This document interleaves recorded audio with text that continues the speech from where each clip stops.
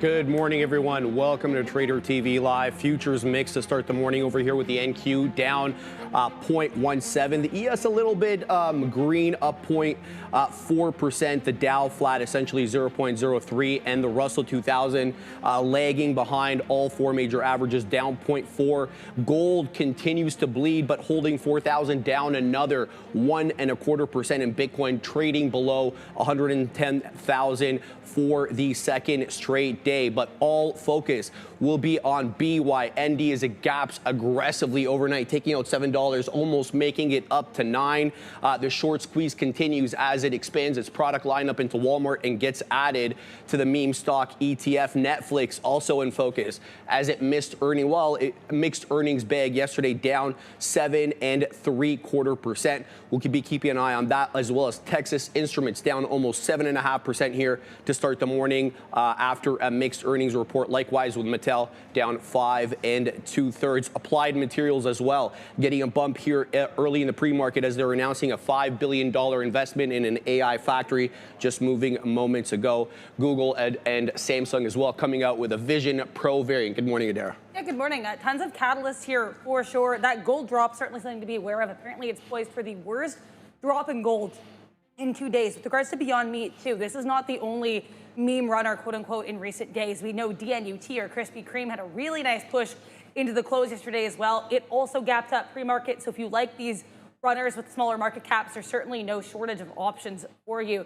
Also, another one to watch here potentially is FUN Six Flags. We know near the close yesterday, reportedly, Travis Kelce of the NFL is teaming up with activist investor Jana Partners for an activist campaign at FUN potentially. So lots of stories to be aware of, big and small today, even beyond the earnings reports. All right, guys, market mixed this morning. A couple of headlines as well with Warner Brother Discovery after rejecting that deal. What do you guys make of this whole morning? All right, we've got Obi in the building today. So Obi, welcome. I'm glad to have you. I just put a lubricant in my eye there, and all of a sudden, yo, what's up, Mr. Westermeyer? This guy's still holding on to a little piece of the meatless wonder. Okay.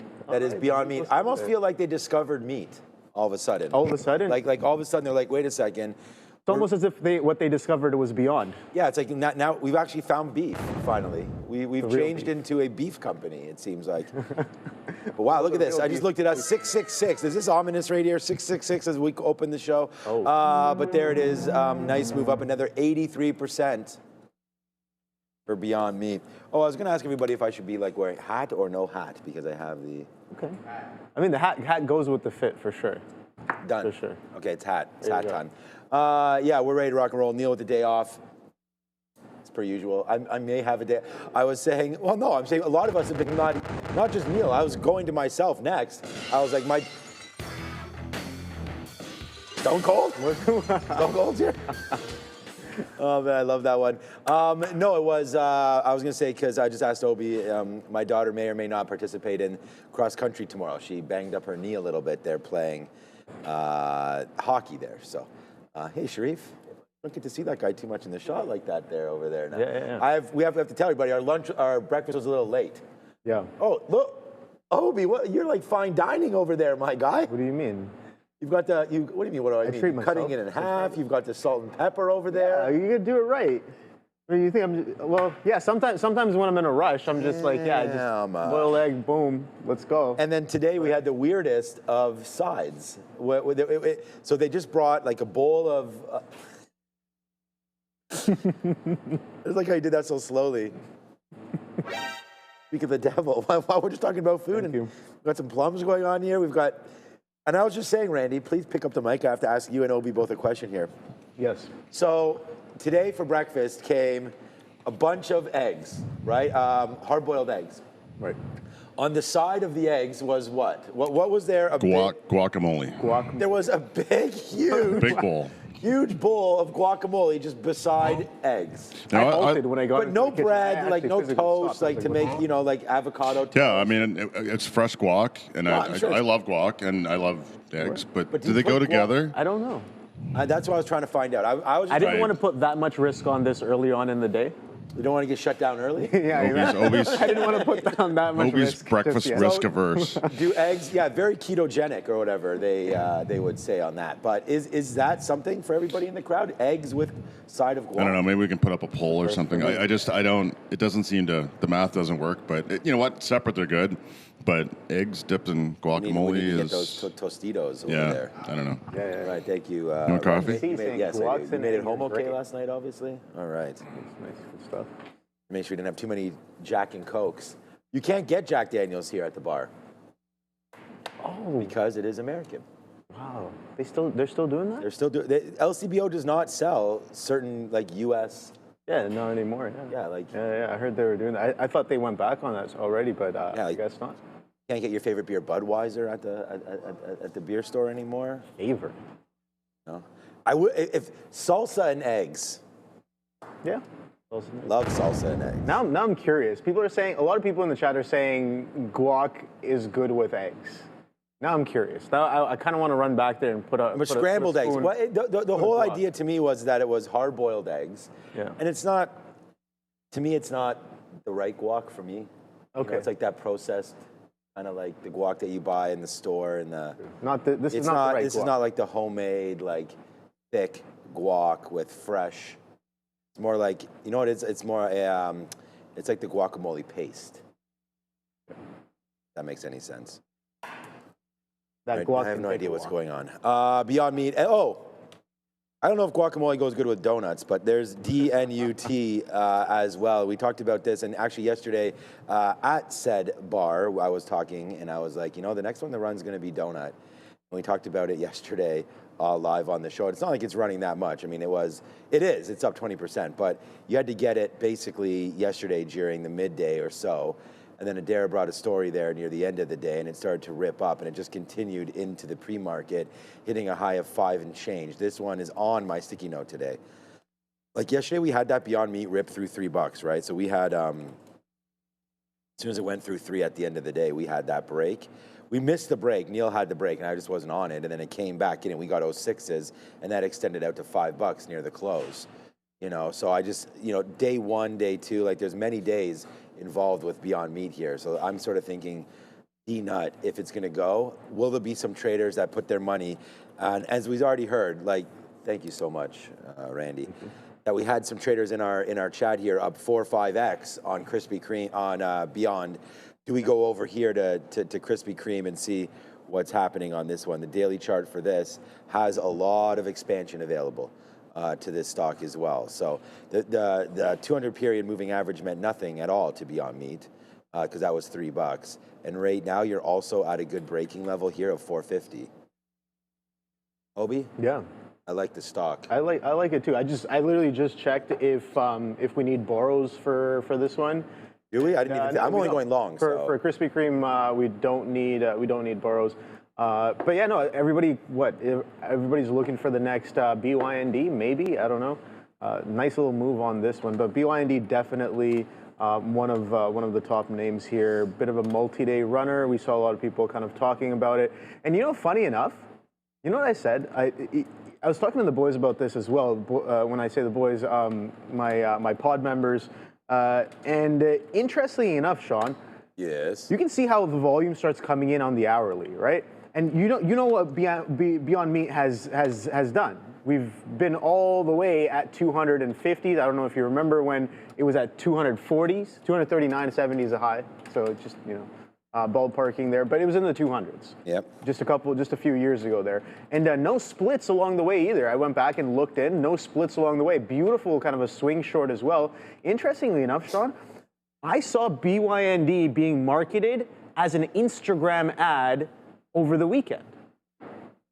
So they're in full force here. Full force. I'm talking about say you're in a massive swing short. You need some exit liquidity. You know what I mean? Yep. You need some exit liquidity. Get the over the weekend, BYND gets marketed. Bill Gates bought this stock, bought this fake meat stock that went to Bill zero. Gates bought the fake meat stock? Right? And then that was the ad that I saw. And I was like, I know they're talking about, they didn't say BYND, but it was like, oh, check out this amazing stock. So there were like funnels kind of going into it. I was like, what is going on? They literally have social media marketing to bring in liquidity for this name, and then guess what happens on Monday, Tuesday? It worked. You know, it actually worked. So interesting unfolding of events here as well. Yeah, it's funny how you know, sometimes markets, different markets that you would never think are connected, are interconnected in ways you would never think. All right, just 100%. I mean, and it's sort of these pump and dump sort of thematic plays have been happening for a very long time. And not to say that that's what sparked this, but definitely didn't hurt. I mean, the fact that you saw that. I'm glad to know you're perusing exit Instagram. liquidity marketing. Here we go. So thanks to Andre. I just asked him to say this. Will Donut pull it beyond today? So I know that maybe this is just my terminology, like I literally wrote in there, pull a beyond. It just means, do you think it's going to go ham, basically, which may not make sense either. I'm going to say yes. I mean, to pull a beyond meat, I just think, can it continue to go higher? I'm going to say yes today, and it looks like right now I'm on the other side of this, so 50, 55, 45.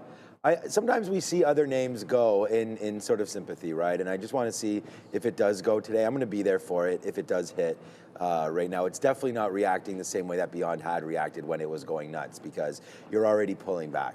You know, it should still be somewhere near the top, right? I mean, it's only day one of this play. So, well, I guess extension of day one. So we'll see if it can hold there. I wrote down $4 on the sticky note. So it's not, I'm not pounding in right now or anything like that. It's already done 31 million shares. You know, yesterday Beyond Meat did 1.8 billion shares. So yeah, I don't think it's going to do that kind of volume, but I do think there's going to be a great trade opportunity there. All right, Obi's got a bunch of stocks he's looking at. We've got some ideas over here as well, but we do have sort of, it's a new pairing at the desk, but an old pairing. You know, we're glad that Brendan's taking some time off. So it'll be Sharif and Adara for the next few days. Okay. So that's going to be real cool. So let's go over and hear what they're talking about.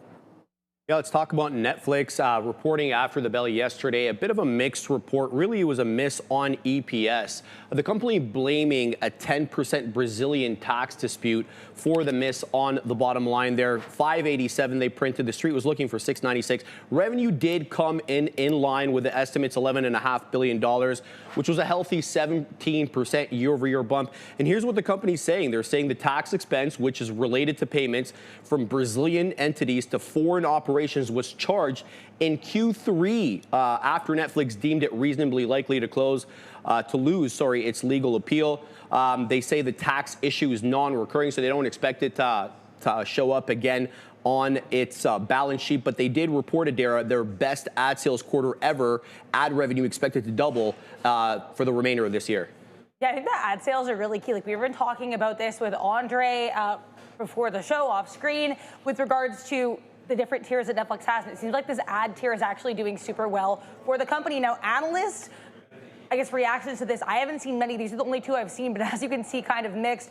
Both analysts here, Needham and Wedbush, maintaining strong ratings on the stock, but price targets here differ a little bit. Wedbush actually pulling back its price target ever so slightly here to $1,400. I think the operating margin forecast here also potentially a bit concerning. They cut their operating margin forecast from 30% to 29%. It's slight, but we know margin is certainly an area that traders and investors and analysts are going to be watching here too. And they still do see 16% year-over-year growth for the fiscal year for revenue, in addition to 17% year-over-year growth this quarter of revenue. So there is still growth. Seems like this Brazilian tax issue distracted a little bit from some of the more positive aspects of the report. All right, what do you guys think? We're at this 1150 level again, an area of support that we've been defending multiple times since the summer. You guys buying here, 1150? Dailies. Oh man, we're still talking about Beyond Meat over here. Yeah, no, so Netflix, good coverage there. Adair and I had this on the show last night. Adair and I both noted that there's 1162 was a level that Adair was looking at, so that's going to come into play there. And then we noticed that 1150 right at the end of the day, or right as the report was coming out, that was held. So now you're drifting a little bit below. Of course, you get a bad print all the way up there. That'll have to settle down. But, you know, now it's below this 1150. So I'd say for me, let it settle down a little bit. Their guide was forward, so we like that. It was a beat on the guide moving ahead. So I like the live sports aspect. I like the Spotify aspect here. I actually like Netflix. I don't like my throat doing that. But down in here into 1150, it should be a good level there for NFLX. And also on the daily, it's looking pretty good. The only thing that I want to advise people on is, it's looking like, honestly, I really like The thing about Netflix is we didn't have the big warning shot there that, you know, content is becoming a problem or anything like that for them. There is some stuff in the pipeline, but look at the let's go look at a monthly chart of Netflix. It's had an epic fall, right? I mean, we went from right here. We actually talked about this last night as well. We went from 700 down to I said 100, but that wasn't right. Down to 175. So you've had mix-ups before. Do you know when this started? The October month. This was their quarter right there that we had just had in October, where they lost subscriber growth and revenue and all that kind of stuff. But that's not really the case right now. It's been a straight, you know, shot like fire out of the cannon there for Netflix. And, you know, could we pull back on the monthly chart? Yeah, and I think you're coming into a great little level here that's held for the last little while. Is there a possibility that this gets into $1,000? Yes, that means it's going to go down another 15% from here. I don't think that's going to be going down. Like I said, I didn't see too many warning signs in the report that this was a huge problem. But down 8%, if you remember what the implied move was, it was 8%. So, or 7 to 8%. So right now you're just down what we expected now, and I think it's a buy opportunity, but not until 3 days. We made that same mistake. I mean, if you remember Lululemon, and I'm gonna just quickly talk about this in a minute. I'm gonna go to Obi in a minute about Netflix, and then we're going to go to Joe. But I just want to say this was Lulu. We made the mistake of buying Lulu a little bit before earnings. Then we waited 3 days, and then we were able to pick it up down here in the 160s, and now you're back up to 185 again. So not that Lululemon is a solid company the same way that Netflix is, but these are all big brands. And I just think that Netflix is such a huge brand. The streaming wars are here. I don't know if they're wars anymore. But Netflix isn't going anywhere. I like the stock, and I think you can buy it. Let's see what it does after 3 days. That's the thing. Whenever you run into a support level, you want to see if it holds. Yeah, exactly. And I mean, on earnings day, you're going to get so many traders that are in and out of their positions. It's not a sign of what's to come. So I'm going to wait a couple days for Netflix, and I think I'll buy the dip. Like, get a name that's not so attached to AI and things like that. I like Netflix. No, I love that perspective, Sean, and I think it's interesting that you pointed out that dip in 21, 22, because yeah, talk about a mispricing and what a kind of reversion we've had off of that 200 195 area. So when I see that, I'm just like, okay, well, this is definitely showing us some bigger picture strength. Yeah, that was a beautiful reversion, but this consolidation that we've been getting here in and around that 1200, we're pulling back into this low area. So this is what Sean was talking about, a bit of a support area on the multi-week or the multi-month, higher time frame, and even coming into some strong anchors that have been holding from prior times. But I think the structure is a little bit more important to me. And let's see what we do in and around those lows. So that low specifically is 1134. So $1,134 is that weekly low consolidation structure. So we're trading pretty much relatively close to that. We're at 1,011.45. Only about $15 away from there. So yeah, coming into the day today, I've already dropped the anchor off of the report. We've held it in the after hours, and we're extending away from that VWAP here in the pre-market session. So that's what I'm watching here, below the reference low, reaction low as well. So maybe poised for a little bit of a downside. We talked about the strength that it's been having. So the question becomes, do we take a bit of a pullback? We already have off of earnings, so we'll keep an eye out. We're in Beyond Meat. It's just nice. I was writing the sticky note, and I was looking at it, and I was just waiting to end my little talk there on Netflix, and I was about to put Beyond Meat breaking $7. We're going. I turned over to Beyond Meat. It was at $7.20 or something. You know, like I wanted to take this break of $7 right there. So we did, and let's just see. I'm going to only hold it to the 690 area. If we break back down below that, then fine. But what I'm looking for is a position to hold. You know, I don't really want to scalp out of this. So let's wait to see how far we can get going here on BYND. Just one unit to start the position off right now. We're going to try to buy some sevens, if it goes, but I don't, it's already done 220 million shares. It's already done more than any other stock will do today, and it's 850. So I'm pretty happy with the liquidity here. I do have my stop order in, so if it gets run, good luck running it when it's this much volume. But if it gets run down there to 690, then I'm out. We're already now 20 cents in the money on this trade, and lots of volume going through on BYND. All right, it's upgrades and downgrades and maybe a little flair with some options over there with Joe. Ooh, Ric Flair, maybe with that one. No, in all seriousness, guys, let's start cooking up this morning. Happy Wednesday. On the upgrades and downgrades, we'll start with the first one. So, Affirm getting the nod by Wells Fargo, getting that price target raised to $89, almost said $189. Slightly red on the session. And then App loving a favorite over here. Deutsche Bank giving it the nod, 1.3% on the session to $705 is going to be that price target, guys.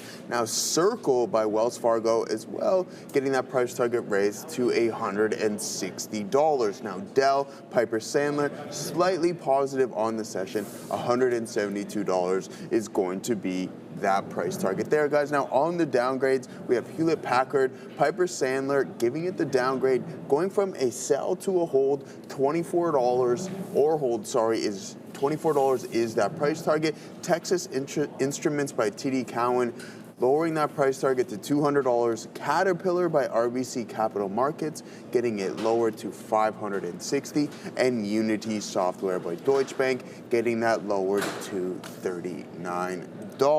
Now, as for some of the options activity, guys, yesterday we've seen Bitcoin start to climb a little bit higher. So at that 63 strike price, we have 10,000 open contracts and volume around 24,000. So not too bad there. Google breaking out, and in the latter half of the session, in the post market to be exact, coming out with a catalyst as well. We'll touch on that later on. Strike price 255 expiring this week. Volume 45,000 contracts with 9,000 still currently open. Now, General Motors reporting yesterday, volume at 10,200, strike price 65,000, and then the open interest still relatively light there, guys. Now, we have to go back to back with Beyond Meat. I mean, the call of the day, when I was looking at this yesterday, it was around $3 roughly where we close out at. And then sure enough, when I go to construct this for you guys, I'm like, let me take a look, because this name is continuously squeezing. So at that $2.50 strike price expiring this week, has a whopping 159,000 contracts traded with 23 still currently open.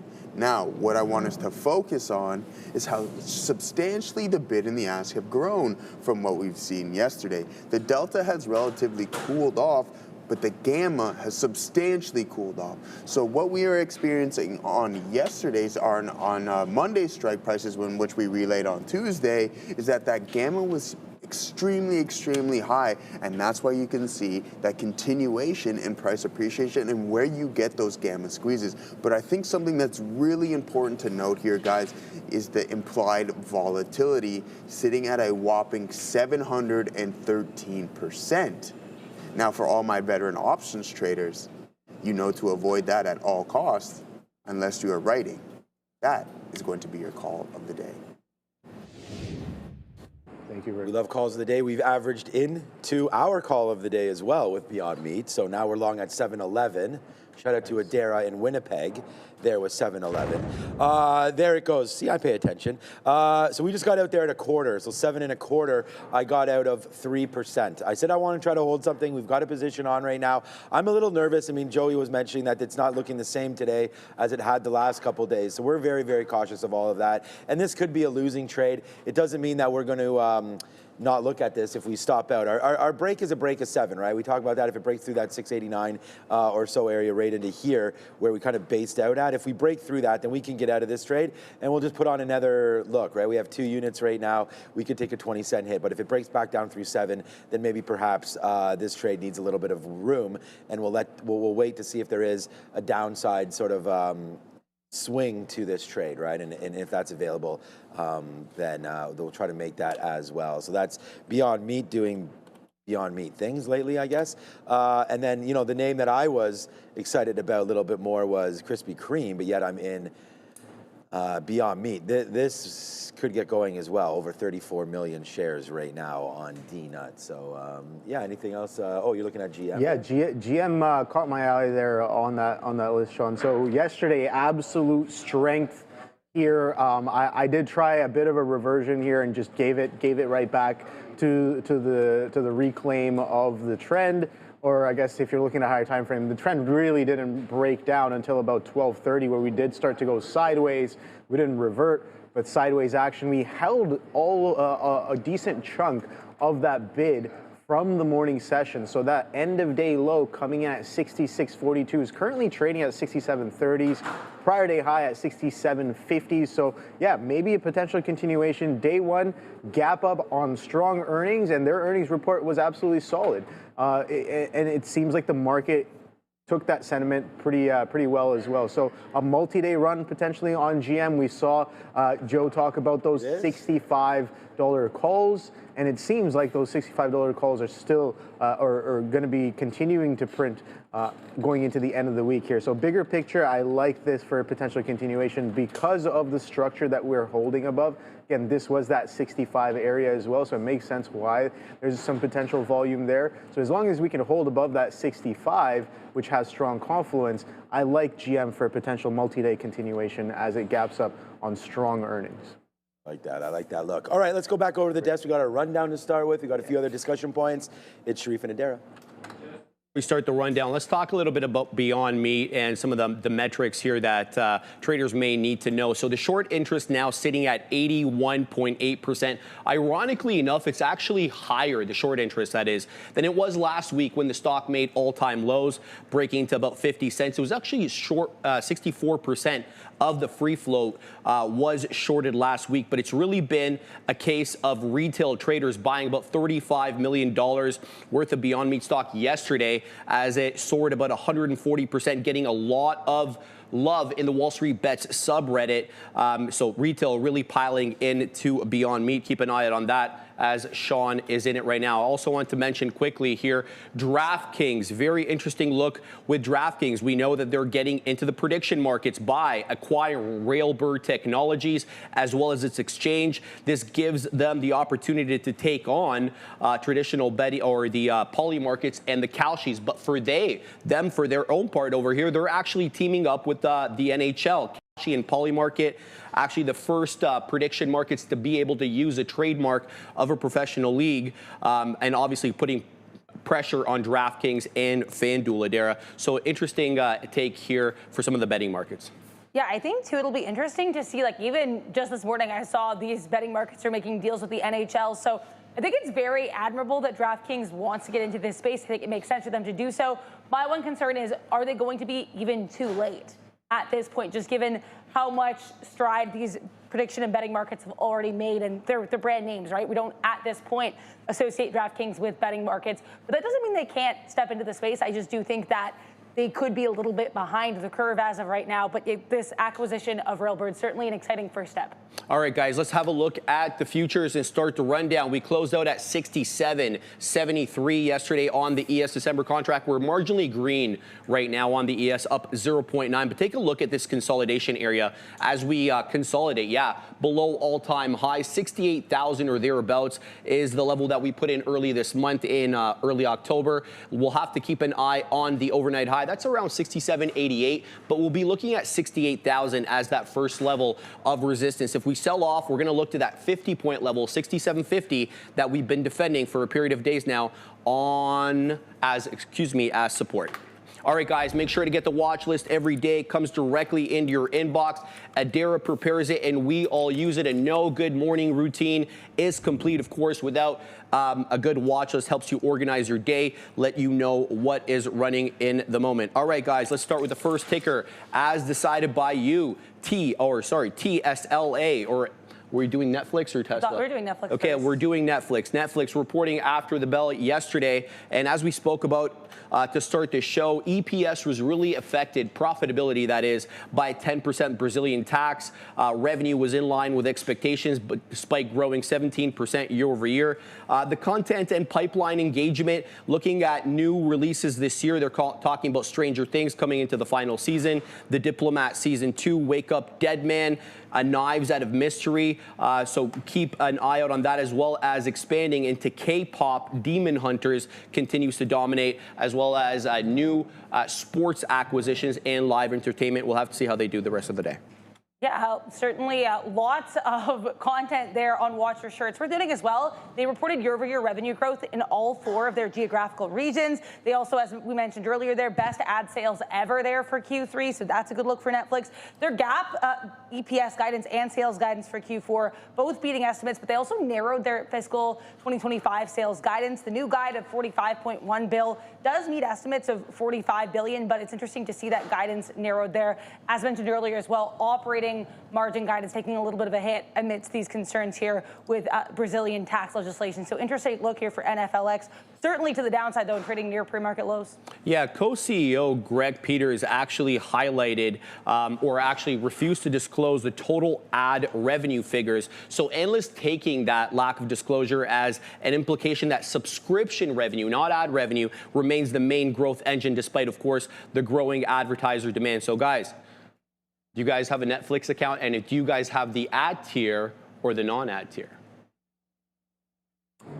I have the non-ad tier. I have the premium. My parents are added on it. I pay probably way too much to Netflix every single month.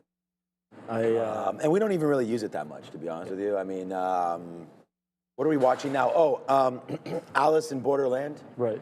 Is what we're doing right now. Yes. The K-pop, both my kids like that and they watch it. I think that's an interesting talk about the move into theaters.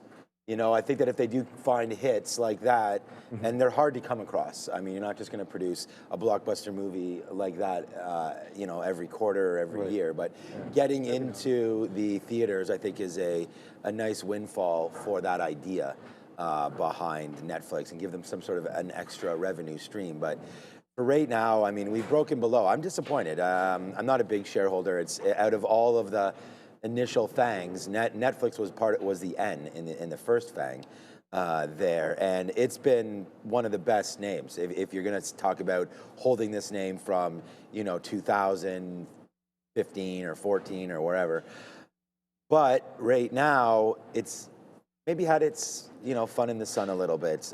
You're now starting to give back just a little bit here. You're finally starting to break down below this 1150 area. This is the tariff bottom of 11, and that's a little scary. We don't really want to see that broken. I mean, there's not too many stocks that are back at tariff levels, right? And especially such at one point, a beloved name like a Netflix has gotten hit right here. And I think it gets bought up, but I'm not willing to make that jump myself yet until we have the second or third day. Let's see if there's some flushing action here. I believe that there's going to be. I don't think people expected that big of a miss, and then there's the tax issues there as well. So let's just see what traders want to do here with Netflix. It's not done. I mean, 400,000 is going to be obviously much more than its average. A lot of that going to come on individual prints here this morning, not actual momentum trading or anything. So let's wait to see what it winds up doing. The spread's going to be pretty huge here off the jump. So for me on Netflix, it's a wait and see at these levels. Have to be disappointed. Would rather have seen the 7% the other way. And then we could say, okay, well, now we have a clear out if we're trying to swing this thing. But it's right down here at these lows. I think the traders will break this.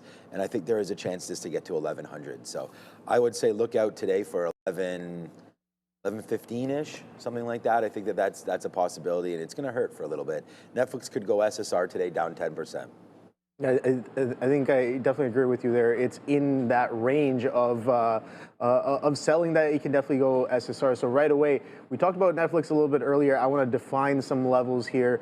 Just looking at prior structures, what's the most recent support and resistances? You can see right here, this low from October, where we did catch a bit of a bid from the early October. That's coming in. I pointed out earlier around 135s. Just this consolidation high from the pre-market as well. I want to put that down as a little bit of a level as well, just from the pre-market. And you can see that I have the anchored view up all the way up here at 173. That's where sellers were they were the most aggressive after the after hours kind of digestion of that earnings reaction, all the way up here at 185, sellers stepping right back in, and then stepping it down even more coming into the open here. So a little bit of a sandwich between pre-market highs and some weekly lows from the beginning of the month, monthly lows as well. I'm curious to know, does Netflix break that strong uptrend that we've been seeing again on the monthly or the weekly on this? This is the weekly chart. You can see here in the pre-market session, we're trading in and around here. So at the lows of this structure. So do we take a significant pullback? That's the question. Next, resistance that could potentially turn into support all the way down here at 1065 as well, so closer to that $1,000 mark. But yeah, Netflix, let's see, but we'll definitely have to wait and watch on this one. Oh, I like that. Reporting after the bell today, and they're expecting Q3 revenue to come in at about $26.25 billion, which would be a nice 4.2% year-over-year increase. But analysts are really attributing that to rushing to capture the $7,500 EV tax credit before expiration. Of course, that expired already on the 30th of September. They also expect automotive gross margins, excluding, I should say, regulatory tax credits, which Tesla sells to other polluting companies, to come in at about 15.6%. That would be a 1.5% decrease from the 17.05 last year. They're also looking for more commentary on the new affordable trims, the Model 3, the Model Y, which are priced about $5,000 to $5,500 lower than their regular counterparts. They achieved some of the cheaper prices by shrinking battery size and removing features such as the rear screen. But it's really going to be about the guide. Revenue coming in expected to be about, as I mentioned, 4.2%. Some of the other things that Dara, of course, are going to be listening to with robo-taxi, fleet, as well as autonomous driving, as well as robotics. So some commentary there should be on the call.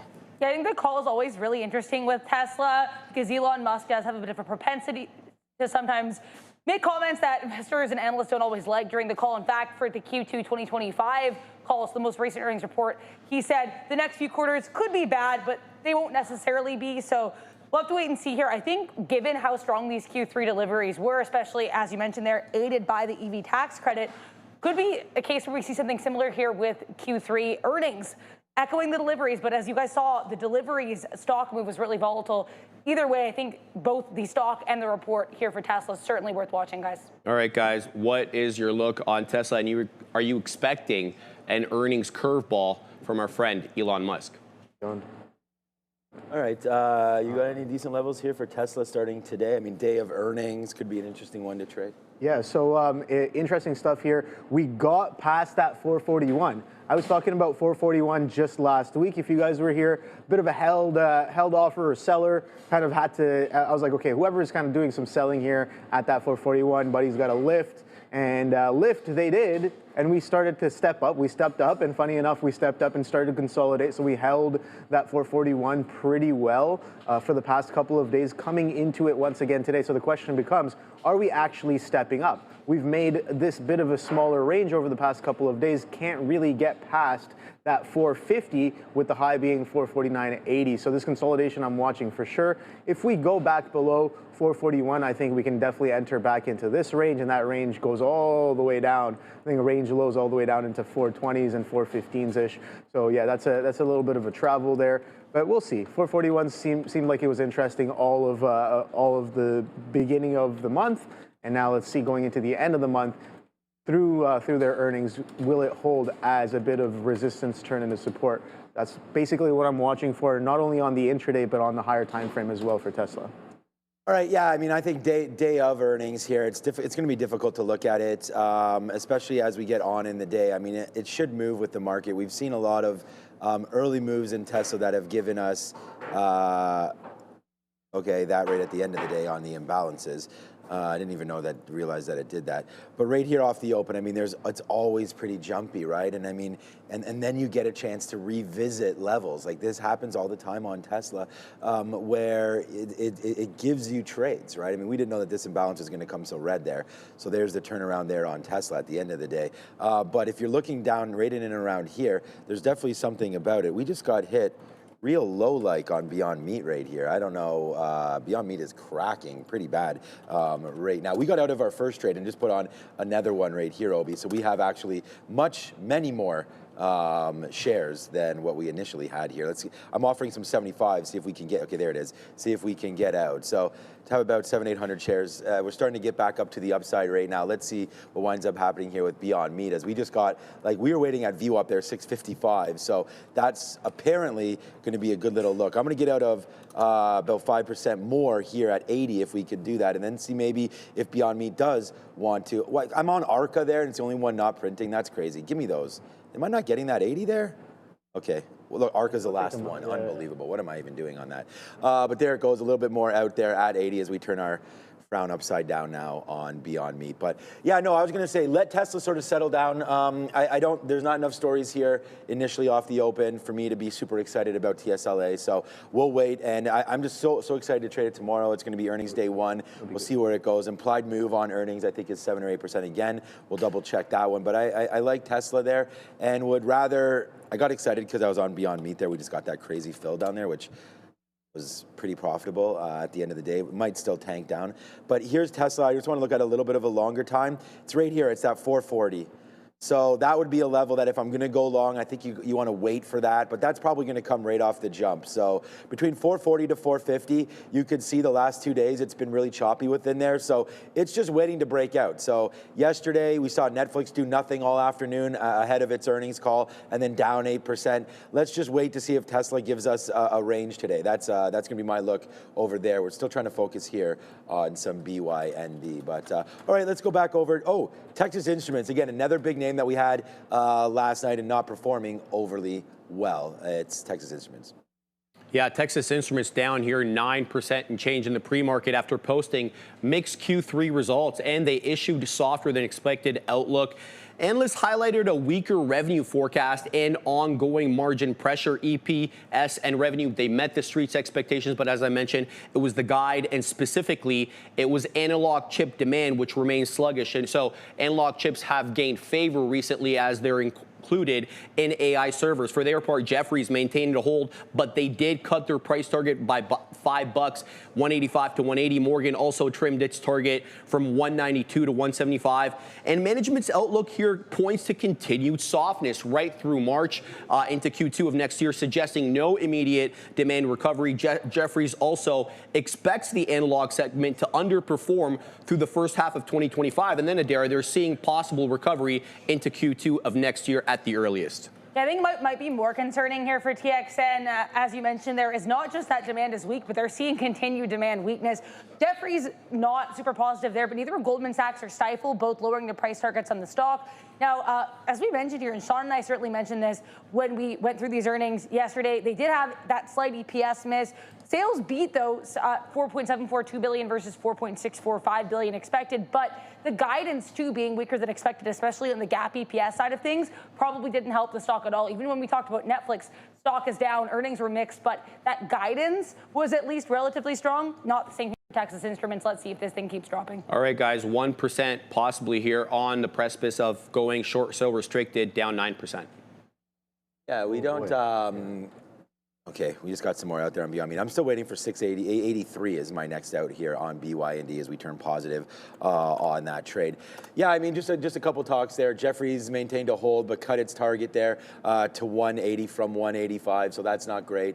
You know, it's just inventory buildup, right? I mean, that's going to be part of the story there, and whenever you get that, that's not going to be great. We've sort of been in a downward spiral a little bit for TXN, and I don't know enough about the business to be like, this has a chance to battle back or not. I'm just sort of reading the notes. We did have Jefferies maintain a hold. Morgan Stanley trimmed its target as well. Maintained a hold, but trimmed target price for Jefferies. Also that from going down on price target there. The guidance, weak guidance, you know, I don't want to be in a stock that's not guiding forward.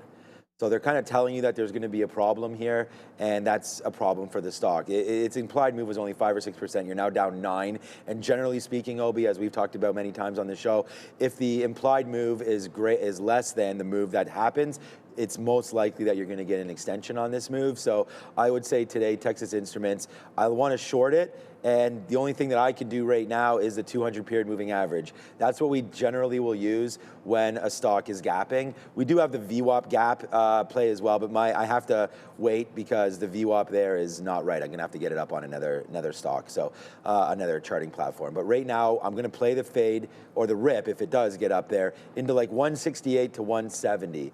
And I think like now the fact, okay, Obi, now Beyond Meat is starting to go.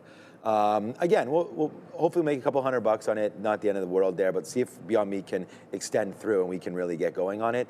But yeah, I like Texas Instruments as a name, and I think there's a dividend associated with it, but this is the discussion that I always have with everybody. If you're chasing a stock, you can say, well, but they have a dividend. Okay, but they just lost 9% today, so that's 2 years worth of dividends in one day. So you gotta be careful chasing yield right there, but it's a nice downside play there for Texas Instruments. If you wanna buy it, I'd say wait 3 days, but I'm not buying a stock that's guiding lower, so that is the end of that one. I'm not a big fan. Is there any levels you like? I like between 168 to 170 for the short, and I'm going to get out a little bit more here of BYND. You know, I like it. I don't think there are any like advanced calculations to be had if you really want to look at the stock. The only thing that I'm calculating is a little bit of a lower move. 167.50s is the pre-market highs, with the lows being at 163s. You can see it's doing some decent relative volume here coming into those prior lows. So yeah, just going up to a higher time frame. Let's just step up on the weekly and take a look at where the next levels might be. All the way down here at 140. That's where the multi-year support, I guess, has been on Texas Instruments. In and around, what is that? Specifically 137.77, just shy of that 140 area. Can we get all the way there? I don't know if we're going to get there intraday, but it seems like after we make a bit of a false break of these all-time highs up into the 220s, we're headed back to the lower end of the range here. Maybe some fuel from the earnings report as well. So yeah, lots of room left to go if we're going to revisit some of those range lows, but I'm going to be watching some of these pre-market levels, and of course, I like to watch that a bit of an anchored as well, see if that potentially comes into play. If it doesn't, that's perfectly fine. Again, we talk about arbitrary chart art, and if it's not respecting that line on the chart, then it doesn't really mean that much to me either. But we'll see what Texas Instruments does off of the open. One of the stronger moves to the downside today, gapping down. Definitely on my watch list, on my main watch list. Makes sense why it's on the rundown. All right, guys, DraftKings up 3 1/3 here to start the day. It acquired Railbird Technologies and its licensed futures exchange, which is Railbird Exchange. As the sports betting company dips its toe into the prediction markets, they also confirmed plans to launch a DraftKings predictions mobile app. It's going to be coming out in the next few months, the company said. And if you don't know, unlike traditional betting in which customers gamble against bookmakers, prediction markets allow users to trade event contracts amongst themselves. DraftKings says they will likely expand into other avenues as well. Initially, they're going to be covering just not sports. Excuse me. I'm trying to look for where I had it over here. They're not going to be covering sports in the prediction markets, but it's going to be more like politics, events, etc. Separately, their competitors Kalshi and Polymarket have made a deal with the NHL to include sports betting in their predictions market. So a little tit for tat exchange here, Adair.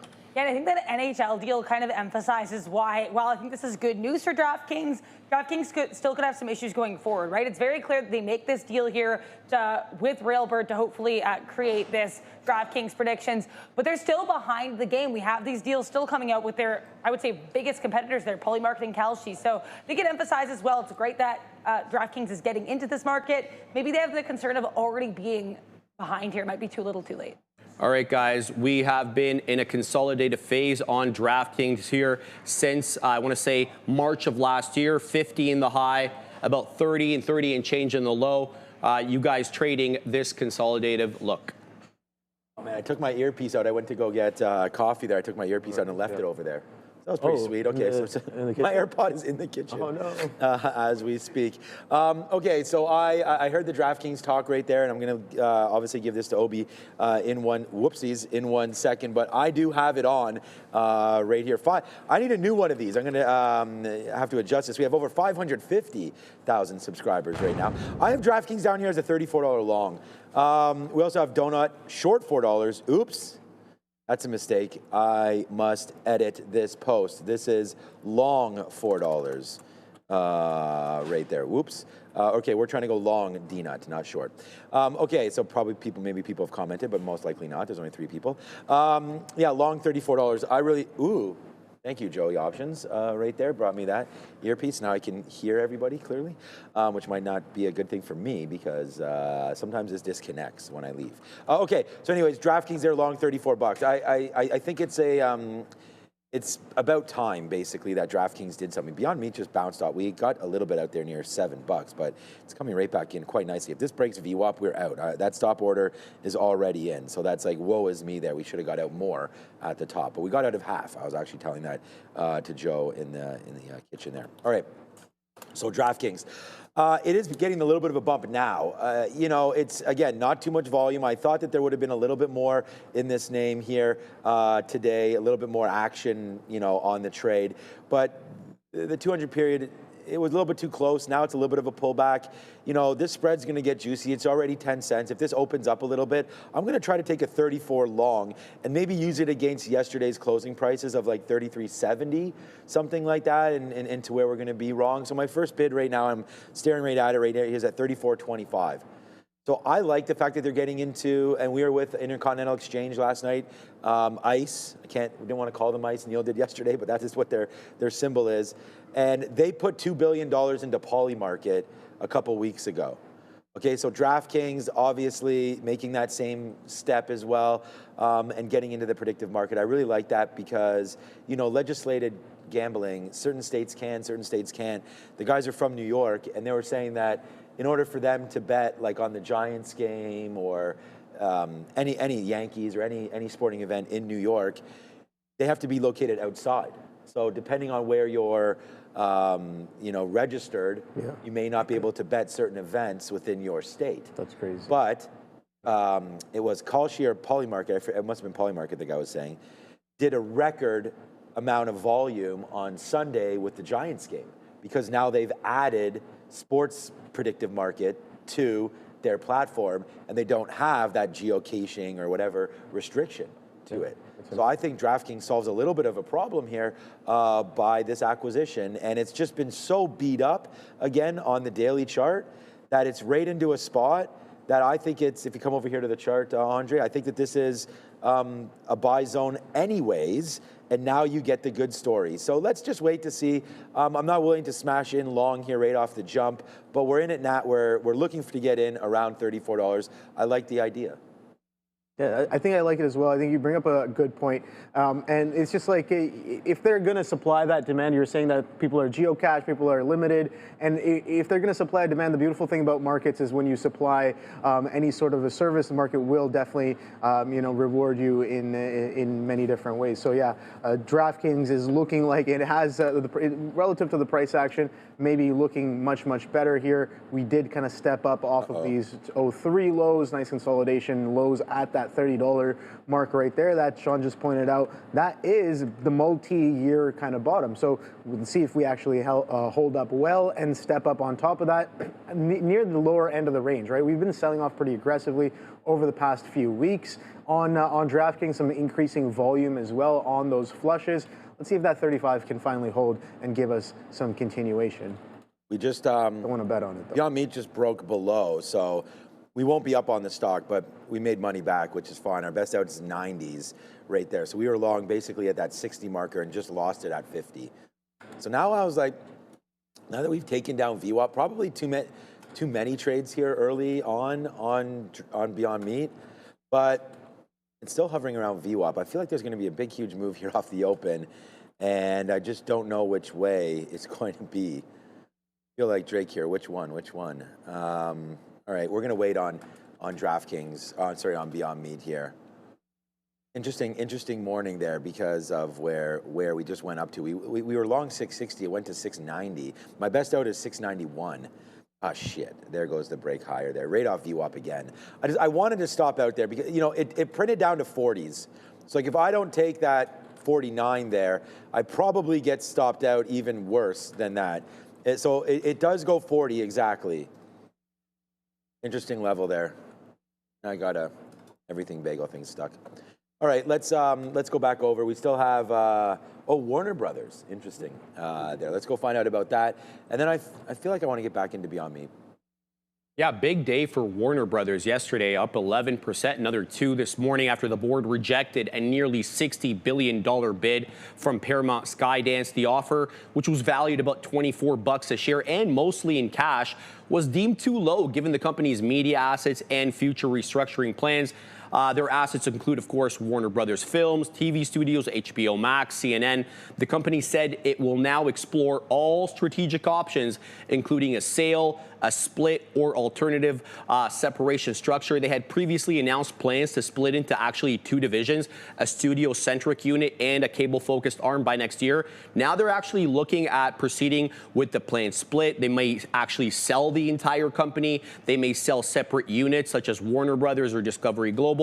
And there's interested buyers. It's not just Skydance. Comcast is interested. Netflix are reporting evaluating bids. Other potential suitors, Adara, Amazon, Apple, both seeking skill and content in the streaming infrastructure.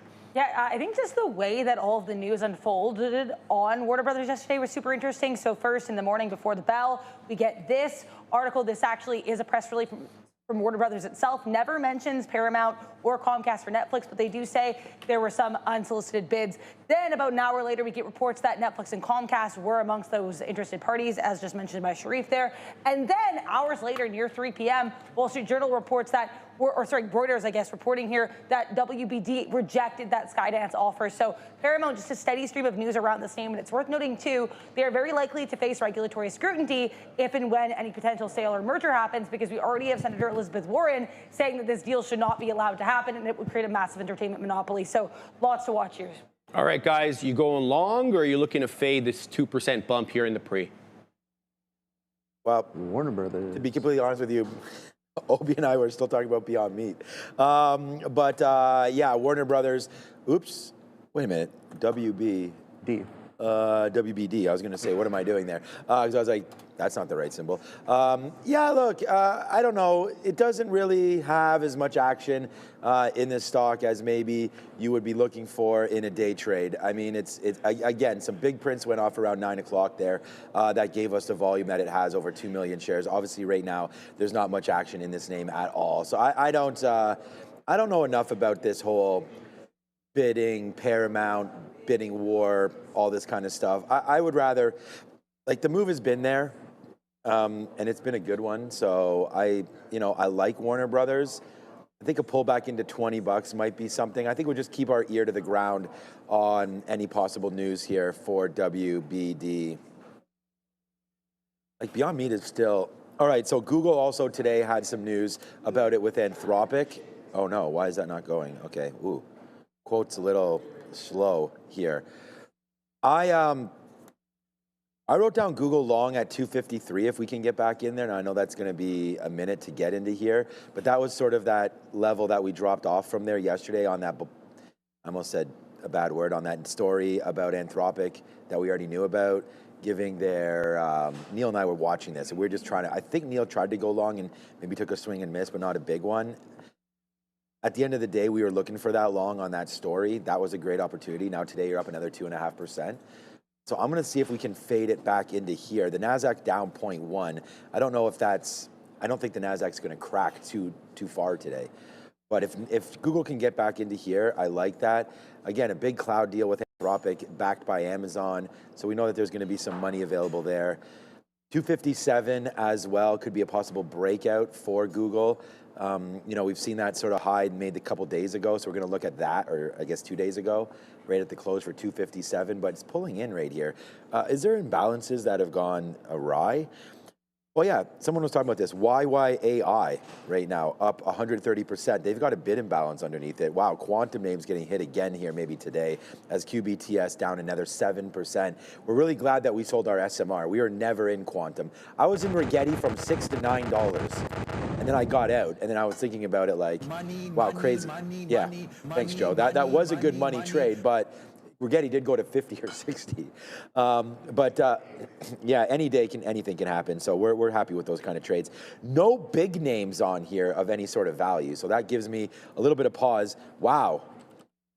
There's a million shares on the bid here of $30. That's 800,000 that you can see right now on QBTS. Add another 50,000, you're at 850 plus hidden orders, million shares, and that's on NASDAQ. So that's a live order. You could take that right now.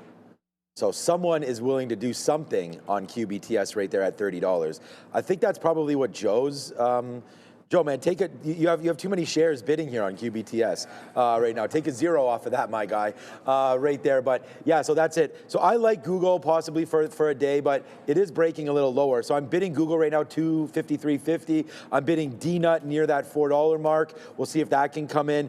And then the losing trade of the day so far, where we'll lose a little bit on that, is Beyond Meat, which there it goes, man. There's the crack lower. And you and I were talking about this short, and that's why we didn't get back into this. Breaking back down below VWAP, not holding that second time. Looks like Beyond Meat is looking for a bid, and they may find it at 6, but not really willing to take that shot yet. Only 10 seconds left. Anything quickly you might be thinking about? I'm straight up watching. Okay. You guys were asking, what am I watching off of the open? I can give you a quick splay right now. I'm looking at Beyond Meat. I'm looking at Google. I'm looking at Marvell. I'm looking at Gold, Krispy Kreme. There's the bell. Texas Instruments, GM, and maybe a little bit of Netflix as well. So that's my watch list for this morning. Let's see which one sets up first. Google coming in with a little bit of a sell-off here, back into that 254 mark, and then GLD holding some VWAP as well.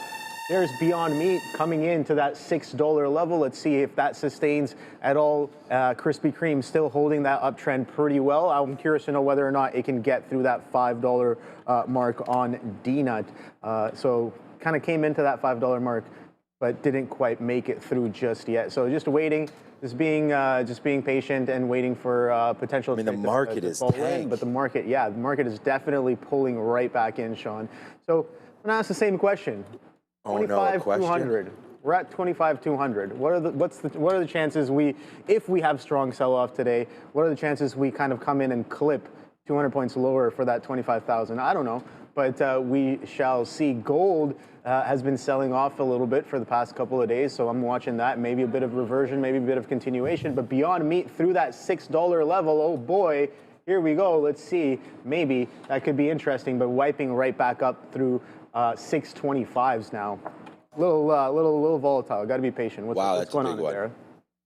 Keep an eye here on AAPL. This story came out earlier today, but worth noting because I'm just seeing it recirculate on X right now. Nikkei Asia reporting that Apple is drastically cutting production of its new iPhone Air, citing weak demand. Apparently, it's nearly at end of production levels. So reportedly here, Apple having some demand issues with its iPhone Air. Back to you.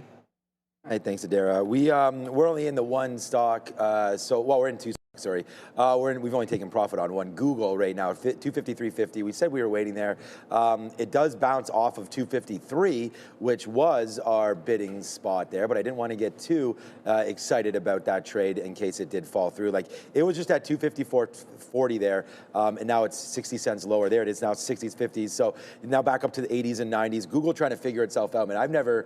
I watch the stock all the time. Like, look how jumpy this is. I'm gonna take another piece right now at 8s. But look how jumpy this name is. We're gonna sit here and see if it can see. Like, we just got out there, and then it's falling back in again. So I'm gonna wait. I'm gonna give this to 252. So we want to average in on this trade. It's just too jumpy for me. And if the Nasdaq can get itself figured out, I do think there is a nice upside take here for Google. My next out is 255.80. So hopefully we can do that, and we'll wait to see if we can get it going. All right. The next trade we have on is DraftKings, and we were able to buy this at 34.25.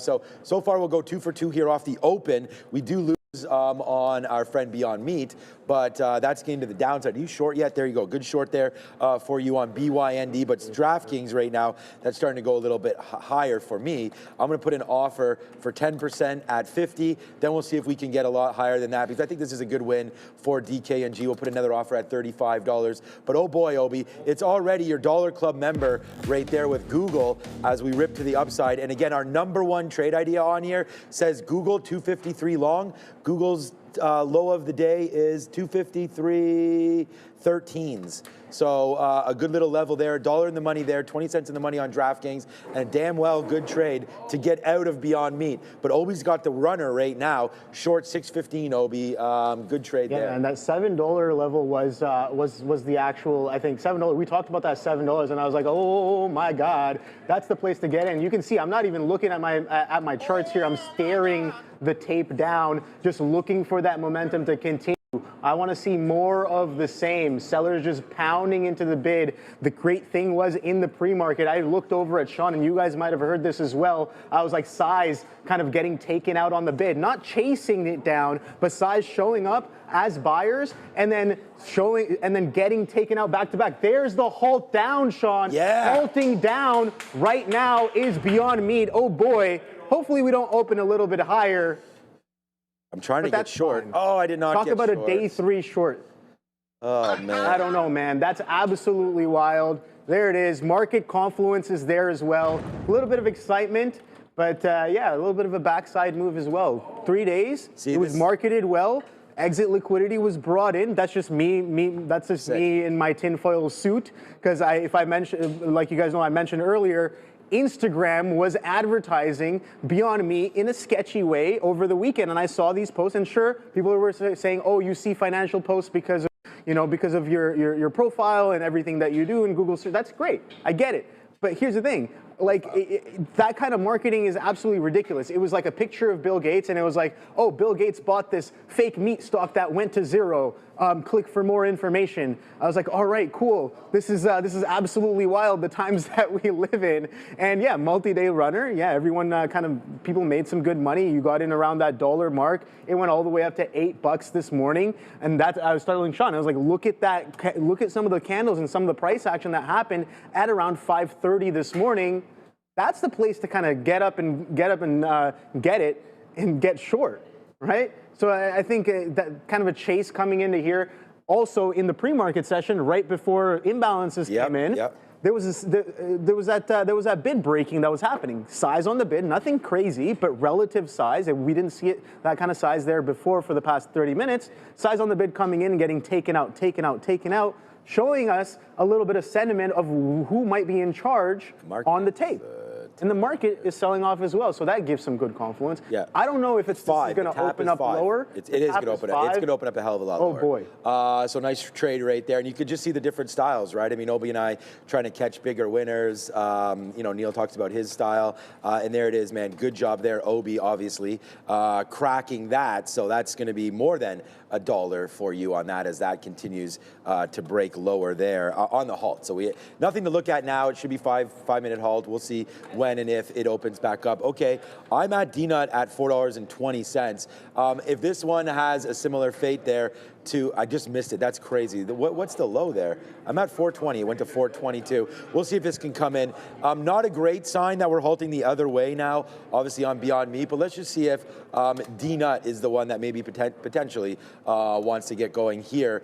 Back to we just missed it. Okay, I'll punch in a little bit here at 31. I'm still going to wait down there at 420 where we're at. So if that can come through and then a stop here, a stop will be a break down lower. So I don't want to be caught in a halt. If we break through $4, then we're gone. But we'll punch into DNUT right now and see if this is the next one to potentially go. So, we were celebrating Google. We were able to take some out. I mean, it went right to VWAP. So obviously we're going to take that out. And now with the market bleeding pretty nicely now to the downside, I say, alert to some of the longs.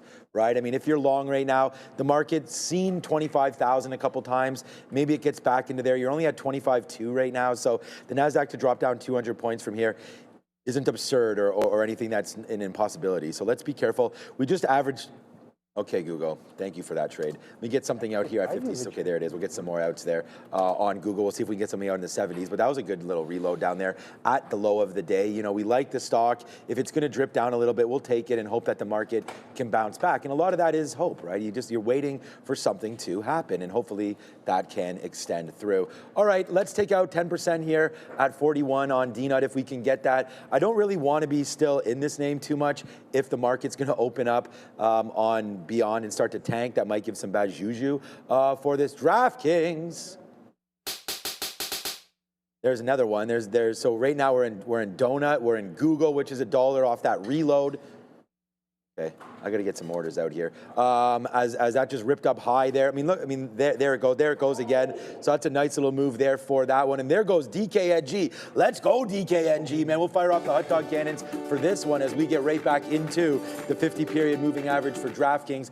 And my offer right now is at 90. I'm going to put something here at 59s. There we go. We get that. And now we'll see if we can rip through. It's Google right now. It's Google's world and beyond meat for us, Obi. As there goes Google right now. A huge move back up to the upside on a reload, man. We got reloaded on that one. So that's a nice little play there for Google. We just offered 50s. And of course, there he is. Yes, we get that, Phil. Nice move. Let's go Google, man. Obi, let's see if we can hold this. Yeah. We've got DraftKings 40 cents. We've got Google. Is Beyond open yet? Beyond's going to be open in about a few seconds here. I like about it. 10 seconds that Beyond should. 520 now, by the way. 520 is a tap. So we're coming back into some of those closing prices. I'm keeping eyes on this one. Here we go. Right there, coming in at 520s. What do we do? Are we halting up? We're halting down. I have no idea. A little bit of a shake and bake. Maybe we're going to halt up. I think that's what it's looking like. Maybe a potential halt up here on BYND, but I'm holding. We'll see. We're all the way up at 611s there as well. 611s already. So yeah, 660s. Okay, now I took off a decent chunk there. Now I'm going to be patient and wait for a potential lower high. Yeah, this could definitely halt right back up here. And okay, so I just realized that you guys are not seeing this chart here. Why is our trades not showing up? Oh, I hate when that happens. BYND, let me just pull up the chart for you guys here on the side. So there it is. Nope, that's GLD still. Let's pull it up once again. There it is. So that's the chart right here. So if you guys have been following, there's some selling stepping right back in. Do we get this? Was this a lower high? 560s. Are we going to trap some more shorts? I don't know, but sellers are definitely in charge. Market taking a little bit of a walk back up here. Look at that 15-minute. We're $2 in the money now. 5 minutes left, and a strong bottom wick happening on the 15-minute candle right here. You can see both on the ES and the Nasdaq. We almost. And yeah, I'm pretty much out of everything. Going to Home Depot? You give me a hammer and a saw and get me a couple nails. I'm actually looking for a new furnace. Yeah, when is that guy coming through? You are? I actually replaced my furnace a couple of years ago. Lennox, get the You want me to Lennox. just grab you a furnace? Yeah, something how are they doing them now? Like something. What's the latest kind of furnace? Because mine's pretty bulky and huge. Furnace. I'm not a furnace guy. Focus over here. No. But we're really trying to heat up over here. That's why the furnace is definitely. Oh, you don't actually need a in furnace. and around here. Oh, okay. Obi's See, I actually, throwing like, heat. as a homo, like I actually had to replace. No, I'm saying no. The furnace has been giving issues. Oh, okay. Obi, No. look what's happening with Google right now. Whoa. It's another one right now, man. Hit the like and subscribe. Oh, no, not this thing. Get out of that. There it goes, man. We said 255.85 is where we're offering it right now for Google, man. Our number one trade idea on the note today was Google, and it was long. We're at our day goal right now already, and that's after getting rinsed on Beyond Meat like crazy. There it is, Google, 253 long. It's written right there. Even Randy could make this trade. Long 253 right there on Google. It's at 255.65. It's a $2.65 winner, and it's on board. Oh yeah, and by the way, what up with Krispy Kreme? Who's doubting Krispy Kreme donuts now? This one's on our radar as well, as there goes Krispy Kreme, 50 cents in the money on this small cap runner. This is another meme stock. We traded this one. We traded Beyond Meat yesterday and today, and we're right back in here. Look what we've got on board, man. We've got DraftKings, the news-based play. That's 40 cents in the money. We've got Google on, again, levels. We love mega cap names. That's $2.50 in the money. And then we said, you know what?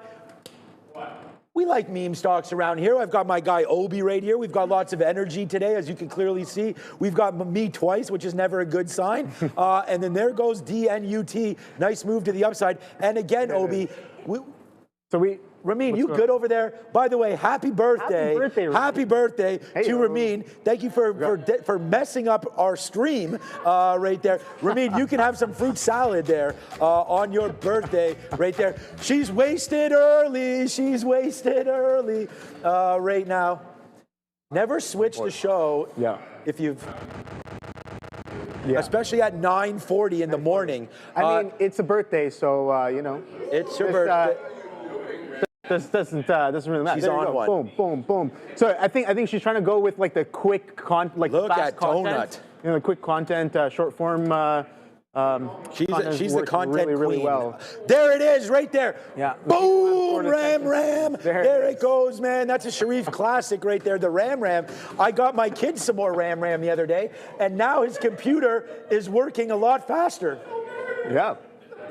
So there's that. Okay, nice move, man. We're having a great time. I hope you guys like the energy today, man. This is what we're doing every day here on the show. So let's. Yeah. People ask me, did I take any profits down there? Yeah, I covered more than 90%, guys. You can see all of the arrows right here. I was already posted 580s, 560s, 540s right off of the open there. Covered some more, and then back through 550s. Like that's back through the halt down price, right? I'm taking out majority of that because that's like, all right, well, if sellers can't take it even further, that's a good reason to buy. And I think, if you're buying some of this back through, that's pretty nice as well because I think that's a valid trade. But I'm in the short, so I am buying to cover some more on that reason to buy. But yeah, just holding just a small chunk there. No reason to kind of be too worried here. I think where did we close? We got 941.44.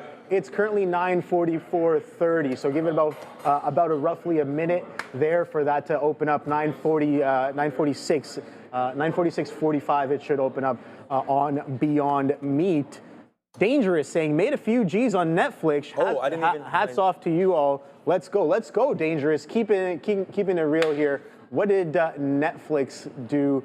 You guys. Ramin's saying you guys should check out the Netflix video. What's the Netflix video? I tweeted it out. You can go find it. It's on Instagram. It's everywhere. It's this Netflix video. Unfortunately, Ramin used me for it, so I don't know if it's going to be going out any good or not.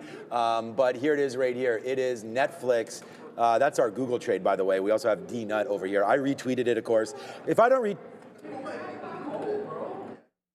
if you go into YouTube, it's under, here, I'll go right here. If you go into YouTube right now, you can see it. There's our Netflix video. It's actually pretty cool. I'll play it for you right here as we go. We're going to get an ad first. But if you go into our actual channel here and you go Trader TV, you go videos right into here, you can see this Netflix video, and it's pretty cool as you can watch it here as it's going. Spanish? What the hell? But anyways, a good talk here about Netflix. Here it goes. Awesome work done by Ramin. So go have that, and thank you for the super chat here as well as we watch out for Netflix video. Over 3,000 of you have watched it already, so we want to thank you for that. We're going to be planning on doing videos like this as we go on this. There's some scary things going on there, but good job there. Thanks, Ramin, for that. It's Netflix. Go find out all about their earnings and what they're changing the game with right now. But yeah, it's a nice upside move here. What's going on with your Beyond Meat? The market made its way all the way back. We're able to cash out a little bit there of Google near the high side, but again, we're lucky that we got that 255.80. That's what we were talking about. That was a good trade. D-Nut just hovering around right now. That was a solid trade there.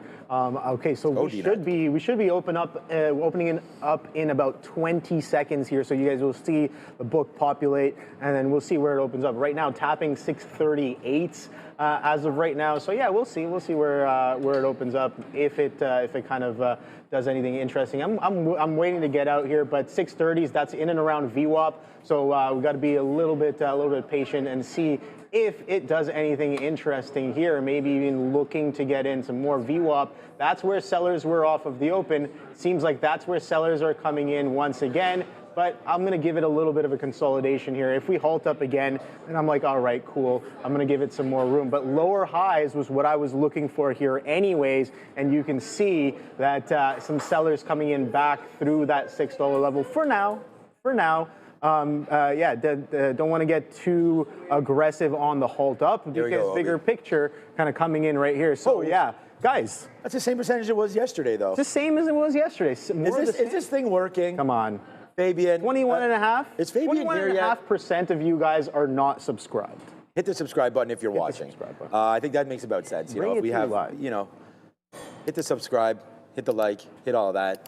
It's been a good day so far. We'll talk about the market. The market's now only down 0.2 as we get going on the NASDAQ and the ES right now down 0.3. So we can watch out for that. Just looking at some other markets. We did have gold today, making a nice move down. We're long here at 377.50. We talked about that yesterday. Gold pushed down another 2% here today. Battling back nicely now, though. I'm not going to buy anymore. Like, I just bought it on the dip down because I hadn't have no exposure to gold. But right there in and around 340, I think would be my next area. If we can get into there, into the 50-period moving average, we really do like that. And we do want to make sure that you guys remember to scan that QR code right there and find out everything you need to know about Beta Pro by Global X Canada. They are the largest provider here of triple levered ETFs, including your 3 times bull and bear on the S&P TSX 60, as well as U.S. Treasuries and semiconductors. They are also offering a fee discount until December 31st. So if you're looking to trade or get involved with levered ETFs, we do suggest you go over here, scan that QR code, find more about it. It's Beta Pro by Global X, and there's the link there on their Beta Pro /3X daily. So go, please check them out. All right, man. Yeah, Obi, we are really cooking with donuts right now, as there goes D-Nut, man, and we're offering here at 86. And whoa, we didn't get that?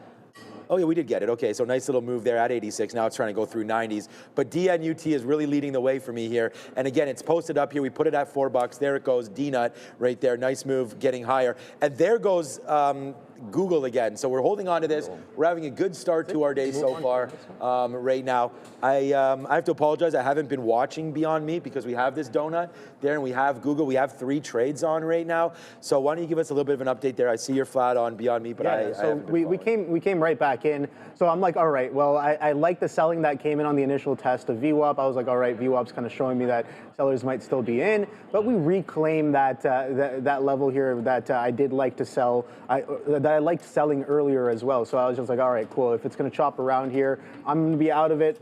More than enough. Kind of caught that $6 all the way down to $5.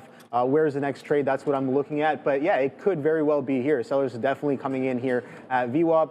But I'm definitely going to be a little bit more patient as it chops around here. We could very well come right back into range here. But you got to understand, this thing is crowded. This thing has done almost 440 million shares on the day. So yeah, that's knowing what the float's like, knowing what the recent sentiment of potential participants that have joined the float over the past couple of days is. Yeah, this could very well hold on much longer than I'm looking for with respect to the short. Like I said earlier, I think the short was at 5:30 a.m. We talk about early birds and early worms. Definitely 5:30 was a time to kind of watch this stock here. Let's take a look at some of these other stocks, because I'm just like, is it time to kind of move on and wait and be patient for the next move and for the next trade? I think so. I think the trade off of the open was one of the main ones, and also the one that did some of the most volume as well. So that's kind of done and gone. Continuation, yes, that's potentially what I'm looking for here. You know what? Just to stay involved, I'm gonna do a little bit of wow, donut just broke $5. Really wide stop here. Let's see if that potentially comes in. Jesus. VWAP is what I'm looking at here. So if that's going to crack right back in, I'll participate with a some small size, as the position's a little bit of a how do you say, not an indicator, but like it keeps me in the loop. Keeps me involved, and if something crazy is happening, I know, because I'm in there as well. But we'll take a look at some of the other stocks that I had on my watch list right after we get back from Midday. Keep an eye here on oil. I have UNG up, potentially on BOIL as well. U.S. Energy Secretary Chris Wright saying that oil prices are low and it's a great time to be a buyer. Back to you. We're going to go over to Obi in a minute as well, but here we come flying out of nowhere. There's D-Nut right there, $5.05 is what we wound up getting out there on that break. I was sort of, you might have heard me say, oh my God, it just broke 5. So it does that. As soon as it does that, we hit off or enter. We get 505 or 504, 505. And then now is a pullback into VWAP. So I'm going to take an opportunity to get one more piece out here at 70. Oh, we missed 78s there. Okay. Maybe that's the pullback in now as we try to retrace a little bit here off of a key level of $5. And we sort of talked about the 200-period moving average coming into play, and maybe not a surprise that we wicked almost as high as we had gotten previously, up to 6. So we'll have to wait to see if we can extend out through $6 again there on DNUT. But there's another out for us. Google is really like, whoa. This is the one, man. You guys know that I'll put on some shares when we get into a position that we really like, and we already wrote down Google 253. The fact that it held perfectly down there at 253 is almost criminal. Like, we could have put on a hell of a lot more shares. And again, the only reason why we looked at this was basically coming back into this level right there.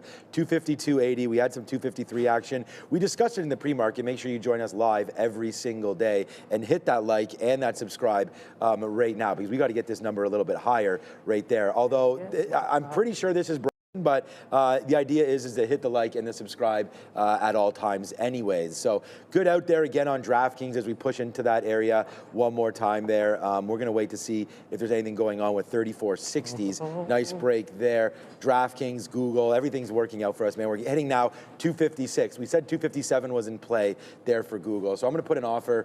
I mean, I got to get something out here, right? Do we? We just offered that and then it just tanked down? Come on, man.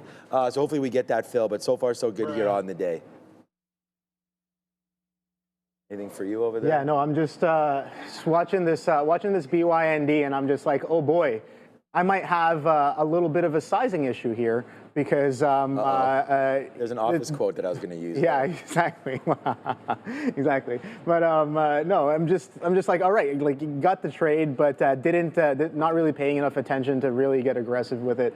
Are we making higher lows here? That's the question. So if we're gonna come in here, let's do some arbitrary chart art while we let this position cook a little bit. But like I said, I like real meat. And I'm looking for the meat of the move on this short here. So let's take a quick look at this one, see where some certain levels are lying, and what we are potentially looking forward to here. So strong push over the past couple of days here on BYND.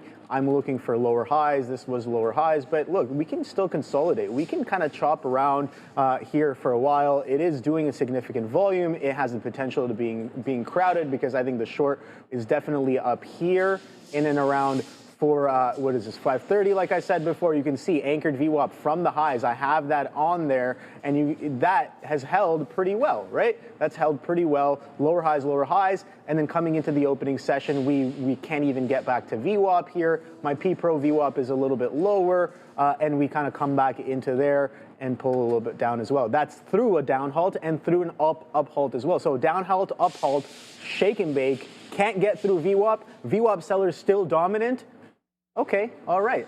I want to use that piece of information to my advantage and stay involved. So okay, what am I looking for here potentially? This is that after hours high coming in at where is this? $4.82. I think this was a nice clean short scalp as well. If you were watching this extension coming into the after hours as well. So if we do revert to some sort of a mean, maybe it could be somewhere in and around here. And another thing, this was that dip from that low, and we also traded all the way into there, and these participants can't really, not really in charge as well as we trade below that average weighted that anchored VWAP as well. So maybe sideways shop here. That's what I'm looking at potentially. This could very well just go sideways in this range for a decent amount of time, and then maybe we're looking for a multi-day breakdown as well. So I don't know if we're going to get down to $5. $5 is a little bit of an interesting price when it comes to stocks. Current day low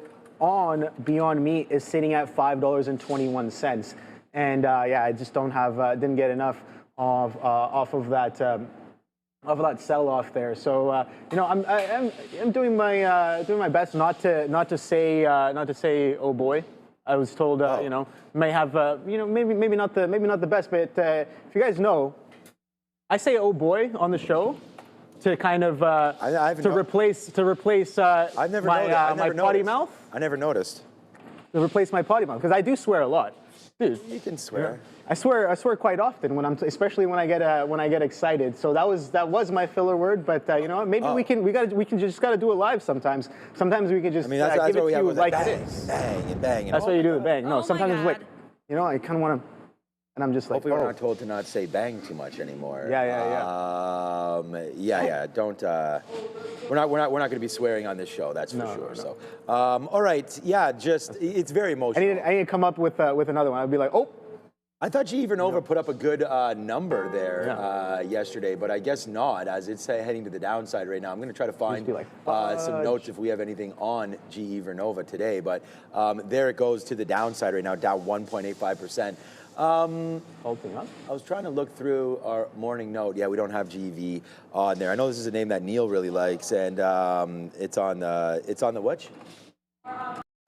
It's on the watch list. Okay, it's not on Shreef's. No, okay, I'm going to double check that. But all right, let's go over to the watch list right now and have a quick little check on this. We'll pop it out to give everybody an idea. Make sure you do sign up for this watch list every single day, man. All the work that Adara puts out on here. There's Netflix, Tesla story, Alphabet story, DraftKings, Texas Instruments. There's your Beyond Meat right there. There's Apple. There's AT&T. Adara better be on here. Okay, I was getting to the end of it. There it is. So 2% up right there in the pre-market, but obviously they're the company. And I thought it was a good quarter. That's what I was wondering. Posted 164. Oh, missing of 192. My bad. Okay, so and then quarterly sales was a lot higher than expected, but it's the earnings per share down again. So this goes back to that sort of theme again here in the space. Like this is again potentially a power idea there. We've seen SMR. We've seen some of these guys getting hit down there to the downside.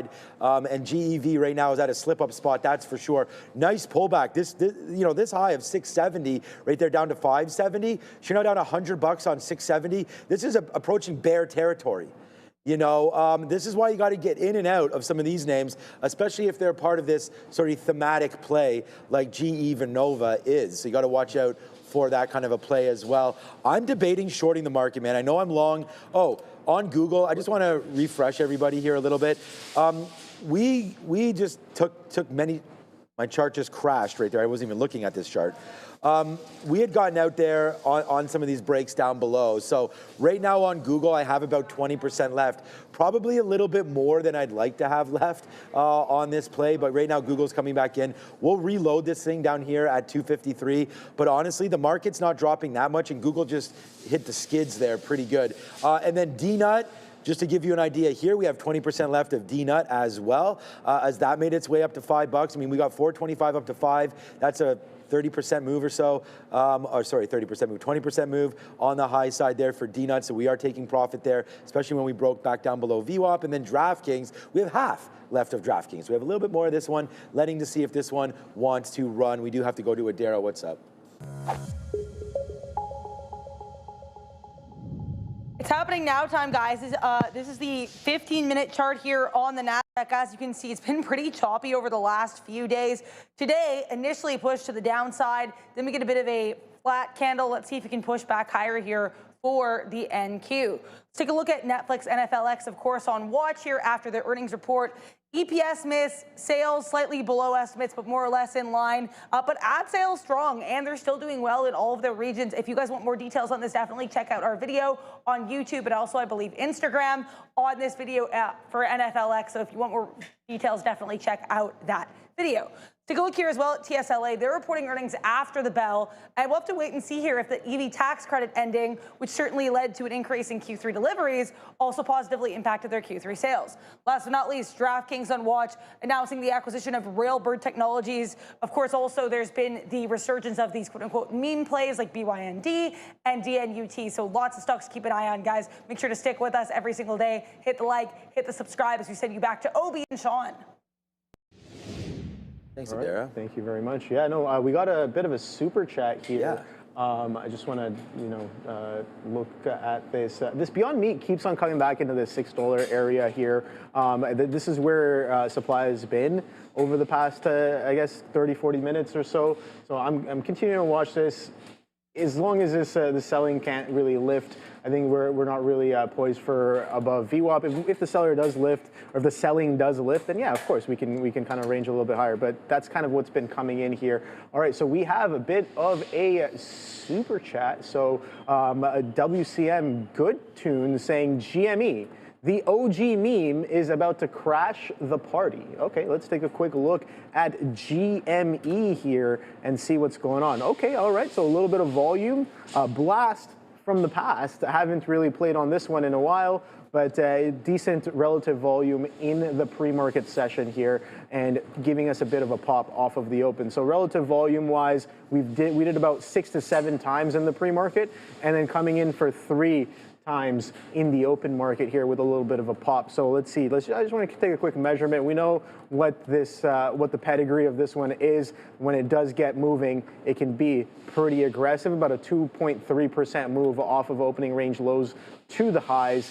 But There's a lot of bags on this one, right? This one definitely talk about a stock that may or may not have some strong aggressive bags. GME is definitely one of those. Weekly chart, you can see here, just sideways consolidation. So we still never really gave up this low, that $10 low from earlier. So yeah, we still, bigger picture, failure to follow through all the way back from 21 still hasn't broken down. So that's always interesting on this one. I think this one still could have some crazy moves in the future, but as of right now, I'm not really seeing anything too crazy. You can see the volume when it does come in. That gives you those opportunities, and even then, I mean, like I said, I'm a little bit more of the reversion mindset. So I'm just like, I like to be patient. I like to wait for things to scream at me, being like, all right, well, you know what, trade me, because it's very obvious that it's here.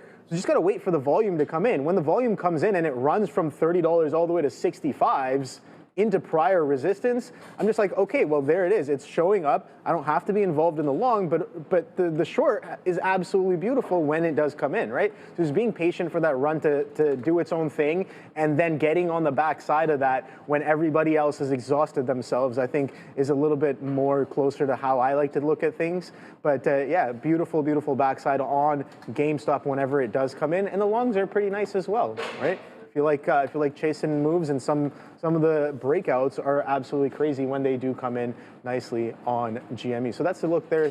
Thank you for pointing that out. Doing some volume and catching a bit of that upside as of right now. The OG meme for sure. Good tunes.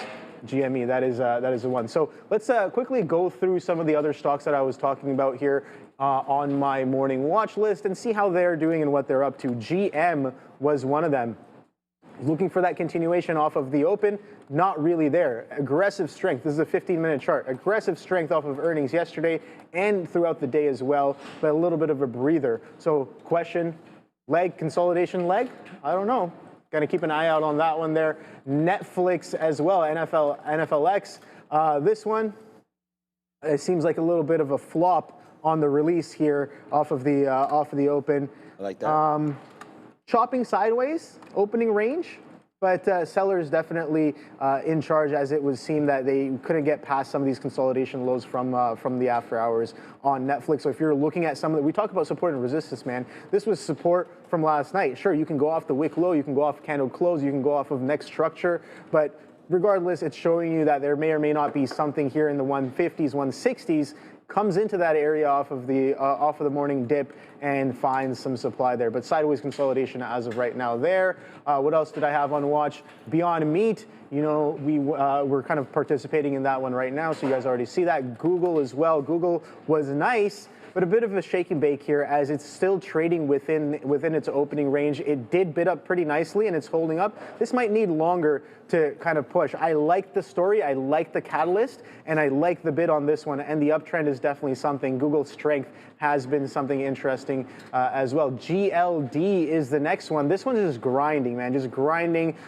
potentially to the upside. Pre-market consolidation lows just above that 370 at 369.46, but bigger picture, this thing has been kind of aggressively sold yesterday, aggressively sold on Friday as well. That was the first strong red day that we had. Bit of a reclaim, wick of the highs, interestingly enough.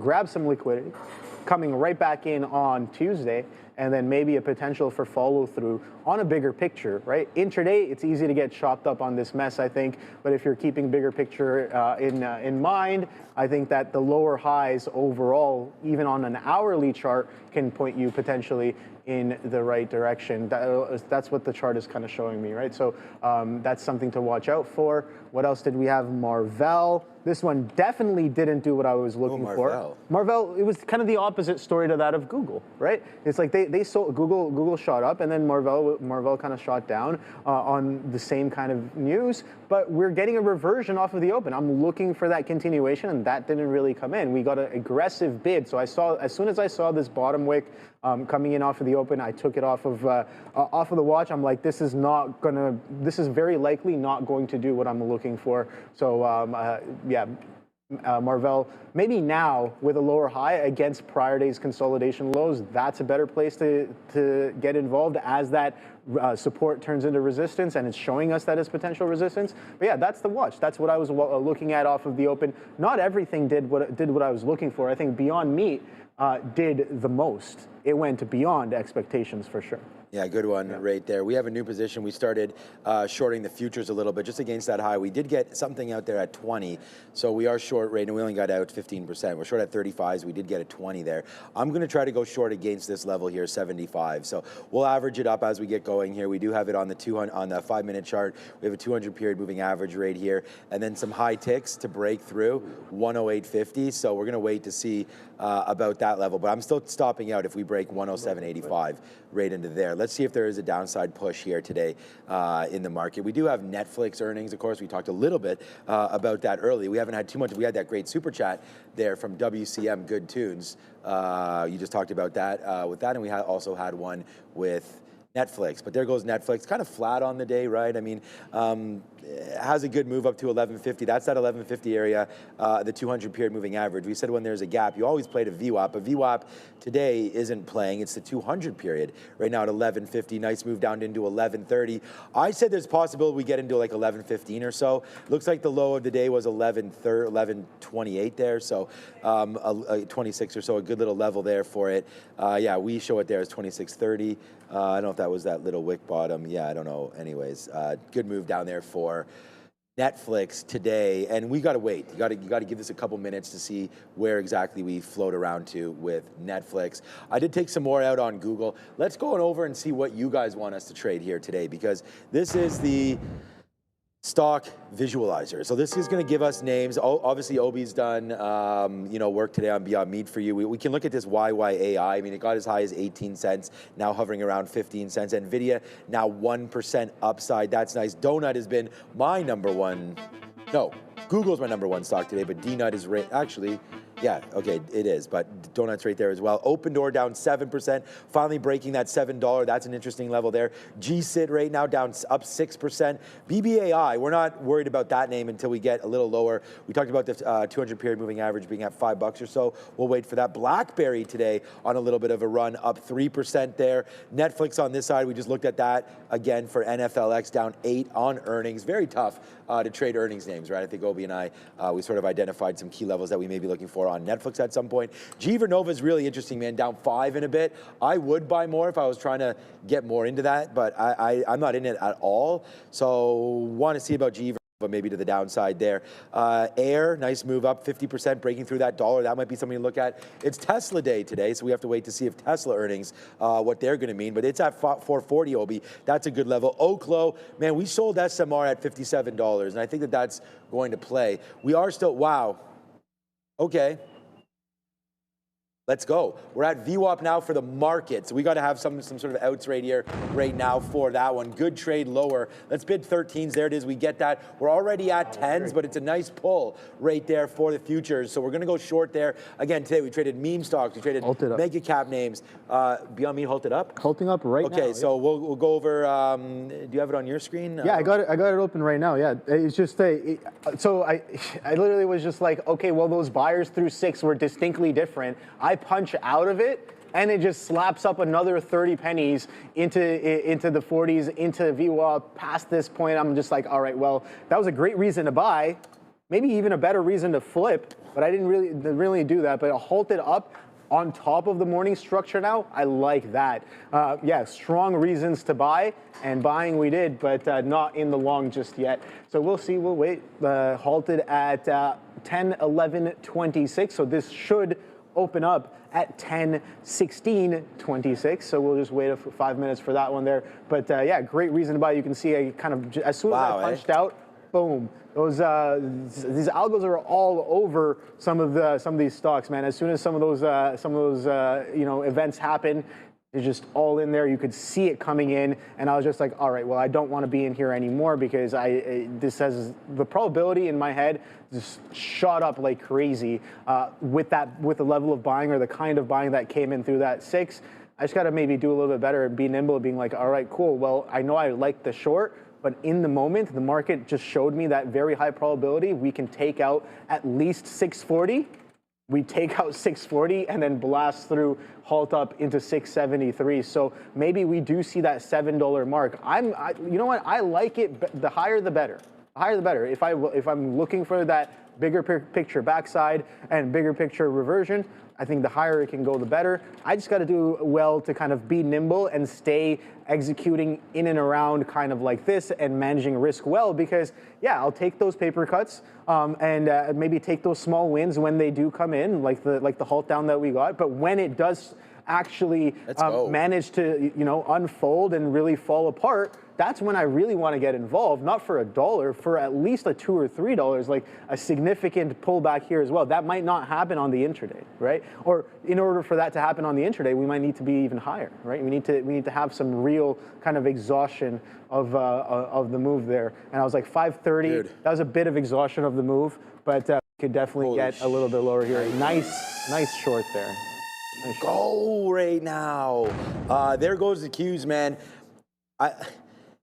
I know I'm probably pretty annoying, but I hope I'm showing some of the worth with some of the trades. Like, honestly, the trades that we've been putting on the last couple days, I can't, it's show policy not to show P&L and stuff like that, but like we've been hitting it, man. We've been hitting it pretty good, and I hope that you guys are as well. Look at, I mean, here's D-Nut right there. Look, we lost on, we have one losing trade, man. It was, again, our pre-market stupid trade. This is my only losing stock we have on the day, Beyond Meat. And we went long. It was, and it wasn't even that bad. But yeah, D-Nut, boom.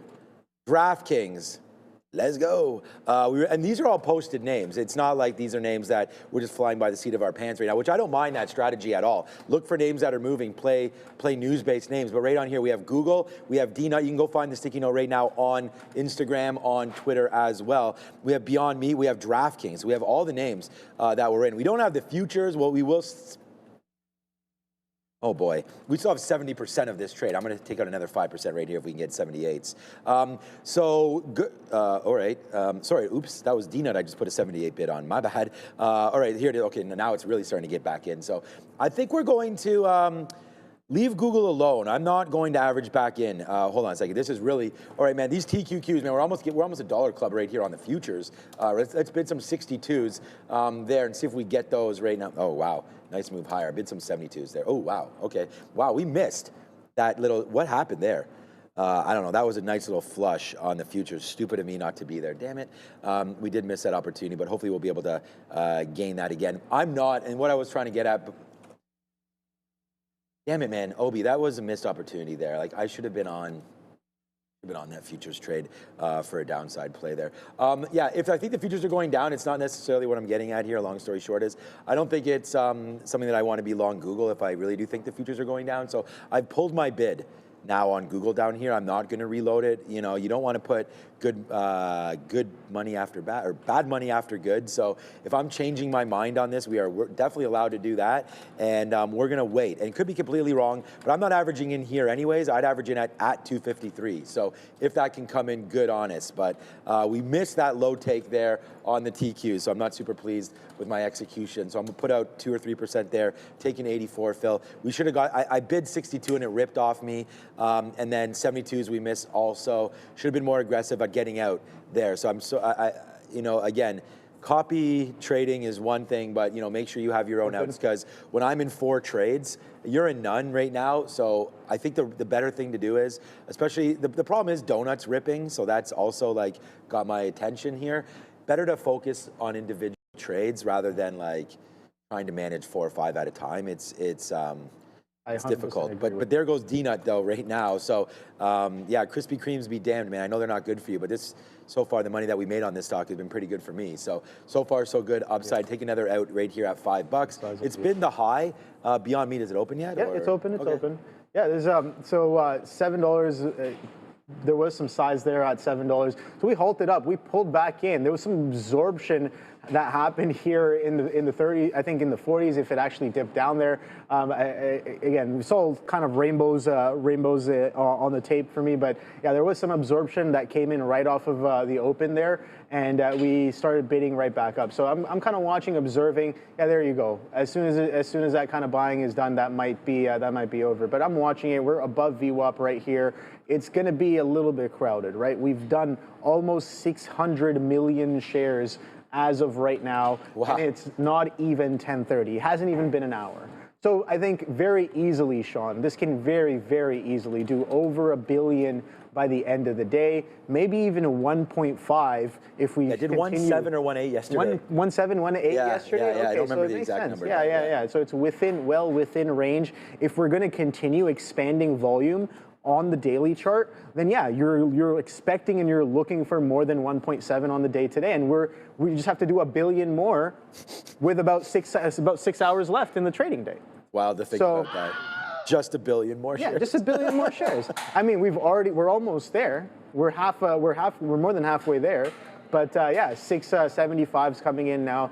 Definitely getting very crowded. There it is right here. So if anybody, this is the thing, when it starts doing this kind of liquidity, yeah, any huge player just slapping the book around, you can send it multiple pennies or even into bands very easily. And sometimes you just gotta be aware. When those halt bands are near, the price action can definitely dance around pretty aggressively. So, you know the old saying, bands that make her dance. Yeah, good one. I like that one. I think we knew that one was coming. That's a good one there. We had to throw some bands That down. was very well done. Hands off to that pun. I'm trying to get better with my executions overall, in general, just in life. Just executing the puns better? Yeah, it's just all around. You know, everything trickles back into trading. So just the executions. We want to make sure that everybody does hit the like and subscribe. So right now we have, let me guess, 78.5? Yes, we do. We got 78.5% subscribed again. Come on. So no matter how many people are watching, everyone's hitting the subscribe, but there's 21.5%. I've tried to tell Fabian that it's not working, but he's telling me it is working. So 78.5 of you are subscribed, 21.5 not. And it does take a little bit to move those numbers. So I'm just going to show you right here. Let's get this like button going. I mean, right now we have 9,000 watching, 1.2K on the like front. So let's get that going, man. We've got Obi here in the building. We're happy to have him. Hit the like, hit the subscribe one more time for Obi. Don't do it for me. But Google's starting to rip up. DraftKings starting to go. D-Nut, we've just been getting out here near $5. Oh boy, Obi, it's been a great day right there. You might not be allowed to say it, but I'll say it for you. We're excited. We've got Adara. We like those glasses over there. Oh boy, what just happened to me? I got into Beyond Meat there, breaking up. That must have been an old stop order. I'm now in Beyond Meat. I got to get out of this one as Beyond Meat just ticked me in. And here it goes, man, ripping and rocking right now, BYND. All right, over to the desk with Adara. We're into BYND now, I guess. Let's start off our small cap recap with AIRE, Re-Alpha Tech. This is a company that has been on this recap before. It's a repeat offender, for lack of a better term. It's small cap runner that's run previously. About $104 million market cap. 65% short float on a float of 24.2 million shares. I want to let you guys know I couldn't find any news on this, but again, it's rallied in the past. Significant short float on watch here for AIRE. Now we have Poet Technologies. This one, fortunately, pulling back a little bit here, but nice push off the open, receiving a $5 million production order for 800G optical lenses. I want to mention as well for POET. It's another name that's rallied in the past and has about a 7% short float.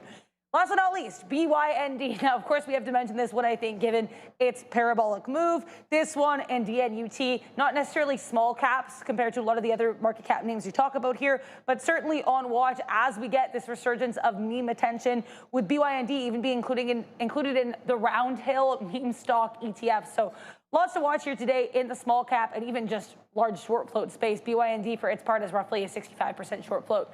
Before we send you back to the guys, we'll take a moment to thank our good friends at Trade the Pool.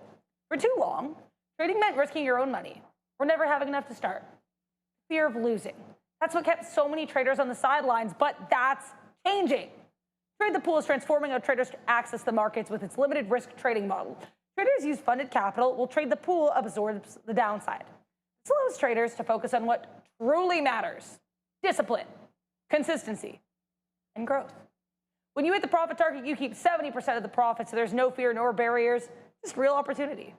This is the revolution of limited risk trading powered by Trade the Pool. Visit tradethepool.com or scan the QR code now. Get 10% off your evaluation. Back to you. All right. Just as we were going, I left an order in there. So I was just telling Obi, like, damn it, that sucks, because I was trying to break 715 right there. And I left an order. So when we opened back up and we took that, we went long there. But we've been panicking and getting out. So we have to, again, it's just a keystroke error. We got to flush ourselves down the toilet. It's, you know, that was just, and when you get the trades, please just get out of them like as fast as you can if you don't like it. So that's basically what we did. We're still holding a small piece. I thought maybe it runs back up, but no, it's running to the downside right now. So we'll flush some of our day away there, and it was not purposeful by any stretch of the imagination there on BYND. The futures came back in for us, so we're still bidding 72s there. Oh man, that's like a robbery for me. That really sucks that wound up happening, because we were really cruising on all of her ideas here today besides this one. So yeah, that sucks, but okay. We'll regroup off of that one and get going, but it's beyond meat. We were able to take advantage of the donut move up, at least. You know what? During that halt and all memes were going, we did get $4.95 there on D-Nut, so that was a good one. There goes the TQs right back in, so that's definitely a money trade, not like this BYND trade that we have right here. And again, keystroke error, but we have to be responsible for it, and it does suck because I'm trading bigger shares, so that's not great. But here it comes right back up again. Let's take advantage of this, get some out there at 88s, and now we'll wait to see if it can fly a little bit higher. I'm still hoping for my next offer is at 7.25, so potentially it gets going and we'll make a little bit back. But the trades that are making me dance today, and the bands that make you dance there as well, is this TQ trade. And there it goes, man. The market is really cracking in, and boy, oh boy, did we do good talk there on Google by being able to get out of that one. But yeah, for right now, my biggest concern is that stupid Beyond Meat trade. But the futures right now starting to crack lower. We're going to put some bids here, and like we said, we want to make sure that we're looking at individual stocks and not just focusing on like one name, because we're going to miss trades. So we are going to focus on this. So there goes the TQs. It does make that low. So I'm now going to bid some here at 55 and take some out. And worry about this. So we're now near the lows right now on the TQQs. Let's see if it can extend out. We have a couple more bids right there, but that was a one. Oh, but you talked about being a sniper. Yeah. Like that right there. We have one entry right there. Boom, right there into the downside. So we do like that one.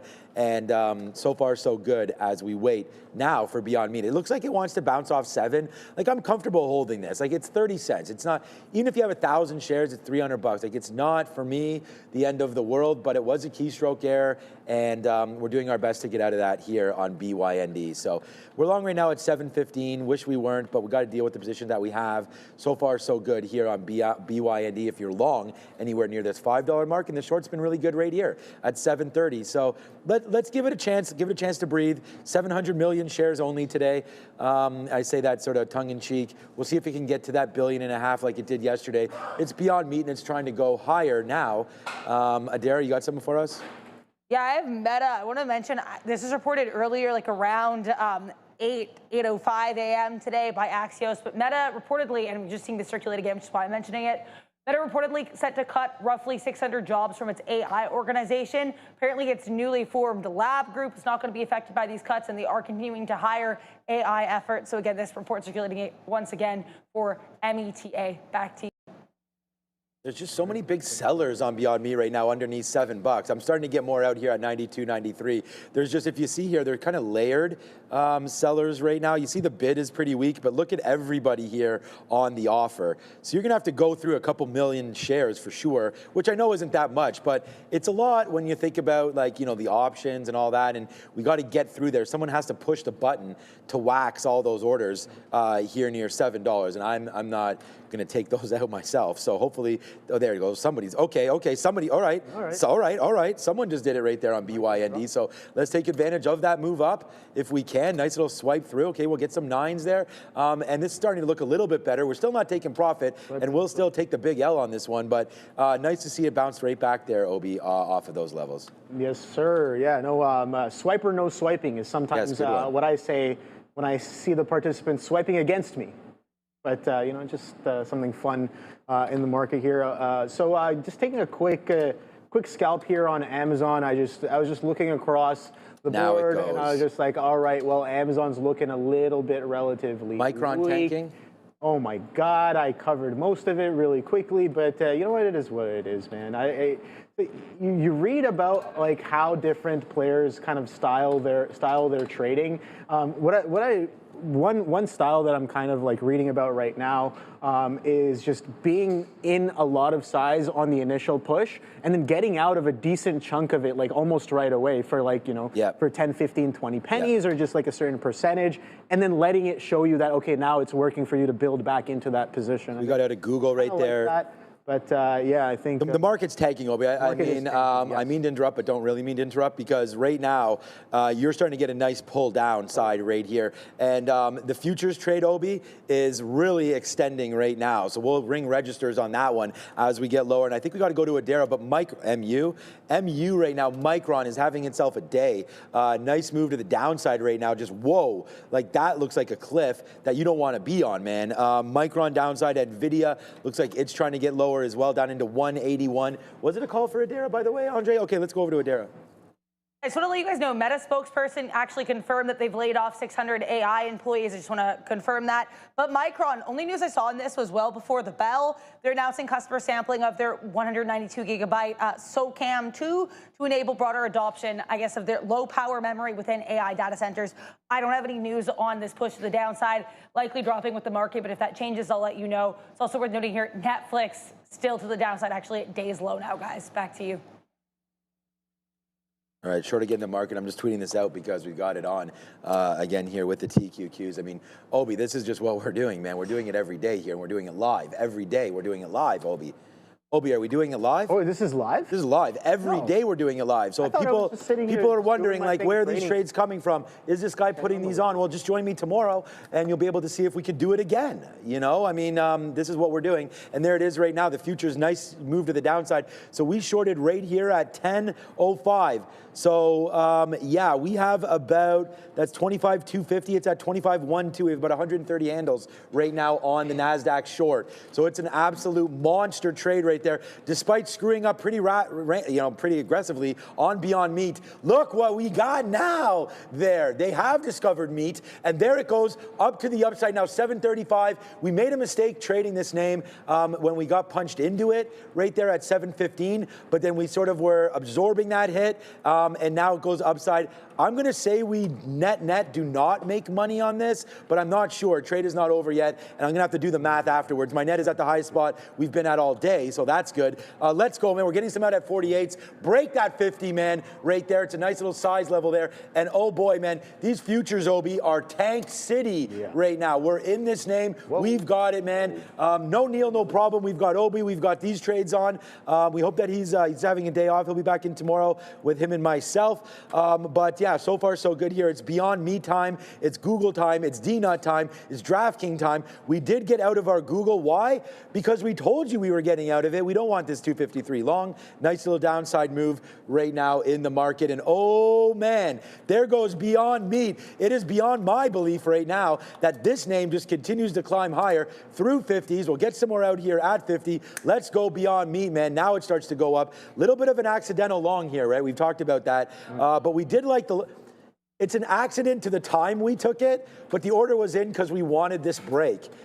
We didn't get the greatest price on that break through $7, but there it goes, Obi. Extension time on Beyond Meat right now. Does it have $10 in it? I don't know, but I'm going to get another piece out here at 766. It's trying to have a little bit of a problem through 750. So there it goes. Wow, look at that, making a move back in. I got to be careful because Obi likes the backside, and that might be coming in right now, Obi. I mean, I'm talking to my pod right now. I'm just like, yo, guys, trust me when I tell you, like, this is, I recognize squeeze tape very well. I've been on the wrong side of that. Trust me, bro. And yeah, a little bit of squeeze tape there all the way up into 7/2. But yeah, coming in. And the beautiful thing about squeezes and that the buying pressure that's kind of associated with squeezes is that sometimes that's all the buying pressure that there is.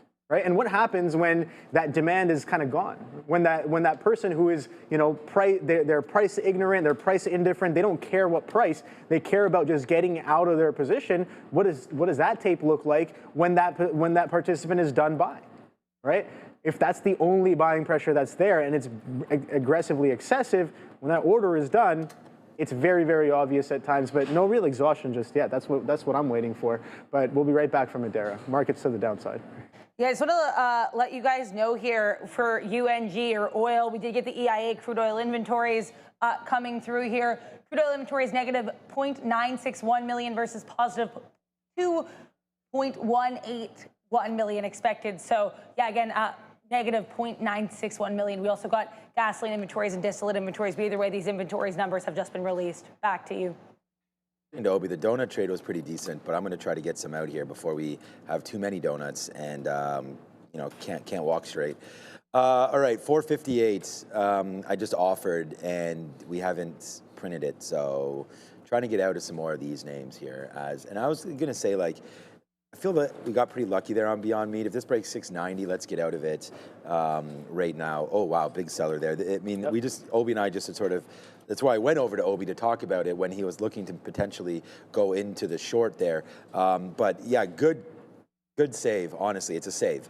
So we'll probably be a little bit under where we should be on this trade. We should take it out a little bit more on that top side, but if this breaks 680, we're out, or 690, sorry, we're out. That's going to happen right now, and then we'll be out of Beyond Meat. And yeah, just kind of lucky enough to lick our wounds there when it went to the upside. So that was pretty good opportunity there, but the futures is really what set my day apart right now. We're able to get that short, and it's printing pretty nicely. So far so good there on the TQs, and a good out on our Google trade. Wouldn't mind thinking about getting back in on Google now, especially if this market is looking to bounce a little bit lower, a little bit higher right now off of those levels. We could just play off of that last week is a little too low though, 40s. I don't want to buy 80s if I'm going to have to risk to 40. I know that doesn't sound like that much, but for the amount of shares that we're trying to do, I don't really want to do that. Look at Beyond Meat, bounces right off of VWAP again there.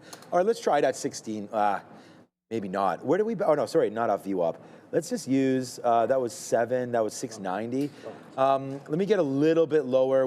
Now I'm obviously well aware of what we're doing here, so we'll try it again here. I'm gonna give it to 675. If it breaks below that, then we're gonna get out. I wanna give this a little bit more room than just 10 or 15 cents. That's not appropriate today, I don't think, for Beyond Meat. I mean, we had just seen this name really get going there through that day's high of 730. It got up to 760. Does it have one more run in it? Let's just stick around and see. I mean, if I'm not in the trade, I miss it, right? So we'll give it a shot right there. We're long right now at 715, and we'll see if it wants to go. My eye's going everywhere right now, looking for a trade. That GE Vernova, I may buy some of this. I really do like the company, and I like their idea, and this is really getting clubbed right now to the downside.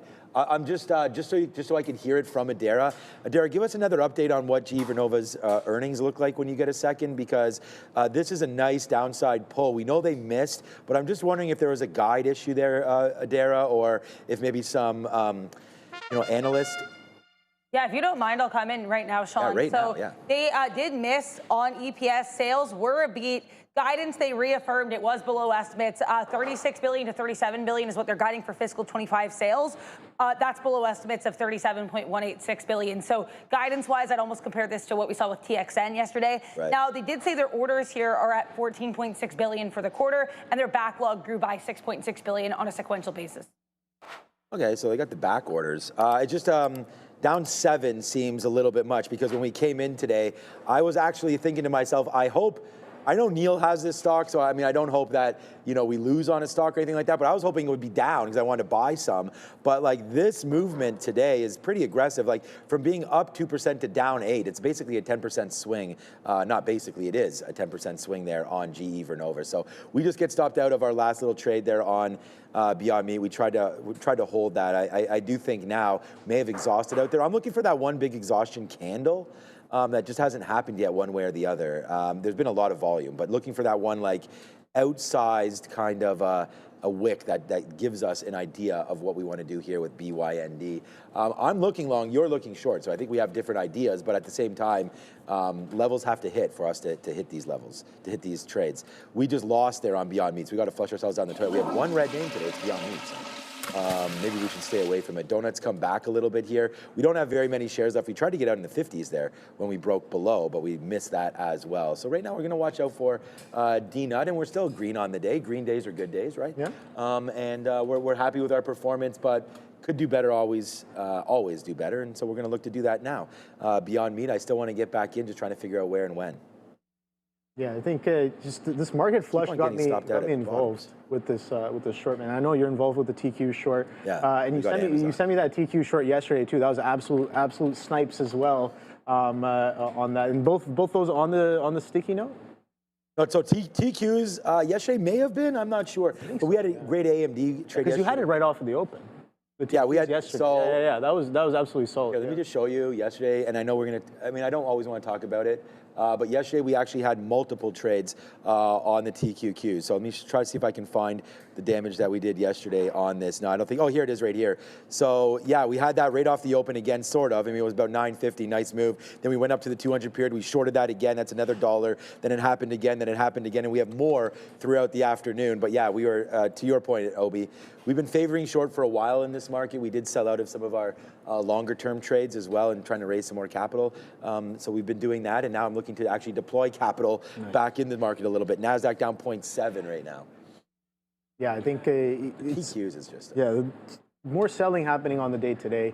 I'm looking at this beyond me, and I'm just like, I'm just...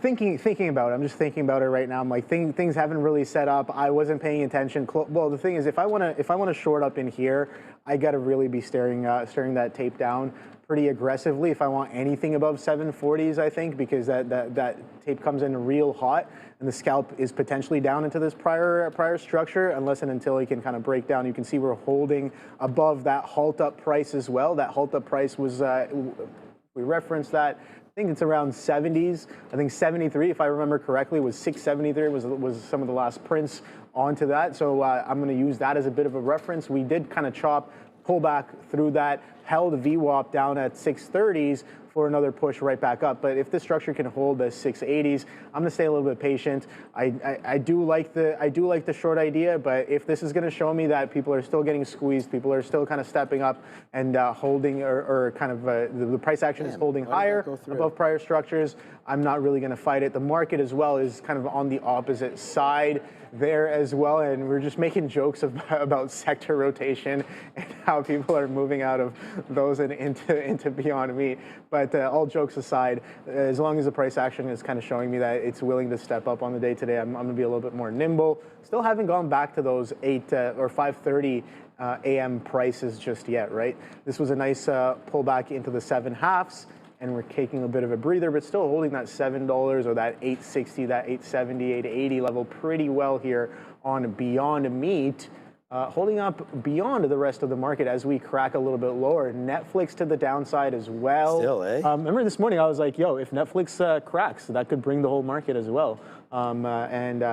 Maybe. Yeah, that was a good call. And Netflix cracking on relative volume and on earnings day, right? So yeah, that can definitely have a little bit of a weighting across the board.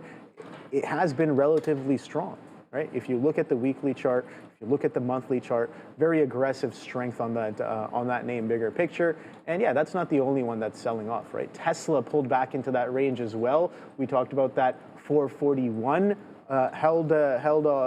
not held offer, but a little bit of a level that we got past this week, and then trading right back into those into that range. And I was just like, oh boy, oh there it is. Sorry, cracking back in to that 41, pulling all the way back down to 432. So bottom of this range, we talked about it being in and around that 420 level. Nice. Still about $15 away from that, but we've entered back into that range, and it seems like supply is also stepped back in, not only just on Tesla, but across the board. But maybe a little bit of a bid here. Is this a reversion setup for me? Potentially, yes, but I had to be involved a little bit earlier on this one. This is already a $1 past where I would like taking a shot at it. This is maybe where I'm adding if I already have inventory on this one on the 434. But that's a bit of a missed trade. Can we revert all the way back to VWAP? Sure, but with the kind of selling that the market is doing all the way back down, it seems once again, Sean, that 25,000 reversion on the NASDAQ is kind of that trade that's been going on over and over again. We trade a little bit above it, we revert back down. We trade a little bit below it, we revert back up. So if you're taking inventory into that 25, both ways, regardless of how far it kind of goes. That's been working out pretty well, and we're getting that 25K magnet over the past few weeks there. So interesting stuff, good stuff happening there. I got out of that Amazon position as well because we get a little bit of push back in, but I'm looking for sellers kind of up here, and I might be a little bit late for that. Might just make lower highs and trade lower. 217.17s are the current day low, and the markets, both the NASDAQ and the S, continue to push lower. Let's see what's going on with some sectors with Adair. Oh, well, Obi, what's going on with a lot of these sectors is weakness, that's for sure. But we'll start here with what's actually strong. Health technology doing really well here, certainly aided by a couple earnings names here. Boston Scientific up 5%. ISRG actually removed from its highs, but up almost 17%. Consumer non-durables really strong as well. Energy minerals strong. Technology services has its Meg 7 names to the upside. Google reportedly with an Anthropic deal, and MSFT also strong here. But then we've got a lot of weakness in the sector as well. Palantir to the downside, Oracle to the downside once again. Then we have Netflix down 10% on their earnings. And electronic technology as a whole is really weak, especially some of these semiconductor names. AMD down 3% and Intel ahead of their earnings tomorrow. They're down about 4% as well. So lots of weakness, specifically in these tech sectors. But if you're looking for strength, energy, minerals, health technology, or consumer non-durables might be the place to go. Now, before we send you back to Obi and Sean for more trading action, we're going to take a moment to thank our friends at Woman Boss. In Africa, a new generation of leaders is rising. The Woman Boss empowers them. We provide the training and mentorship women and girls need to start businesses, create change, and build sustainable futures. We've already impacted over 10,000 lives. Your contribution creates the next opportunity. Get the QR code now. Empower the next woman leader today. Back to you. I'll just say, Nobi, like, how in the world do I know to hold? Oh, by the way, we just got out of Donut there. Good trade there on D-Nut, as we got to wait to see if it does. We just got out at 445. I don't want to hold anything if this market is doing this. I think that's a pretty easy take for me to wrap my head around. And if the market's going to make this move, then I don't really want to be long anything anymore. So we'll get out of D-Nut right there for a good trade. I mean, it's my second. It's my third trade. We've only lost on one trade today, and that's going to be Beyond Meat, but it's a couple times, so it's not great. But it's Google's was a hammer today, man. We really like that trade. And then this market is now 250 in the money as it just continues to go lower. So we're pretty happy and proud to put on that trade for everybody there today as it's starting to go downside. That is the TQQs, and again, triple levered up. So we get more movement there than the NASDAQ itself. The NASDAQ now down 1%. That's a red day right there, Obi, for the market. There is no doubt about that. And if we go over here and we start to look at some of the stocks and start to think about, like, you know, what's leading the way to the downside. I know you've got that great Amazon. Oh, you were in the Amazon short, but that's now down 2% right now there. And I was looking at I think there's a little bit of a problem here as the bank earnings have already come through and we're starting to get lower now on a name like a JP Morgan. Goldman Sachs now down 1.3%, 1.13% today. Charles Schwab, Bank of America. Look at our boy Robinhood today downside. You know what we didn't get a chance to look at was Webull's down to $10.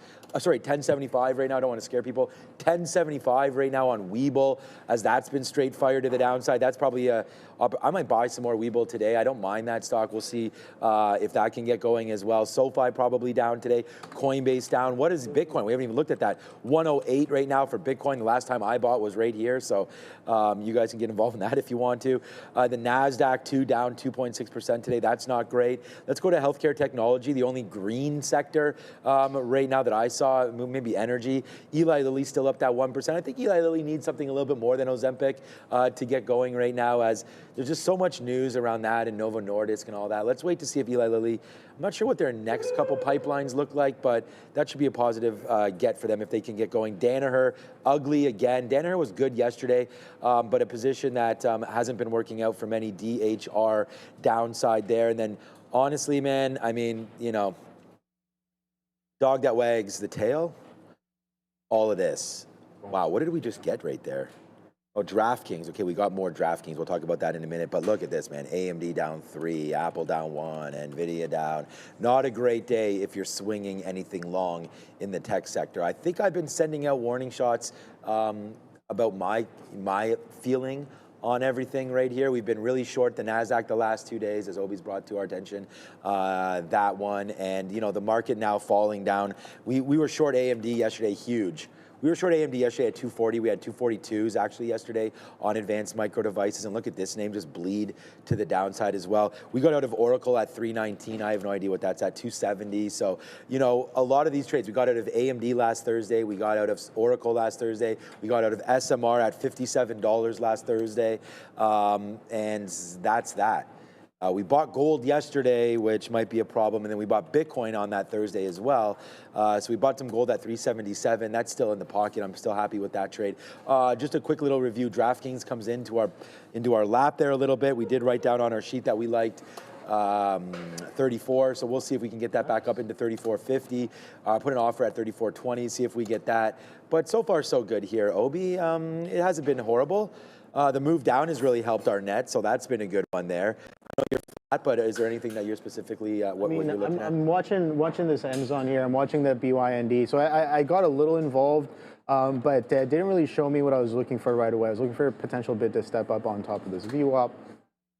In and around 6.5s. Talked about that reference level being a little bit interesting as well, around 673s. We're kind of chopping that zone right now, so I'm still being patient, waiting on that one to potentially come into fruition here, and then Amazon as well. That's what I'm watching. So this is what I kind of did on Amazon. Quick scalps, just kind of tape scalps. I'm looking at this breakdown, and I'm like, the market has just started in and around, what was this? Was it the beginning of the 15? Yeah, it was going into the end of the 15-minute candle there, and I was like, yeah, I think we're likely to push a little bit lower there, and we did. We pushed a little bit lower all the way to 17, 18, so just taking the breakdown of that day low for some fresh lows, but we keep on kind of making lower highs and lower lows here on Amazon. But this candle, as of right now, maybe coming in with a bit of a bid at the beginning of this 15-minute candle with about 10 minutes left. Oh boy, there it goes beyond meat all the way down to 640. So it's a good thing I got out of my long there. I'm just like, yeah, if buying comes in, I want to see it come in and follow through right away, like we did when it was doing a bit of a squeeze, right? There was participants in here just being like, all right, I'm just going to keep slapping that ask and continue to push into this because they don't care. They don't care about price. They just need to get out, right? And then as soon as that action is done, I'm looking for more of that action in and around VWAP, right? Because that's where they came in. But if we're going to chop around here, I'm gonna pack my patience, as Sharif likes to say, and just kind of chill out, wait for it to show me some more evidence there. But the market with a bit of a bounce, maybe Amazon's looking like a bit of a reversion here for me as well. Let's see what is extended the most here. It seems like Google, out of all of them, are probably extended the most. In terms of the Meg 7, wow, Intel sold off pretty aggressively as well. There might be some sort of a reversion there happening. Wow, SMCI, oh my God. Okay, so SMCI is very, very sold off pretty aggressively. Same with Micron as well. We got out of our futures trade. So one, yeah, nice. It just broke. It just broke. So we only had 5% left. So as we made the move down in, we really cleared out a lot of this trade around that 105.50 area. So we will take out. And I just want to give everyone an idea. I'm going long on a 53 break right here of Google. I'm going to try it. So we're going to try to go long there, and we're going to use 80 or so as our stop. So that's what we're going to do right now. If it does break higher, we're going to try it here on Google.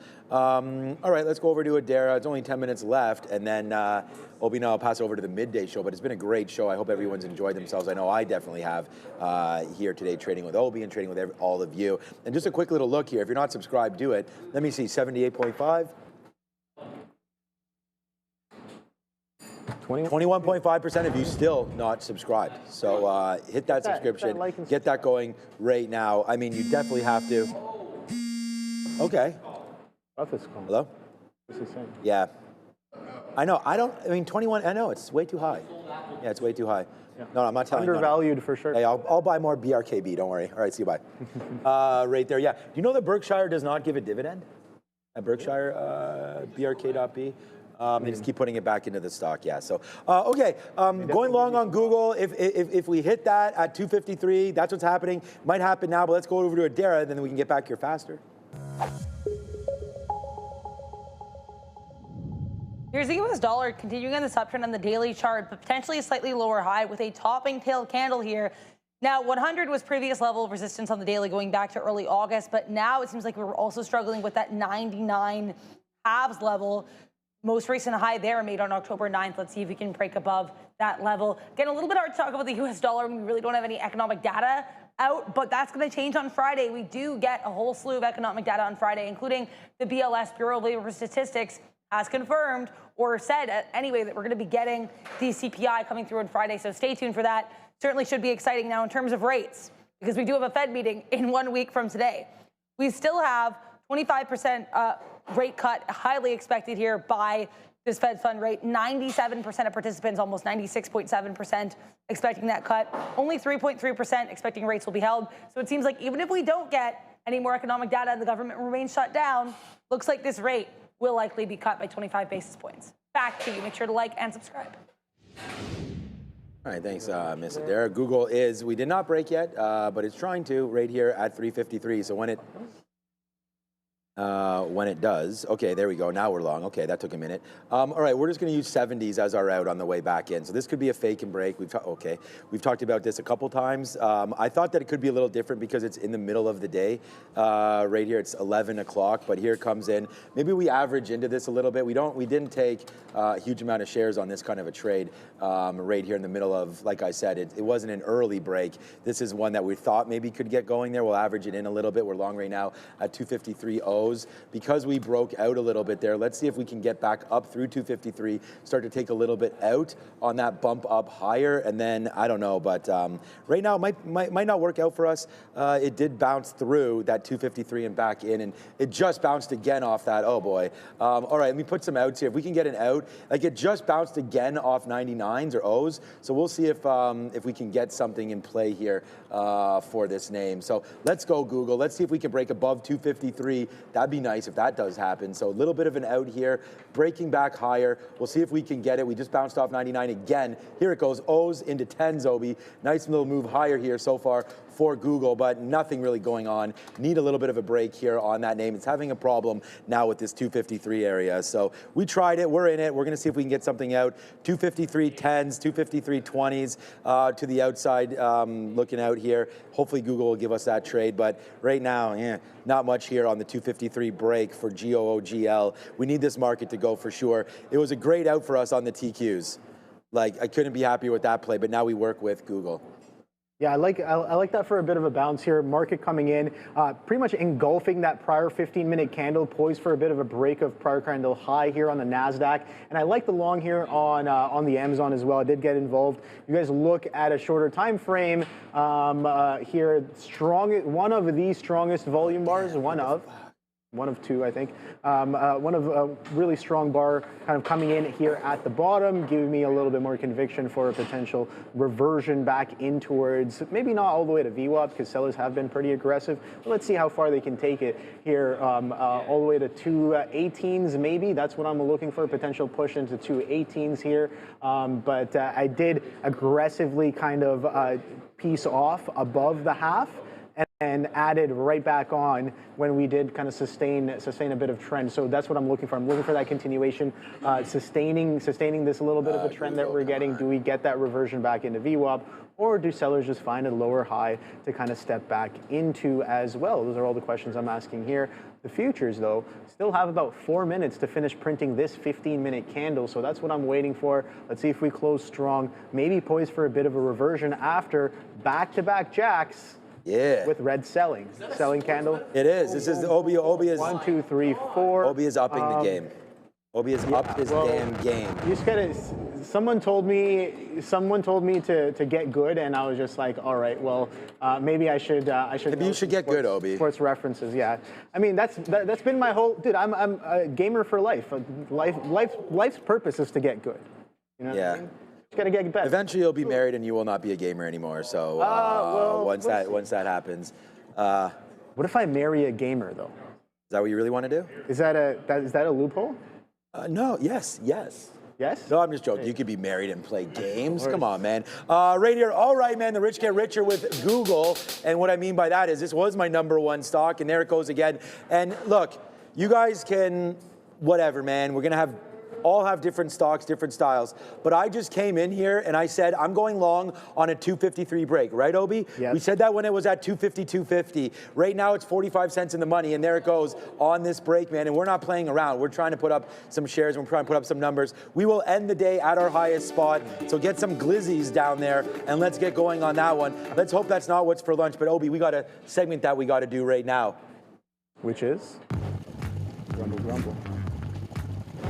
And we're putting some numbers up today, boy. We can get whatever, man. Lunch is on Obi today. I mean, these have been some great trades. What do you guys want? Coming through right here. All right, what is for lunch? All right, well, today's breakfast, as you had saw, we had some nice fresh hard-boiled eggs. I hope the With eggs are guac. fresh. Don't forget the guac. Don't forget the guac. We had some controversy with the guac. The guac. All right, we had some controversy there. I'm going to get out of some more Google right now. All right, and we did have some fresh pastries and whatnot. We had some bagels and stuff like that. That was for breakfast. What's for lunch today? Is today Wednesday, Obi? Today is Wednesday, October the 22nd. I don't remember what day of the week. Most days. Yesterday, I thought that fish made me sick, to be honest with you. But same? I got some. Wow, Google is extension. Let's keep. All right, well, today we got a little bit of a different flavor.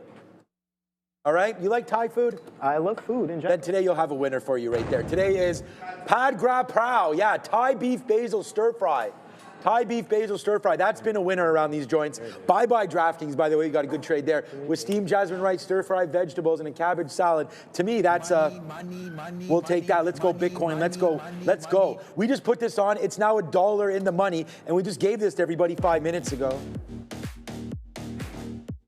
Like I said, I may be as annoying as hell, but at the end of the day, I really, really hope that there's some people taking these trades, Google. Man. I mean, look at this Google right here. Yeah, thanks, Obi. Right here. I really appreciate that. I love getting those dabs from you guys. But there it is, boom, boom. There it is again, boom. And there it is, $1 in the money too. We also have DraftKings on the reload, man. We did that. We got out of our TQs when we needed to, man. And everything is just blasting up. We're at our highest spot we've been at, like I said, all day, and we're in it right now. And we're here with all of you. So great days today. Let's just wait to see how high Google can extend. We're getting near VWAP. I'm going to take one more out. We are now out of too much. We have about 30% left. So potentially out a little bit too many shares there. But we were uncertain of this trade. But it's a nice move higher. We'll get it out near VWAP and see if we can float like a butterfly and sting like a bee. Yeah, I think only 30 seconds left. You want to leave him with something, Obi? I mean, this market reversion is absolutely beautiful here. I love that. I love that take. Observed the futures acting differently. Observed the Amazon. What helps sometimes is like I was in the short on Amazon, and I was like, these are reasons to buy, and I'm like, oh boy, these are reasons to get long again. Flip it back up for a nice, beautiful reversion all the way from 217s and change back to 218 halves, which is VWAP right now. So yeah, beautiful reversion coming in on the market. Wow, something's going on with Google. Anything crazy? Google. We are now $2 in the money. So Google is going ham sandwich right now. Wow, we are now at 2.5. There's a headline. We're at 2.5 times daily goal right now, just alone on Google. Google's quantum funding, blah, blah, blah, something like that. Let's go, Google. Let's go to the upside right now. It's a party in this joint right now. Bang, $2 in the money. We just gave that to you. It's Google. Here we go, man. All right. Google unveils quantum computing breakthrough. That's huge. Computing algorithm. Okay. All right. Oh boy. Oh boy, indeed. This is something else. All right. Thank you, everybody. Great. What a show. Great trading. What a show. Let's go back over to these guys. Thank you for putting up with me. I'll see you guys at 2 p.m. Take it easy.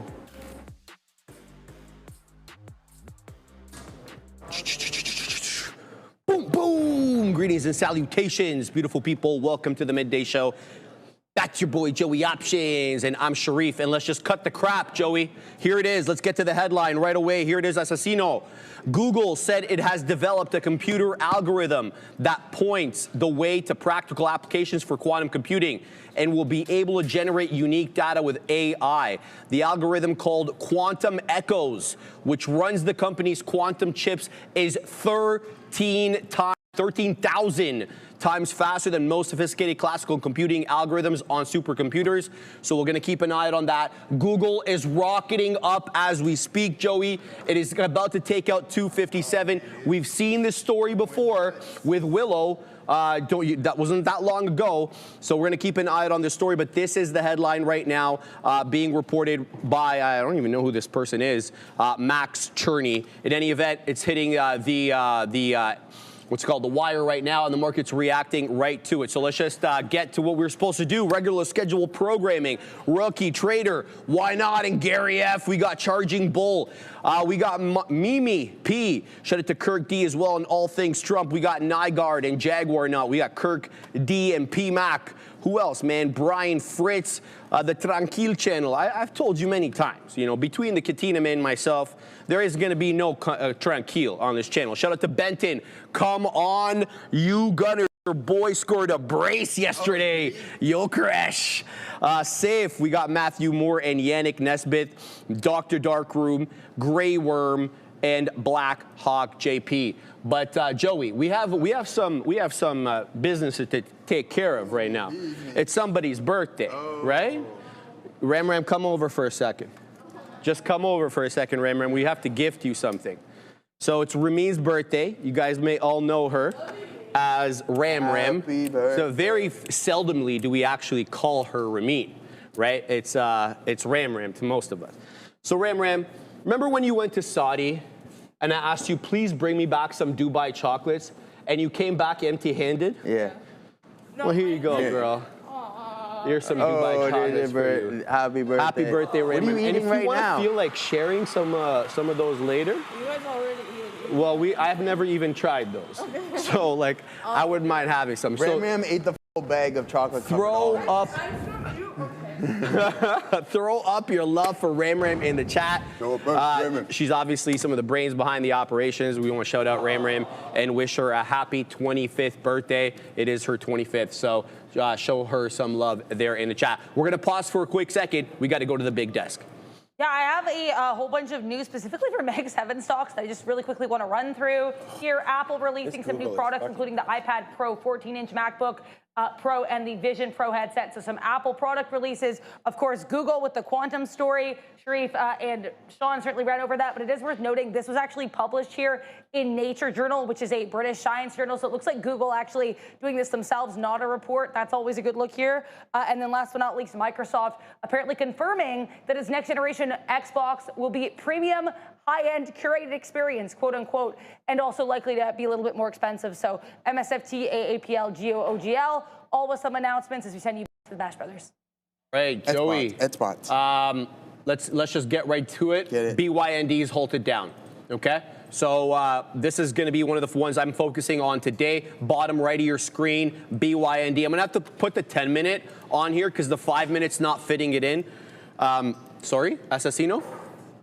Yes, absolutely. So BYND halted down to 592. But guys, I got to remind you that a great percentage of you that are actually watching right now are not actually subscribed. And that always makes me super bewildered, right? 78.5 subscribed, 21.5 not subscribed, Joey. We would be like in forever in your debt if you could hit that subscribe button. It certainly helps the algorithm, helps YouTube, but, you know, boost us to more people. And obviously, the more people we get, the more we invest, and the more we invest, hopefully, they get something out of the investments that we're making. Yeah, exactly. And I mean, if you subscribe, you might even get my algo. You gotta be subscribed.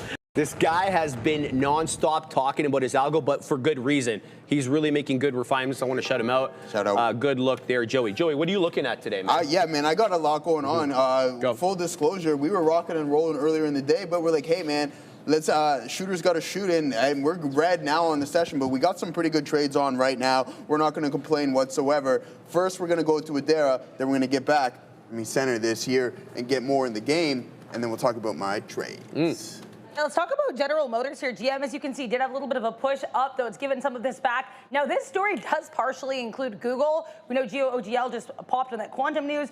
General Motors apparently going to start including Google Gemini's conversational AI in their vehicles starting next year. They're also aiming on to launch eyes-off driving features starting in 2028 with the Cadillac Escalade.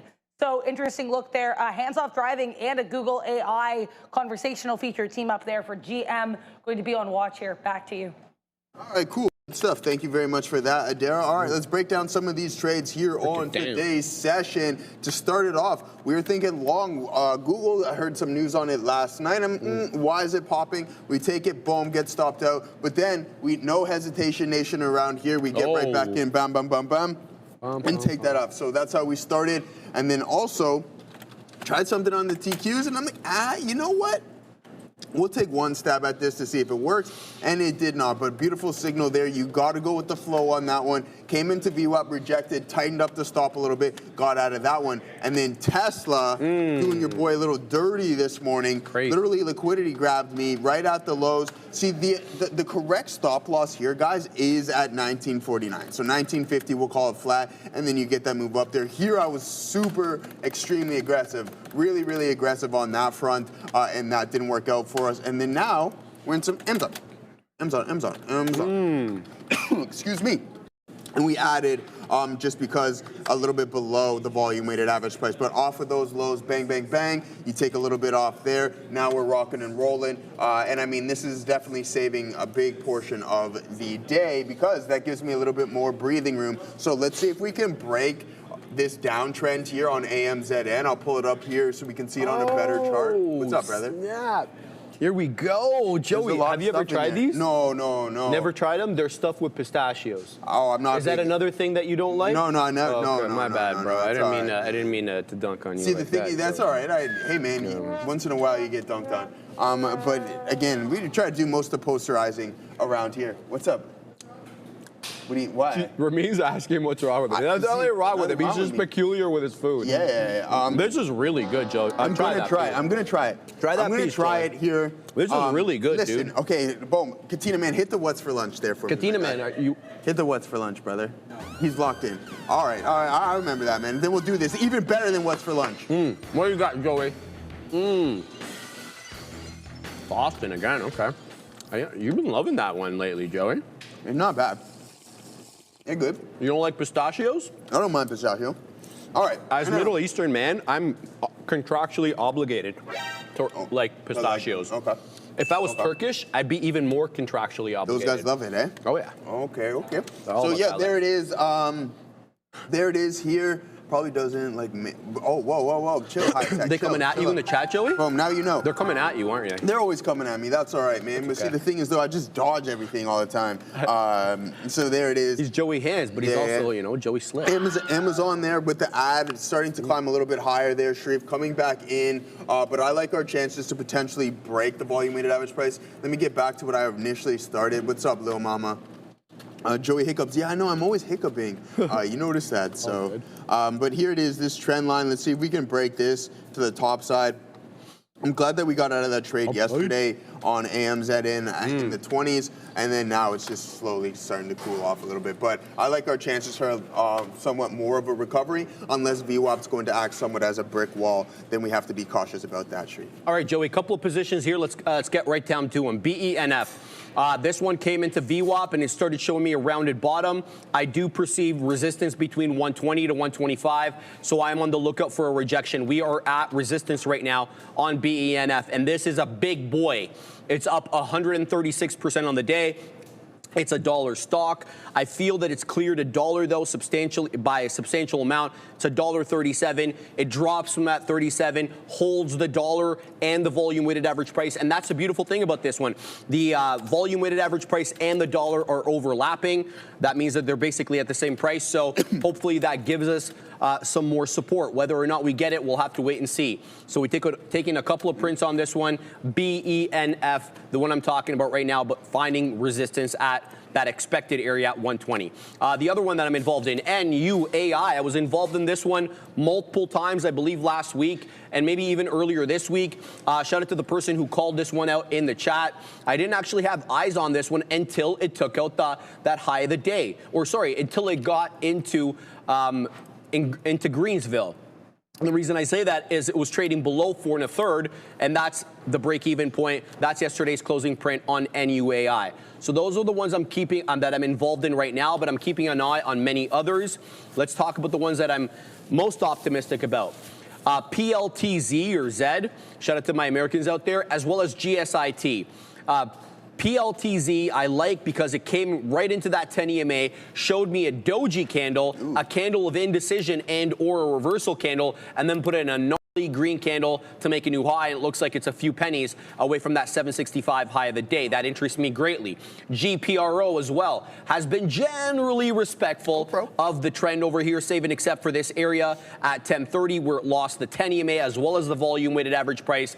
Upon further analysis, this one seems like it's more trading off the 20 EMA as opposed to VWAP or the 10. That may change. Let's see what this current candle does at 1110. Does it hold up at the 10, or are we going to get a deeper retracement into that 255, 257 area in the same way that we got that 20 EMA retracement at 1025 and 1030. So that's what I'm looking out there. I'm also keeping an eye on a possible double top. The double top to me is confirmed upon the break of the neckline, and that neckline is broken at around 246, two mid 40s.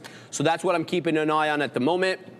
It looks like, though, NUAI coming into a bit of a resistance area here. I'm going to take this opportunity to add a little bit, and I will continue to add into the 10 EMA on the 5, which is showing me mid to high 50s right now, 4 to mid to high 50s. So if it holds up there, that sticks with my plan, and we'll try to ride this one maybe through 5 if it allows me.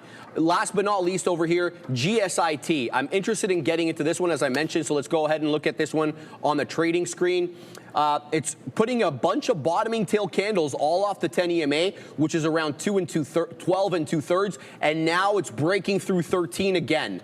So let's see if we can work into this one a little bit over here and take this $13 break, possibly into that high of the day around 1307. What do we get? We got all 2s, Joey. It's giving me 9s. We're going to wet the beak. It's giving me 10s. Let's post up here at 14s. Okay. And then we're going to load up a little bit more towards that 20 penny area. And there it goes, Joe. It took out all my orders as quick as you freaking like. Ooh. Shout out to my English speakers. I mean, like English, like England. That's where I get this expression from. In any event, so we're going to keep an eye here on GSIT. I'm looking for a trend break here, and the trend break to me comes above the prior area high, which is around 1340. We get that 1340 break, I think we're looking real good at a possible test of the high of the day, Joe. Alrighty. So yeah, there it is, guys. We're still in this Amazon trade. An additional ad here, just free rolling to see if we can get this rocking and rolling. I mean, we're not too far off of the lows, so we like that for a potential move back towards the volume weighted average price. So let's see if it wants to participate in the overall market. I mean, as for Google, this consolidation is really nice. I think that it can potentially put in that 3-bar play style and then push in for a break of the pre-market high. Now, Joe, hey, Joe, you don't even have Google up on your chart. What are you talking about, bro? Well, let me show you. Here it is. So, bang, you get that strong momentum to the top side, and now you're slowly starting to take a breath. Keep an eye on the volume. And then if we get a 5-minute open, you might get that continuation up there. I mean, I'm not going to grab it just yet. Patience on this one because it may not be a 3-bar. It may take a little bit more time. But if the market doesn't want to continue to climb higher, then our Amazon trade is most definitely going to be in trouble. And who knows what's going to happen with this Google. So again, just sit on your hands a little bit, wait for those prime time setups. One thing that's frustrating for me, well, I mean, it's not frustrating, it's just the nature of the game, is that look at Tesla. So essentially what I needed to go on here, oh, nice little pop there, Joey. On AME. So yeah, so there it is. I mean, I had my stop up here. I was relatively tighter. I'm like, okay, we have this consolidation. Let's see if we can rock and roll off of this. Tight was too stopped. Stop was too tight as I walked away. Oh. And then sure enough, I'm bottom wick, and then it continued to climb a little bit higher. So shout out to the level 3 and crew. Down over there, you know where I'm talking about, Sharif. Those lads. I do know.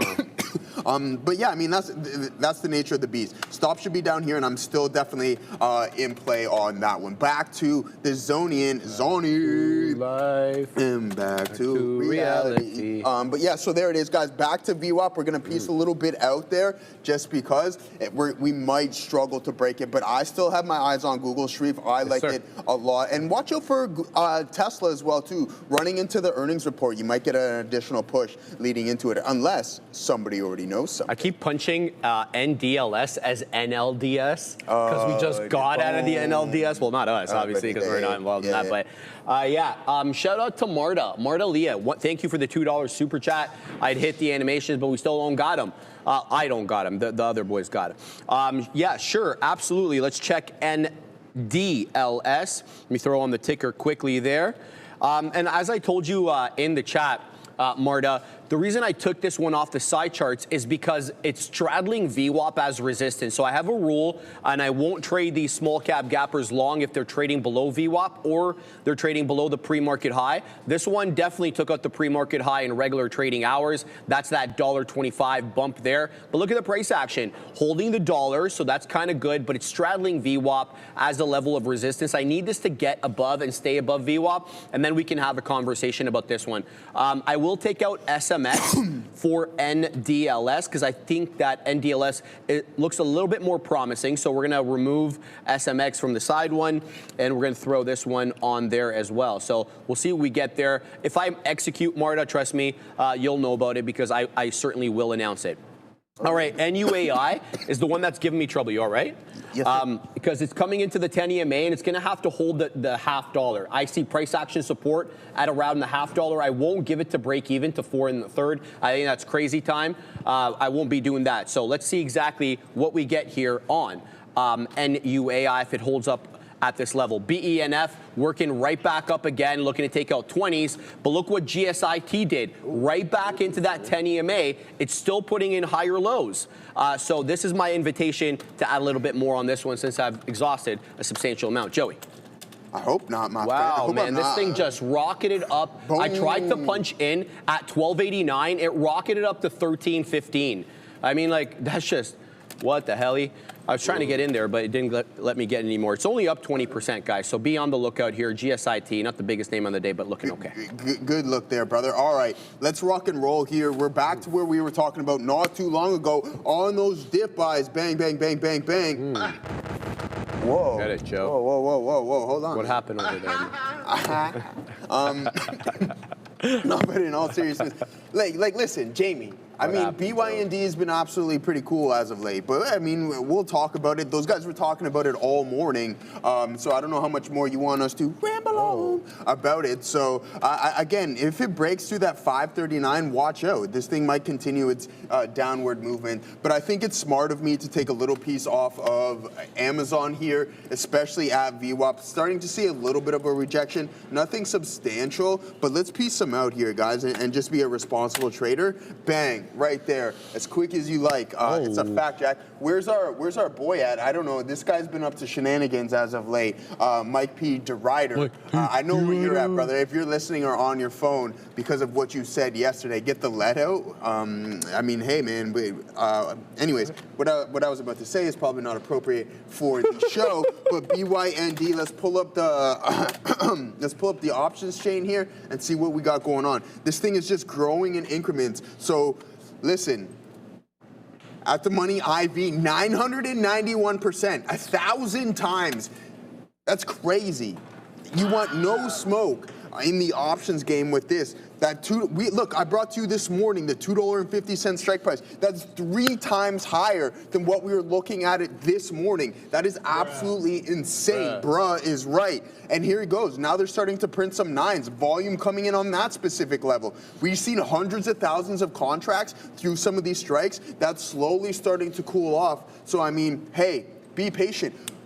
Oh, I need the light bulb, man. All right, so light bulb moment. So when I was talking about it, I believe it was Tuesday morning, when I first discovered the gamma exposure on BYND, it was substantial. That has drastically cooled off.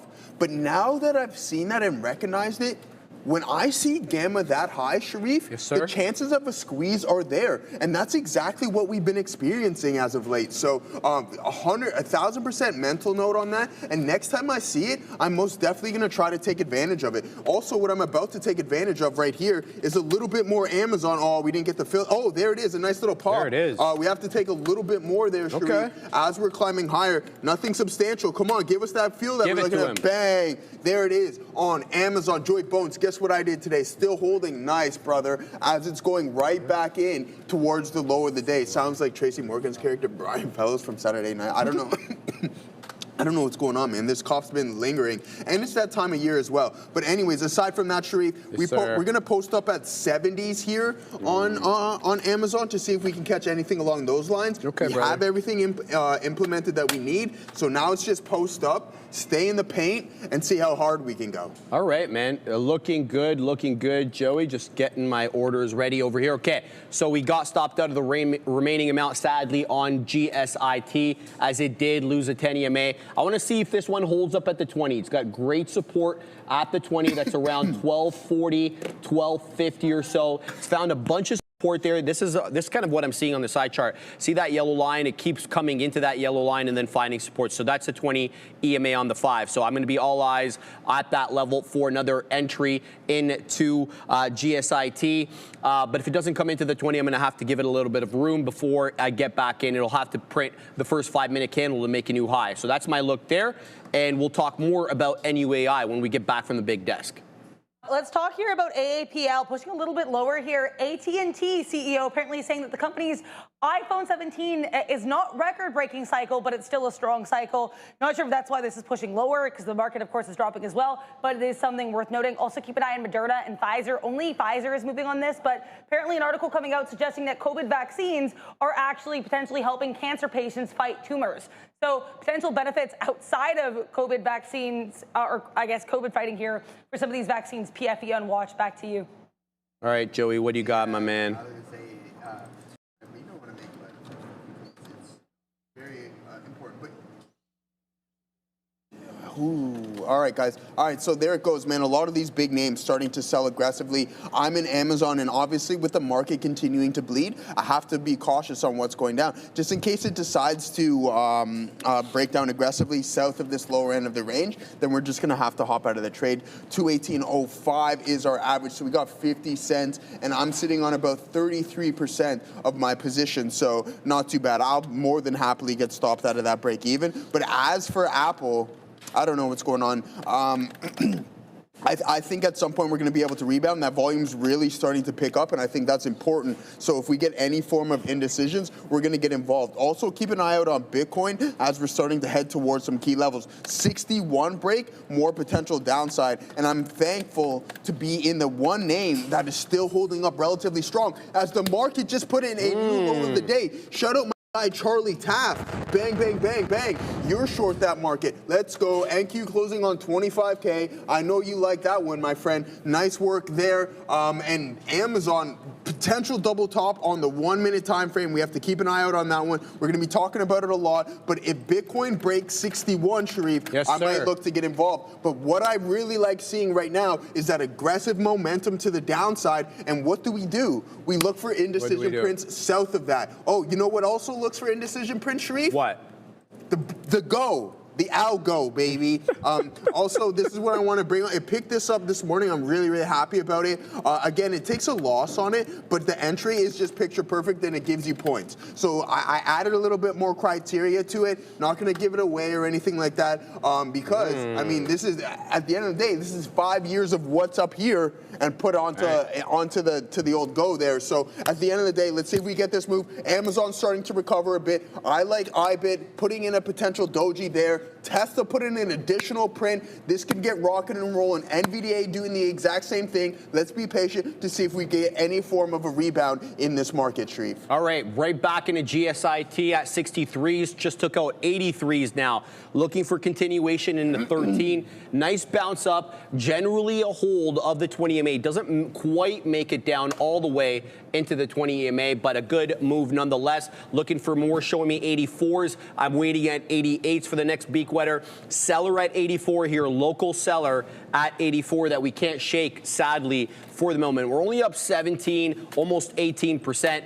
So let's keep an eye out on this one. I did have an order to add a little bit more. I don't think I really want that order to trigger now, now that the price action has developed a little bit more. So I will take that one off on GSIT as it does come back down into 69. I'm looking for a prior bar hold. So the prior bar is at 52. So we'll have to hold 52 for me to stay involved. Separately, NUAI. building my position into this $0.50 area, looking for a hold at the $0.50 and or the 20 EMA. The 20 EMA is a little bit below the $0.50. It's in the mid to low 40s. So we'll see how this one acts as well. We're not too far away from break even on this one on the day, like 4 1/3. Shout out to my man Corey Ewing. Drop in cash net chat, $5 super chat. Thank you very much, Corey, for that. Sharif, my guy, NUAI in the danger zone. I'm in at 94. I'm out at 4. Ooh. New stock I'm watching, IOBT. Does this stock meet your trading rules? Let's have a look, man. IOBT. Shout out to the OG, Corey Ewing. Shout out to Patrick Ewing. Did you ever have any Ewings? Those shoes?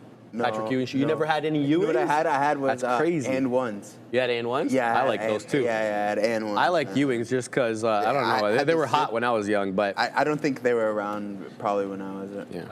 You know, that's but the way it is. They came back a little bit as retro. I don't know if you saw those. I had the and ones with the zipper up. The zipper? Yeah, those were crazy. Those I remember those. Yeah. Here's the deal, though. IOBT, this is not a bad look at all. I think you're asking intraday because, you know, I don't trade these overnight.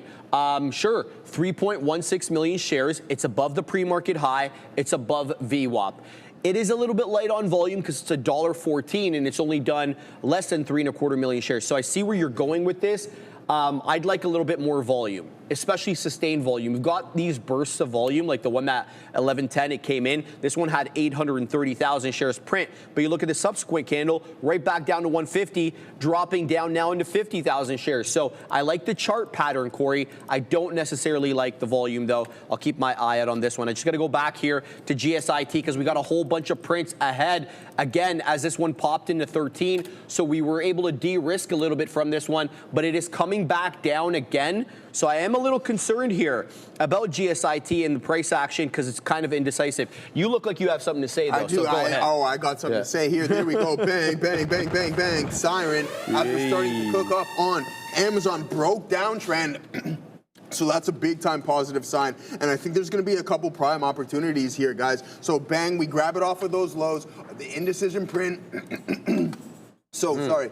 So again, indecision print low, volume supporting that. You have to take it. I'm glad that Gaurav put in significantly more size than what I probably did. But hey, I was on the brink of being shut down and I had to stick within the risk parameters. So I didn't have much risk there, Sharif. But hey, now we're fully back and engaged here unrealized. We cut that in half on one trade after taking multiple losses, and that's the beauty of key risk to reward ratios, all right? So there it is, off of these lows, entry at the 5-minute break, and then we peace out all the way at 218.95 from 217.38. So that's north of the dollar club. That's VIP access almost. Oh.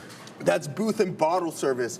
At what point is it booth and bottle service? I think you have to be $3 north, and then you get booth and bottles at that point. But in all seriousness, I was that guy, unfortunately, back in my day. But hey, it is what it is. Oh, that was really my beat. My bad, you can have those. I know, but I nibbled on that one. Oh, you did? You nibbled on it? Bro, I don't have cooties or anything like that. So you're all right. Oh boy. That's crazy. But anyways, now I can't. I'm off thought. But anyways, yeah, same. Thanks for that, Joe. Yeah, no problem. I mean, oh boy. I put it on the corner here for. No, man. It's like all right, you're man. gonna say man. man. I was gonna say something definitely not appropriate for the show. So we'll avoid that one there. But no, guys, in all seriousness, we have the Qs and the SPY putting in new lows of day. Google heading towards the low as well too, so keep an eye out on that stuff. Bitcoin, once again, if it breaks that 61 level streak, there might be a potential short there. Anyway, I's crap in the bed here, Joey, and it's just losing the entire bid. So here comes break even on the day. I'm gonna have to get out here, so this is gonna be a loser for me. We added into it. Yeah, this is exactly how I don't want to trade. So the other trades went really well. Anyway, I give back basically the entire day on this one. We'll look to get out. We're still early. We're only half an hour deep. We'll get more involved in some of these other ones that are continuing to run. Let me give you the one that is running right now. The one that's looking real good. I don't know why I didn't punch into this one. PLTZ. Look at this beautiful hold off that 7.5, 10 EMA move and right up into 792. Goes up only 13%, but it's got one hell of a chart pattern being supported by volume on average here. We're getting about 300 to maybe a little bit more, 350,000 shares per 5-minute candle. So ample opportunity for you to size into this one and be able to get out, I don't want to say scot-free, but certainly without a prohibitive spread. So we're going to keep an eye out on PLTZ. Let me go ahead and take out BYND because that one is doing, as I always say, bupkis. It is halted to the downside, BYND. $4.67 is a halt. We're showing $4.47 on the top, having halted at 1129.06. It is exactly 1131.50. So we still have a few more minutes until this bad boy opens up again. We're going to keep an eye out on that. But for now, I'm going to keep my eye on PLTZ, and we're going to go to the big desk for the crypto segment. Interesting look here for BTC. Again, still struggling here in a relative downtrend. I mean, obviously long-term looking really strong, but since we've made this new all-time high, as we often see when Bitcoin makes these highs, we start to flit a little bit lower. Now, yesterday, quite the move here. It looked like Bitcoin was going to break its continue its 3-day winning streak, but actually ends up breaking it, finding some resistance at the 14,000 level right now, trading around 108 near the low of day. Ethereum looking a little bit precarious here as well. Now, this one also certainly making lower highs after consolidating near highs at that 4,800 level. So Bitcoin and crypto in general maybe at a bit of a precipice here, an interesting point. Certainly worth keeping an eye on. Let's see if Ethereum can hold on to the support, most recent support here around 36.75, and Bitcoin can hold on to that key 108,000 level, and then even further below 100K. Back to you. Thank you very much for that, Adara. All right, so I'm liking what Tesla's doing here. Okay. Guys, maybe we take one more stab at Tesla. I mean, we're 0 for 2 on the name, and then Amazon brought us right back to life, so that's not horrible. I'm going to hop in here, guys, because it's holding that specific level that I want it to, and then we're just going to let it rock and roll. We have 15, a little bit more. We're going to give it 20 cents. All right, I can definitely afford 20 cents of risk here, so let's rock and roll and see if we can get anything off of it. Google's starting to bounce off of some support levels. Same with the likes of Bitcoin. So that's positive. Not putting in a new low of the day. Just keep that in mind.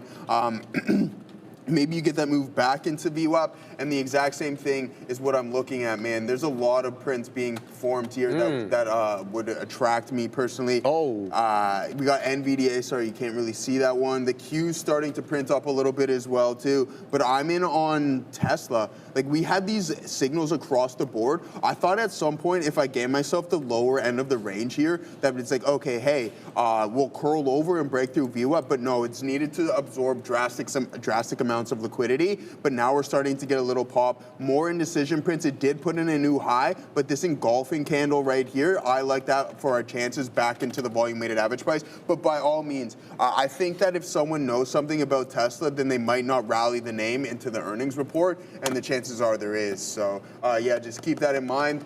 Yeah, and that's all I really got going on right now, Sharif. Amazon starting to punch. We're posted up at 219 flats to see if we can catch a fill on that one. So not too bad of a look there. And now it's just let's go Tesla. We strike out at the plate here, then that's it with Tesla. 0 for 3. It doesn't matter what it does at the end of the day. I took my 3 swings, and now it's time for someone else to get that at bat. So what do I mean by someone else? Essentially a ticker. So yeah, again, 0 for 3 on those. That's my rules. Just over an extended period of time, guys, listen, if you've been trading for years and years, at some point you have to know, like, hey, after X attempt, I'm usually wrong and I'm not thinking straight, and that's just the mentality that I'm going with. I'm battling back here, so I want to keep my risk measures and mental as strong as possible. Even though that should be the case every day, even more so today. Why? I don't know, because I'm feeling that type of way. But regardless, just trying to tell you guys, me, that's my rule-based, Sharif. 3 strikes at the plate, you're out. Go find something else to trade because you're clearly not in sync.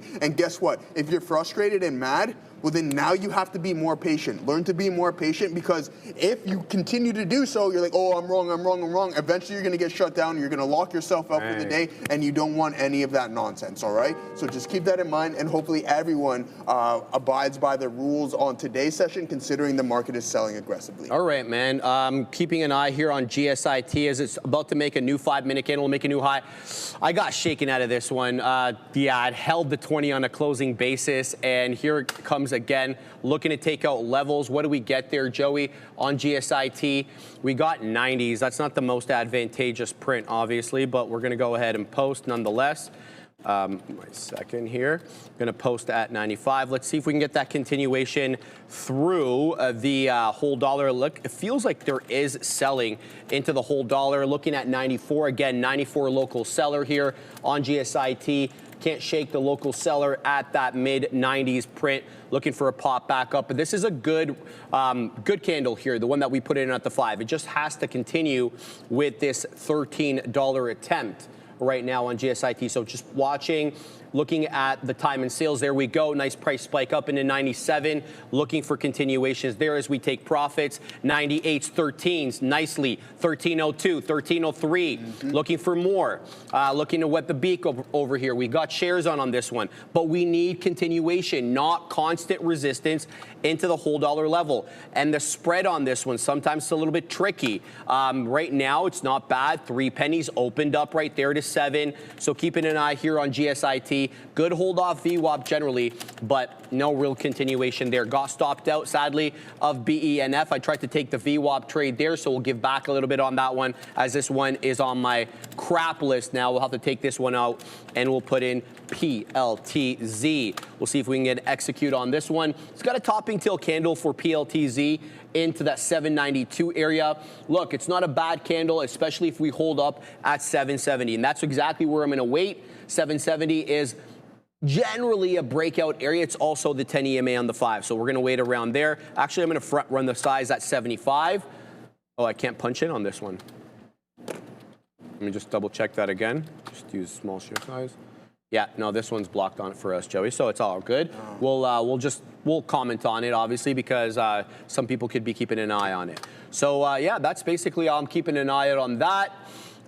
Nothing really to report on other than GSIT. Looking for continuation into 13. I think this one's got an opportunity. Whereas the others, except for the PLTZ, which we can't trade, not really feeling that great about. Just checking the scanner right now, see if there's anything new that's found its way onto the market. Nothing really, tickling my fantasy right here, except maybe this one. How many shares have we done? HAIN, looking decent. Let's look at this one a little bit. Who are we going to take off? We're going to take off BENF because that one put me negative on the day, this little punk. And HAIN is the one I'm talking about. Here it is, bottom left of your screen, putting in a hell of a flag pattern, a bull flag pattern over here. But it seems like it's finding some resistance here at the 160 area. So it's done decent amount of volume, 4 2/3 million shares going on 5, but it's only a $1.50 name, 164 area high. The closing print yesterday is the low of the day at around 138. It's generally held support at the 10, but it looks like it's more price action support and resistance, with that 160 area being a bit of a nuisance for the long. So we're going to put this on the side chart and see exactly if we can execute on this one, Joey, if it's warranted. But right now, I'm going to focus on my GSIT trade as I watch this one dilly-dally south of 13. Bang, bang, bang. All right. Good stuff there, brother, as always. Let's see if these numbers have changed here, guys. Ah, man. All right, we got to get those up just a little bit, please, and thank you. Does the channel wonders, and I told you, we're just consistently building to give back to you guys. It's not much to subscribe, and it's not much to like. It essentially costs you nothing, and we just give you everything forward. You know what I mean? We just try to pay it forward, and your part is just to hit the like and subscribe at the end of the day. We got that $1,000 likes. What did I, the $1,000. We got the 1,000 likes. What happened after? I showed you exactly what I've been working on, and the same thing, man. Shreve's going to bring you the notes, everything along those lines. This guy's here bright and early every morning to put that stuff for you, together for you. The least you can do for my guy is just hit the like and subscribe. You know what I mean? And same with Adair, putting the morning notes and everything. And never mind what I do, it's what these people do to help you guys. So just make sure you do that. But also getting back to what I was referring to earlier, you know what I mean? The great himself, for those who know who quoted this, then congratulations to you. But just remember, precision beats power and timing beats speed. So at the end of the day, stick to your rules, and if you do strike out at the plate, then by all means, it's just going to teach you to be a little bit more patient. And I think that's an important lesson to learn. Now I'm long some NVDA. Speaking of patience, never mind, now I'm obviously being sarcastic. Here it is. We like this print off of the lows. If it works, it works. If it doesn't, then so what? We're at the break of 177.80. We're long 3 names right now. Tesla not doing too much for us, but we're continuously catching the fills on AMZN. And I don't have much left here, but let's go. Finally starting to print up across the board, and that's exactly what we want to see. Joe, eat a pie on the stream, and we'll try to give you 5K like. We will try, not promising. I mean, hey, man, we get 5K likes, I will have a slice of pie. That's just the type of individual I am. Listen, it's just not, was never part of my sweet tooth. Full disclosure, when I was a kid, I would eat chocolate and all that stuff, and it would really upset my stomach. So the sweet treats, I didn't really start to adapt until I was older. Okay. Yeah, and it all started at Bulk Barn. It started at Bulk Barn. I got the gummy worms. I got the gummy bears. Tell them what Bulk Barn is in case they don't know. Like, okay, so for those, right? I guess it's only Canadian, eh? Yeah, so Bulk Barn, you go there, you can get all your spices and everything that you can mix in bulk, and it's significantly cheaper. So you can get your candies and all this stuff, your cooking materials and all the spices that you're looking for, obviously at a discount, and you just can buy it in bulk instead of buying the name brand and going to the grocery store or whatever and buying a little bit. You know what's crazy? What's crazy? The Clubhouse steak spice. That stuff is wild. That stuff's like Clubhouse steak spice. You know the Montreal steak yeah, spice, bro. It's like $8 a thing. I get mine off Amazon, Do you? bro. I get a big mother. You get the big kahuna there. All right. So fair enough. Fair enough. So I mean, here it is again, guys. Or I raid my parents' pantry. That's always raided. When I always come hands full, Joey. Yeah. When I go to my grandma's house, she's always like, "Hey, I have cheese. I have all this. Give it here. Give it here." Much appreciated, Grandma. As always, she's watching Milo right now for us. So as always, that's her friend. Shout out to Grandma, bro. Shout out to Jima. But yeah, and aside from that, guys, back into these markets, Tesla's slowly starting to work. NVDA not doing the best for us right now, but I think we're going to give it a little bit of time. And Amazon has definitely been one of our better trades on the day stream. All right, man, we're doing it freaking live, man. I'm really happy with how I executed here on GSIT. I got in, as you know, through the break of 90. We wet the beak all the way up into the $0.25. It dropped back down into 10s. I bought 10s, and we wet the beak all the way up into local area highs in the low 40s. It is breaking trend, though, and it does have resistance in and around 13.25. So I'm going to need to see what this one's jib looks like at this 13.25 look, because it keeps rejecting that area, and down it goes below 13 again. 12.5 could be a buy area here if hopefully there's no bamboozlement, because I got bamboozled there as well. I was trying to buy 12.5, and then we got this doji candle over here that breached 12.5, and that got me in a bunch of trouble. And here goes NUAI again. We took this one off the, what's it called? The closing print from yesterday. We got 38s on. It's showing me 52s now, and we put on size on this one as well. So I'm looking for continuation here on NUAI. We were red on the day. Now we're making it back, baby, because we're adding a little bit more in terms of share size here, and we're getting a little bit better in terms of entry. So let's see if we can get continuation on NUAI north of the $0.50. Now, the $0.50 is not just an area of psychological resistance. To me, it's price action resistance as well. Let me make my case as to why. Take a gander, bottom of your screen over here at that 4. This is pre-market time. Sorry, this is 10 a.m. We went up all the way into 4.5, 452 to be exact, 451 to be exact. We dropped all the way back down and held 4. So I know 4.5 is a staunchy level, despite the fact that we've been above it on the day with a 495 high, showing me 55s now. I'm posted at 57s, so it needs to cross. Here it goes. We get the print there. Now we're waiting south of 60, looking for continuation. We're going to take out less now over here. We'll put 63s, and then if we're in the 60, I have to have that obligatory 69 beak wetter. Oh, I reached for the beak wetter, Joey, and there was nothing there. So we're making it back, and I couldn't be happier with this trade right now on NUAI. But I hate to say it like this because I don't like to say the word greedy, but you know, when you get rinsed by a stock to the downside, you're feeling all sorts of revengeful feelings, Joey. And no, I shouldn't think that way, because that obviously will cloud your objective judgment. So, you know, I say it, but I don't actually want to feel it. So now we're watching here for a 59 print, showing me 58s now, crossing into 59s, but it's not passing the spread. So I'm going to have to wait on this one. There we go. Now we get the print showing me 60s here. We got 38, 62 now on NUAI. Shout out to the dude in the chat who told me NUAI held the closing print, which is 431. Clearly has the same idea that I had. I just forget the name. I do apologize there. So now we get that 60 print, waiting at 63, then waiting at 69 for more if we can get it.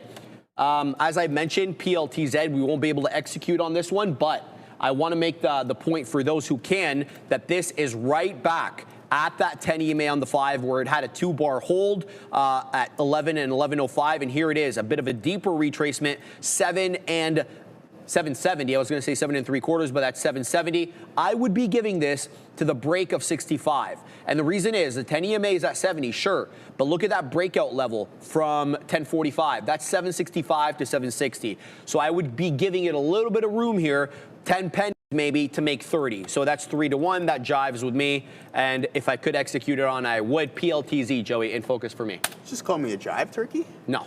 All right. Beyond. Obe's talking about Beyond. Obe's talking about BYND, keep halting down. Obe, careful with 361. That's yesterday's closing print. Pardon me? Yeah. It's about to halt up. Yeah. DJ got it. So Obe's got this, man. Obe has been involved with BYND short all day. He's printed up multiple storms.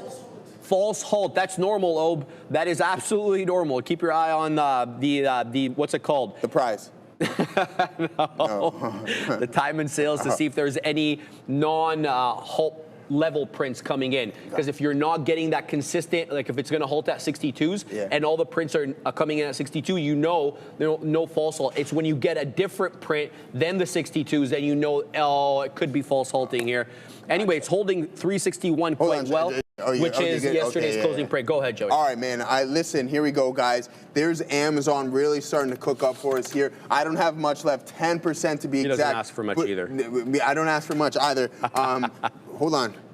Get it. I don't know. Actually, no, I'm not doing it. What do you don't worry. I was going to do something, but I'm like, you know what, man? This thing has to be more of a rare occurrence. Anyways, aside from that, NVDL, we take a little bit of a move on that one. Off of that indecision print. Bang. We're rocking and rolling on that. Now, as for TSLA, finally, at the last at bat, are we starting to get on base here? We're not loaded just yet, Sharif. Okay. We might be on first. Let's see if we can catch it. First? Yeah, we're on first. Yeah, you got to get in scoring position, There we Joey. go, bang. There it is. That's an infield double right there. Oh, no. My friend. Whoa. How many shares I got there? Bang. You reaching on an error, bro? What's going on? What's that? You reaching on an error?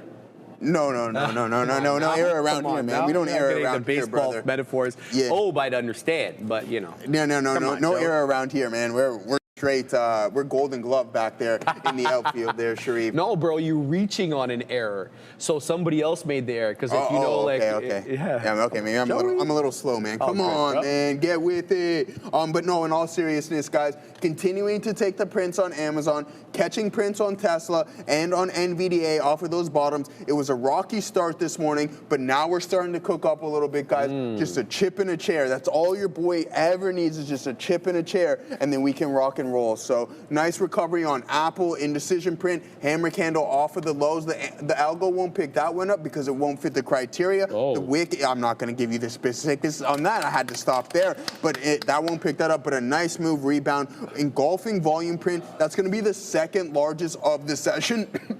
So keep that in mind.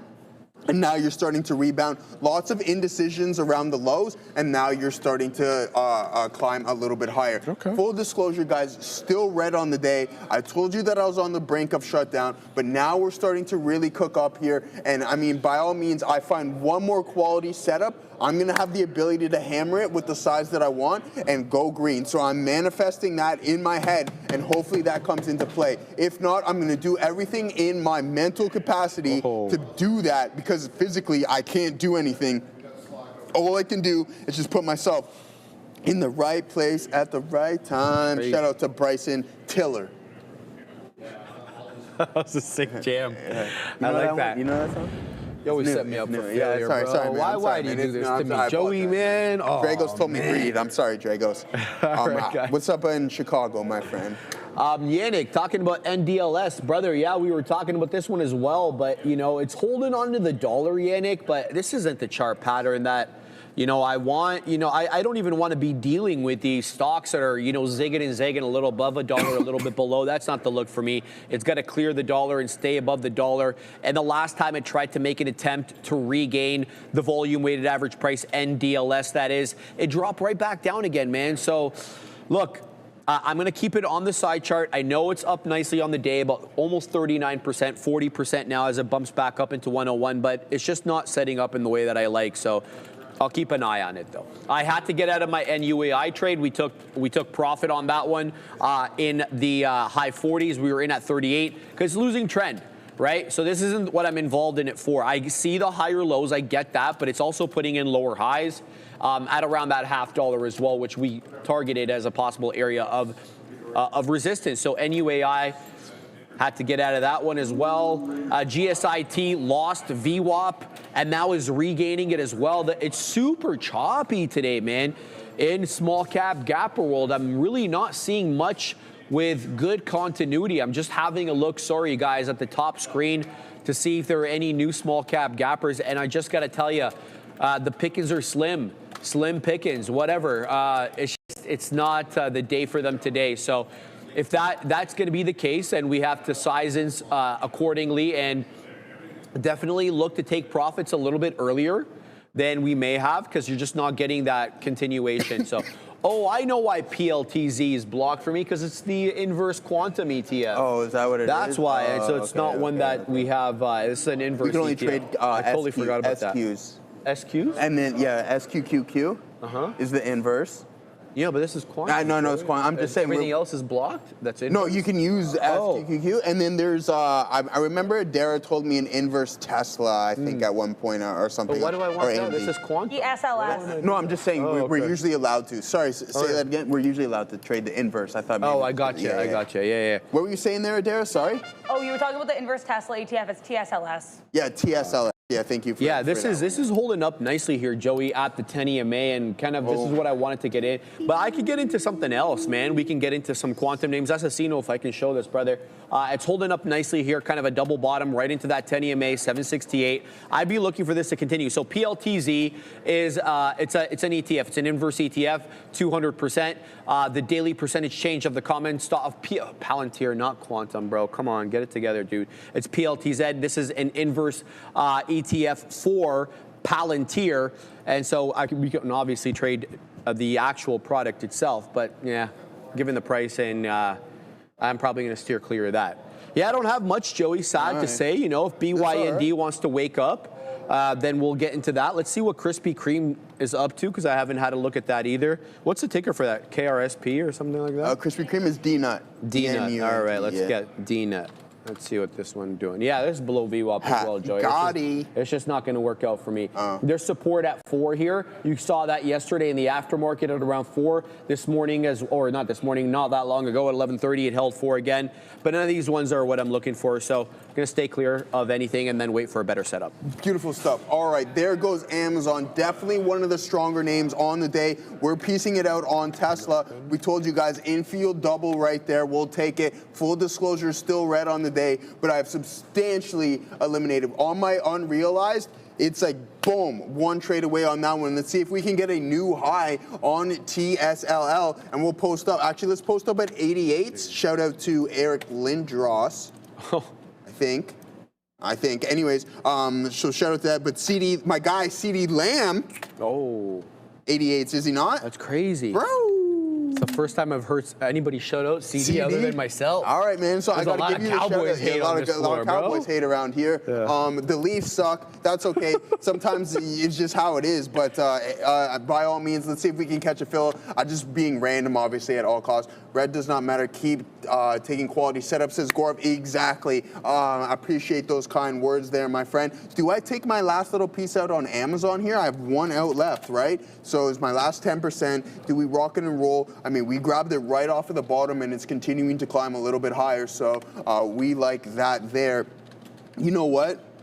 Listen, bulls and bears can eat, but hogs get slaughtered. Let's just do it. Crazy. Boom. Or pigs get slaughtered. Bang. There it is on that uptick on AMZN. We're all out of that one there now. So a beautiful move off of the lows. Bang, bang, bang. Reload, reload. And then it's just bang, bang, bang. An absolute thing of beauty there, guys.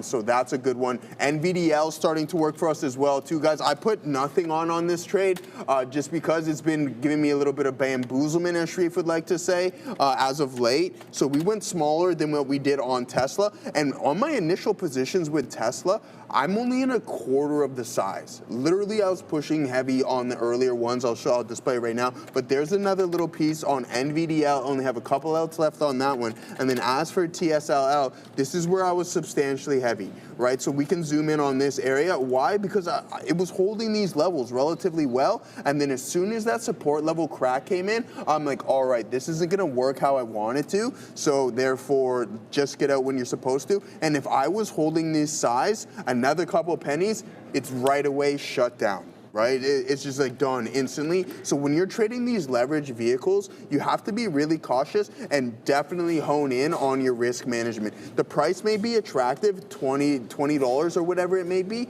but if the underlying asset is moving substantial percentage points at a time, then watch out. These things will blow you out. And so you have to be cautious on them. Heaviest position right there, second heaviest right there, and then now I'm just a little bit of a fraction of a percent what I got going on, and I'm happy with it. Let's see if we can get that move back into VWAP. There are some, hindsight 2020, there are some opportunities to add a little bit, nothing substantial. So let's see if we can consolidate here and then maybe continue our path to the top side and to primary target. But with that being said, we have to take a look at the downtrend. Yeah, we have support levels there, but keep an eye out on this. Right? Okay, so if we're looking at it from that perspective, we have snapped, but when you come back and you retest that aggressively, usually not a good sign, Sharif. All right, we're going to give BYND an opportunity over here. As it found support, put in a doji candle. Let's see if it can zig and zag. I'll give it to like the $0.50. We're getting in small size over here on BYND just to see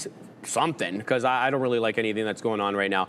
460, it's dropping back down into a lot of downward pressure on BYD. Let's see if the shorts have to start covering here, giving this one a bit of a short cover boost back into 69s. It goes. No continuity, though, really on BYND. Still up 27%, but you feel like the shorts are really taking profits or punching more in. Here comes the $0.50 again, zigging and zagging. The current bar low, by the way, is 20s, so I won't be able to give it to 20s just because it's not like we have big size or anything like that, but definitely don't want to get into the habit of giving something room when it's not warranted. So let's watch and continue to see here what 68 does. Local seller at 68, local seller at 69. People are really punching short into this position. Monster seller at 70. That's probably going to reject. So let's watch there that 70 penny level as it continues to develop price action at this level. Yeah, this one doesn't feel like it's going to go. And if it does, it could be short-lived. I was thinking possibly a move back into 5, given that it had a doji candle there with a first 5-minute candle to make a new high. Whether I get shaken out of it before it makes its move, if it makes its move into 5, your guess is as good as mine on that one. So here's what we're going to do. We're going to give it to the $0.50. Let's just throw in the stop right there so we can take the subjectivity out of it. Joey, let's get into that stop. There we go. All right, we have no profit takers though, so we definitely have to throw in some profit takers. All right, right back into break even on this one. Let's see if it can pop into the $5 area. So I'm going to throw in some orders right back into that 75 penny area. A lot of chop and churn right now between buyers and sellers. 74, 75, large seller again at 75 where I got in, but not bad continuation here. So we could see. Let's see, just watch a little bit, continuing to watch your price action. Nothing for me to do. No profit taking until about 78s, and then we're going to wait at 82s. But that seller at 75 keeps coming back in. And there's not really too much posted on the gateway. You can only see about maybe 1,000 lots or so, given that this was done 1.15 billion shares on the day. That's not too much. There we go. 77s, we get the print there, looking at for that 82 move, not bad. Now showing 79, local area high, back down into 69. It goes though. Again, anything south of the $0.50 ends the trade for me. We do de-risk a little bit on that price spike into the 80s, but right down we go. Feels like a bull trap here, Joey. Prior bar low, I should say, 420. Current bar low, 461. That could change at any moment as we zig and zag with that $0.50. What do you got on your side, buddy? All right, I was just taking a bite of an apple because, you know, an apple a day keeps the doctor away. The dentist away? I was just at the dentist the other day, actually. Okay. On Monday or Tuesday. Adara, what do you got for us? Oh, sorry, it's lunchtime now, guys. No Neo lesson of the day. Oh, yeah. But we got Adara with happening now. Yeah, we do have happening now. And honestly, guys, what's been happening now is a lot of short squeeze type plays, at least initially with DNUT and BYN. I have another one that just popped up as well. Zero Hedge, a well-known account on X, speculating that Citadel, given that it's the second largest holder of NNE and short interest has hit a new record high, I guess kind of speculating this could potentially be a squeeze play here. NNE certainly not squeezing higher right now, consolidating your lows, but either way, this one being flagged. Keep an eye perhaps on some of these nuclear names, and also keep an eye on Tesla. After the bell, TSLA is reporting earnings. You can find this infographic on X and TTV Research for more details on this report. I'll be releasing an IBM infographic to the same effect very shortly as well, because IBM's also reporting after the bell. Make sure to check out that market recap show where we can give you those earnings live. Now, Quantum also on watch here specifically for GeoOGL. I guess it was published here in a British science journal by the name of Nature that Google has a new quantum breakthrough. Lots to look at here, so make sure to like and make sure to subscribe and stay with us every single day. Back to the Bash Brothers. All right, yeah, thank you very much for that, Adara. So there it is, guys. I've only taken off 20% here on this Tesla trade, maybe not enough, as we're slowly starting to curl back over. We do get an indecision print on the 1 minute, but the market seems relatively weak. So right back to the break even, then we take that all out. And it's the exact same thing with our NVDL trade, but right now we got to focus on this. I'm posted up here at 1988, so let's see if we can catch that. And okay, I may as well pull it up right here, NVDL. I'm looking to add here potentially. If we can hold, we just do an additional liquidity grab around 85.20s, maybe a little bit south of that. Any form of indecision, we're going to look to get involved in this and add substantially to the trade, but the Qs does not look good. Let's go through some of the mag names here. What is, Google, yeah, put in a new low. That can justify a bit. Apple's starting to sell a little bit. What has Softy been up to? Netflix not doing too much right now. MSFT. It's still hovering off of those lows, but I mean, here it is. Like, if Microsoft just living in its own world once again, doing what it wants to do. Look how high the volume-weighted average price is, but it's not affecting the market whatsoever. It has no pull today, so whatever the greater percentage move to whatever direction is going to have more of an impact on the overall market. I might just hop out of this Tesla trade. I wish I took some more off, but that shoulda, coulda, woulda. And as my grandpa would say, wish in one hand, do something in the other, and see what fills first. I like that. Yeah, that's what Your hand will fill first. Pardon me? Your hand will fill first. Exactly. Well, that's the whole thing, right? Wish in one hand, do something else in the other, and see what fills first. And it's usually the latter half there. Yeah, by all means, guys, let's see what we got going on. Microsoft climbing. Like, I wouldn't be surprised if we get somewhat of a rebound, but that's not the case right now because Google, off of that quantum news, relatively strong, but then giving up the majority of that one. So, yeah, not too bad, I guess. But if you're looking for the longs, it's not in Google, in my opinion. It may not be in the TQs for now. Things can drastically change. We still have the majority of the session left, right? Take that into consideration. Stay optimistic. And Tesla has been relatively choppy. Can't break downtrend. Why? I don't know. There's no interest. There's no demand north of 436 right now. So with that being said, let's take a look at our options chain and see if we have anything substantial in and around that area, because this can tell us a lot. I'm so happy that we discovered the fact that on BYND, with that type of gamma exposure, look for a potential move, because that's gamma squeeze-esque right there, and we definitely experienced it on that name. So I'm happy that we came to that conclusion. This week's expiration cycle, 435, nothing substantial. I think, excuse me, relatively cool, right? 2 days till expiration, nothing crazy on the open interest front, nothing crazy on the volume front either, but what is eye-popping is that at the money IV, pretty expensive there, guys. 116%. All right, guys, AMRP. Oh boy, here we go. 1.2 million shares. It's halted to the upside at $6.78. The halt time, 12:03:29. It is currently 12:05:15. So the earliest this will be open is 12:08:29. So let's see what this one has to offer. The current tap, we won't be able to see. And the reason is you see .am after the ticker there. That means it's trading on the Amex network. That means you're not going to be able to see the theoretical auction price to tap. You only get that kind of information on the NASDAQ. You're not going to get it on the NYSE. You're not going to get it on the Amex or any other exchange from what I know. So we'll have to fly blind if we trade this during the halts. But it was getting a nice price spike up there. So let's see what this one did in terms of price action on the day by looking at the 1 minute on the black charts. Let's take a gander at how many times this halted up. Once, twice. Obi, he is the one thrice. The first halt there happened at 11:30. It was 1, 2, 3, 4, 5, 6, 7, 8, 15-minute halt. Then we had a 10-minute halt, and now we're 3 minutes deep. So if history is any guide, and it's not always is, this one will be halted for longer than 5 minutes. At the times when it was open for regular trading, it did decent volume. Like these candles here on the 5 each have about 150,000 shares a pop. This is the 1 minute chart, not the 5.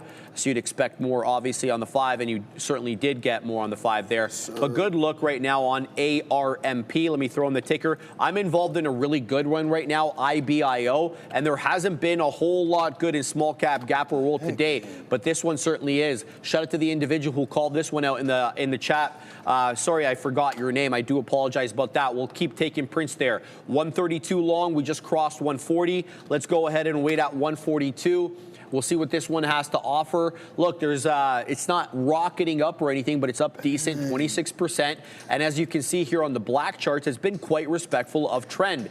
Trend specifically, the closing prints all above that 10 EMA without exception. And when it does retrace a little bit more aggressively, it wicks into the 20. So that's where I base my out. There it goes into that 142 area, though, where we're actually waiting, not crossing, though, as a result of not, well, we didn't get the cross quite yet. So we'll keep an eye out on this one. Let's go ahead and set up some more profit takers in case this one price spikes up. We'll put something at 45. I'm talking about IBIO, up nicely on the day, about 28%, 27, excuse me, and a half percent.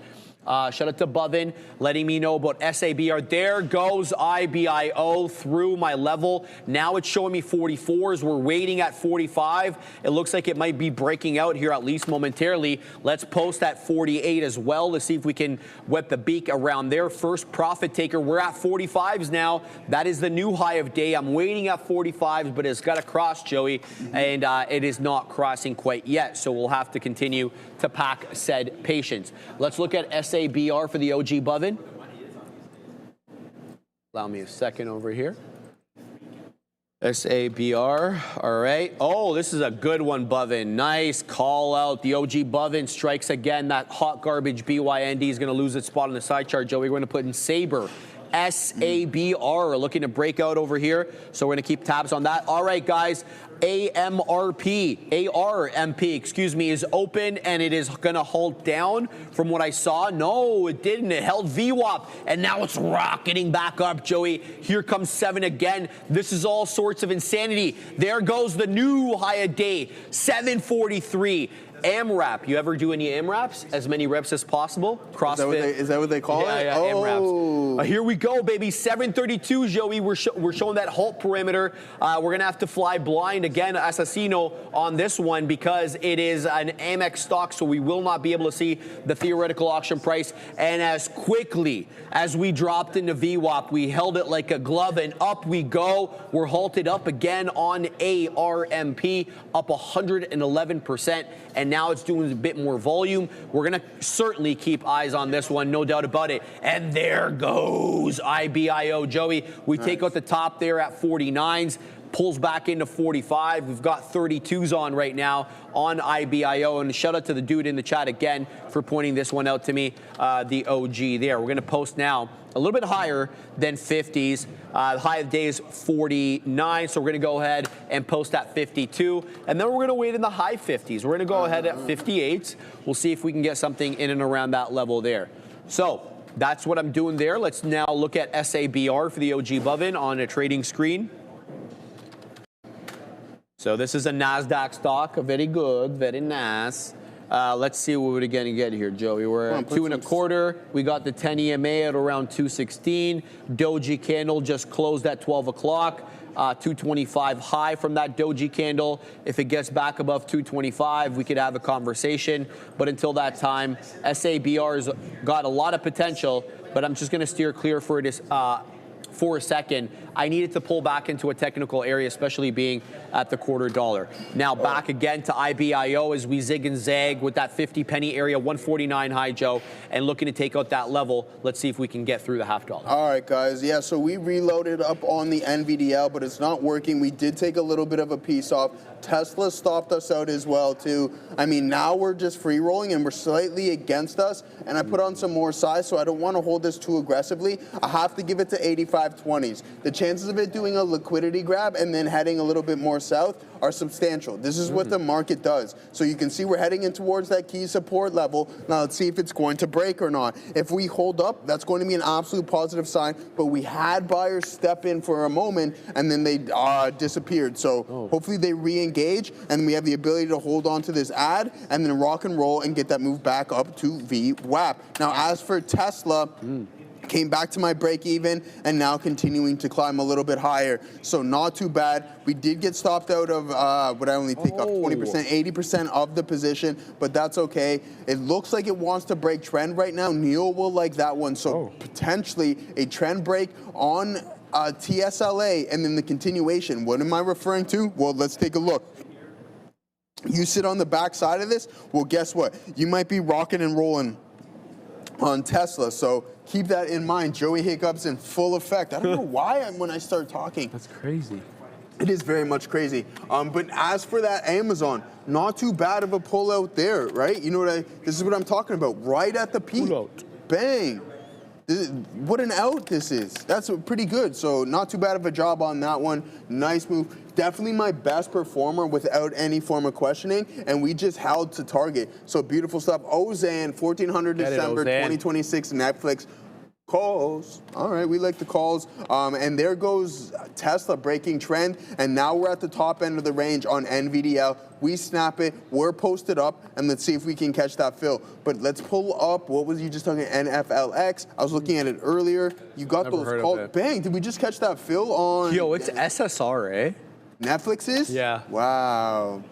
So you bought those calls? Oh, my love. Oh, but he's so funny, What did he say? He's like, nice. Nice, nice. He loves the blood. Loves the blood. I mean, I like it too, to a certain extent. When you think like a shark and you want to be like a shark, you know when to split. Oh, when you Gotta think smell like a shark and you want to be like a shark, you know what? You know how to smell blood. You know how to smell blood. That's awfully graphic. You know what I have to say to you, What are you Obi? going to say to him, Ob? Fish are friends, not food. All right? You ever heard of shark fin soup? Yeah, that's just. It's causing cool, all man. sorts of trouble, Yeah, Joey. well, rightfully so. It's honestly, it's not even. I'm not even going to get into all You're of not that gonna stuff. get into No, it. it's not. Again, I don't understand. I never understood the game hunting. I never understood just killing an animal for one part of it. No. I'm not about that life. You're not about right? that life. I don't get it twisted. Love firearms. Love shooting. Yeah, use them. Like, listen, I have a friend who goes hunting. He gets his deer tags. Guess what? He gets his deer. Boom. Food for the family for the whole year, essentially, right? You throw that stuff in the freezer. Excellent food. Yeah, exactly. Yeah. You throw that stuff in the freezer. But as for game, I get it. If things are invasive species, et cetera, by all means, light it up. But me personally, I'm a firearms guy. I just like shooting targets and seeing things go boom. I don't want to take life. Life is precious, and you only get one. So here it is. And speaking of one, what happened? That's great, bro. I like shooting stuff and seeing things go boom. Yeah. I love it. I love it. It's as graphic as it gets, bro. Yeah, it's true. It's fantastic. That's what we do. Oh, my Lord. Here up in Canada, you get a little tannerite. You put it in a bottle. You shoot it, it goes boom. It's a lot of fun. That's where we have the ability. Yeah, Tannerite, you can get that stuff at Bass Pro.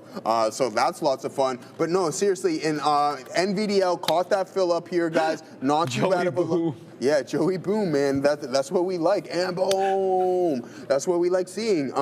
But by all means, man, I go to, we have a spot, it's called Crown Land. So here in Canada, if you're on Crown Land, you can bring your toys up there. You can let them go off, and you can have a lot of fun. It's just public land. Tell because they don't know what the Crown Land? Okay, so it's owned by, essentially owned by England, right? But it's just like free land, essentially. You can build on Crown Land, and then they can't say anything to you about it, essentially. Am I right or wrong? I didn't know that part, to be quite honest with you, so, but yeah, Crown Land's public land. Yeah, it's essentially publicly owned, so you can go there, you can bring everything up, and if you're north of a specific line, then you can just let some plinkers go, and that's how we have fun around here. So, and that's just north. You go to Highway 11, it's Plinkerville. You can go up there, and you can have a little bit of fun with things. And Algonquin. Yeah, because it's north. It's a quick.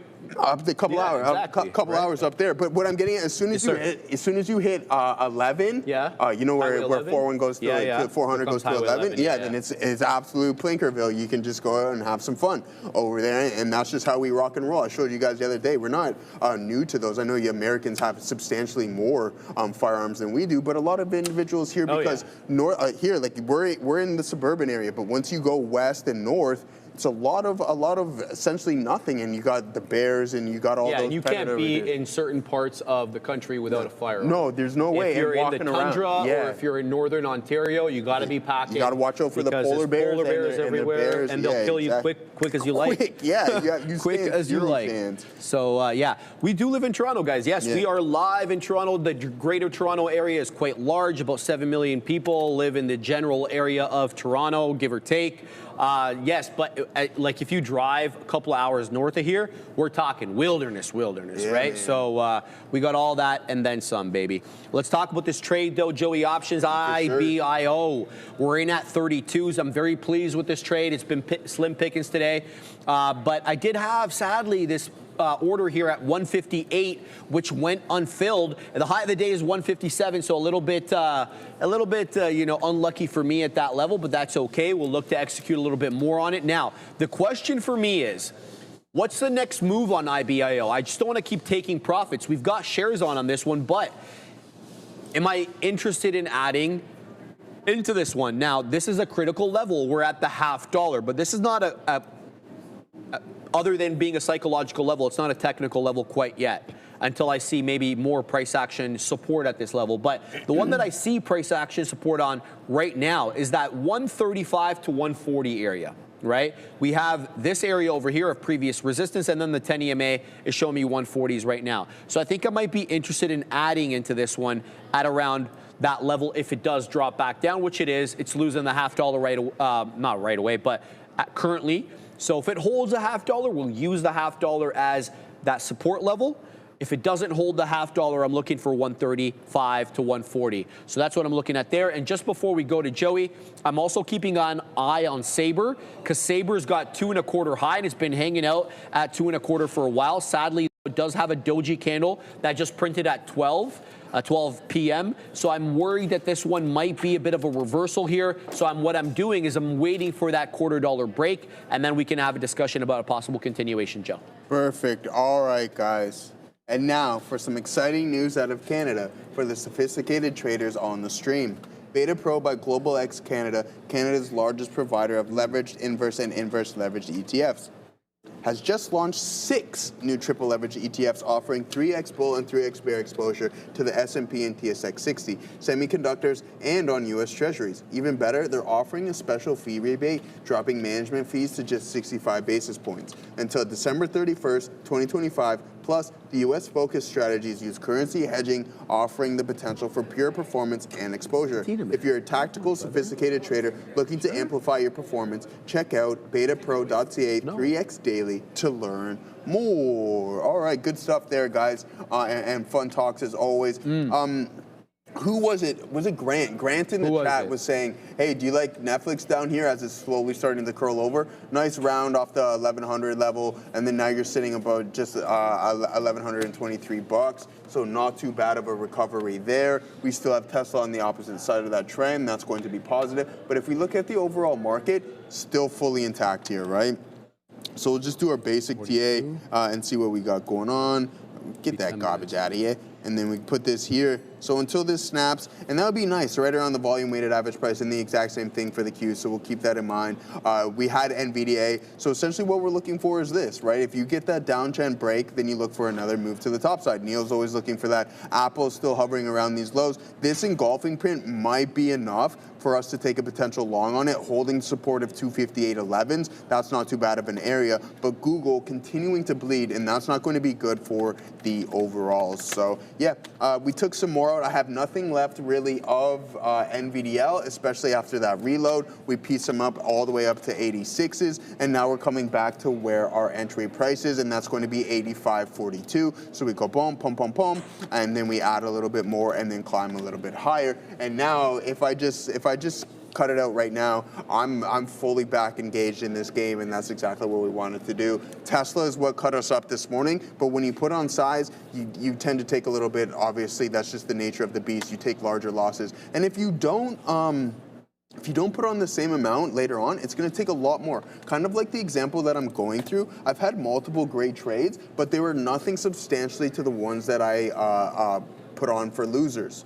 So it's going to be more of a grind, and now I have to be more accurate and more precise on these entries. But there it is. We got stopped out of NVDL. We're not going to complain about it whatsoever. Long 3 outs, long 3 outs, out break even right there. All right, Joey. ARMP, it looks like it's going to be a 10-minute or more halt. We halted at 12:14:42. It is past that time now. It's 12:21. So the earliest will be 12:24:42. It's done now, over 2 million shares of volume. Look, it's had really trouble staying open, so don't expect, that regular volume profile for this one because of the umpteen amount of halts that it's found itself in right now. It's up 132%, but I really need to tell you that this is an Amex stock, and as a result of being a non-NASDAQ stock, we won't be able to see the theoretical auction price, so we're flying blind here during the halt. Show me 806. That was the halt price, $8.06. ARMP looks like it's the biggest, the baddest of the small cap gappers today, up 132%. Yeah, it is the #1 gapper, overtaking BENF, which is now south of that dollar. So that's what I'm keeping my eye out on now. Now, the trade I'm involved in is IBIO, and I'm seeing a couple of bottoming tail candles. It looks like there's support here. I was wondering where support would come in, possibly on IBIO. Now I'm seeing a bunch of bottoming tail candles into the mid-40s. So what I want to see now is the first 5-minute candle to make a new high. And that will obviously have to wait. Well, not obviously. It likely will have to wait till 12:25 because we're about 12:22 and change right now. I doubt we'll get above 57. So we'll keep an eye out on this one. I don't mind adding into IBIO because we've almost exhausted our shares. So I want to get in a bit more. And there's not much in the way trending as well as this one. So, it doesn't have to last. It could end. We know how these small cap gappers do. They're around for a good time, not a long time. But if it continues to trend in the way that it's been doing all day, I want to get involved in that. Separately, SABR, we've been waiting here for a $2.25 break. Looks like we'll have to continue to wait. The issue with me, though, I would like to say flat top break, and I do like the flat top break on SABR. And in addition to that, on the 5, it's got higher lows. So here's what I'm going to do. I'm going to get in here and just risk 5 pennies to the break of 20. Because if this one flat top breaks through 225, it could squeeze 230, 235, who knows? So that's what I'm going to do. I'm going to get in a little bit over here. We're going to get in, and we're going to give this one to 20 penny level, okay? That's what we're going to do, and then we're going to layer the orders. Let's put some in the high 20s, and then we'll put some at 30 and see if we can get something in and around this one. So SABR up 20 1/3%, having a whole bunch of trouble taking out 2 1/4, but let's see if it ends up taking it out or what the situation is. Back to IBIO, as these bottoming tail candles are becoming quite clear to me here. So if I get in here, I could risk about 6 or 7 pennies to current bar low, right? because we're already curling up. So that's exactly what I'm going to do. I'm going to add into this position, and let's go ahead and take some profits, possibly at 54s if it does move up. If it doesn't, we're out at 43. It's not now with the DCA, that gives me an exact price that I want, because now my average is 43. Prior it was 32, and yeah, that makes sense to me there. So we add possibly to take a little bit more on this one. ARMP is open and it's rocketing up again. Here we go. Halt parameter possibly coming in at 49s. Let's see if we can get involved. No, we can't. 948. It's going to halt again. I tried to punch. It didn't let me in. 948 halt parameter coming in on ARMP, up 173%. An Amex stock, guys. So be careful with this one. Let's see the gray out. There we go. We've grayed out again on ARMP. If it's frustrating, because like you always say to yourself, oh, you know, this one's risky, that's why I'm not getting in. Yeah. And then you have the right idea and you're not looking at it. So a little bit frustrating there. The halt price, Joey, 948, just south of that $50. Cool, guys. For too long, trading meant risking your own money or never having enough to start. The fear of losing, that's what keeps so many traders on the sidelines. But that's changing. Trade the Pool is transforming how traders access the markets. With its limited risk trading models, traders use funded capital, while Trade the Pool absorbs the downside. This allows traders to focus on what truly matters: discipline, consistency, and growth. When you hit the profit target, you keep 70% of the profits, no fear, no barriers, just real opportunity.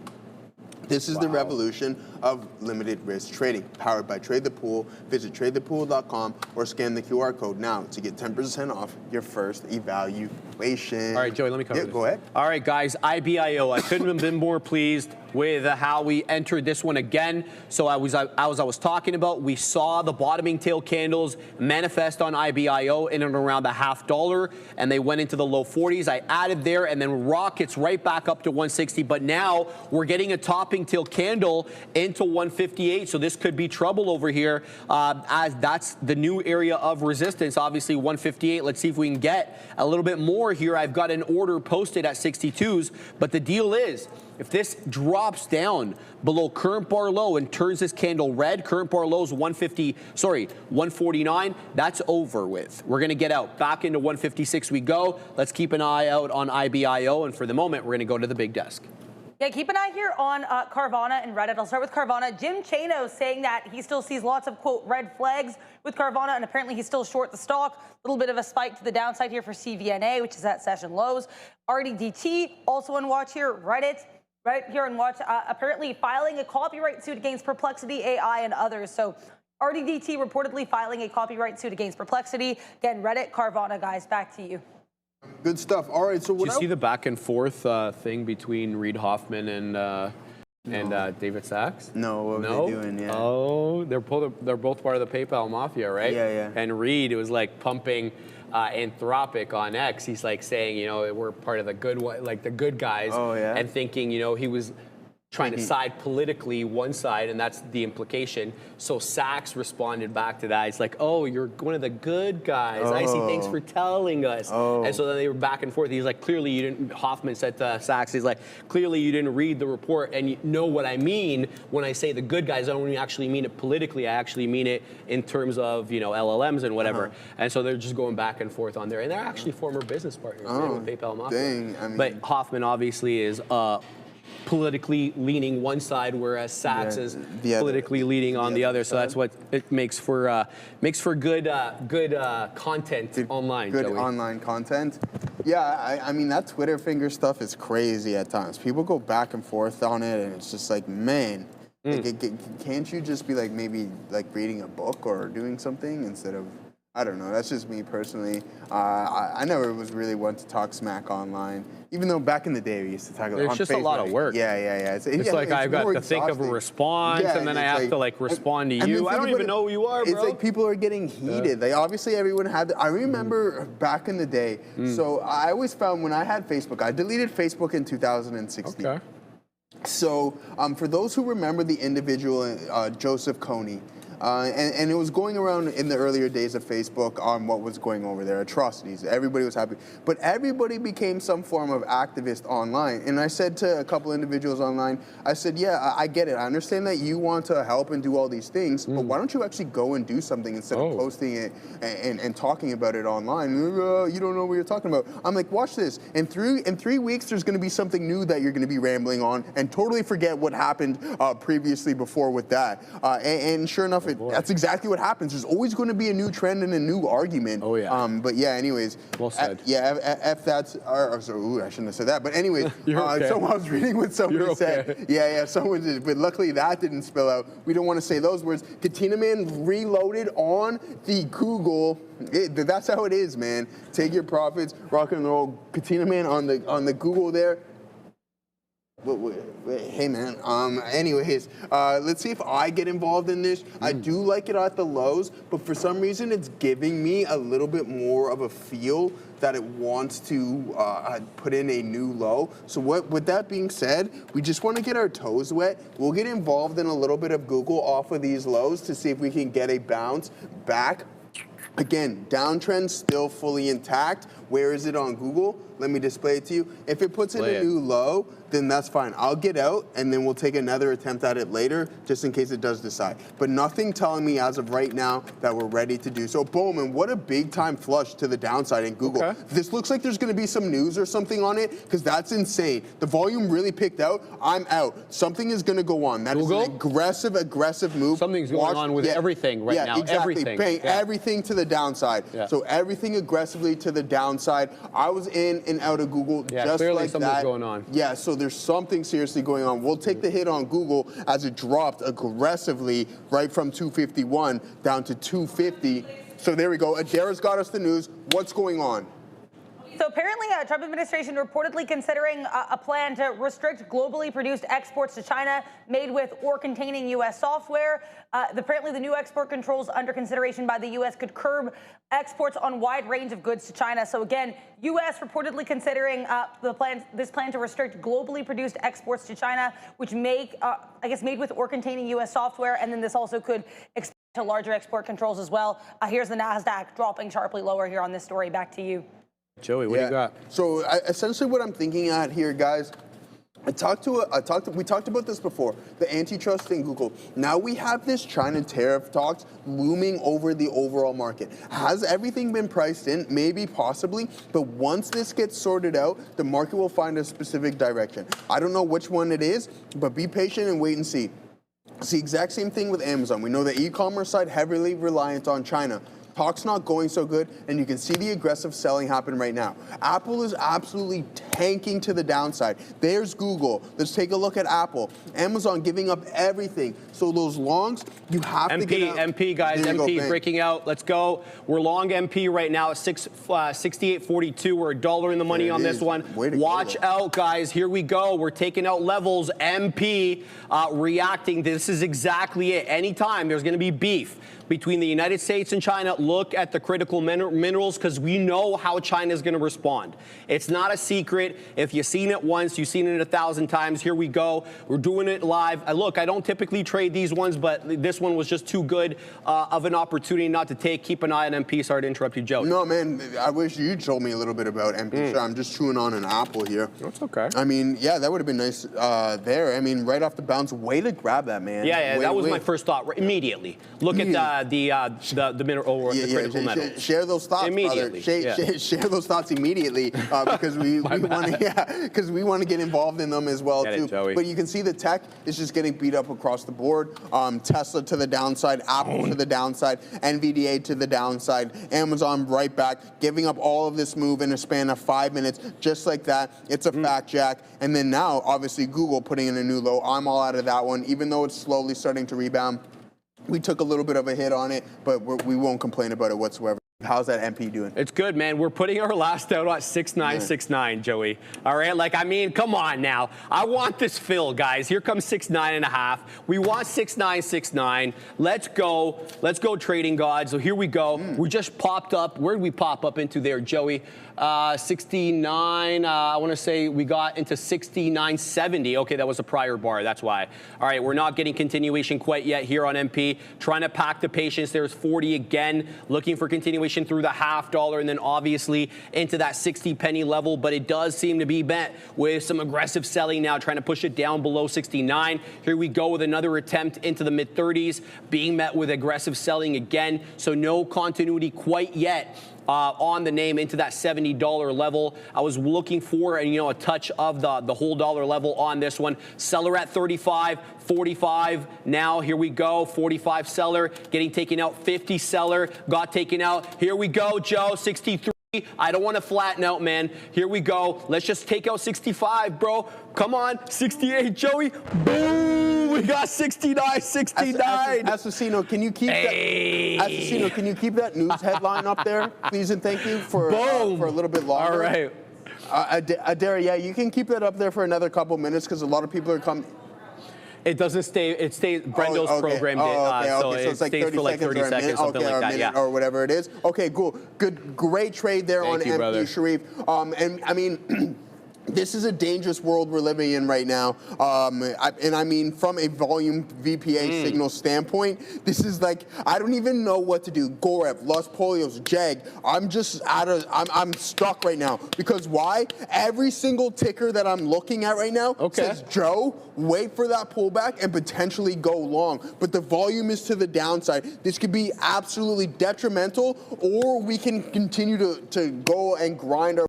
We took a hefty loss on the volatility spike to the downside on Google, which did give a lot of our chip in our chair, our hole back, right? So we were digging out of our hole, but now we're kind of back, not where we're starting, nowhere even close, but we did give a little bit back. So now I'm going to be patient to see, hey, is this what we're looking for? Are we going to get those pullbacks? This algo is probably going to pick up a bleep ton of things right now, considering, so we're going to be patient. We're going to go through a couple tickers later on and just go through some of the precision that this thing is picking up. I can't give you any of the metrics or anything, but I can show you guys how it's working. I love how you're doing that every time. I can't tell. I'm going to keep talking about it, but I'm not going to tell you. I can't tell you. One day I will. That's excellent. No, but that's like quality salesmanship. Yeah, right there, right? I'm going to tell you. You keep mentioning it. You keep getting people excited. You show them how good it actually is. Tell you. But I can't tell you. That's like giving up the secret sauce. We got too much sauce. But anyways, this market is too choppy to be taking on my tablet, to trading on your tablet, I'm sure you meant there. Yeah, a lot of things going on. Gotta love the big dips. Yeah, I mean, this could be a good buying opportunity. I think we just need to be patient enough to wait for that pullback, allow it to fill some of that wick, and then maybe we can get a potential long off of those lows. Good little rebound in Google, and the market seems like, hey, it wants to brush its shoulder off there. Brush its shoulder off. But no, in all seriousness, guys, let's see what we're going to pick up. I wouldn't be surprised if we get a couple completely closed hammers or anything along those lines. NVDA is attractive to me once again. We only took one trade on it today, and we're 1 for 1 on it. So do we go back to our guns? I think so. If it works once, you have to take that second opportunity. So there might be a solid chance there.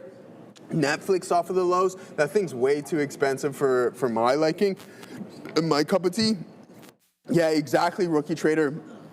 That's VPA 101. That's a substantial amount of volume stepping in. Now we have to see if these wicks are going to hold up or the market is just going to blow past them. And the chances are, if it does, we got some more downside, all right? With that being said, man, we're having a little fun here. There's a lot of news.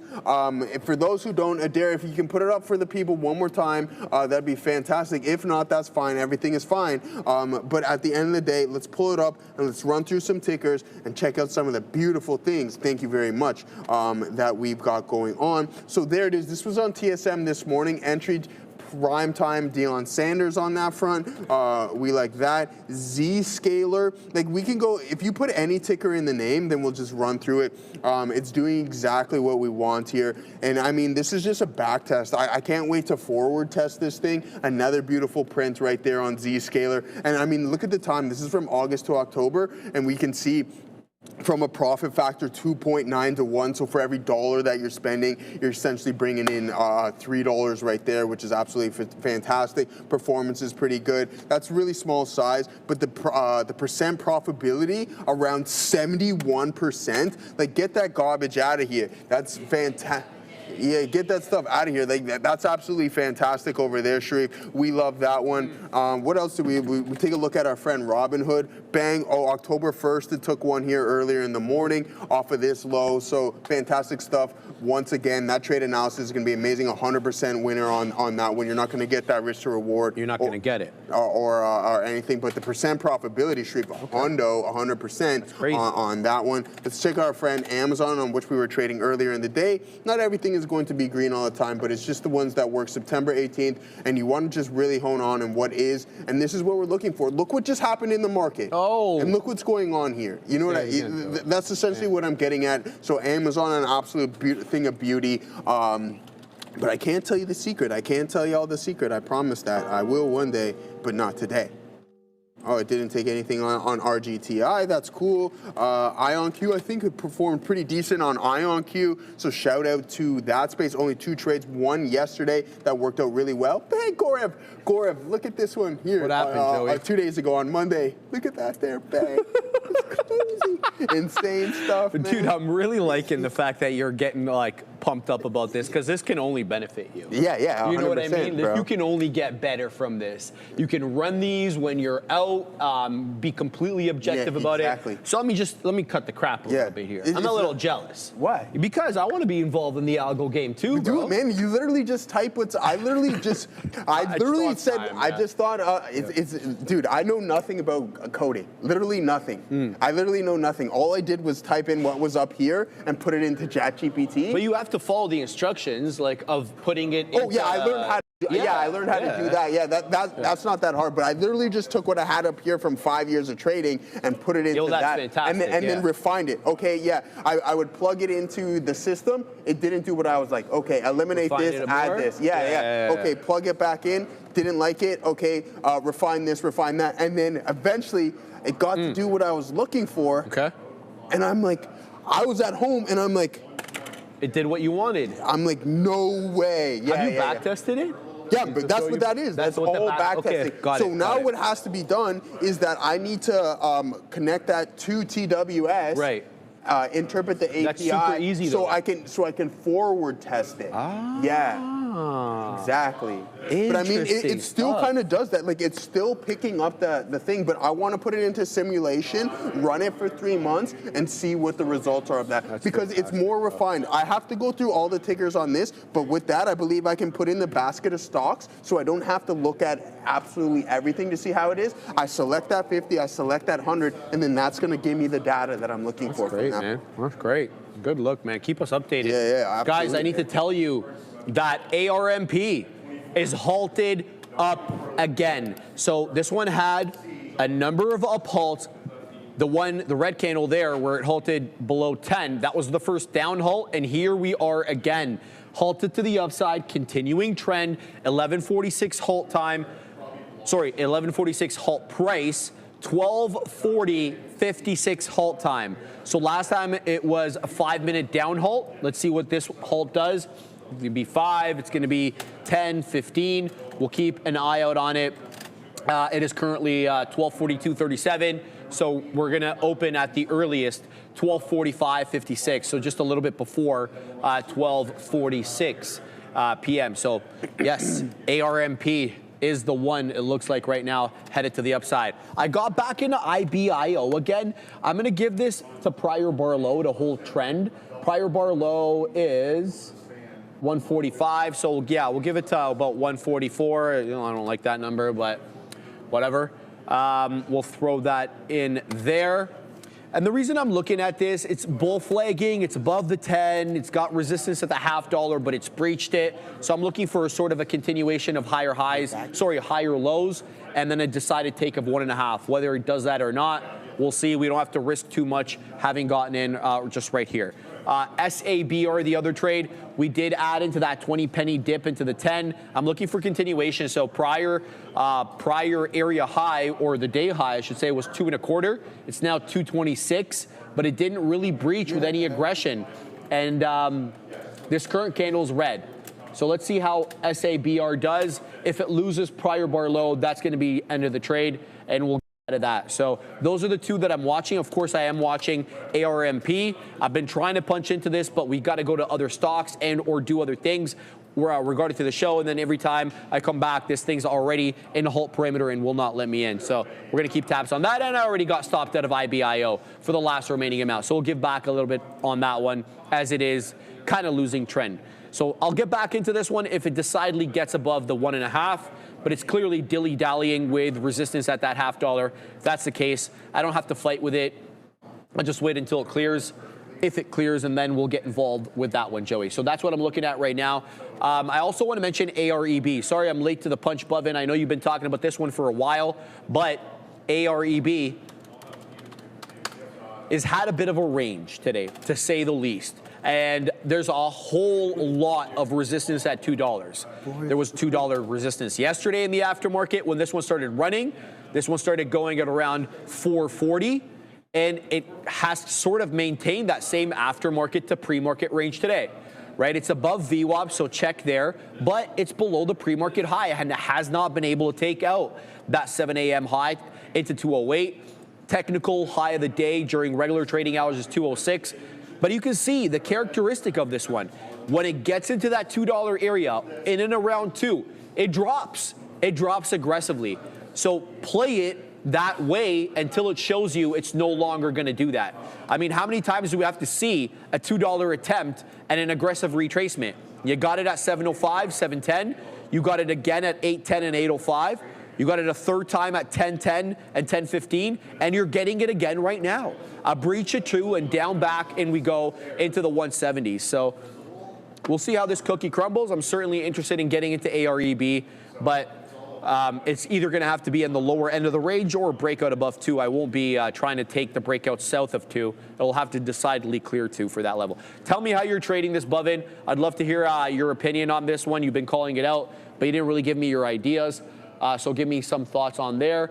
NG says AIRE. Let me just put on AREB on the side, and then I'll look at AIRE for NG in the chat. I don't know their real name, though. NG. Okay, so this one had a great day yesterday, no question about it. It was running from the AM, and it continued running into the aftermarket right into 8 o'clock. Oh, this is 4 o'clock. Excuse me. Why don't I have aftermarket show data outside of regular trading hours, Joey? We do. There we go. What the hell? Oh, there we go. Gotcha. Sorry, I did have it. I just looked at the wrong thing. So this one has been running all day. Today, it was quite consolidative in the pre-market. And then, yeah, I want to say around 10:30 or so, the selling started coming in. So, yeah, this one doesn't really meet my criteria. Yeah, my bad. It's south of $1, Joey, also south of the volume weighted average price. So it'll have to get above that dollar and above the pre-market high for me to get involved. AIRE is what I'm looking at. Yes, Trump shares Truth Social post urging cattle ranchers to lower prices. Let's see what our good friend, President Trump, is up to. So I'm going to go on to Truth Social. Here's what he wrote.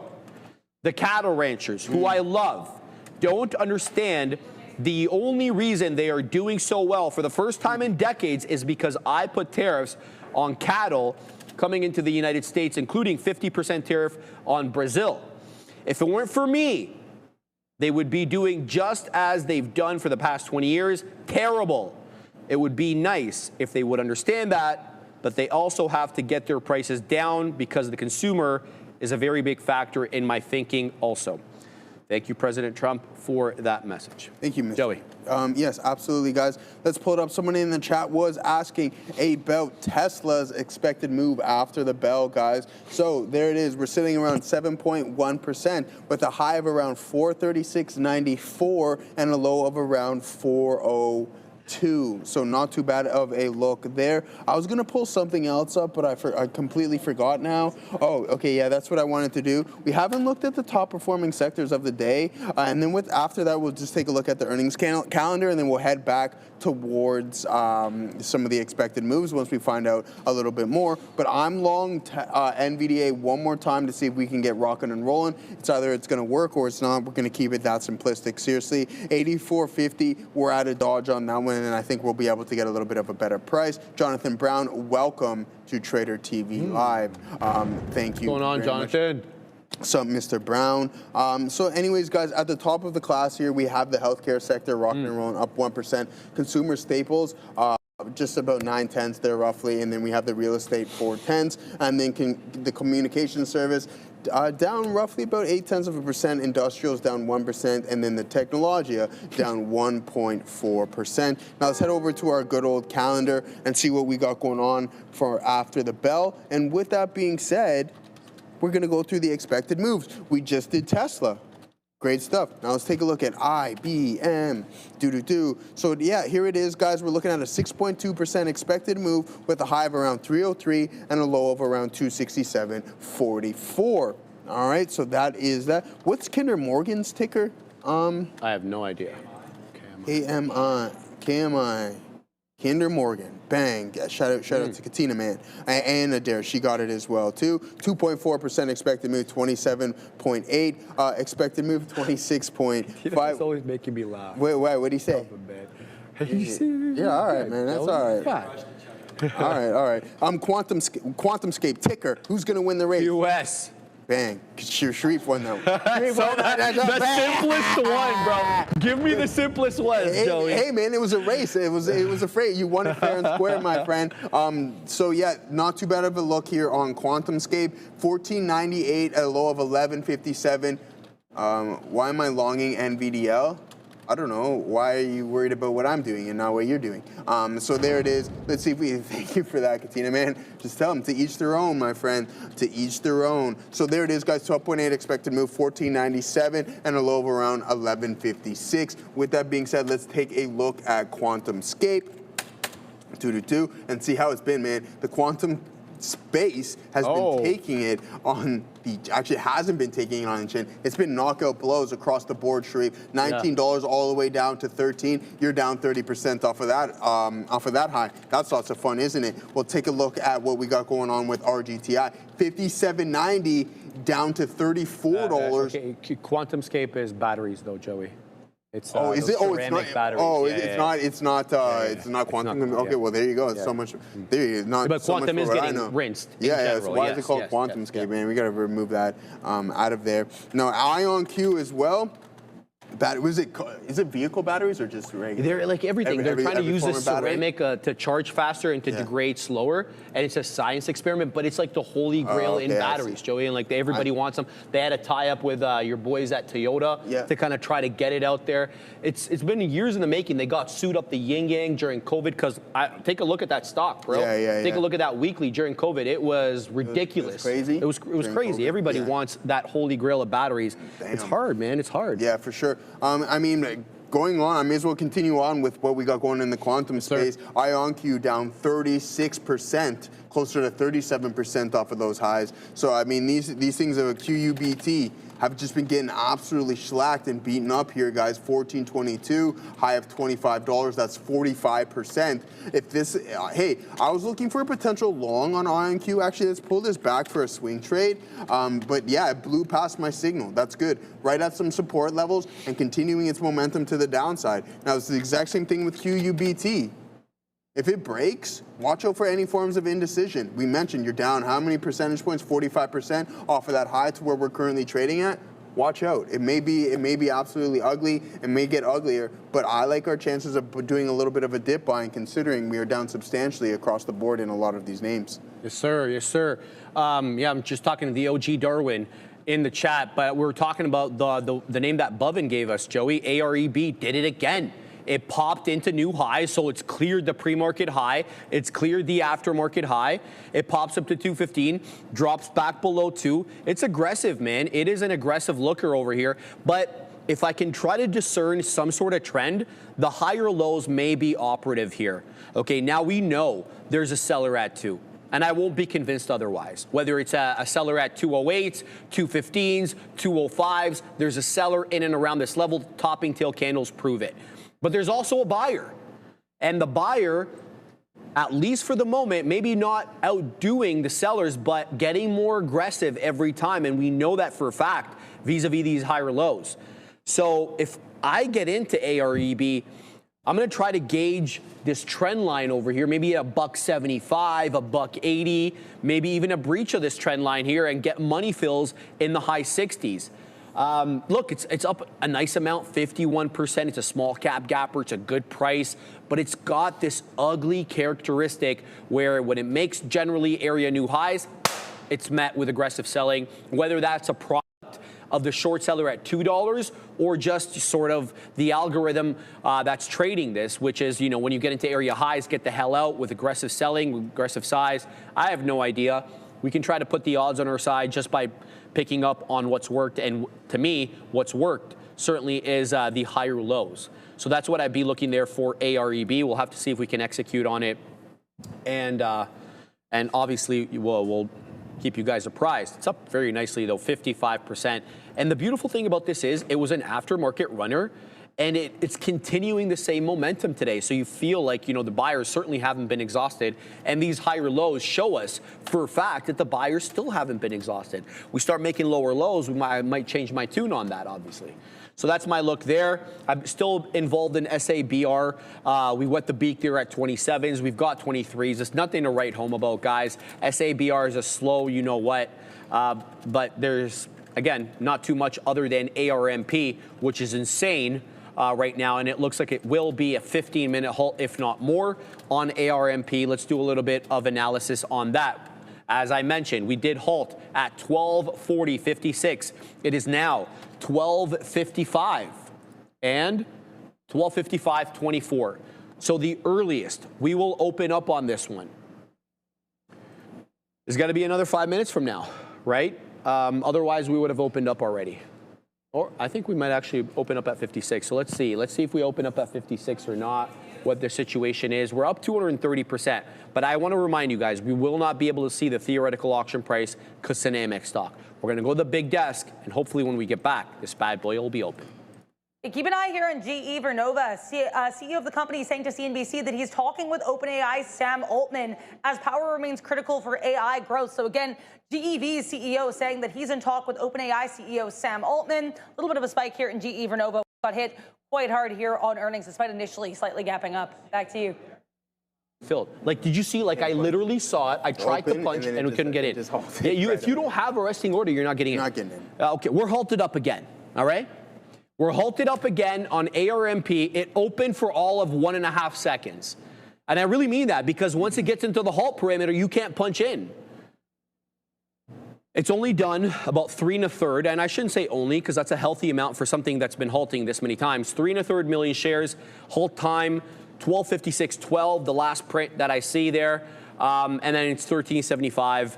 That's the halt level. This is crazy. All right, so there you go, guys. ARMP. Put some resting orders on if you're with P-Pro, if you're on P8 and with Real Trading. Maybe you can use an Edge A gateway. You can use script orders, however you want. But it looks like you will have to have an order preset there. Otherwise, maybe use hotkeys. But even the hotkeys here, I don't know what kind of offset you'd have to have on the hotkeys, because when I was looking at this, it was like 12 3/4.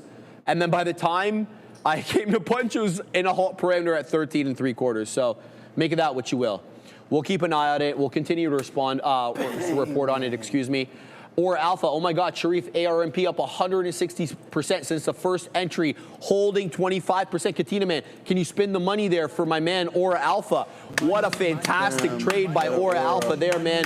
Great look by you and good patience to be able to take it that far. We got to go back to the big decks, though, with news. Yeah, Trump just shared another Truth Social post. I'm just going to read it out, but keep an eye on GM and Ford. And I quote, Mary Barra of General Motors and Bill Ford of Ford Motor Company just called to thank me for putting tariffs on mid-size and large-size trucks. Their stock has gone through the roof. They told me that without tariffs, it would be a very hard, long, quote-unquote, slog for truck and car manufacturers in the U.S. I told them it's very simple. This is a national security matter. With the tariffs, we have a strong and powerful economy and country. Without them, we have the exact opposite. So again, GM and Ford on watch. Basically, Trump saying that executives from the company called him to thank him for the tariffs. Back to you. All right, Joey. So we're going to fire up the news here momentarily. But at the end of the day, guys, here it is. This is why I'm long NVDL. Right? I don't know who was asking. You just got to take the shots, dude. Do I know how it's going to work? Just have to try to put the probability in our favor, and bang, right there. Who's that? I'm just looking for Elon costumes, right? Oh, you want to? It's showing me him dressing up. That's not what I'm looking for. All right. So I think that I'm gonna do. You're gonna be. Do you want to do Elon or do you want to do President Trump? Well, I think you're the better Trump than I am. Yeah, exactly. Yeah, so I don't want to wear a mask though for the entire show. That's the thing. You don't yeah, want to wear the Trump mask, man. Yeah, I'm gonna see what's available out there, Joey. Elon Musk costume on Amazon. It's exactly what you said, dude. Look at this. Exactly what you said. Oh no. And the SpaceX tank, man. Okay, go ahead. Sorry. Yeah. I mean, there it is. We took a little bit off right there, guys, and then it just decided to sell aggressively. Should have took a little bit more off. We were nicely in the money. You can see that we add to this position, and then now we're just going to end up giving a little bit back. So that's why you don't talk smack, man, because at the end of the day, things can just change on an absolute dime. Let's see if we can recover off of this, and I think that we can too. I just tried to kill a fruit fly, but that didn't go over too well. Get it, Joey. So yeah, I mean, if it breaks this entry right here, then we'll just get out considering we averaged up into the position. And then you can see that the aggressive selling is most definitely to the downside. So just keep that in mind. Let's see if we can get that recover, but the volume really picking up on the 1 minute time frame there, guys. All right, here's what we got, Joey. Look at the options over here. We got SpaceX hat, which I kind of like, the Doge hat. This is like an all-in-one right there. You got Tesla, Solar City, SpaceX. Next stop, Mars. So I was thinking about maybe wearing like the MAGA hat, the black one that he was always wearing to the Oval Office, right? I think then that one, because he would never wear the red one. He always wore the black one, right? I don't know. I could do the Doge one. Maybe that one won't annoy as many people, because if I wear the MAGA hat on the streets of Toronto, oh my God. We can call the police on you. There's going to be a lot. Yeah, you're going to get looks over here. There's no question about it. So this is interesting as well. Let's see your costume, Joey. Let's go. President or Donald. My costume. He's picking Donald Trump costume right away. First one. There you go. You're gonna wear this one, Joey? No. Or you're gonna just do the hair right there? Yeah. You're not gonna wear the mask? No. Oh no! Look at this guy. That's crazy. Is that Hakeem Jeffries? I mean, who's that on the back of President Trump right there, man? Nobody got that? Okay, you didn't get that, obviously. This is a good one too. Can you imagine walking around there with that one? And then you got this one over here. I like the red tie. Make America is back. Stronger than ever. That's a way to put it politely. That's how the Canadians would phrase it. Yeah, these are all actually pretty good. What the hell is this? I like that one. Is that a bobblehead mask? Yeah, it might be one. How does that even work? I need to know. Let's take a quick look here, Joey. Yeah, it's one of those things. It's just like a big ass What was that game mask. where you had to do that? Remember that game, Sharif? I don't know. Oh. Yeah, these are actually pretty good, man. I might get this one over here. This is hilarious. I can't believe you didn't get the Hakeem Jeffries comment there. No, I didn't. That's crazy how you didn't get that, man. I don't even know who. Oh my God, he's the minority leader in the U.S. House of Representatives, and Trump was putting sombrero memes on him all the time. Oh, really? Yeah, because of the government shutdown. You see this? Yeah, it's all over Twitter. It's so funny. All right. Sorry, guys. It's just funny. All right, yeah, because we're completely detached from that kind of stuff because we're Canadian, obviously, so we don't take it too seriously. All right, AREB is breaking out. Here we go. Where's my AREB screen? It's just 1 second, Assassino, because AREB is breaking out right now, so we're going to take off IBIO, AREB. Let's see if this one retraces now. It's pumping back into the high of the day. 210, 215 is the high. It looks like it may be making an attempt to stay above the high of the day. And the reason I feel that is because usually it basically has a Christmas tree retracement. It makes a high into that 215, and then it's a quick to retrace back down into technical levels. So this time it's not doing that. It dropped already, held the 10 EMA, and now it's trying to run again. So let's keep an eye out here on AREB. If it takes out that level decisively and stays above, I'm going to get involved. We're going to the big desk. Guys, want to let you guys know here, we just got that 20-year note auction coming in here. 4.518% was the high yield prior to the auction. The auction comes out 4.506%. So again, 4.506%, 20-year bond high yield after the auction. Before the auction, it was 4.518. Back to you. Oh man, so baitable. What are you looking at, Joey? I'm Joey. Wear red tie too. You would look great in red. Thank you. Yes, Wes. I appreciate that for the kind words. Ebb and flow portfolio. What's up, our friend?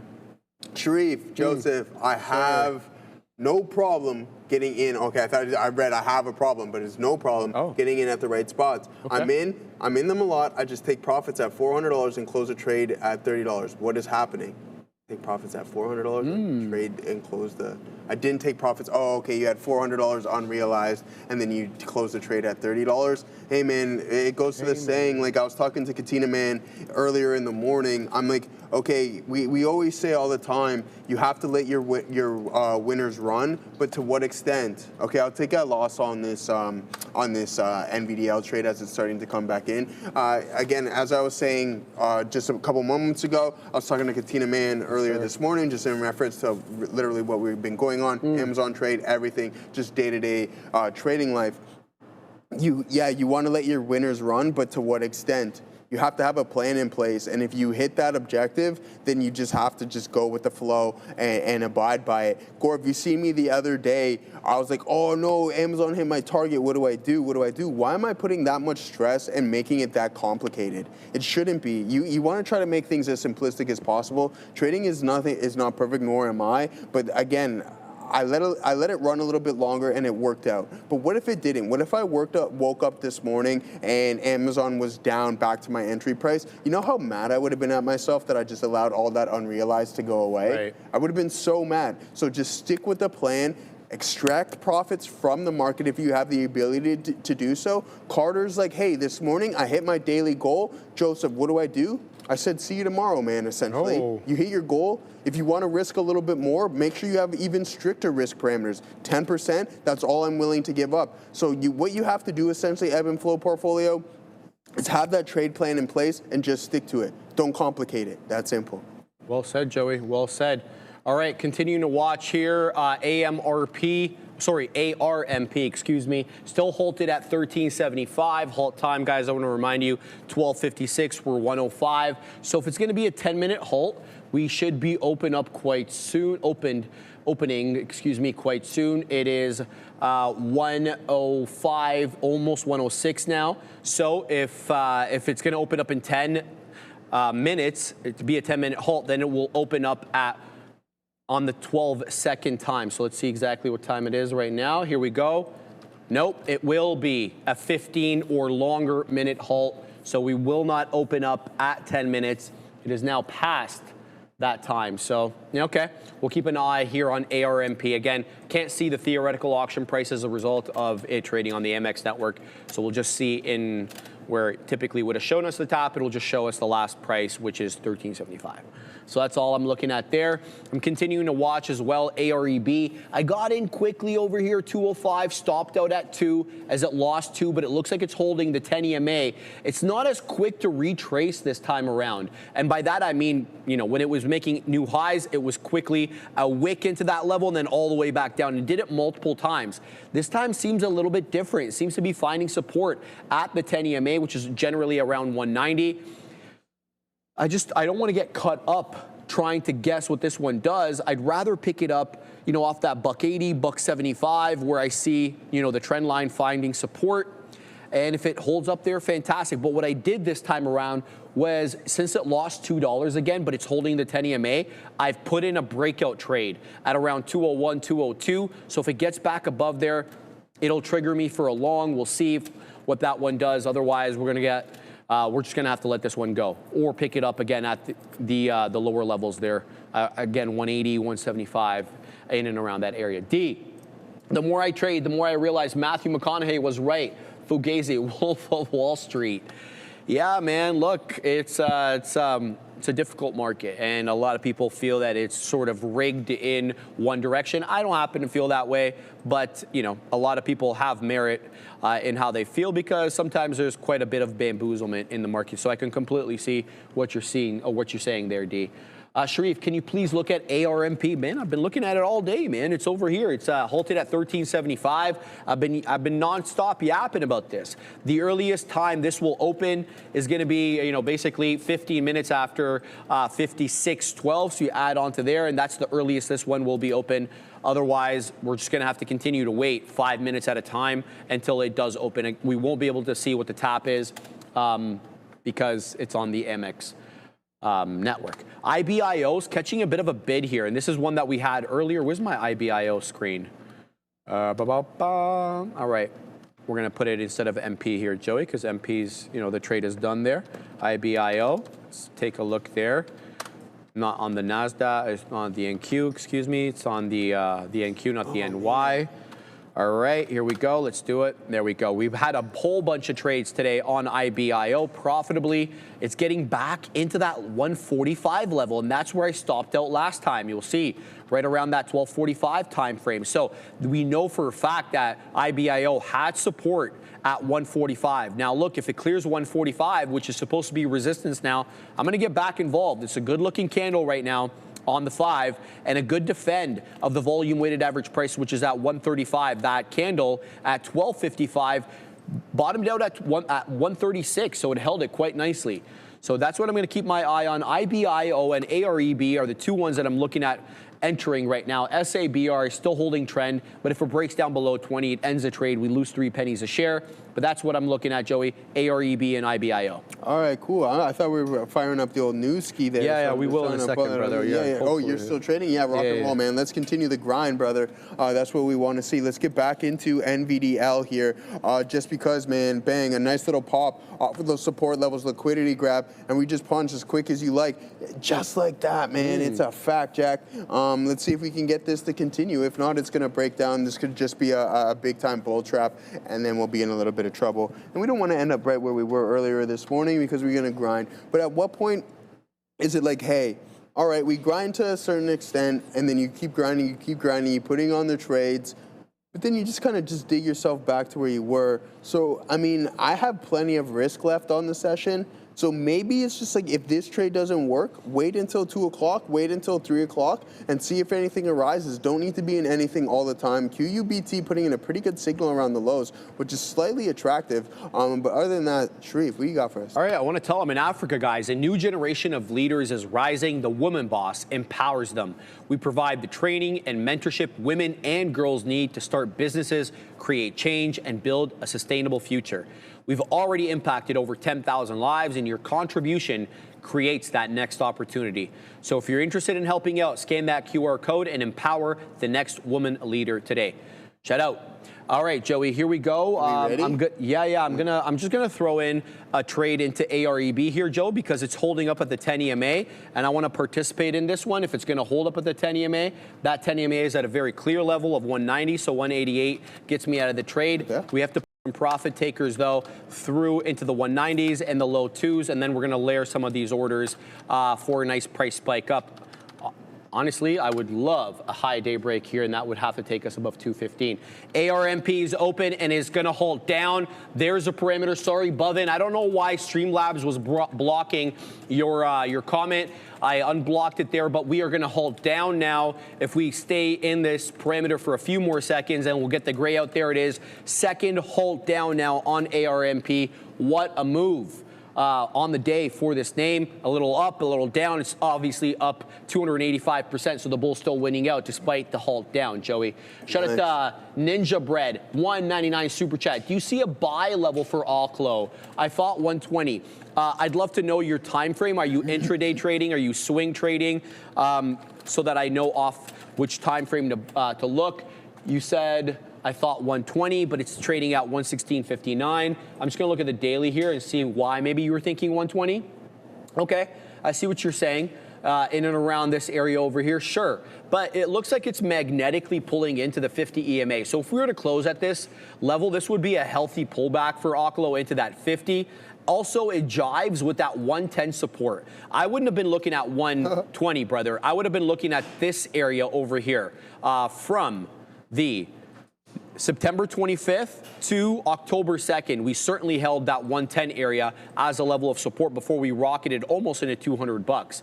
So this 115 area could bleed a little bit more and drop into 110. That's where I'd be looking just on a daily. Quick look at the weekly over here to take a gander, which is also the 10 EMA generally on the weekly. Let me go to the 4-hour, see what the 4-hour shows. 200 moving average on the 4, and that's the exponential. The orange level is the simple moving average. So Oklo getting shellacked, Joey, 17%. Shout out to Altman and crew, who's obviously got some involvement in that nuclear name, Joe. So quickly, just want to go back to AREB. We're taking some prints here. So we got that beak wetter at 198, but we're still south of 2. We'll look for a move into 215. We're going to go to the big desk with news with Adair, and when we get back, we'll be ready for the actual news segment. Keep an eye here on OMEX, Odyssey, Marine Explorers, and also TMC.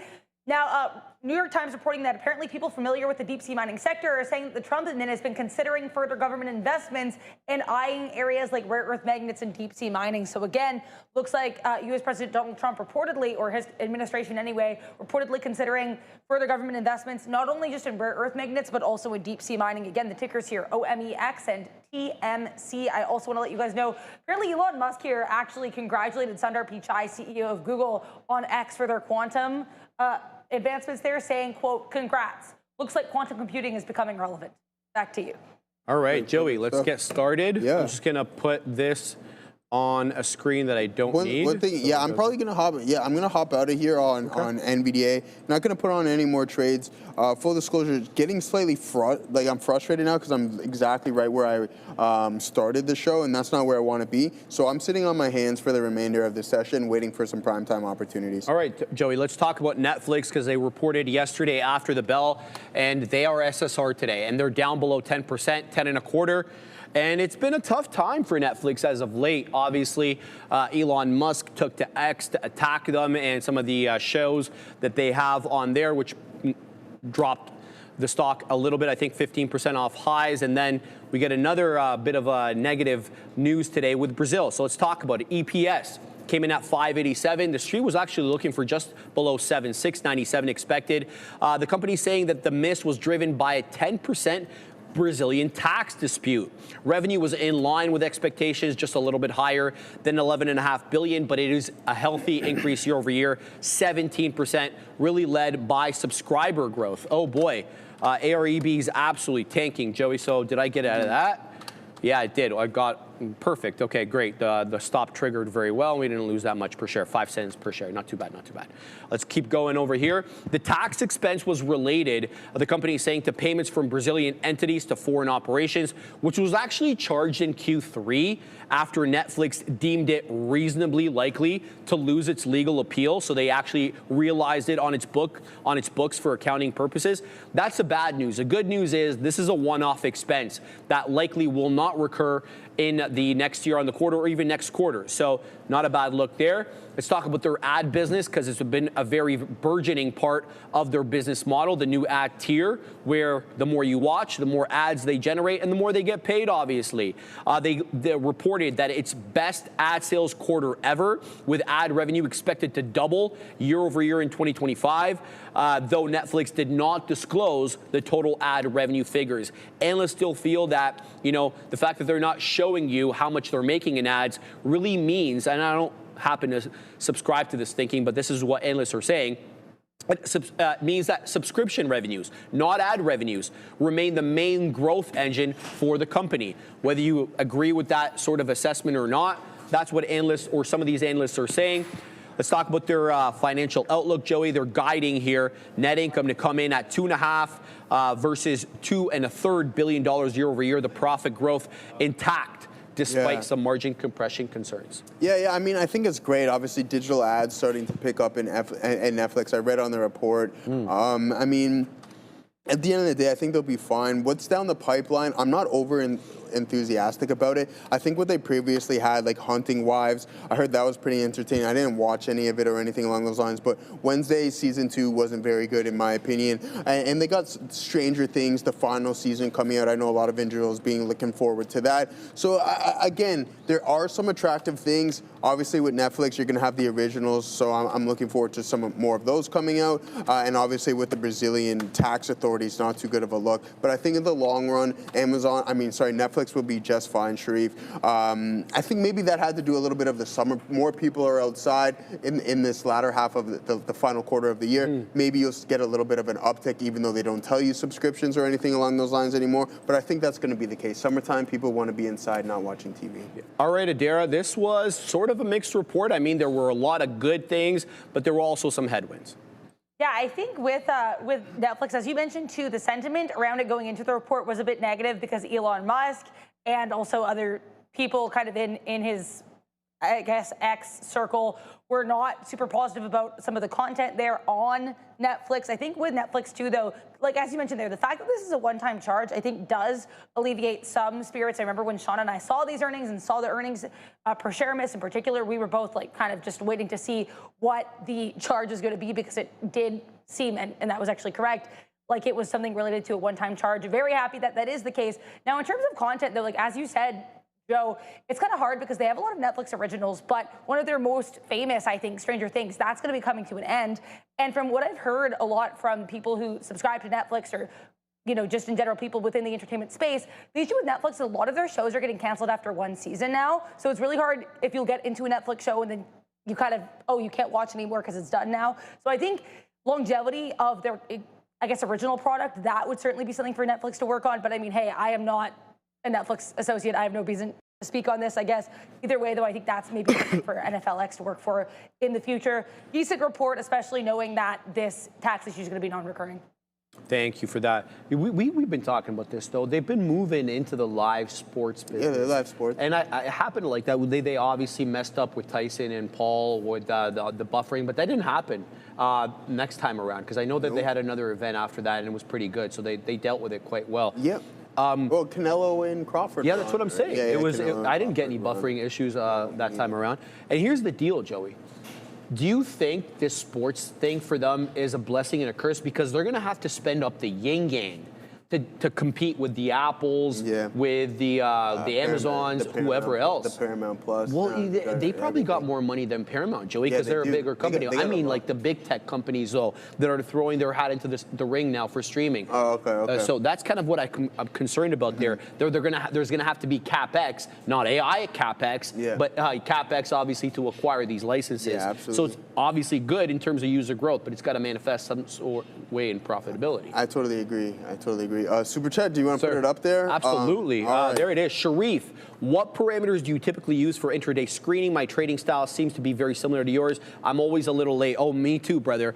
So I'll just start quickly with my scanner. So the scanner that I have on the top is a gap scanner. Lots of people know what this is. You're just looking for the top percentage gappers on the day, okay?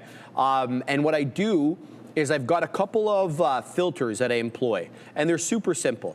I want to know everything that's above 85 pennies, typically because I want to know the ones that are getting close to that dollar. I try to stay away from the sub $1 stocks, but this is a way for me to know the ones that are on the way to $1. And then I have a volume filter as well. So a price filter number 1, volume filter number 2. I put 250,000 only because I want to know about the ones making a move into $1 million. Typically, I'll insist on 1 million shares at least traded on the day. It's not a hard and fast rule like some of my other rules, but this one I try to respect most of the time. Now, in terms of what I look for on the scanner there, so I have a couple of different columns that I use. I have two change percentages, right? I have change percentage from the open from 4:30 a.m. and I also have change percentage from 9:30.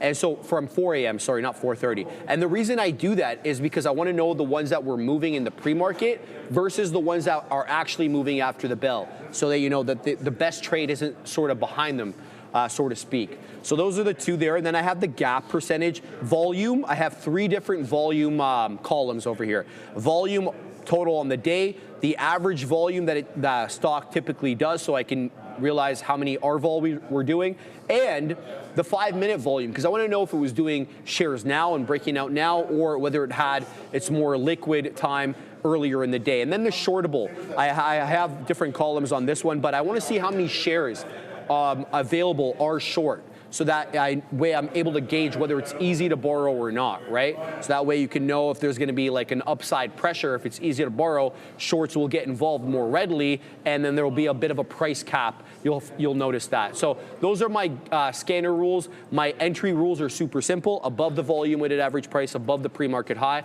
and then you obviously get a bit more nuance. Is it holding technicals here? What's the price action, support and resistance?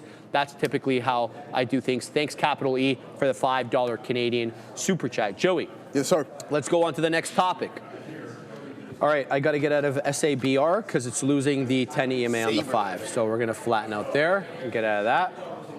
Excuse me. Let's talk about Meta striking a $27 billion AI data center deal with Blue Owl Capital. So Meta announced a $27 billion joint venture, yes, with, of course, Blue Owl Capital, to develop its Hyperon data center out in Louisiana.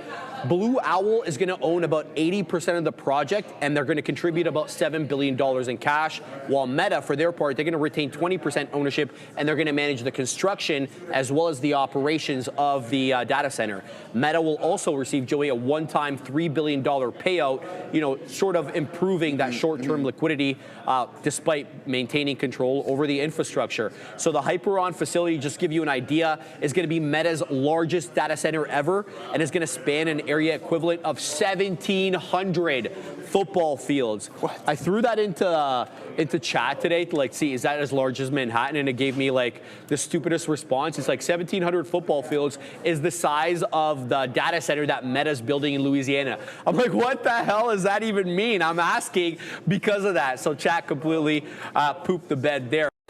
Expected completion by 2030, guys. It's going to be a phased construction allowing early deployment of AI workloads, so they're not going to have to wait till the entire thing's been built out. It's going to be built out in stages. And apparently, listen to this, Joe.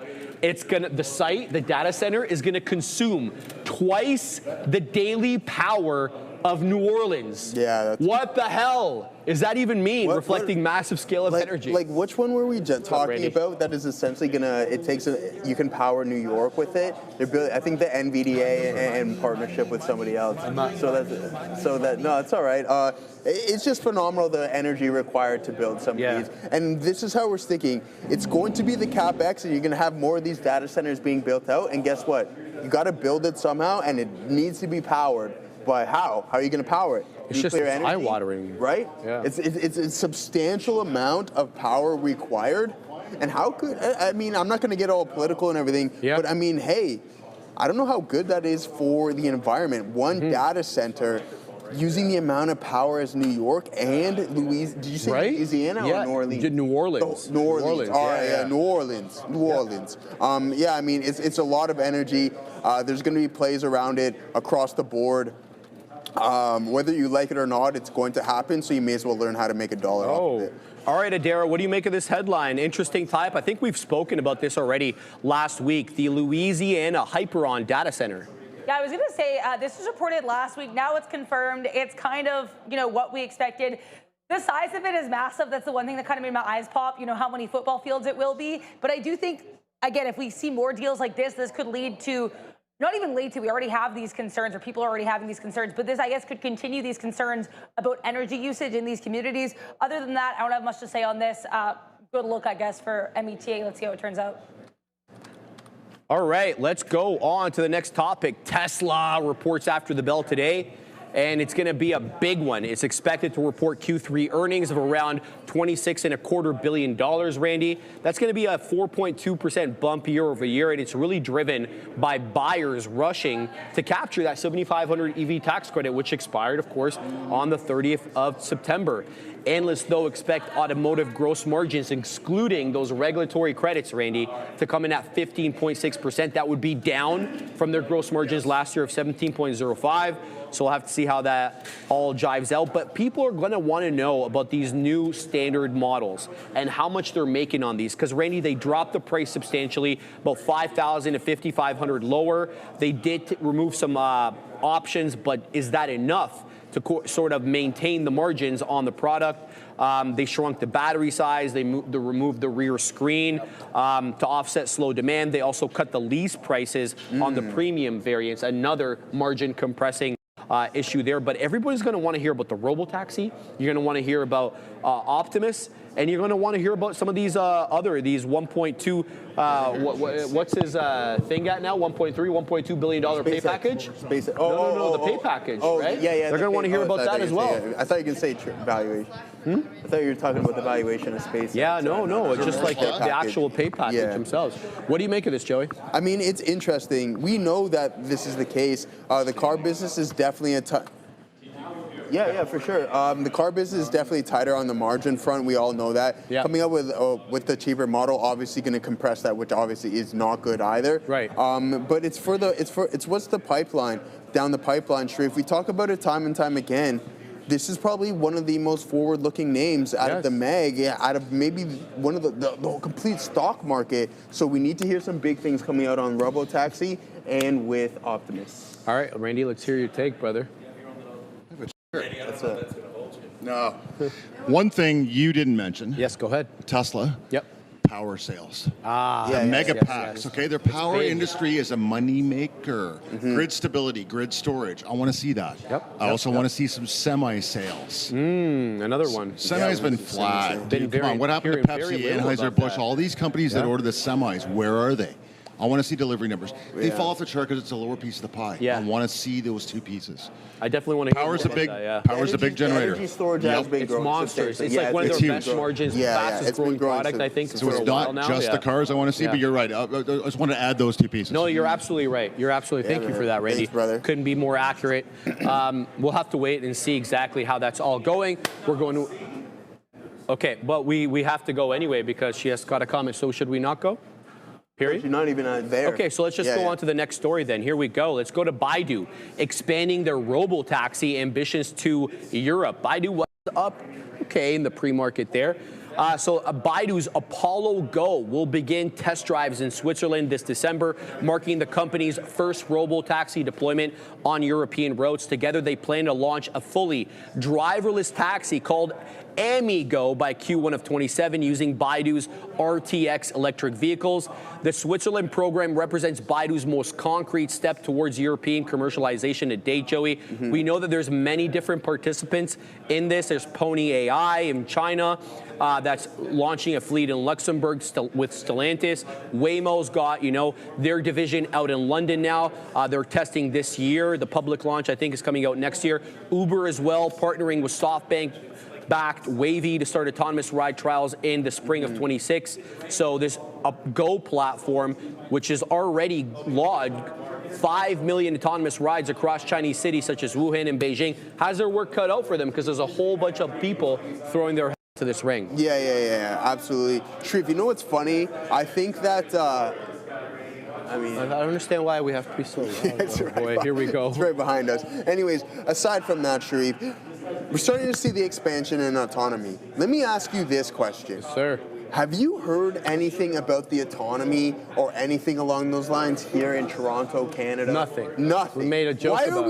Why are we so late? I think it's the traffic is really bad. Yeah, but there's bad traffic in San Diego. There's bad traffic in LA. You go down to Texas. There's bad traffic there. I'm going to assume, I've never been there, but Miami probably has bad traffic. There's autonomy in that realm as well too. So I'm just curious as to why we're so late on the adoption of certain things.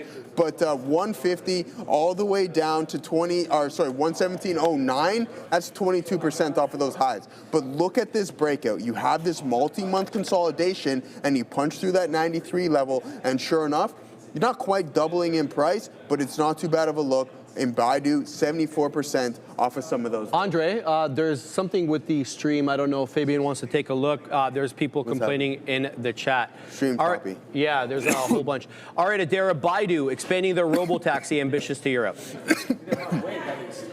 You these companies, you know, are going to continue releasing these types of products if they're well received, and I think it makes sense. Let's see how it does, though, because like as you know, we're kind of seeing here, a lot of these companies, some European launches, but mostly it's been either certain areas of the U.S. or you know, the Middle East, right? So it's kind of interesting. Now we're seeing, as you mentioned here in this note as well, this push into Europe with Pony AI, Luxembourg, Stellantis, Waymo going into London. So I think this is a pretty interesting look here for BIDU. Let's see how it goes with regards to how the launch actually is received. It's interesting too.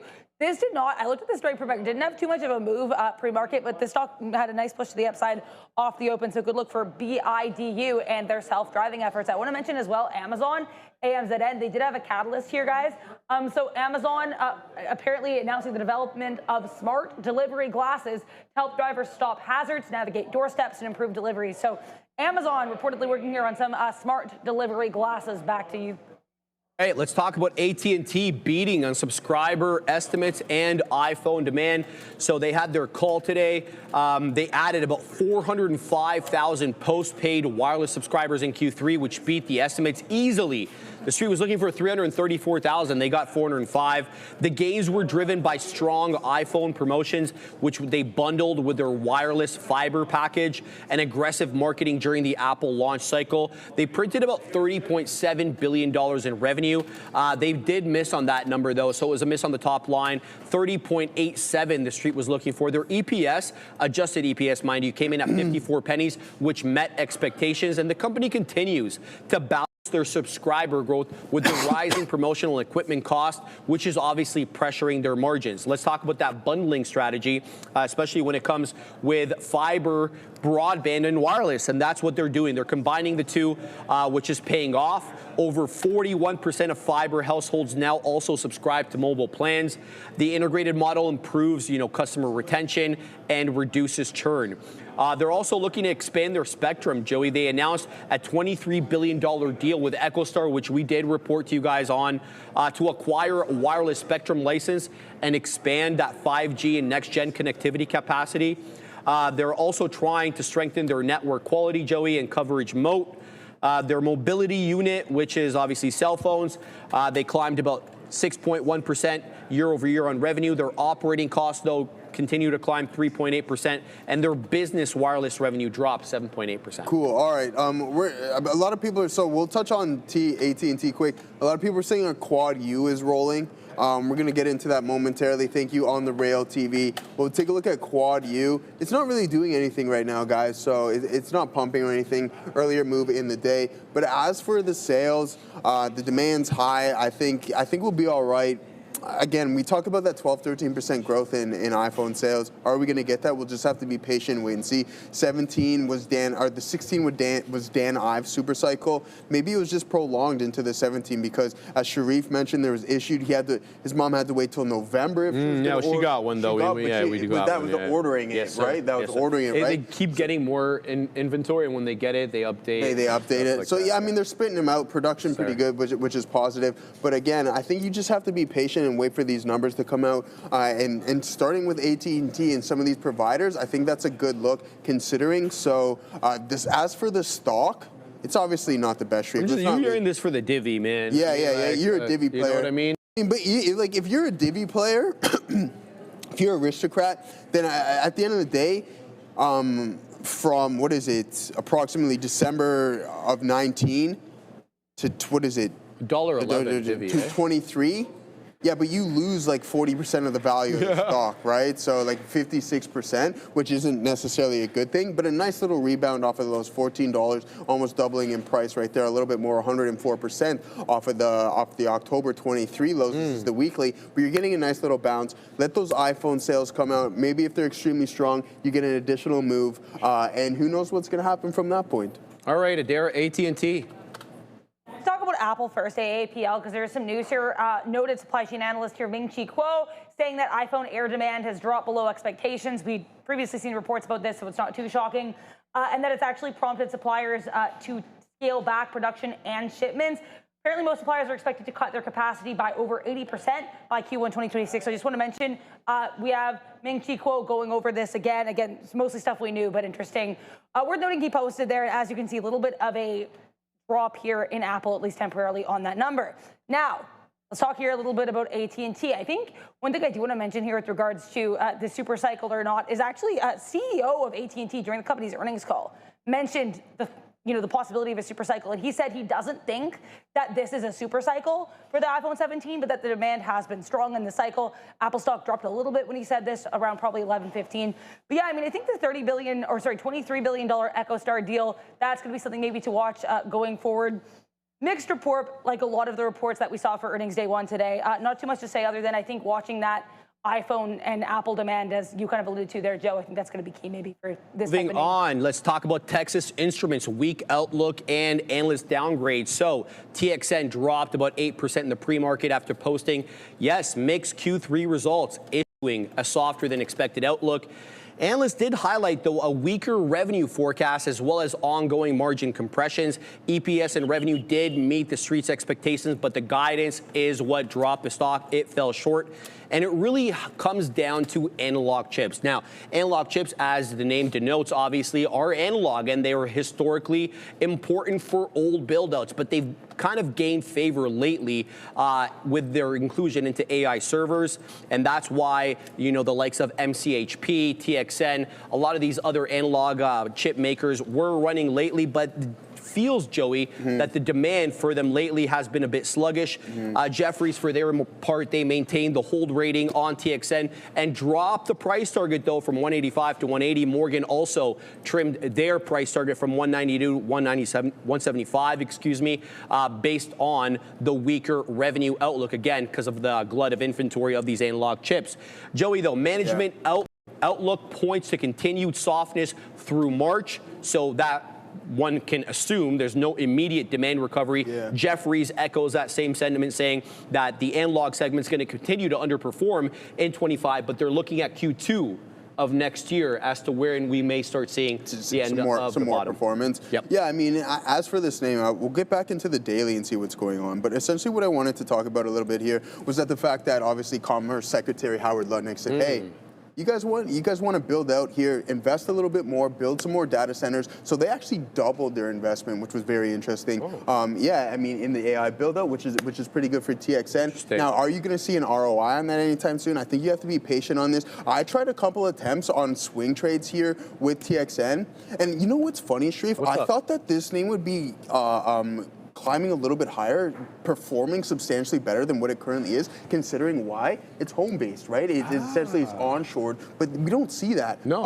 So I'm really curious to see what we get in the next quarter, a couple of reports. I think it's going to take some time, but if there is some demand for their next chips, whatever they may be providing, then give this name a little bit of time, and buying at the lows isn't horrible. They're investing more in the United States, as according to our Mr. Lutnick himself. And then as for the stock, you do get that gap down, holding 164, breaking through it, now just below 160. Wait for this name to rebound. That downtrend is still fully intact, but who knows what? Who knows if you get a bounce? Multiple gap down scenario. You can see Sharif gap down in 25. An additional gap down. Additional gap down here. Yeah, extremely volatile. So be patient on this. And if you continuously see that, I think at one point, I don't know if you're going to get down to the 144 realm. That would be pretty hectic.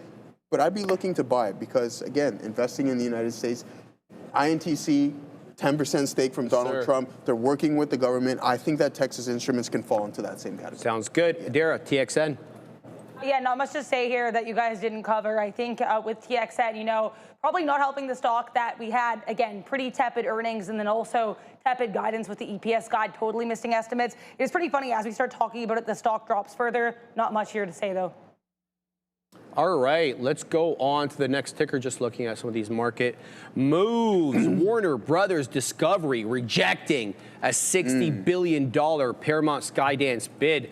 Yeah, well, the shares definitely like that reaction as they surged 11% yesterday. Not sure where they're at right now, as they did reject that offer. The offer was basically a $24 per share offer, mostly in cash. It was deemed too low by the board and management, given the company's media assets, as well as the future restructuring plans that they really haven't disclosed to us yet. WBD, well, they've said parts of it, but we don't really know the entire thing. Their assets include Warner Brothers Films, TV studios, as well as HBO Max and the most coveted name in news, CNN. The company said it will explore all strategic options, including a sale, a split, or an alternative separation structure.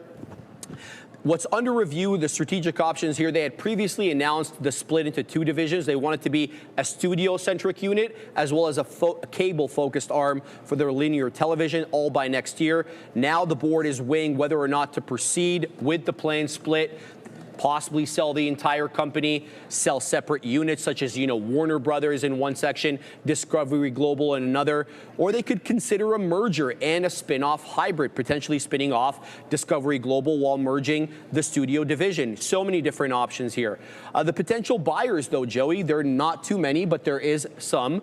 We got obviously Paramount Skydance, who had their bid rejected. Comcast as well, CMCSA. Netflix are reportedly evaluating bids as well. And then you got the monsters, the hyperscalers, the Amazons, the Apples, both seeking scale in content as well as streaming infrastructure. Joey, what do you make of this whole thing? So I think this is when the news was brought to us, right? I think roughly in earlier September. Shreve, I don't know if you recall September 12th there. This was when we heard about this potential bid. Yep. Now it's rejected. So, I mean, it's holding up pretty good. I thought that you'd see some continuous selling. That's okay. Warner Brothers, PSKY. Take a look at that name. Relatively new. You only have so much data on this one. August 7th and continuing to climb. Again, it is a competitive business. We know that Disney was struggling for years to even turn a profit, obviously with Disney Plus. I'm not saying that these guys aren't, but you have Disney in the streaming business, as Shreve mentioned. Man. You have Amazon Prime. You have Netflix. You got Apple TV and all of these other names. You're in a competitive world here. So I'm curious, is it worth it for Warner Brothers to take that? Will Paramount come with another bid slightly higher? I don't know. Usually if it's rejected, do you see anything along those lines? Okay, we'll give you $26 a share. Yeah. I'm going to wait for something along those lines to see if they up that ante a little bit, Shreve. All right. Dara, what do you make of this Paramount Skydance tie-up?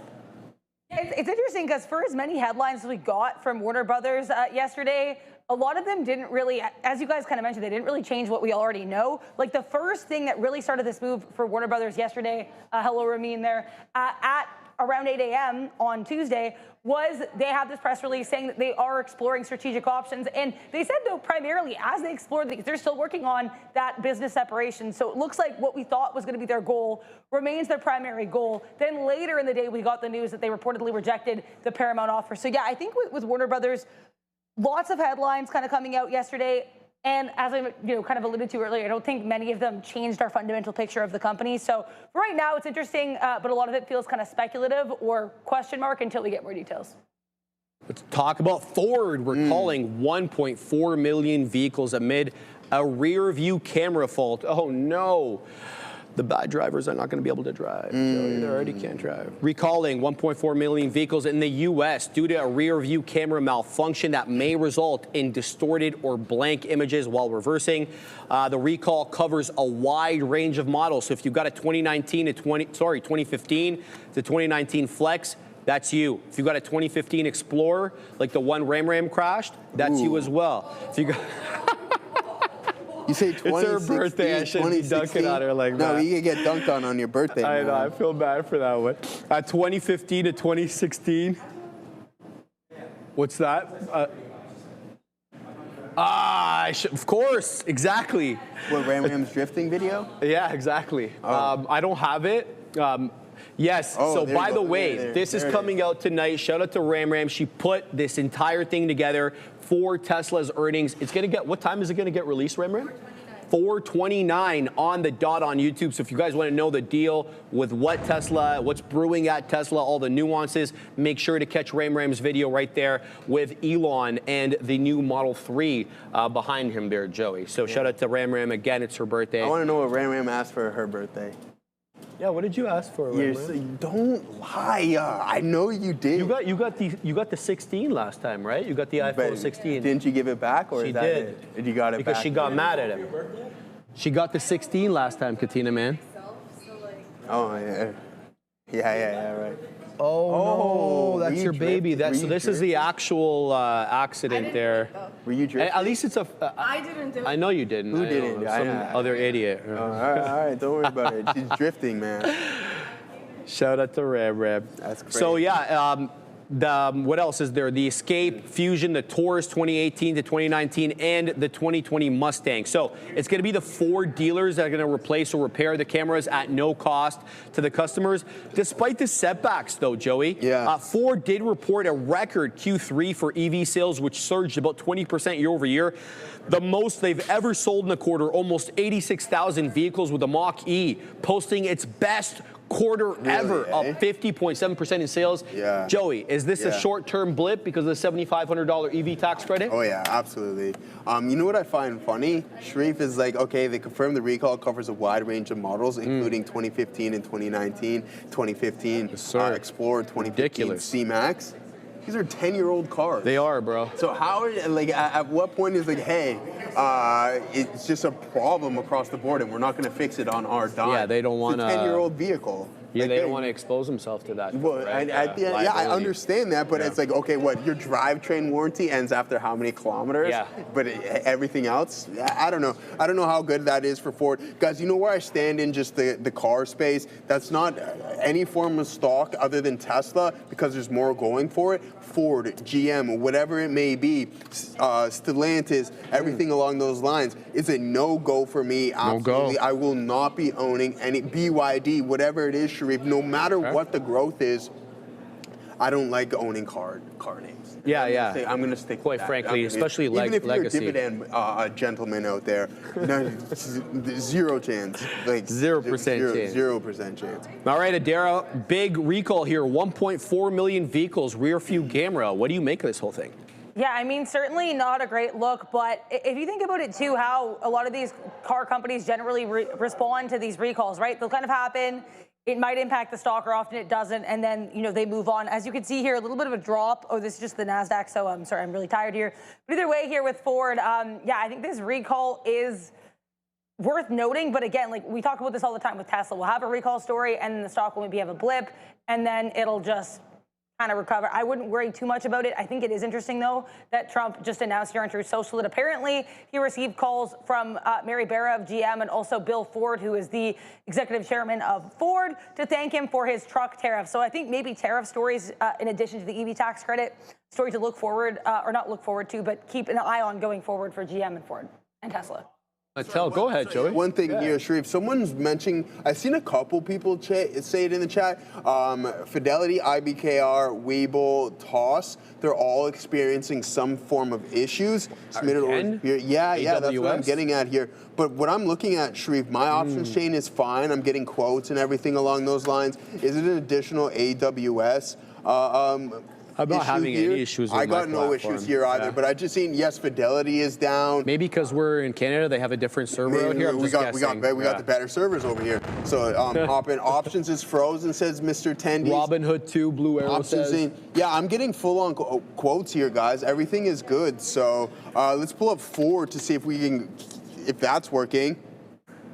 Okay, I mean, I think I'm not surprised with that on Ford. We'll pull back Tesla up. Guys, I'll just do it in real time so you can see. I'm not having any issues whatsoever right now. Still getting the quotes and everything along those lines. We'll put in another very positive name, or a popular name from an open interest standpoint. Yeah, no issues right now. Wow, 185 strike price, 151,000 contract, Sharif. Sorry to kind of digress, with 76,000 contracts at that specific level, 94,000 at 187. That's not too bad of a look there. Expiring this week. Let's say while we're here, we may as well go over to next week and see what's going on. 185 again, putting in the most size. So interesting stuff. As for Tesla, guys, we talked about the expected move, and look at the options market price in the volatility already, 119%. All right, guys, let's go to Mattel, missing their Q3 estimates as tariffs hit North American sales. Okay, So let's talk a little bit about this. Shares fell at least 4% yesterday in after hours following the Q3 earnings as well as the revenue miss. They reported 89 pennies for adjusted EPS, which easily missed the 107 expected by the street on revenue of 1.74 billion, again missing the 1.83, so a miss on the top and bottom line. Net income as well fell year over year, down at 278 million. Compare that to the 372 they took home last year on the quarter. So some issues there, obviously, with margin compression. They're saying it mostly is tariff related. This marks the first miss for Mattel in 3 quarters as, again, tariff and weaker domestic demand weigh on the results. Let's get a little bit more into that tariff story. CEO blamed President Trump's tariffs for raising input costs and forcing U.S. price hikes earlier this year. The company cited, quote, industry-wide shifts in retailer ordering patterns, which slowed the shipments during Q3. North American sales dropped 12% year over year on the quarter, led by weakness in infant, toddler, as well as preschool toys. Tariffs have hit the entire toy industry, though, Joey. Mattel noted it's reducing its China sourcing to below 40%, obviously, to try to avoid those tariffs. That's a substantial amount because we know that China was the biggest toy manufacturer in the world. A recent rebound, though, in U.S. orders early Q4 suggests maybe some short-term demand stabilization is happening here. They're also expanding into entertainment and licensing. They're pushing to diversify their revenue through media and partnerships. The company teamed up with Hasbro as well as Netflix to launch that K-pop Demon Hunters themed dolls product, which I care very little about. New toy lines include dolls, action figures, and playsets, Joey, tied to that animated film. What do you think? Wait, you don't like that K-pop new animated film there? Bro, when I was reading it this morning in the Netflix thing, I was like, what am I even reading? I don't even know what this is. I don't care. It interests me almost none.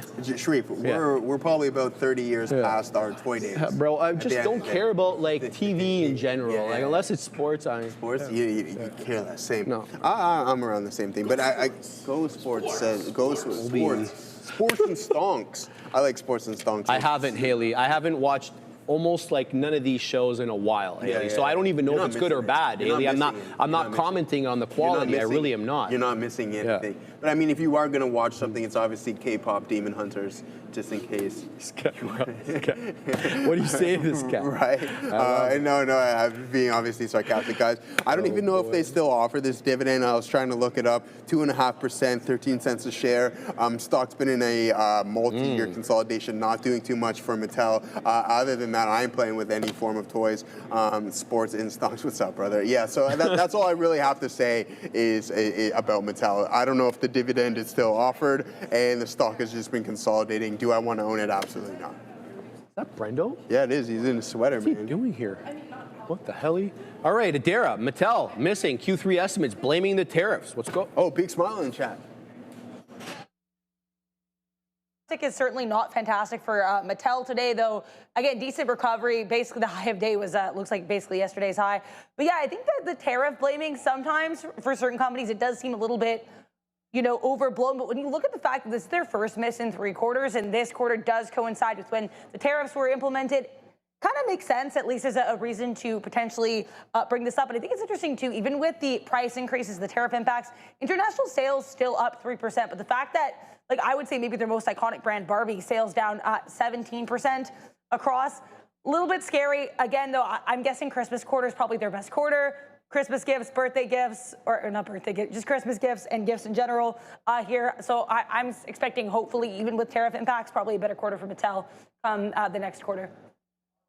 And one that Adair keeps her eyes on a lot, Novo Nordisk board resigns. Oh no, after a foundation clash. Let's talk about it. So all independent directors, including the board chair, will resign in November after a power struggle with the Novo Nordisk Foundation, which controls, guys, 70% of the voting rights, separating voting rights from ownership rights here. The foundation plans to replace the board with a new slate led by Lars Reben Sorensen, the company's former CEO, who held the position from 2000 to 2016. So he's got quite a bit of experience there.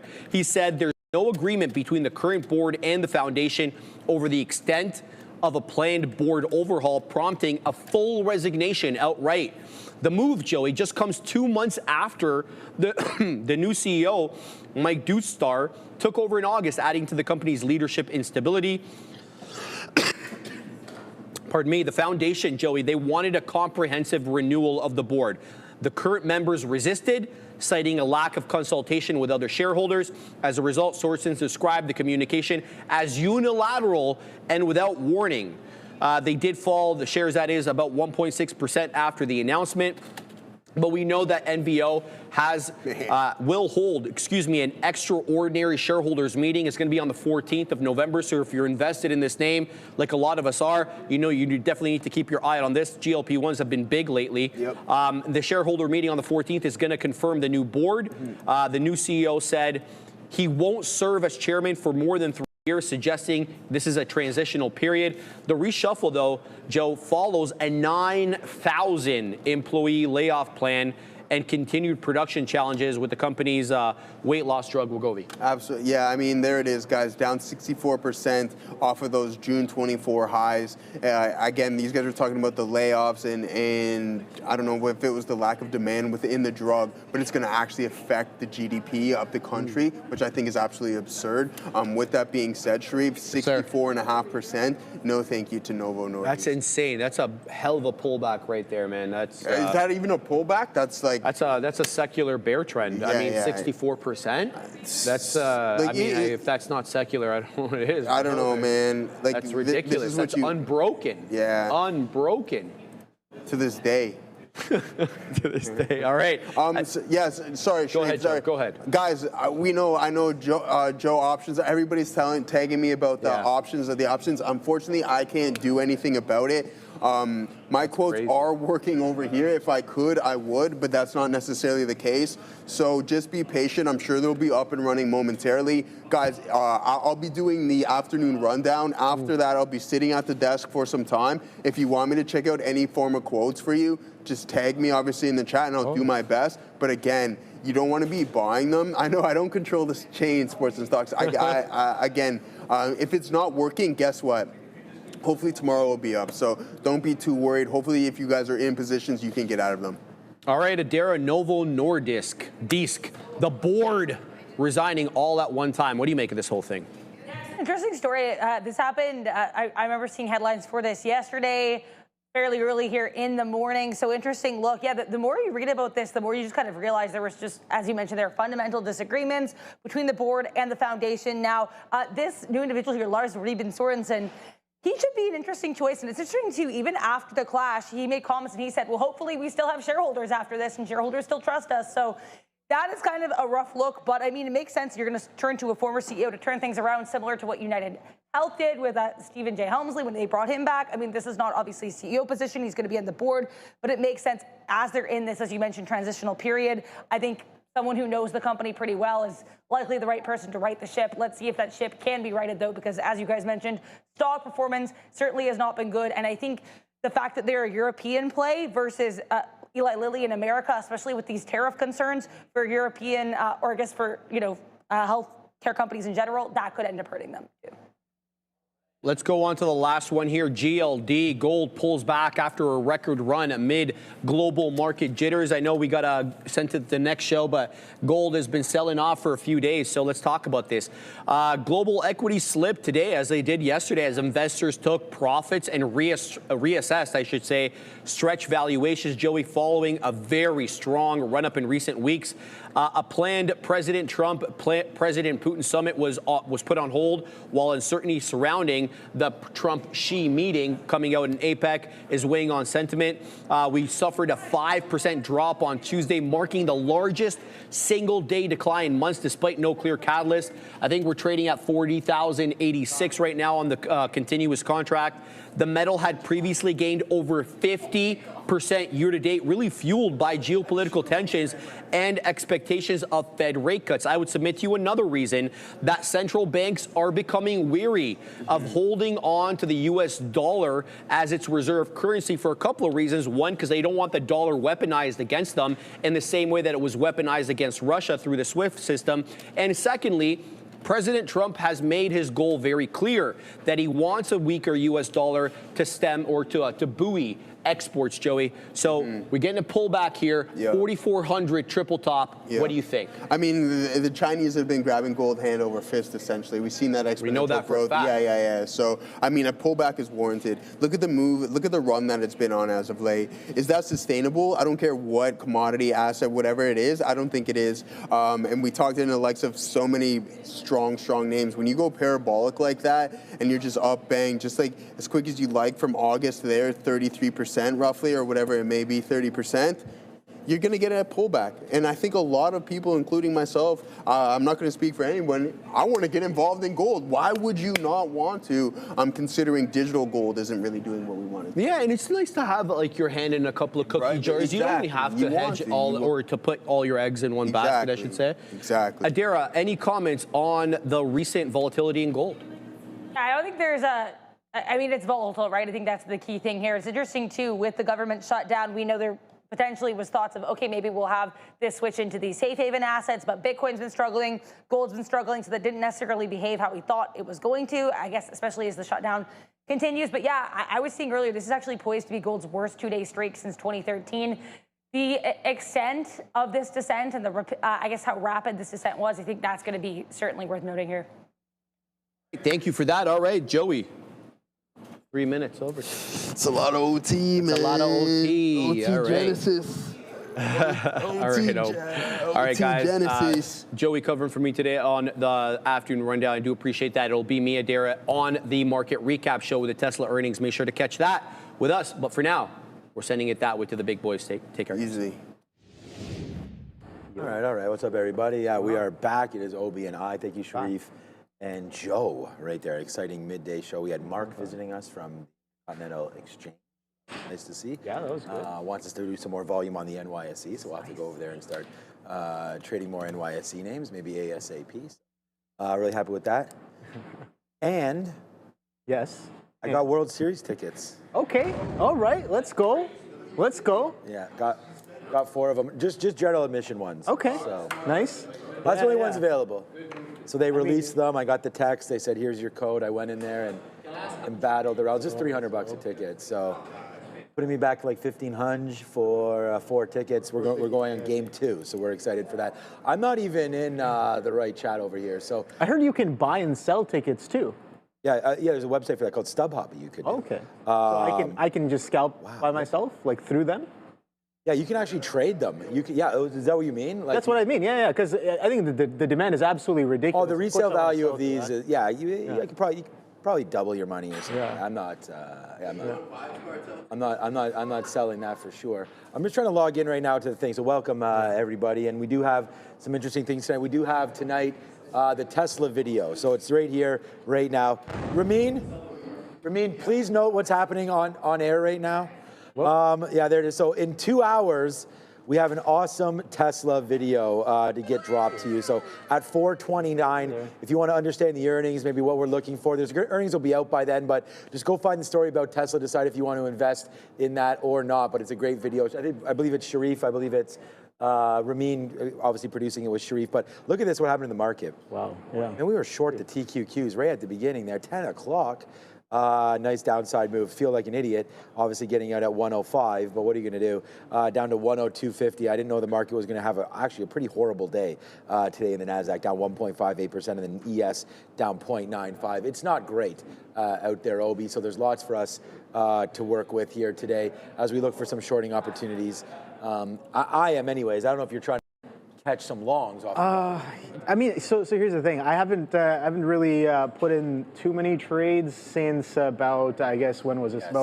I would say about 12 o'clock maybe. 11, 12 o'clock. Okay, I guess I had this, 12 o'clock. This was, so I did have the BYND kind of a bid, some strong buying showing up here in the $3.50, $4 area. Pretty interesting stuff. I was like, all right, maybe we turn from here. Some good enough buying pressure. I missed the short, man. That was the issue here. So I got short into that $6 level, and the thing is, I didn't give it appropriate risk. I got a risk to at least back up to VWAP or maybe up to the high, but I didn't want to give it a whole dollar from $6. I get stopped out in the quarters, 625s, and then boom, boom, boom, boom, all the way back down, all the way to 360s, I think is that low here, and then we catch a little bit of a bounce and maybe continuation there. But now we've kind of started to consolidate a little bit. I'm observing there may or may not be a little bit of a held offer at 420. Just saying, it's been there right here, and it's sitting there. I saw it when we were up here at 19s and 20s. It's a bit of a held offer for now, but you can see we've been in a strong uptrend off of this downtrend, and maybe a little bit of a reversion coming in from 260s, 280s, all the way to $4.20. So yeah, can we get much higher? That's what I'm asking through that 420. I have no idea, but the market definitely pulled back pretty aggressively. We talked about that 25,000, man. 25,000 again, once again, another day, another one. Another reversion back down in a 25K. So, like, what are you going to do? How are you going to exercise on that? I know you were talking about that Beyond Meat there, but what a good short that was. I was only battling with the longs, a bunch of halts. We haven't really halted in a minute, but 1, 2, 3, 4, 5, 6, 7, 8, 9, 10 halts so far here, at least anyways, today in Beyond Meat. But now, looking like it wants to go. So we think about maybe is there a breaking spot here at some point? Because, you know, you were at $7 earlier. Now you're down to 4.25. So thinking about that break, I mean, where would we go long if we're looking at this, you know? Dip buying did not work at all day. You know, what's been working now is riding the trend back to the upside. We wrote down donut at $4, but we've been so, okay, well, $4 has been the bottom. But again, it's kind of trending right now. It doesn't look like we got too much action involved right here. I'm still trying to get Game 7 tickets as well, by the way. But yeah, so that was our donut trade earlier. We got out of it right there and felt pretty good about it in and around 450. So a good trade on D-Nut earlier. Google, wow, what a day that one had today. And we get that news as we bust through and then get them all out. We tried to average it in, again, in the back end there, but we wound up stopping out on a 250-50 break there, the low of the day at the time. So yeah, anyways, as we go, we're still into Google. My number one trade today will be Google. And then my number one losing trade is this Beyond Meat that we had earlier on. We were just trying to buy the tops there, and it did not work out. But yeah, NASDAQ down 1.57%. I think it makes a lot of sense to start to think about a short any of the pops. And we're kind of getting one right now in these TQs, right? I mean, we just got that little bump up, again, into the 50-period moving average. We'll see if we can get a 200-period. That's a little more exciting to me, around 105 or 104 up to 105. I don't know if we're going to get that, though, Obi, right here. You guys voted. They did. Midday show. They did. And we are going to get that going. Are there any green stocks today, Obi? Let me see. Maybe. I think there has to be. There's got to be. There's got to be some. Money's moving around somewhere, right? Adam, oh wow. I can't believe Neil still doesn't, like, we talked about that, man. I told us at $57. Yes, 50. You clipped the top. Yeah, and you basically clipped because the high was 57.44. Yeah, and we're talking about SMR. Off of the open that day. Yeah, it was right to fill. You got filled right on the open, and the thing is, I talked about it right when we got the fill, so it's they were waiting for you to sell, bro. That's what it was. I don't think so. But Mara down 7%, Coinbase down 7% today, Roblox down 5%, our guy Palantir down 5%. Wow, this is actually a real nasty day. What is green today? Wow, we're the only name that we're in. How about that? DraftKings. That's crazy that we're actually in this name, and it is one of the green ones today. So yeah, DraftKings right now today, green. Microsoft, for some reason, holding green. Google, ooh, 0.1, just bouncing back and forth right now. Google is between green and not. XOM also green. So out of all the stocks that I look at there on a regular basis, we got 4 or 5 of them that are green, and some of them are holding on by a very small margin. So yeah, man, you know, lots to talk about here in the afternoon. Yep. Gold would be another thing to talk about as well. Had to move down earlier today, battling back right now, only down 0.6. So we can see if there's a gold trade that's going to be happening. Rigetti and some of the quantum names also. And I don't know what's on the board. I'm going to assume there's a lot of these trades on the board. We saw a big bid on QBTS early today, Obi, and that person hopefully was covering a short, not taking a long, because right now that's down 16%. And I don't feel any kind of ways about these moves happening, because we sat here live, probably with you last week, definitely with Neil and so on and so forth, where I said there's obviously a lot of froth in some of these names, right? And here they come right back. Look, there's another big size right there on the bid on QBTS.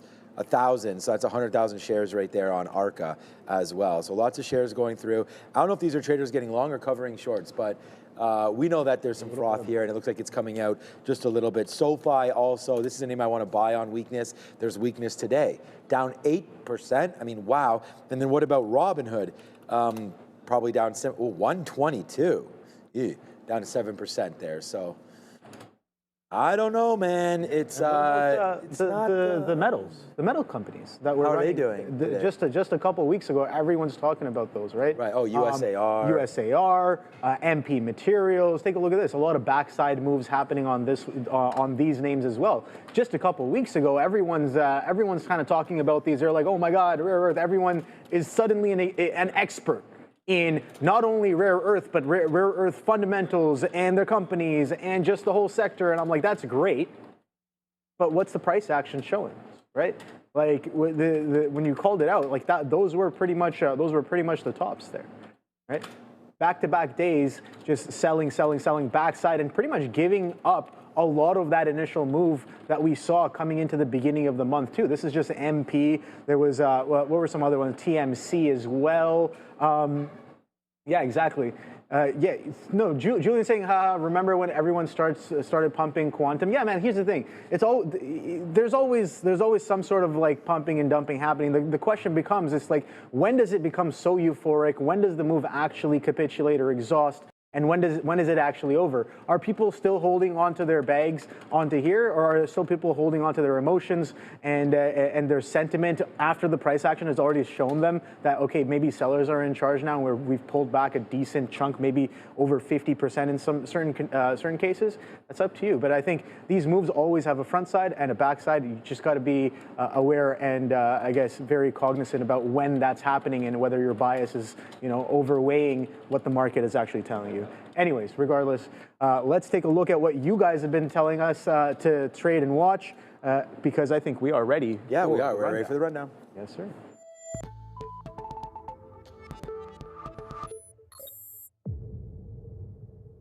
All right, guys, welcome to the afternoon rundown. Yes, the segment chose by you. A lot to talk about today. We have multiple truth posts from Donald Trump himself. We have the overall market red on the session as well, too, whether it be regards with China tariffs or American cattle.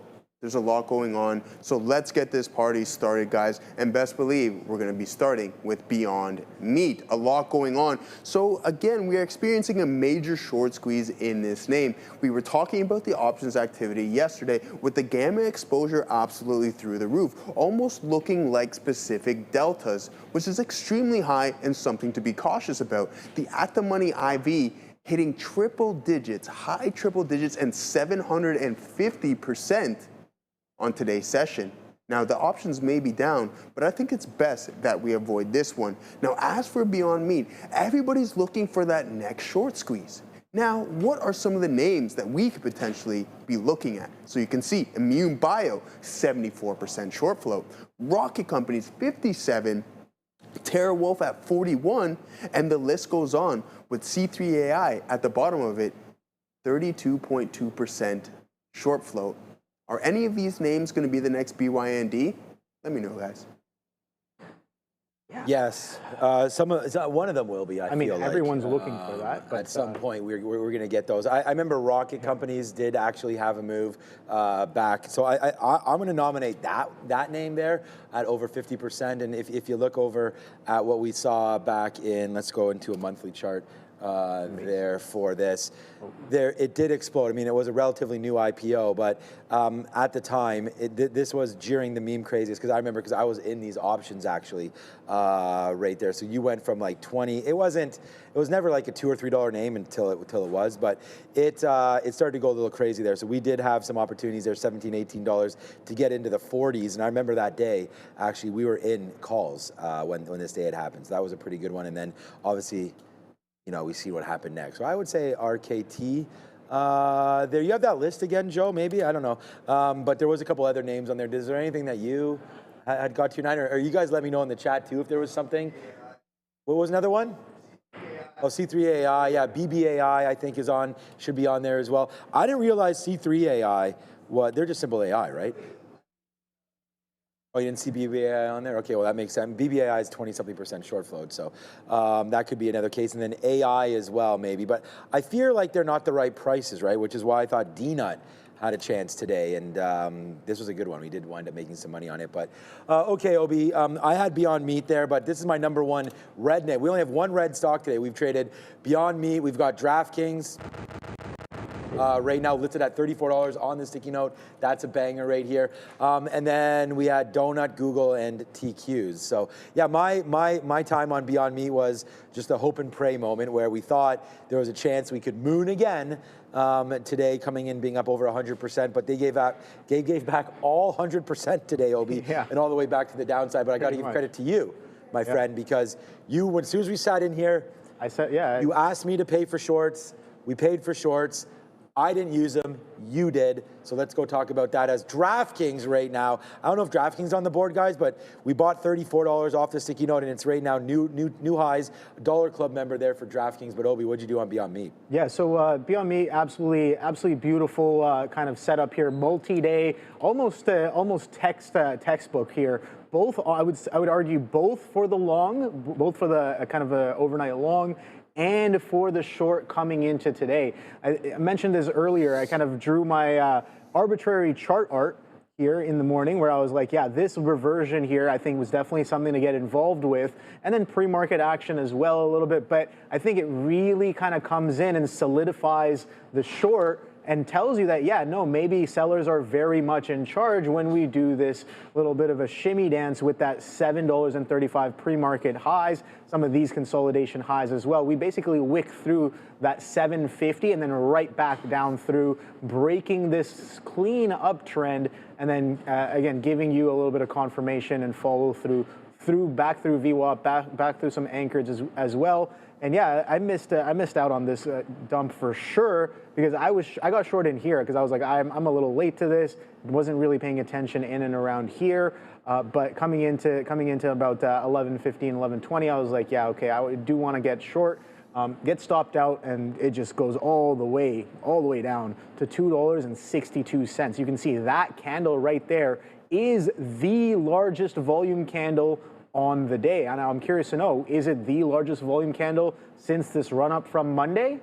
Absolutely. So the largest candle as of right now at the low of day, and we're trending a little bit higher here. So I did take a little bit of a cheeky short just now on this lower high, but I think the likelihood of getting stopped out after you see that kind of a candle just goes higher and higher as we build structure back up. So maybe some signs of a reversion of the reversion is what I'm looking at here. So beautiful multi-day trend, hundreds of percent, and a nice breather on the day today. Pretty much textbook short, I would say. Had to wait a little bit, but I even said this. I was like, it might not give it to us right off of the open. I had the short off of the open. That was beautiful. It gave you $1 instantly. Yep. But that's not what the trade we're looking for, right? We're looking for this to fall apart. And fall apart, it definitely did, from $7 all the way down to $2.60s. Trying to go now. There's a big seller here on the offer of over 400,000 shares. Oh wow, we already did it, man. 1.7 billion already there. And you know another name that had fallen down. We don't have it on the. Oh, we do have it on the. We do have it. Open Door, breaking through $7, but we'll talk about that in a couple minutes. Only down 5% though. Open Door. All right, let's go back over to the desk. All right, guys. The much anticipated Tesla earnings report coming after the bell. I had to read this twice. Tesla analyst says Elon Musk will be heavy on optimism and light on truth. Well, I think we know that with Elon, he tends to be that way. That's nothing new. But the Tesla analyst by GLJ research analyst Gordon Johnson maintained a sell rating on Tesla with a $19.05 price target ahead of the earnings. Is that right? Crazy stuff, guys. I don't think this guy is going to be correct whatsoever. Much forward-looking with Tesla in regards to robotics and obviously autonomy. We want to hear a lot about that, and maybe even some cheaper models, the Model 2 that we never got. What do you guys think? Yeah, no, I think Tesla's definitely an interesting one, man. I think we talked about that 441. Just simply put, that was kind of the range high for the past week or so, and then finally lifted coming into this week. We started ranging above that 441 here on Monday. Nice little 442 hold, double bottom, and then consolidation. We couldn't quite hold back into the range is what I'm seeing today. So 429s are the day low. And we talked about the bigger picture range low as well here, being in and around that $40.20. Nice, $420. Nice. On the chart, I can't speak prices right now. So this range low is what I'm talking about here. Multiple tests of this support brings in buyers. One violation of it all the way down to 400 brings in buyers the next day as well. This was probably a very interesting night in Blue Ocean as well. I think I actually remember, yeah, coming into the week, it was pretty solid on Tesla, the end of night reversion. But buyers have definitely been holding up this 420 area pretty well. And the fact that we're back into this range maybe tells me that we might be poised for a bit of a test, especially if the market stays this heavy the way it is, right, Sean? Yeah, no, I think it's not a great moment, obviously, to be releasing your earnings, but the market can be a fickle one and change on a dime, right? And so I think if Tesla, I'm still excited for it. I think it's going to be some good talk here today. And like I said, we wait to hear more information from Elon Musk about all of those ideas that you just mentioned there. We're looking for robo-taxi talk, and we're just looking for more. It being down 2% today, I don't think that really means much. We're really gathering now, right? And so it's insane for Obi and I to make a prediction on what we think it's going to be. I mean, I have Oracle. We could have not predicted that number. It went up 40%. What if they sold way more than we thought? What if that robo-taxi gets moved up to, he throws out a crazy date of December 1st or something it won't be that soon, but something like that, then I think this stock can really motor. So I would just say sit on your hands for now. It could be a good trade. I mean, definitely if we break higher and the market goes, then I think Tesla gets going as well. I mean, you can see it's still following the market today. So I think for the afternoon right now, it might be a short in and around here because we're back finally to the 200 period moving average. It's just, do you believe the market's a short? And if you do, then I'd say go with it. But yeah, one of the first mega cap names here. And again, it's going to be different than the AI trade, but this really is going to set the tone, I feel like, because we saw Netflix yesterday, and I called 11:15 yesterday on the after show. I called 11:15 today as potentially being a bottom. The day's bottom is 11:12.50. So Netflix, I mean, this is down 9% on a double miss.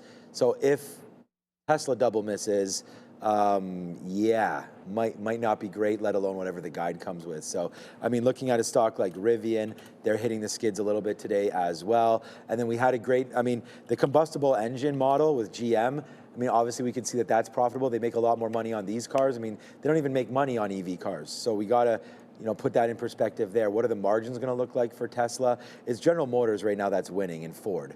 I mean, I never thought we would actually say that, but some of the, the legacy names continue to perform quite nice. And you might be having out on Ford actually right here around 1280, but yeah, that's Tesla. Okay, Donut, a popular stock for us here today. Should be a popular one move the rest of the day, maybe even tomorrow as we look for more squeeze names. All right, guys. Dina, a lot going on with this name. I think the most popular one here is the entry and the addition into that meme ETF, MEME. Very interesting stuff. But if we want to get down to the fundamentals, guys, the global expansion here in Krispy Kreme is real. Looking to open up some stores in Brazil and Uzbekistan. Found that very interesting. But also striking a deal with Walmart. Guys, what do you think about Krispy Kreme? Oh, Krispy Kreme struck a deal with Walmart? Oh, I didn't know that. What the hell are they going to do with Walmart? I don't know. Maybe there's, in some of our Walmarts now we have McDonald's and whatnot in Walmarts, or Tim Hortons in Walmarts. Maybe a Krispy Kreme in a Walmart, maybe? I don't know. Or they just deliver them all and then you get them. I don't think it's a good idea to sell the product at Walmart because Walmart's probably going to be cheaper than what you're selling it for in your store, but I don't know. Anyways, we just waited for it. And I think when Obi had told me something about Beyond Meat was halting up or something like that at this time in and around, I guess it wouldn't have been this early, but it fell into our pre-market kind of levels and we just bought, right? We wrote down here on the sticky note that we wanted to buy $4. So once it made this strong move, we didn't have our full position or anything on there, but we did have 1 unit. So it falls into our lap, and then boom, goes a dynamite to the upside. We make a cup of coffee on this one and a couple dozen donuts, which we'll just donate because we're not eating donuts. Thank you to Mark, who brought in a whole bunch of donuts and a whole bunch of cookies today as well. And happy birthday to Ramin. But yeah, nice move to the downside right now for DNUT. I still think there's more to this name, 28% or so short float. I still like it. I don't know if I like it the rest of the day here today. It's nice to see it hold 4. I'm going to pass on getting too aggressive with this moving forward. Yeah, I thought it was. I thought it was enticing, kind of off of the open. Coming into the open, I did have eyes on it. Another runner, and I think the short might have been the better idea here because it's just like, all right, everyone's looking for that next BYND, and yeah, it has some solid push. It does try. It gives you the effort. It kind of comes in and clips that $5 mark. We kind of talk about that $5 mark being an interesting area in stocks, and it just shows us that yeah, since that price action happened, yeah, we might have some sellers and break down the move back into some prior levels. You can see it comes right into the after hours supports in and around that $4 level, and we're kind of consolidating in and around that area as of right now. So little, I mean, it wasn't as crispy as I thought off of the open. That's why I didn't really indulge. I gotta go get a coffee. All right, what's up, Joe? Guys, Google, a lot going on, some quantum news there, some breakthrough on the algorithm, but something that I found extremely interesting, and for those who are familiar with the individual and the analyst, CNBC contributor, Steve Weiss, has now announced that he has trimmed his Google Alphabet Class A position, which I find extremely interesting. Would you want to buy it down here, or would you want to trim it? Let me know, guys. Which stock? Google? Question. Okay, yeah. So I actually said to Neil yesterday, you want to take this first? No, go for it. I was going to say, I said to Neil yesterday, we were sitting here and we saw, so today has been, I mean, yeah. Google was chef's kiss for a while at 253, but it lost it. So the question to buy or to not buy, yesterday I said to Neil on this move down there when we got that OpenAI sort of like, wow, they're doing a browser. Like I feel like that was something that we already thought about right there. And I think that was a buy opportunity down there at around 244. I think we were right. It did bounce back up. But I think if you're going to buy any Mag 7 names ahead of earnings, I think it's just swing trades. And I think you're just trying to position yourself for the next day or two. And right now, I don't want to go long on any of these names. I'm forever long. I'm not selling any of my positions in Google or Amazon or Microsoft or any of the big names that are coming to report in the next couple of weeks. I just want to buy dips. So this one is not early enough for me to like take a core position, but if in the next couple of days we can get back into 245, 246, I think we take that long, and then we wait for their report, and Adara's doing all this work. She's putting together all the earnings reports, and I just don't know what day it is. October the 29th, so a week today, you're getting Google and Alphabet earnings. So I think if we get an opportunity to buy somewhere around here, either tomorrow, what day is tomorrow? Thursday? Yeah, buy down here and then get a bump up in the market. We do know that there's legs to this name. So I think Google's one of the strongest Mag 7 names right now, hovering near the top. I mean, even Apple's going for a little bit of a slide, but you're at all-time highs right now, and I feel like there's, VIX volatility right now is growing. So for me, it's a stay away long-term dip buy if earnings are a problem.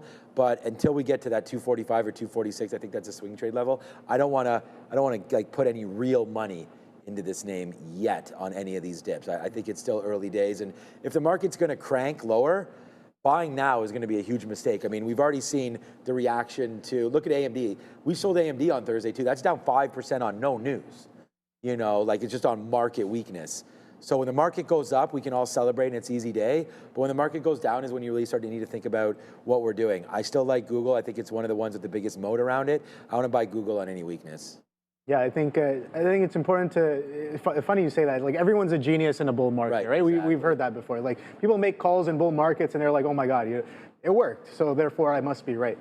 All great, but yeah, I think that you asked some solid questions there. Are these the pullbacks we're looking for? Are these the stocks that we're looking for, right? So just going to the higher time frame, let's take a look at what Google's been up to on, say, like a weekly or a monthly, and then I think that can give us a better idea, because as you know, as the market changes, as the regimes change, as you know, interest rate kind of environments change, the stock kind of has a little bit of noise along the way, right? So looking at a weekly can kind of basically cancel out a lot of, or smooth out a lot of that noise. Not really cancel out, smooth out a lot of that noise here, especially on stocks that are in a much bigger, higher time frame trend, which could outweigh a lot of those shorter term kind of things. So in terms of that, I think Google is consolidating at its highs. We finally got to 250, and this little tight consolidation, I see this, like, I say this often, right? I'm just like, if I were to take off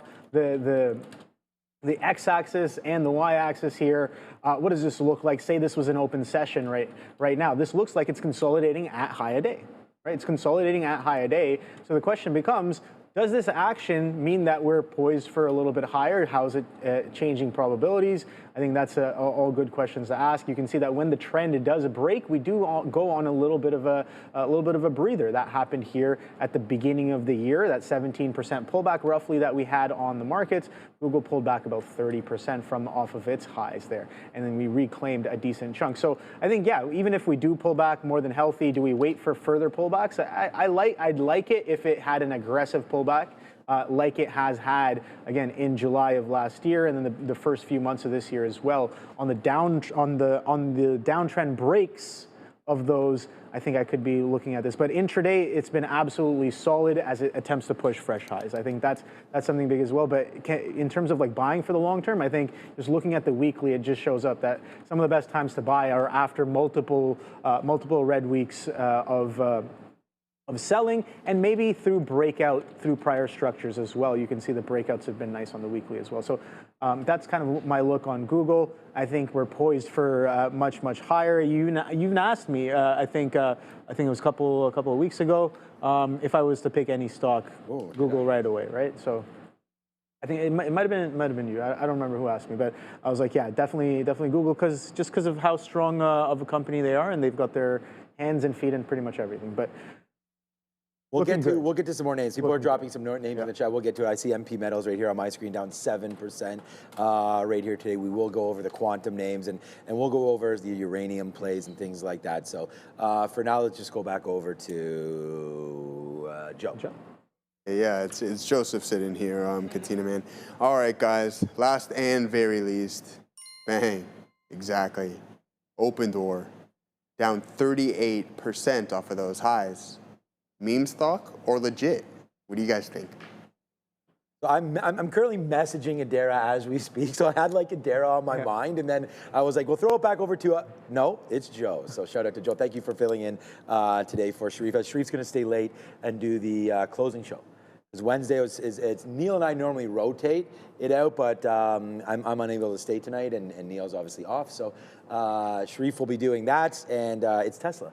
Yeah. So it's a big one. Tesla and IBM tonight, and the earnings, we'll go over those in a couple minutes. QuantumScape as well, QS there tonight. So lots of exciting plays happening right in front of us. I really like IBM. I think IBM, what else is? Oh yeah, you. Yeah, it's a good name too. Well, are they reporting tonight, Joe? I don't know, but we'll look at that. But there's Open Door. So look, we've talked about it for a minute. Like this is the key level. This is what you want to see on Open Door if you're looking to get long and you maybe missed it. I think that this fallback in right here. We're down now 50% from its highs, right? 650 to 11 now. We're down about 40% from its highs. That seems to make decent sense to me. I mean, the pullback's always going to happen in these names. I mean, we ripped up here and pulled back to the 50-period moving average. We really didn't get too many opportunities to buy any of these dips, except for right into there, and then we ripped back up. So now we're just experiencing, obviously, a downward draft, as all the names that are having big-time movements over the last, you just mentioned some of the metal stocks. Yeah. All these names that have been having movements over the last couple of days and weeks are now giving back. So Open Door's turn is now. If you like the business, I think it's at the 50-period moving average. It's worth doing something here with Open Door. Their last earnings report, though, you could close the door on it because it was not very well. Oops, that's OPET. OTX, open text there, I believe.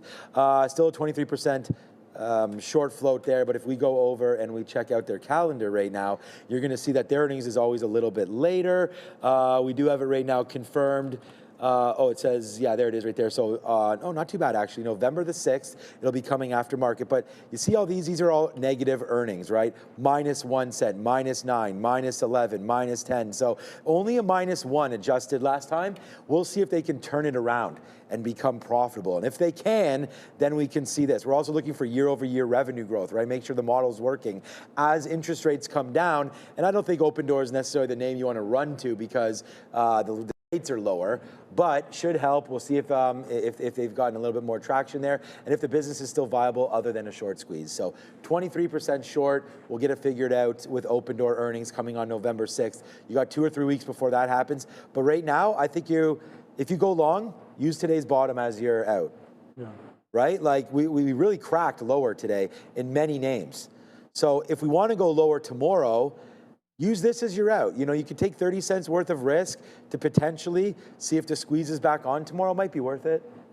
I don't know. Not financial advice, just saying if you have an out, you have an out. And I think you want to take all your trades with outs in mind. So. Yeah, definitely. At the end of the day, risk management is absolutely key, right? Our first and foremost, and pretty much only real job is to manage risk, right? So I think that's important to keep in mind here. But yeah, strong continuation from yesterday. So I just want to see how much relative volume we were doing yesterday. Nothing crazy, right? Nothing crazy in terms of relative volume. But in the pre-market, that did start to ramp up. And oh, look at that pre-market low breakdown through 670s.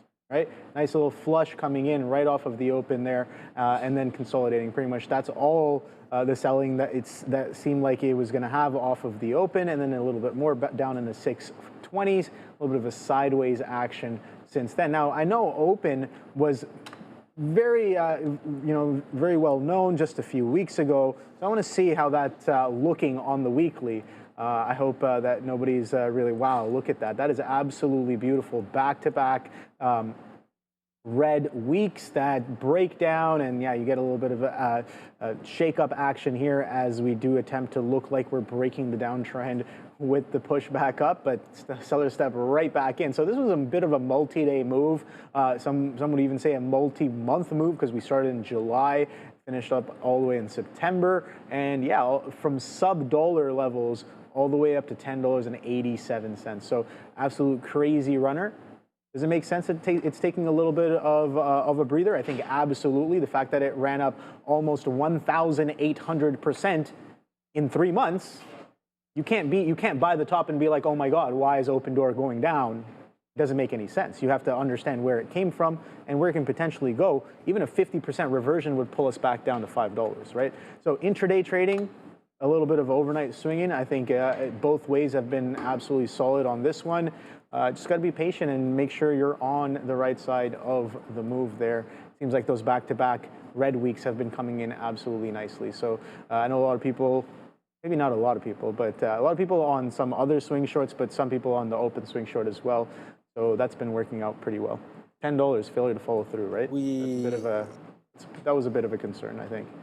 We said that we would look to see what the audience wants or what our viewers want now. So I'm actually just going to reset this. We haven't reset it all day. So Beyond Meat is really dominating right now. I'm going to hit a fresh start. You got to get into the chat. You got to type exactly this. $, whatever symbol you want, will start to populate here, and then we can go. And if you are looking right now and you're like, man, I forgot to subscribe, make sure you do subscribe right there, man. 78% subscribe, 21.5% of you that are watching. Again, the exact same number despite a completely different show. So I still don't know how often that's being updated, but get your votes in right now. We'll start to talk about it. It looks like Tesla is going to be one of the #1 names there. APLD there as well. AMD. HIMS with, I mean, these are all big moves today, man. 4%, Robinhood 6%. Wow, this YY. Yeah, look, I mean, I'll keep this board up. Obviously, since that's not going anywhere. So we'll just keep that up there. We'll have a check in a minute. But this YYAI stock, what is this, 1 billion shares as well? This is 2 billion shares already. Man, I got to invest in the NASDAQ, symbol NDAQ. I mean, the volume that are going through on some of these names there today, like the fees that are being collected by somebody here is somebody going to make out to very nice right there. But yeah, 2 billion shares here, 2 billion shares on Beyond Meat today. I don't really know what the story is with this name. YYAI again. This is, Airwa. Oh, actually, I think we did have this on our watch list potentially here today. So. We did not, and there's no news. And I can confirm it was not on the watch list because there were just so many other stories. All right, so where is the fail button? There it is right there. So no, not on the watch, failed by me for request or for mentioning it was potentially on the watch list. But yeah, no news here today. I don't know if you guys know anything about this name, but whoops, all the way to the downside there. Whoop. This might be a Chinese name. I don't know. There's the reverse split. It looks like this. YYAI? Probably. Yeah, I'd put money on. I'd put money on Airwa Inc. AIRWA Inc. There's the split. There's the move down. And yeah, I mean, this was $3 not too long ago, down to 16, 17 cents. Yikes. This is what you call like holding the bag. You know, you just hope you don't come in one day and suffer some of these, not holding the bag today if you bought yesterday, but definitely a bag holder stock right there. YYA. Close. So close. Philippines? It operates through the following geographical segments: Hong Kong, United States of America, and the United Kingdom. Okay. But where is the company based? Founded by Joe Kalfa in 2015 and is headquartered in Simra DE, where Denmark? Germany? Huh? DE is Denmark, right? I guess so. The code for the stock DE is the Deutsch, the Germany, but probably Denmark, yeah, for country code. Or Delaware. Maybe? Let me just look. Delaware. Delaware? Okay, Delaware. All right. Sorry. Delaware. People in the chat got that. Yeah, Delaware has the better. That's where Elon, you know, the corporate structure. It is in the States. Yeah, a lot of companies out of Delaware. All right, I was wrong. I was wrong too, man. I thought that was a Chinese name. All right, what's up, Adara? Well, fun fact also, Elon Musk is actually trying to kind of start a max exodus out of Delaware because he doesn't like how the Chancery Court handled his pay package situation. So that is a fun, or I guess not fun, Delaware fact. But I do want to mention as well here, this is our implied earnings move docket for tonight and tomorrow morning. So here's the implied moves and the ETA of release for some of the biggest names reporting tonight and then tomorrow before the bell. Now, these implied moves do change, so I just updated them as of probably 10 minutes ago. At least the afternoon ones should be pretty close to accurate. The morning ones are likely to fluctuate a bit more. But yeah, keep an eye here on this at X at TTV Research. There will be more earnings preview infographics to come in the next hour or so. Back to you. Thank you very much. Okay, yeah, we'll be dropping those. We do have, you can go on and find them all. I also have them. It's at Trader TV Live or at Trader TV Sean. I just post what Adair gives me here. SAP, Kinder Morgan tonight. Lamb Research. Okay, there's a couple names, man, that are interesting here. Las Vegas Sands again. We'll go check out what's going on in Macau and whatnot over there. So China, again, another China play there, possibly with LVS and IBM. We really like IBM. Any more downside plays in IBM, and I want to be a buyer over there. 287 still seems too high for me. IBM, there's a name, up 2%. How did we miss that? How is that not on my list? All right, AA, that's Alcoa. For the metals, we talked about how the metals were starting to hit the skids a little bit there in some of those rare earth metal names. Alcoa, of course, much more traditional metal miner there. Are there a miner, Alcoa, steel? But nice move to the upside there, 40 down to $36 there. And then, of course, the two near the end. Tesla, does Tesla normally come out like 420-ish or something?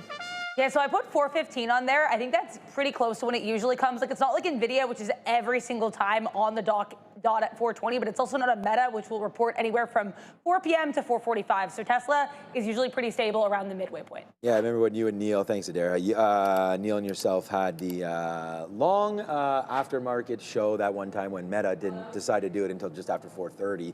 So I don't think Elon will play with his food, you know. I think he'll put it out there and then, you know, eat the crow if it's a bad number, or or tout it if it's a good one. So we'll wait to see on that one. And then also, I did want to talk about sort of the rally back in gold a little bit here today as well. Good opportunities to sort of buy some more dips in gold, but for me, I bought yesterday, and I'm going to wait to see if this settles down. Nice move to the downside, and also crypto with IBIT, digital gold also sort of suffering a bit here today, down 4%. So there's an opportunity to pick up some Bitcoin there as well. Are you buying more crypto on this, or just kind of sitting on what you have? I mean, I'm sitting on what I have. I kind of standing on business. Excuse me. Yeah, no, I was just like, I need more of a dip, for sure. But I'm not looking at necessarily price. I think for Bitcoin, you're about the action? I'm more about the action. Like, give me a 50%, 70% drop. That's kind of regarding price, no? No, of course. But whether we're at 70,000 or 100,000 or 150,000, oh, I see. Care, so you're not pulling the trigger on the buy until I don't care about the price. It's just like, give me the right kind of price action so that it tells me that, okay, yeah, buying might actually be, or we're shifting hands from sellers to buyers. That's kind of got it. Okay. So kind of relating it back to the limited experience I've had so far on the trading floor is just, still, I would say, relatively early years of my trading compared to you guys as well. But something that I'm noticing is just keeping it very simple. Like, I want to buy with the buyers and sell with the sellers. I know it sounds very cliche and very simple, easy to say, hard to do. Yeah, it's one of those. But here's the thing: when you're sitting here, you're watching every day. You're just like, I see some selling, I see some buying, I see sellers holding in charge, I see buyers holding in charge. And it's like observing those things and then just being like, all right, cool. Like, I want to participate with them. You guys, like Iceman saying 70% off drop BTC. I want to buy 30 as well. Yeah, exactly. Like 50 to 70%. It's just an arbitrary. I think a significant pullback, something that reverts decently, balances to some sort of a mean. It gives us a nice reversion to the mean, and I see that happen. And I'm probably like, oh, damn, that was an amazing short on Bitcoin, and it reverted to the mean. Now I want to revert the reversion and maybe get involved there as well. So that's kind of the mindset I'm going with. Yeah, exactly. Rusty Dutch saying, elite trading edge, buy low, sell high. Here, let me give you another one. Have you tried buying high and selling higher? Because that could work as well. Or you could do something like selling high, like I did on BYND, and buying lower, like it's going right now at 350s and cracking even more. So I don't know. I'm just along for the ride. That's what I'm saying. I want to sell with the sellers. BYND is at $3.50. Is that what you just said? So, 350, yeah. So okay, people are talking more about this. Reversions or counter trend, question mark. No, I think I have the same issue. Yes and no. Reversions are technically counter trend, but the counter trend trade is still part of the trend trade. It's just a fractal of that, right? Something's not going to trend exactly up, right? I'm still taking how something trends by taking the counter. I just have to know that I'm not looking for a full-on reversal, right? That's the thing. I think counter trend is still part of trend trading. It's in the name. So I think that perspective is everything. I say this at the same time. Like you see this happen in like schools and universities. Everybody has the same textbook. Everybody has the same classes. Everybody has the same material, but we all interpret it differently. And I think that's a good lesson to learn as well. So sometimes I see things much differently. Sometimes I see things the same way. I don't really know what the right way is, but I think that just perspective definitely matters. I think. Is the key that I'm talking about here. So 350s coming in. I don't know. That was a nice little flush. Somebody hit the bid pretty aggressively. No idea if we're going to make a higher low and continue higher, or do we kind of pull back into some of these levels where we did halt down. 330s I'm watching, and then 310s-ish area, and then the day low as well. That's coming in at 262. So we're still $1 away from that. Yeah, exactly. I was definitely not an accounting major for sure. Didn't go to school for business or finance. Because, you learn to realize when you come into the markets that none of that actually matters if you want to make money, right? So anyways. You said that story about OpenAI hiring all those quants or whatever. Yeah. So there you go. So it's a lot of it now is going to be coding, is going to be science based, even for traders, right?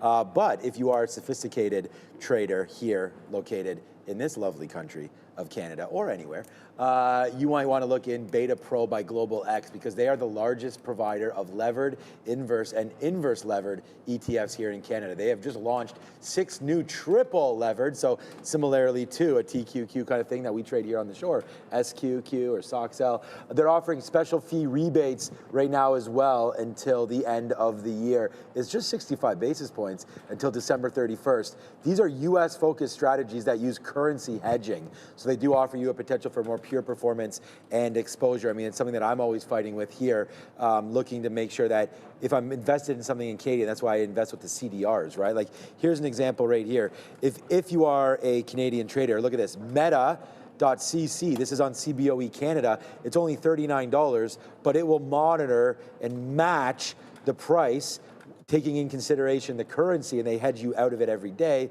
the movement in Meta. So there's Meta right now in Canada, so you can use Canadian dollars to purchase Meta shares, and then you see Meta right now is, I just typed in meat, I still typed in meat. Meta right there is down 78. Let's see what it's down here in the NASDAQ. It should be something very, very similar, and it is exactly, so it's 0.62. So you'll lose a little bit intraday, but as I said, they'll balance that out, and you get that currency hedge.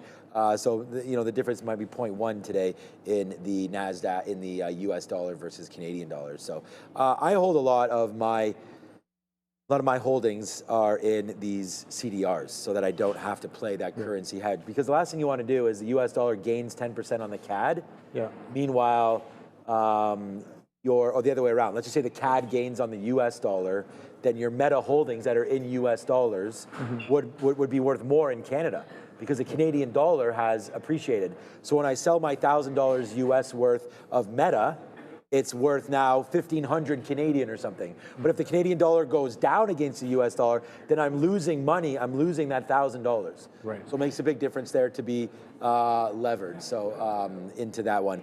But okay, let's try to find some more trades. Do you have anything on your mind? I'm gonna go grab a coffee. You need a tea or anything? No, I'm okay, thank you. Okay. I'm just watching this BYND. So we did drop all the way down to 3/2. And then rips right back up. So I'm like, all right, cool. Maybe that was just something that got balanced pretty quickly. So I'm watching that as of right now, back into 380s. But let's see, let's observe. Does it make a lower high? We were kind of stepping down 420s, down into 4 and some change, and then maybe back below this 380. This was a bit of a level here as well. So let's see if we step down, or we could kind of just chop sideways, push us all the way back in. I don't really know what's going to happen, but I like the idea, right?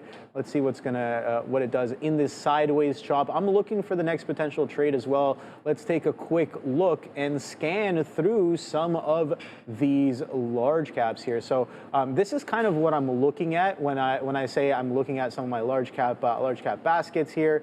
So you can see that Spider, Qs, Nvidia, Tesla, Microsoft, Apple, Alphabet, and Amazon gives me a good display of the Mag 7. Sure, I'm missing the only one out of the Mag 7 I'm missing here is Meta.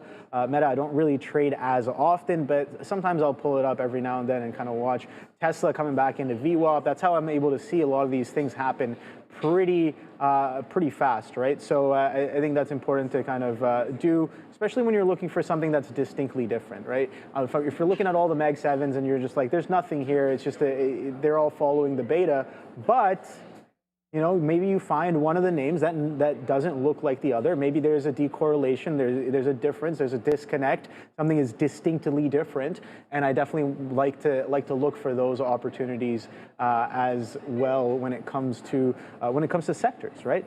But we'll look through some more stocks right after we get back from Adara.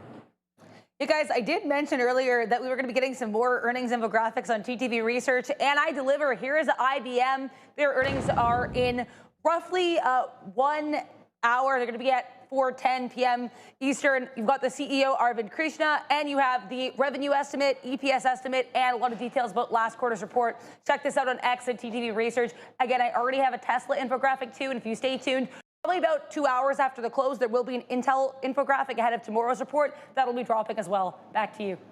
All right, so yes, something to look forward to. Intel, it's a good reminder of Intel. Intel was something I was watching a little bit earlier. Again, sold off pretty aggressively relative to the rest of the chip sector here. So let's see what that one's up to. Okay, we got down to 36.07s. Funny enough, Intel gives us a bit of that 36 test at the lows, testing it a couple of times before coming right back up. Can it get to VWAP though? That's the question. I was looking at it as a potential reversion candidate, but didn't really come into fruition there. It's kind of moving a little slower than I'm really looking for, and the market is down as well. The market is down very aggressively. There's no real kind of bounce happening there. And if I were to take a bounce on the market, I think that Intel is probably not necessarily the best kind of vehicle. Maybe Qs or even something like an Apple or Nvidia. You see Nvidia is curling up as well. Yeah, there's a bit of a curl happening. Nvidia is moving up a little bit nicer than the rest, breaking that downtrend as well. VWAP's all the way at 179.60, so that's about $1 away as well. I'm gonna take a 103.50 break. Yeah. Yeah, if we break, yeah. So, anyways, what Obi was talking about here, I'm gonna try to join the party a little bit. I just got back, got a coffee, so cheers everybody out there if you've got one with you. This is a 200 period moving average. We hadn't seen it since we were short. Man, you can kill me there. Now that could have been almost a week's worth of money there. But yeah, what about if we finally take it and break it, right? I think it's worth looking at right there, 103.50. So actually it's at 103.55. So I have the long breaking through 103.50, 103.61. It could break and fake. The thing is, if we break and fake, then we're gonna get out if it falls too much back in, maybe even breaking through 103. So I think there's a 50 cents worth of trade to get us back to VWAP. And hey, if this market wants to get bought up here into the close, then we're there for it. So I do have that order, so heads up. It reminds me of like that Google trade that we put on that as it was down here, I said, I'm not doing anything, man, until it breaks back above 253 again. So it did break back above 253, and that's when it was hammer time. And we nailed that one. So I'm giving a little bit of warning now that this is what I'm going to do. You might not want to do it. It might be a short. I mean, the market's down pretty bad right now, down 1.38%. This could be a short right there, breaking through there. But if we're going to go long, let's go over to our friend Palantir, because we do know Palantir has some get up in it. That's for sure when it wants to go. And ooh, see, oh man, this was good. You might have got faked out there, but I'm not sure that's where the 200 period was at that time. But there was the break. So it didn't break it, but once it does, man, right there at let's just say it was 171.80, you're now at 174, and you're at VWAP right now. This might actually be, I like the futures because I'm not worried about single stock, but Palantir here is also something at VWAP. But when a stock gets to VWAP and it's down 4% and the day is red, it's almost a short for me rather than the other way around. These breaks down here are the longs. The VWAP is not a trend change thing or anything like that. It's an over-under. So you get to figure out if this buyers or sellers are going to win today. If it can break above, then anybody that bought, obviously down here, is laughing because you're going to close the day above VWAP, right? And you can use that then as your support and resistance. I mean, anyone who's shorted at the end of it all is really the ones getting it. But if you can break above VWAP, that's a good sign. This is almost a short there. I like the market for get up into the close because to reporting tonight are big names. And I mean, I think there goes Tesla again. Like there's the break right there. This is the break of, what was it, 230? So we're doing the run, 220, we're doing the rundown, but that's the level there. So let's see if the futures can do something similar to that. And why I say favor the long right now into the close, potentially, at least until we get to VWAP, which is all the way up here, 25,000 again. You have that 25,000 marker on the NASDAQ. We're approaching that. You could short it into that, fine, but then you're kind of stuck in the middle and then you have a decision to make. Or you say, hey, maybe strong names like IBM will surprise. Right, up 2% today. Maybe Tesla will put in a good quarter today as well. Maybe QuantumScape, that I think is down today, but they're going to report after hours. Maybe there's some movement there. They're not going to affect the market, obviously, but this is a big report today, down 13%. And I'm struggling to think about who else is reporting.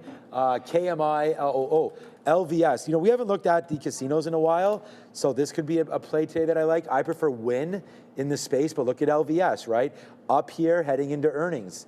So there is some potential here for the NASDAQ to get going. Let's just check back on it. How close are we to getting into these? Oh, we are very close right now, Obi, to getting punched into this trade. A trigger above 60, and I'm in right now on the TQQs, using probably the 21 period moving average, which is down here at 21s. That'll probably be our out, so that's 30 cents worth of risk there. Or if you want to give it, a bigger sort of area, down to 103. There we go. We are now in. It's a new position.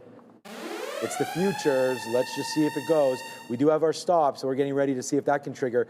103.20 is initially going to be my stop, so we'll see if we're not going to give anything back. Well, we'll give something back, but it will be minuscule on this. Let's see if it wants to work. There we go. We're in the money now just a little bit, but this trade is still early. Over to Adara. Or OB or somebody. Okay. No. Yeah. Oh, I thought it was over to Adara. Okay. No, I'm just I'm watching this curl here on the market, watching how Apple's behaving here. Yeah, Nvidia curl back up to VWAP. That's coming in nice. Tesla as well. But there are some stocks that really haven't done that yet, and that's Amazon, a little bit of Alphabet as well. Alphabet's a little bit closer than the rest, but I'm really watching this 257 here on Apple as it catches a little bit of a curl. So this is what I'm looking at here. So 15-minute chart, pretty aggressive downtrend all the way from the highs to the day low. We were down about 2.85% from there. So the question becomes, can we actually break this trend here and get a little aggressive? It's kind of been being almost held down relative to some of these other names. For example, like I give the example of Nvidia, Tesla, and even Google now catching a little bit more of a curl. But the question becomes, if sellers step back in, which they are as I'm talking, do we make a lower high, or do we actually push through this 257? I've been watching this 257 a little close here. You can see for the past hour or so, can't really get through. These are 50-minute candles, so almost for the past hour, can't really get through. What's going on? I got to connect I have the earpiece set up, don't I, or not? Can you test, Andre? I don't know. No, I don't have it. Okay, I got to reset my earpiece. I don't know. The market just tanked there, so it just came out for us, like almost immediately there. I can see. Well, we gave back about 10% of what we made on the Qs there. I'm not laughing for any reason. I mean, I don't want to ever lose, but we just put the trade on, and then 2 minutes later we were out of it on what was like the most violent, basically there. I haven't seen, like, look at that wick. Bottom wicks all the way down to 11s there. That's why I was wondering if I missed something voice-wise here. So I'm going to disconnect and reconnect in here now. And obviously, Adara is going to get on the news, so it doesn't seem like there's anything going on. I'm not seeing any news on it, but I just want to clarify that I'm not seeing any news on it. Just that's futures. it. Yeah, it's just the futures. I don't expect there to be any like wild movement here or anything like that. But here it's coming down in, so maybe it is a little weaker than I had thought there. So if we're going to bounce off of that right now, we might as well. We're back in this. Let's just use 103 there as our out now. I don't know. It's pretty jumpy right there, but that's okay. We should expect that with the futures, right? It's not an easy game, and sometimes you do get these bounces back and forth. So let's give it a little bit more room for some expansion here, because if we just get stopped out every time it does these wicks, we just would have got stopped out again. So we've got it right back on now, and let's see if we can get some movements. We'll take 10 cents at 48, so we'll take that, and then we'll see if it wants to get back to the upside there as we're back into that TQQ position. I have no idea what happened there, but I'm going to reset my ears so I can hear if there's a throw. Good. Rookie trader in the chat saying bye-bye GLD. Okay, all right. Wow, okay, so what a bid on this one. This one's coming right back in. So you were asking, what can we look to get long? Maybe GLD here as it's ripping up through its day highs, back through 370, 375.80s here as of right now, 375.80s. That was in and around the prior day's low here at 375.68. For sure. So that's breaking out pretty nicely here after bottoming out at 368.90. So yeah, good call out on that one. That thing is attempting to push a little bit higher here as of right now. Took a little bit more of that BYND as we did come up into that $4 area and then pull back in. So just waiting and watching for that one. Do I expect and look for an end of day squeeze? I don't know. Is it Friday? Is it the end of the week? Are things expiring today? I don't know. But you said it's a Wednesday, right? Yeah. It is a Wednesday. I keep on forgetting what day it is too, man. Honestly, especially with this kind of market, I forget what day of the week it is. And I really don't like the weekends either. So You do like the weekend. You talked about that. I like the weekend for sure. Yeah. Beautiful, beautiful music this man produces. But you know, the weekends, as fun as they are. So you're not looking. Oh, you just got Beyond Meats on board, right? Yeah, I only have some Beyond Meat, but I don't know. I haven't taken a big enough bite out of it just yet. And I think the big bites were, like you said, in the morning, off of the open, maybe through that 7. So you're saying the bite you took wasn't meaty in Beyond Meat? There you go. Nice. I'm still not hearing. I got to fix my. Nice. my ears are still not working. I miss that joke. Definitely not meaty. The beats the the bites in the morning were not meaty at all. But 370 is coming in now on BYND. We dropped down to that 350. That's what I was watching earlier. So BYND. We'll just go to the someone chart in the here, chat. Take a look. What's up? What's up? Someone in the chat said, like, Sean, you maybe stick to Palantir or AMD because you crushed those. Yeah, but right now, we said we wanted to be in the futures. There you go. And sometimes we got to stick to our guns. So, we got taken out there. There's no doubt about it. But now we are now this is 35 cents in the money, right? And we've still got on a big, now we are going. So here we go, man. We put this back on. I just didn't want to get stopped out again on Wix for no reason. That's why I asked, was there a news story? What was going on there? And here we go, man. Get some more outs in the mid 70s right there. This is a 33 cent trade. Our stop was going to be in and around here. So this is a good little pickup right there. We still have half left right now on the TQQs, but whoever said that is not wrong. I think AMD has been an absolute dream to trade over the last little while. We had 240, 250 or something short a couple of days ago, and look at the levels. This is why I love these levels in AMD. And I'm also going to love when we break those. Like when we come with a great story. Okay, now we're at 80s. Now we're in the money, 45 cents. I'm going to offer some of these out. But when this gets up to 243 again, and there's a news catalyst that's positive, I'm going to hammer this long once we break it, right? I mean, I'm excited for that. But for right now, no, it's at 230. You're not there yet for AMD. It needs to get going. We need to have better stories. Maybe something will come with earnings, but again, it's not going to be anything that Tesla says that's really going to rocket AMD, right? So Tesla, by the way, 437. This is on its horse right now. We said if the futures go, right? I mean, the reason why we chose long was because we thought Tesla had some get up to it. We thought IBM had some get up to it. We looked at LVS, that was going, and we would rather have been long than short.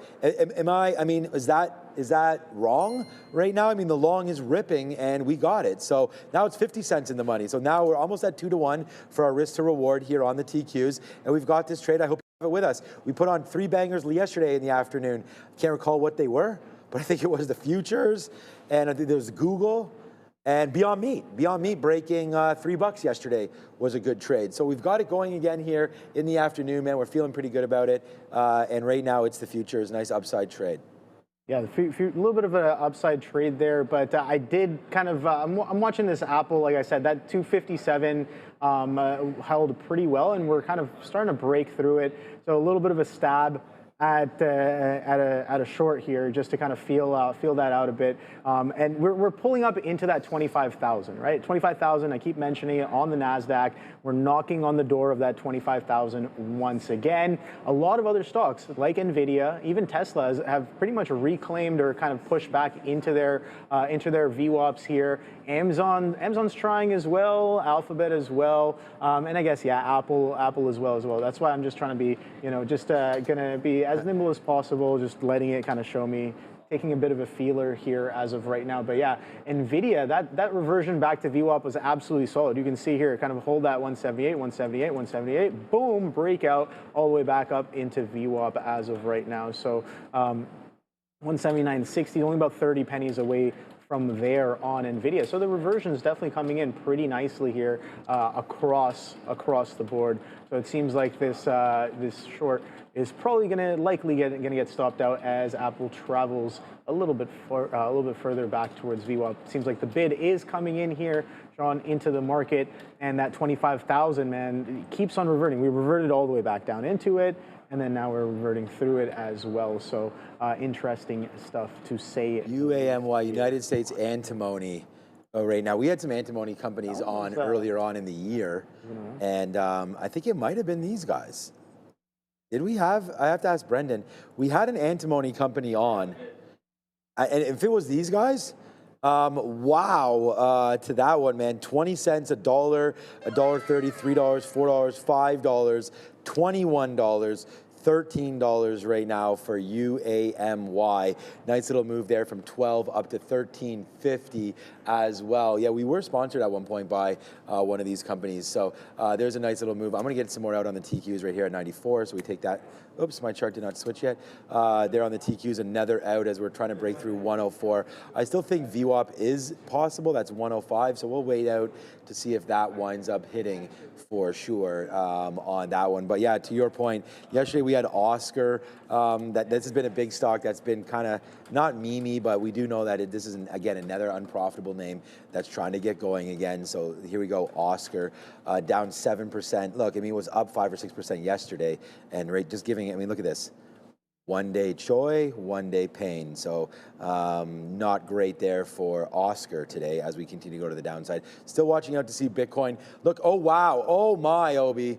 We are really starting to do this right now, starting to stack up a little bit right here for the TQs. So we'll take that out at 07 there. And yeah, just glad that we got back in. You know, we got stopped out, but we always get asked questions like, or I at least think about this myself. I don't know if others do, but it's how can I get bigger, right? How can we get bigger in our trades? Because I always talk about share size, and I think that that's the most important. Like, if I only have 10 shares on right here, and this is ripping $1 in the money, what am I doing? Buying Obi and I a coffee?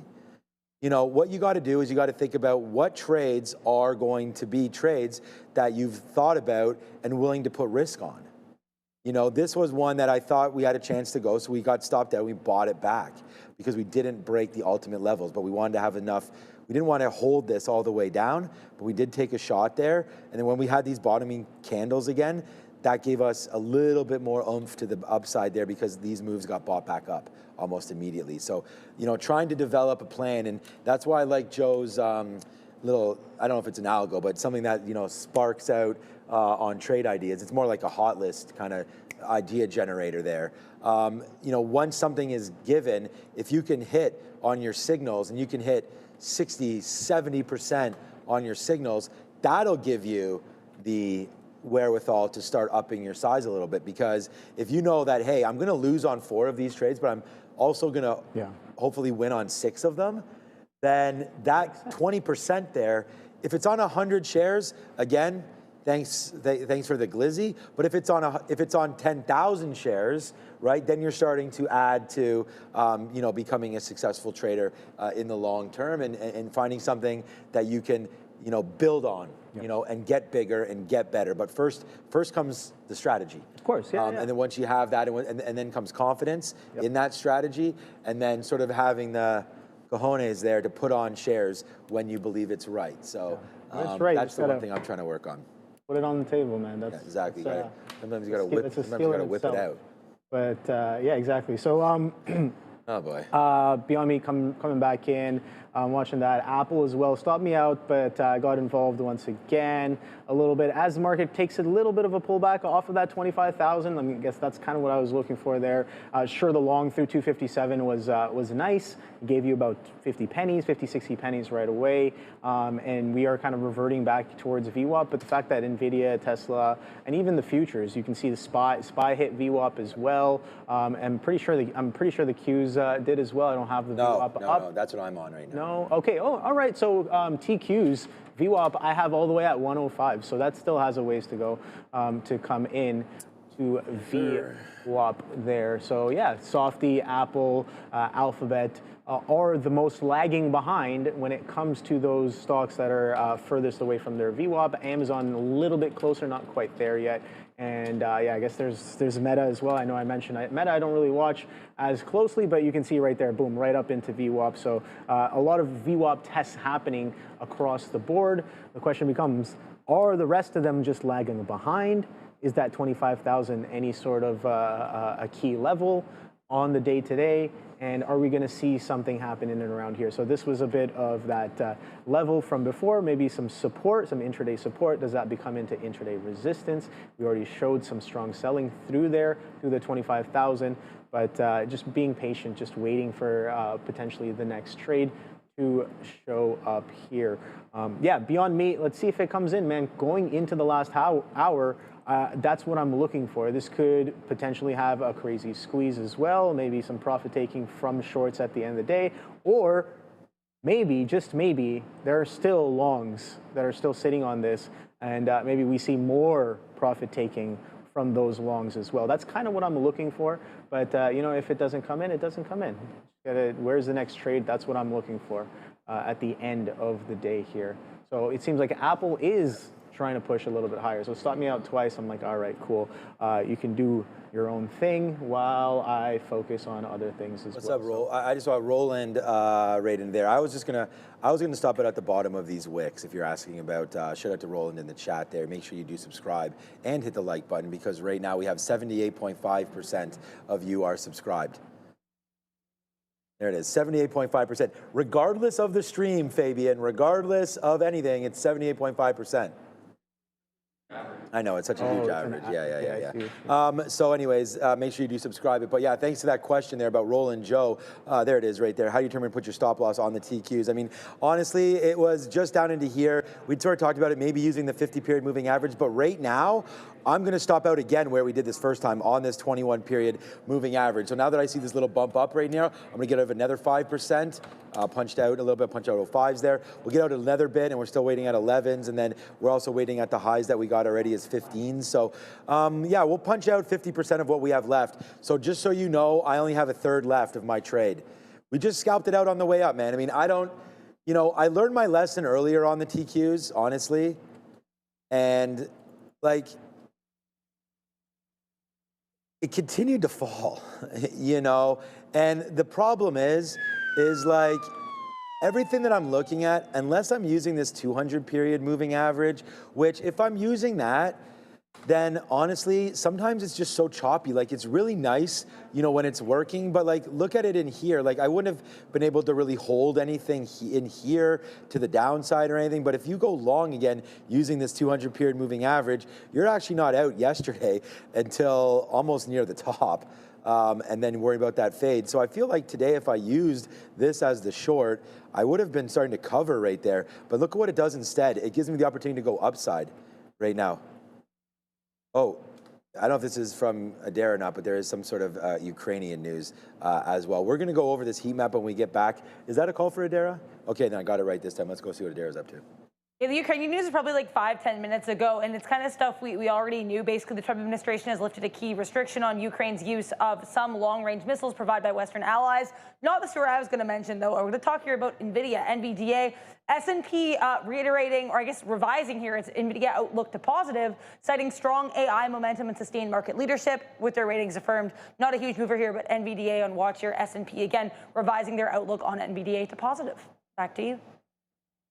All right, thank you very much. All right, you're in a couple, I mean, you're in Apple as a new one that we haven't talked about. Yeah, so Apple, I've been trying Apple a little bit there because, again, I really did like the long there, and we did revert. I kind of explained this just now, but we reverted back into that 25,000.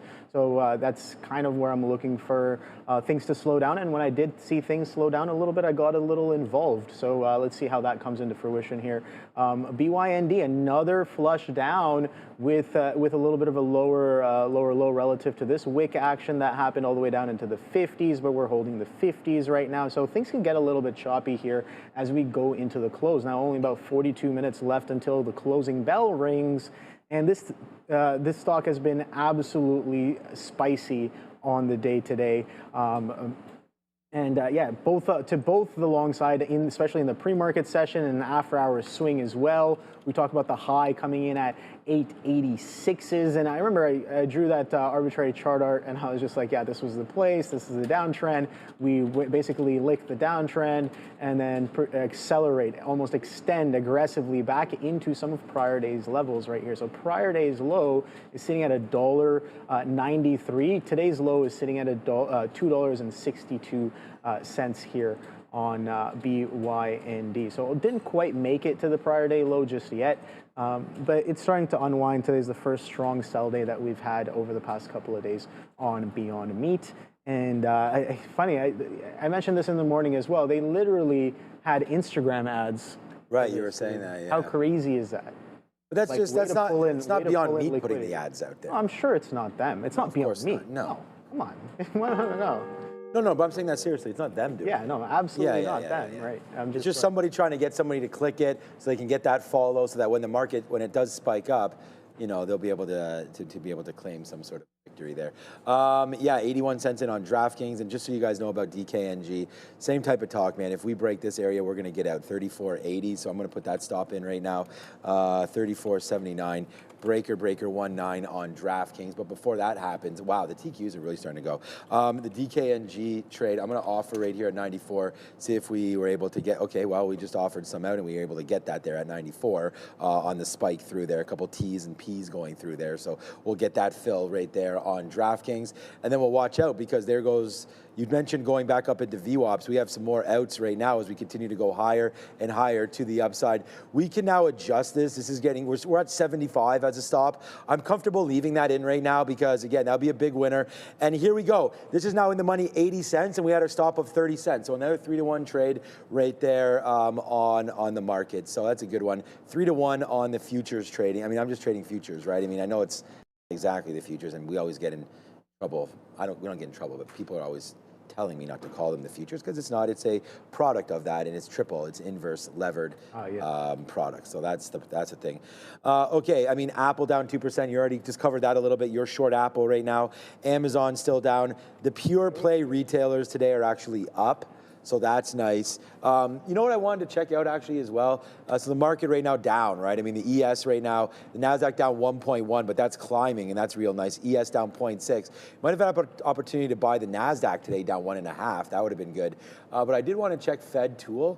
Right now, this is the Fed rate tool to see, you know, what the what the odds are for the next Fed rate cut. And Obi, yes, sir. There is absolutely no surprise whatsoever in what to expect right now for the. So I've talked to Jerome about this. Yes. He doesn't mind this tool, but he thinks it discredits them a little bit. Because if the whole market already knows, 99% knows that they're cutting 50 basis or 25 basis points, then it's a little bit less dramatic when he does finally announce that, or when the Fed finally announces it. But it looks like right now for October the October the 29th, right now, there's a small percent chance that there's no cut.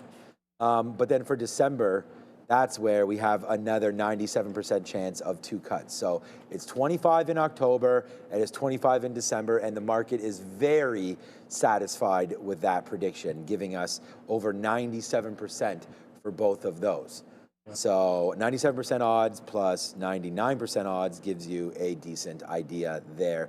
TQ is pulling back a little bit. I'm going to get out another 5% here at 05s, or sorry, 03s, so we'll do that there. And then, you know, the banks were really weak today, including JP Morgan, or are really weak today, including, fortunately, I didn't get out of enough of this. JP Morgan, I don't think I want to. I like JP Morgan. We'll see if that can hold out. Still a lot of hope for this, holding out 290. But yeah, banks, not great since earnings, man. Their high was 316, 317, now down to 293. So that's 10% off on JP Morgan. Yeah, bye-bye the market. Is that what it is? And bye-bye Apple, or bye-bye Beyond Meat? A little bit of everything, I think. Right. Beyond Meat coming right down into 320s here, so I'm covering a little bit on the way down. Where else am I sitting? Okay, I'm sitting just there as well, so that's probably going to come in if we come in and hit $3. And 257's coming back here on the Apple. I'm glad I took out a bite of that one as well, as that pulls right back in, and then kind of we're respecting that 25K a little bit on the NASDAQ. That's what I was looking for. Got lucky kind of being in some of the right stuff here, but we'll see. I don't know what's going on, man. Everything is probabilistic, right? Everything is with a probability. Nothing, even though I understand, like, you know, when we're on the show, it's just like we say things, we make statements, but you got to remember, as a trader, everything is in probabilities. Yes, I think that this is going to do this, but with a probability of this much, right? It's like, okay, do I think that we're going to trade a little bit higher or lower after we cannot get above this 425 level? I think the probability is higher than lower. And in my head, it could be 60, 70%. I'm like, all right, I'm looking for this for a lower move, but I'm not 100% sure. You can, if anybody's 100% sure of anything, you either have you have some sort of informational edge or something else, right? Anyways, $3.20 right now on BYND. Day low is coming in at $2.60. I don't know if we're going to get quite there on BYND by the end of the day, but you know, I'm just waiting, watching, just seeing, trying to be as nimble as possible. If you have me, I am more than willing to participate there. Apple catching a little bit of a bid here. I'm seeing some wipes on the tape coming in as well. Make sure I have all the orders set out there for that. But yeah, no, a little bit of a flush coming in. I'm curious to know whether or not we print $3 on the day today. I think that's a little bit interesting to me, whether or not we have that kind of a follow through or not.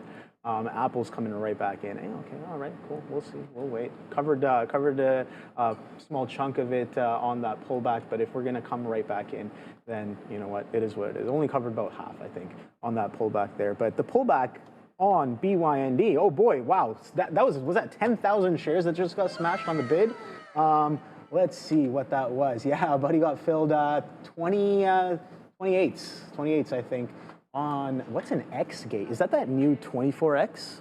Might be. You know what? I haven't seen any X's. Yeah, it might be that. Okay, that was on Beyond Beats? Yeah, that was on BYND. Hello. Okay, we'll have a look at that. What's up, Adara? Yeah, just keep an eye here on China. I'm going to put the FXI up. We had comments coming from Treasury Secretary Scott Bessent. To my knowledge, he concluded his remarks to reporters, but he did say a couple things of note.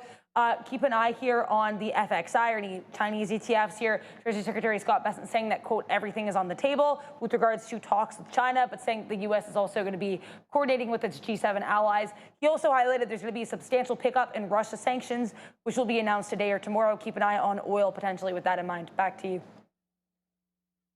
Pickup in Russian sanctions. Okay, the market won't really react too much to that, I don't think, about Russia anymore. I mean, that was not really a negative headline. Even when they invaded Ukraine, I think the market was up the next day and a couple weeks into that. I mean, Raytheon, wow. Raytheon reported 2 days ago. This stock is just straight fire, man. I mean, some of these sort of an LMT, Lockheed Martin, just what a report. These guys had just a couple of days ago. So I like Raytheon again. It's a war machine, but we'll get that all figured out. LMT is another one here, and I don't want to talk. There's many different markets out there. Some people won't invest in Altria because it's killed millions of people with cancer and all that kind of stuff, and I can see that people won't. I also get the same talk about Palantir when people calling that stock an issue for those reasons, because Alex Karp, you know, the drones and all that kind of stuff. So we'll wait to see what happens here from 400 to 510. LMT, Lockheed Martin still has a little ways to go back there to the upside. A safer play, I mean, Boeing is involved with NASA. They're involved with many of these companies. So maybe you can wrap your head around investing in some Boeing. And I think that's a decent little level there for BA. We just got out some more cues here as they're near those tops that it's been at. Boeing's a good little trade there today or soon as well. All right, what's going on with Donut? We do have IVF, nothing. Okay, we do have IVF. I saw some of that was starting to go through a little bit here. Oh, wasn't this a couple dollars the other day? IVF up 12, yeah, so there we go. We get that huge move up when Donald Trump was talking about that. I think that was last Friday, and now is a nice move to the downside. So you can see, you know, all these meme stocks, they're not all built the same, man. I mean, here we go. You might have got excited about that. You're long somewhere around here. It's at 60 cents. It was at 40 cents at one point, 50 cents there. So up today, but still downside play there as well. Why don't we have, maybe we should have a poll. All right. Why don't we do Tesla? Let's just do Tesla. Green or red at open tomorrow. I don't even care what the percentage. Green or red at open tomorrow. Not from this current price. Wherever it closes, we don't have to worry about price. It's, oh boy. OB. Yo. Coming up. We did it, man. This was one of those trades again, Obi. Just like we said about, remember, we said we're going long the TQQs when that broke. We gave you 10 minutes or so of preparation. No, it's going to be a poll, everybody in the chat. The chat is going off right now. We got to wait. We got to give Andre. Okay, there it is. Here we go, man. Everyone just boom, boom, boom. I'm going to say. We're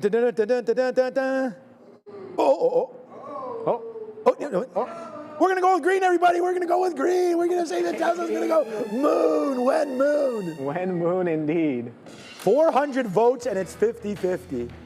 I still have. Wow, what is this, the U.S. election or something? Not this last current one. I mean, that was a little bit of a blowout, but right there. 50-50 at 500 votes.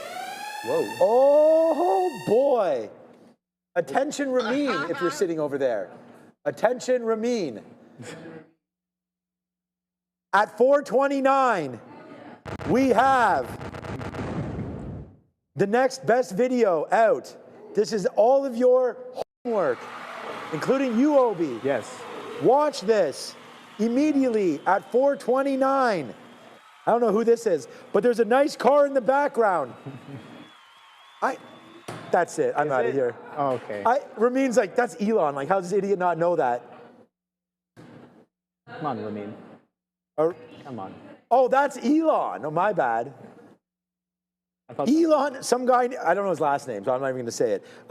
Ramin, last name? But there it is, Elon today. Watch this, it's at 429. It'll be right near the end of the, it'll be right at the end of the recap show. So the earnings may or may not be out. Oh, Ramin, that's a problem. What if the earnings don't drop until 4:30? We got to fade to black and drop this video there. But anyways, yes. Look at this. Look at this, Obi. 770 votes. And it's 50-50 right now. All right. Wow.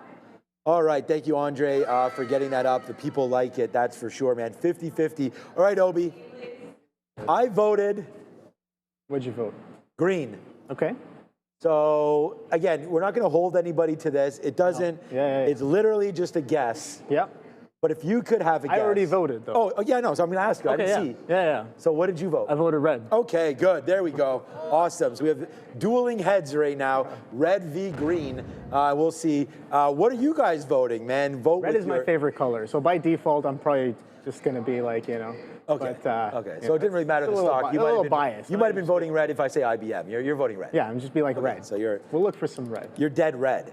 There. Maybe. Red Dead Redemption. That is right. The video does have a red Tesla. Exactly. There you go. There's a red background. There's a red Tesla. But Tesla is the green Tesla. There is no factory green for Tesla. That's Elon Musk.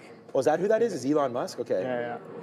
So that's all right. Let's Valero. Some news about Valero, maybe. Adara. Yes, Valero starting to kick up right now. Let's go to Adair and see if there's anything going on.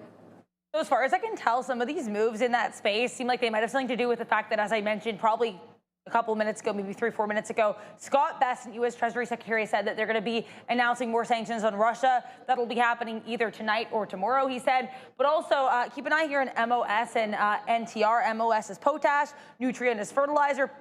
Both of these seem to be moving after that announcement from Scott Bessent with regards to Russia sanctions. So Valero, that could also be related here. But the ones I saw specifically were NTR and also MOS. Back to you.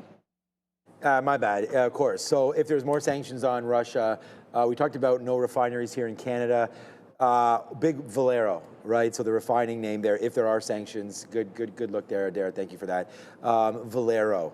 So that's a good look. I actually own a little bit of this company as well. So Valero, nice little upside play there. So good look. Thanks, Adara, for that one. So, as this market rips right now for us, as we are now $1 and change in the money, I go over to UOB, Apple, you got BYND, and we're getting ready for a big recap show today with Tesla and IBM and all that. But how are things going over there on your side? Not too bad. Yeah, I'm excited for this earnings season here as well, as we start to kick things off a little bit. Yeah, we're kind of we started a little bit yesterday. Wow, that's a little bit of a bid there. Let's go on BYND. Oh, BYND. So that's coming in kind of hot.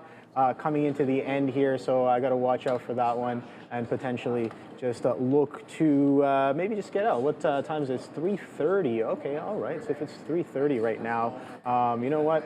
I think I'm okay with this one for now. I might come back tomorrow and revisit this BYND here if it'll have me once again. So yeah, solid trading on the day today. Well, solid trading vehicle on the day today. Me, I can definitely do a little bit better, excuse me, with execution, of course. Execution can be much cleaner here on BYND off of the open. I really did like the short, but didn't get as aggressive or as involved as I really should have. And I did think that was because I felt a little bit chasey down here at 620s. I think the better prices to get in were in the pre-market session in and around here where we push up into those 720s. And then maybe once again here. I don't mind these tries that I had underneath VWAP. They just didn't work. There's no real continuation.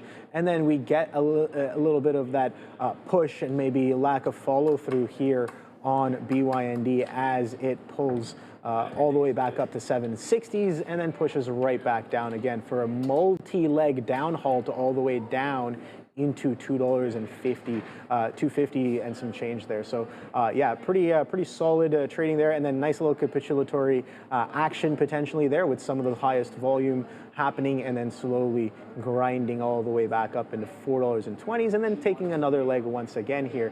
So okay, it didn't really get me out on that. I'm just gonna push out on that one there, and yeah, we'll thank you.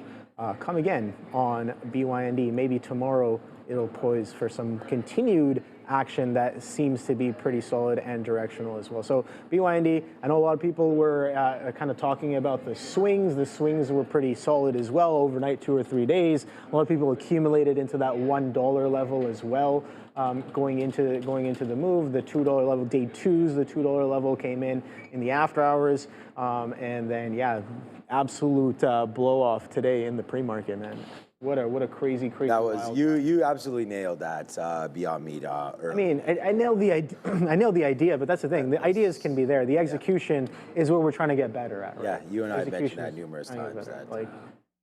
We've sat here long enough being like, all right, these are some of the trades that we see, like these are the ones. These are the ones we need to be in on. These are the ones we need to be aggressive on. Yep. But okay, now I'm at the level where I'm just like, all right, when I see those, I have to get really comfortable, take those reps, put in those wins, and get comfortable with that trade. And shout out to Wayne, because he says this. He's like he takes some trades and he's like you're not gonna be comfortable sizing up unless you win. So you got to win first. Right. Make sure you win. So that means build a strategy. Make sure it works. Make sure you have the confidence in those stats, and then you put some cushion underneath you with that strategy. Then you're just like, you have the utmost confidence. Yeah. Be like, all right, now I can definitely smash into this. So I think that's something I'm definitely working on getting a little bit better with. So we'll see. For sure, that's something that you and I talk about all the time. Having that confidence. So there it is, man. We're still long on the TQs. We already hit. So we hit it early at 107.50 all the way down to 104.80. So we already hit $3 that way, and now we're hitting $1.50 the other way long. So not too many trades for me today. We had Beyond Meat early, long and out. And thankfully we were out. I'm glad that Obi had that short, but that was a good one. DraftKings is very close to stopping out, man. A break of 75 and we're out. It's right now on the 200 period. And again, like all of these notes, I mean, I know right now it's getting near the end of the day, but if you're looking for some trade ideas, just come follow. 55,000 followers, and we had today some great ideas, man. We had the Google long 253. It's my P&L number 1 today is Google, so you can imagine. Donut long 4, we have that. We can go look at that. Beyond Meat long 7. There. DraftKings long 34. So we go pretty much 3 for 4 right there. The only loser that I have on board is Beyond Meat, and it's not it's affecting the net, obviously, when you lose, but it's not having a huge effect today because we're able to find some other trades. But there it is right there, 34.80. It looks like we're getting ready to drop below, and then we'll be stopped out of that one. And then look at what's happening right now. There we go, $1.30. It's the futures. They are fantastic, and I love trading these, Obi. I think that's again another sniper trade. Like it's right there, boom, and it's right here, pow. You know that old Batman, Adam West? I've heard the name, but yeah, pow. Never heard of Adam West? I've heard of him, but when you say Adam West, I can't be like, oh yeah, that's a name I know, and then relate it back to a face. You know what I mean? He was in Family Guy. Okay, he was one of the voice actors. Oh no way! Okay, he's the OG Batman. Okay. So was wearing like the nice cloth knitted outfit with like the grandma made mask, and he had and that's where I came up with all these. Yeah. Okay. That's exactly the reason, because you know, he used to punch Penguin, it would go boof, or bam. I remember the video where they're on the dock with like they have like a little like him and Robin are trying to hide the explosive, right? Adair has one word for that. Yes. Yeah. Hiding the explosives, and they would so it was really. Anyways, if you're not sure what we're talking about, the old school Batman. I used to watch it at lunch and everything with my mom and my brother and all that. Like when I came home from school and stuff like that, it would be on. It was very, very, very, very classic, man. I don't remember what Batman's name is, but I think he's also an actor that I should know. So, but anyways, Batman and Robin, and you know, I can even remember Penguin and Riddler and all of that. Those were some great. There, but yeah, Obi's getting a lot of credit in the chat for Beyond Meat. I mean, you've really been trading that really well, so I want to say a shout out to that as well. It's 340 right now. We have the imbalances coming out. You worried at all about the imbalance? Oh, you're out of Beyond Meat now. Yeah, I'm out of Beyond Meat right now. But so imbalances probably. Apple might be something, but we'll see. I don't know. I'm waiting. I'll wait for these imbalances to potentially come out to get involved here. Yeah, about 20 minutes left until the close. 10 minutes left until these imbalances come in. Out of that BYND. Thank you for the meal, and maybe we have some again tomorrow. At 25,000, we did kind of break through that and pushed up a little bit higher there on the Nasdaq. So yeah, Nvidia went past its VWAP, Tesla went past its VWAP. Alphabet is turning back a little bit. Amazon actually got to its VWAP. Microsoft and Apple and Google were the only ones that really didn't get back to their VWAP. All right, so we got a couple super chats here. So Howard in the chat saying, Sean mentioned on Monday that BYND could meme. I bought 10 October 31 calls at 62 pennies and sold them today for $6.42. Absolute banger.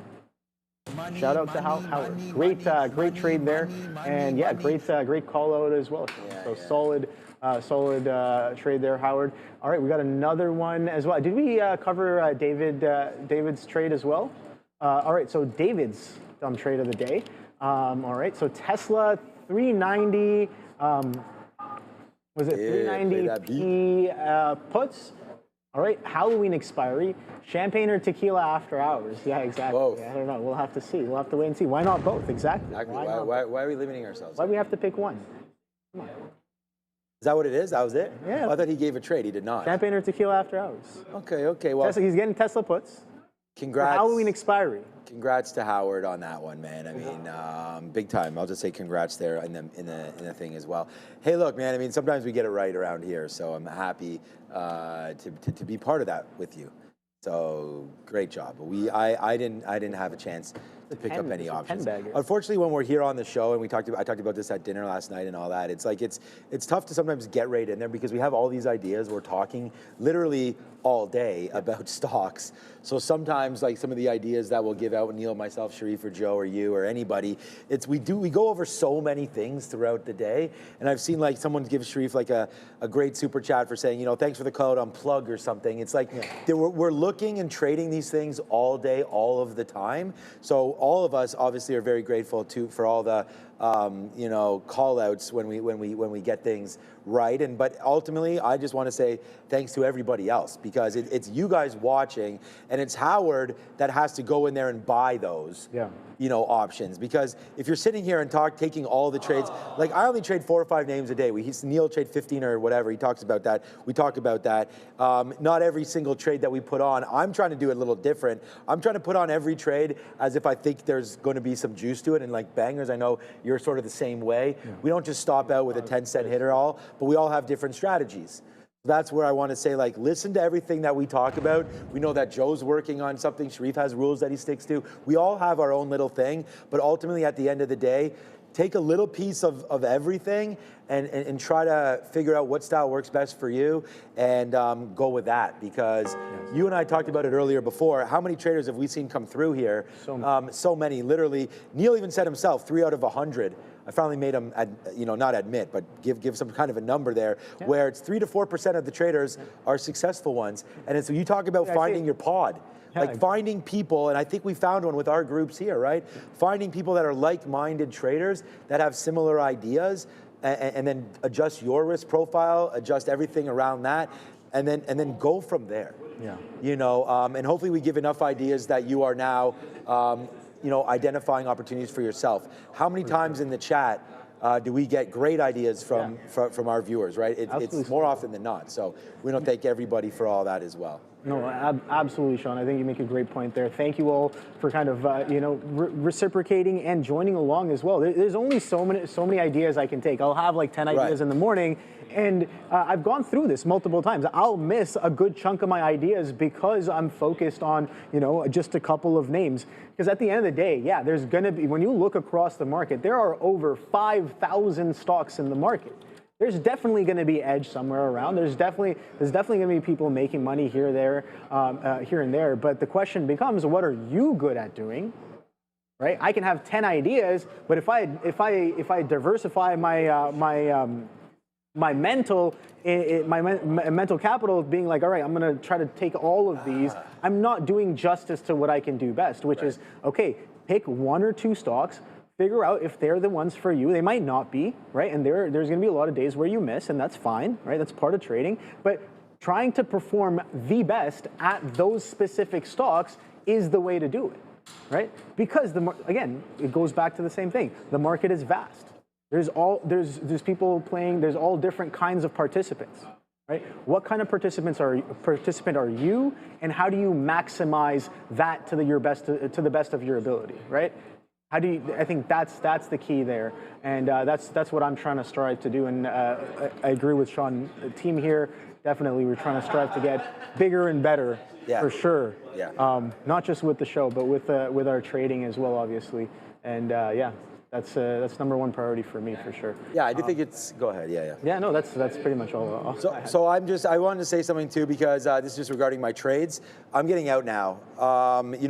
We just broke. We only have like 10% left right now. So we're starting now. We have 5% left. Starting to get out. We did break the 21 period moving average right there. Plus we have this coming through soon, which is your imbalance locator, right? And so in the money nicely now $1. We're just going to get out of everything. I'll hold. Excuse me. I'm going to hold 5% of it for a break of 104. Okay. So let's put that order in together. 103.99 right there. Breaking lower down. We'll get out of that one, and we'll get out of that one quickly. If it does break, because in just 3 minutes, we do have the imbalance locator that's going to populate and give us some more trade ideas and the open interest into the closing print. So that's essentially, and not essentially, exactly what that means. So it looks like Valero shares are still going higher right now as we do. And I'm calling up Tesla because this was another one that we actually, this is part of the reason why we went long. And remember, it's trying to understand like why I'm doing something is one thing, and then if you agree with it, you can join. But I remember Tesla just had already broke the 50 period or the 200 period moving average, which is green, and I was like, okay, I think there'll be some love for this name into the close, and if so, then we want to get on the futures, because Tesla with earnings in just a matter of now 13 minutes, you're going to join a great duo one more time, Sharif and Adara, on the close for that. So get ready for all of that. Thank you so much. Oh, here. Andre, here, I can get it up there. I never used the right thing. All right, I got to find the super chats getting back in on the screen there, but maybe Andre can or somebody can find that. Where are the super chats? Right here at bottom. No, I don't even see them in my super chats right here. Okay, I got it up right now. So we'll send that one. There it is. So Smart Film Masters. Right there. I hope you got some smart films going on there as well. Thank you guys for the work you do every day to keep us lazy, dastardly informed. Yeah, no problem. I mean, I'm not super, what's the opposite? Or I'm pretty lazy myself as far as all of this research and all of that is concerned. I mean, I got to give a big shout out to Sharif and Adara and Obi and everybody around me, because it's sure we can put up the ideas and we can hit those bangers, but it does take a what they call it, something to build a village. It takes a village to raise a farm. Child. Yeah, so that's it, man. Yeah, it's all a puzzle, Sebastian. You're right about that. You got to put those pieces together, and we do a great job of that here with only 1 minute left. We're, like I said, we have some targets upside. Let's go TQQs. Let's put something at 50 in case it does blast higher. Well, we just get it right there. Let's put another offer right now in the 70s. See if we get that. We are now moments away from all of that, man. Adopt the Ozan fund. There you go, Ozan. You can get that cow going on for you as well. Thank you to everybody in the chat. You're short, I'm long. We've got DraftKings on our mind as well. That's about, if this breaks through here, 80s, we're out of that one. So it takes a village to raise a village. Okay, that's not it, but thank you, Rusty, for you in the chat there as well. All right, man, we are now 10 seconds away from a update on the imbalances. So get ready to rock and roll with us. Just a matter of moments here, and we'll get it 3, 2, and 1. And watch out. Watch DraftKings go. Must be nothing on DraftKings, so we're not worried about that. Here come the TQs. They're pushed up there a little bit. BAC with a buy, NVIDIA with a buy here as well. That's ticking back up to 180. We like that level. Rigetti's had a tough day, but it's coming with a bid as well. Look at all these bids, right? So it looks like we're right about trying to hold on to some of these futures plays. So that's a good little level there. iBit also Bitcoin with a bid here into the close. It's nice. Sorry that you're short, but Apple came out with a little bit of a bid there. So that's probably got you out. Intel as well with a buy. So all buy side, but nothing too dramatic, that's for sure. Yeah, no, did get a little punched out on that one. That sometimes when those imbalances come in, man, it is absolutely aggressive. So you got to watch out for that kind of action to potentially come in. But you know, it is what it is. Yeah, strong little wick there. But we pull back in here on the Nasdaq as well at the same time. So yeah, looking pretty decent. What else do we have here on these imbalances? We got some SMR here with a sell imbalance. Okay, that's interesting. Should I buy some back of SMR? Yeah, that one. What do people in the chat think? Yeah, that one. I think bigger picture. I like the technology. Like I think there is strong meaning to it. Look but where it dropped into, Obi. Yeah, it's. The thing is, right in I think it could be a long while before some of these actually come into fruition in terms of like having significant products out there, and you know, making an actual dent in terms of you know, revenue and stuff. Let's check out the poll. All right. So will Tesla's earnings? What? Dude, I don't know. We've never had results like this. 1,600 votes, 50-50 on red v green. We get a prediction from Wilson Capital over there? I need a prediction from Wilson Capital. Tesla green or red tomorrow at open? I said green, Obi went red. He's going green. I mean, listen. First of all, you don't have your mic. So. That's right. All right, Wilson Capital, Katina Capital, we're on the same page there. So that means probably red. But we're both on green. We're both. Well, yeah. We could just sell calls after, baby. Okay, that's why. This is why. See, this is why. This is why we're merging. This is why. He's like, don't worry, we'll sell calls. We'll get this figured out. Man, what a good addition Joey Options has been to the team here. So we're really happy to have him on board. Thanks, Joe, for everything that you're doing as well for us.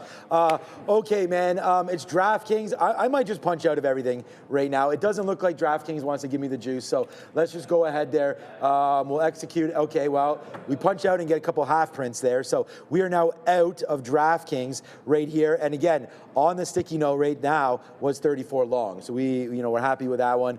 We are going to wait for the TQs to break a little bit lower, but 353 right now. Our stop order is still in, breaking through 104. I'll stick with that. Well, now let's up it. Let's go to 104.20 and not really give too much of this back. 104.19. My birthday's on the 17th. 104.17. We'll do that. Whoops. Yep, okay, it went out, perfect. 104.17, we'll get out if that does break a little bit lower. But it's going to be IBM, it's going to be Tesla, it's going to be LVS. Man, we like that IBM. Go IBM. Really like this stock, man. I've been buying this one since we were wee1. Tesla earnings coming out after earnings as well. That's had a nice run here in the afternoon from 4.30 up to 4.38. Nice $4 or $8 on that one. We have LVS as well, Las Vegas Sands. A bit woo.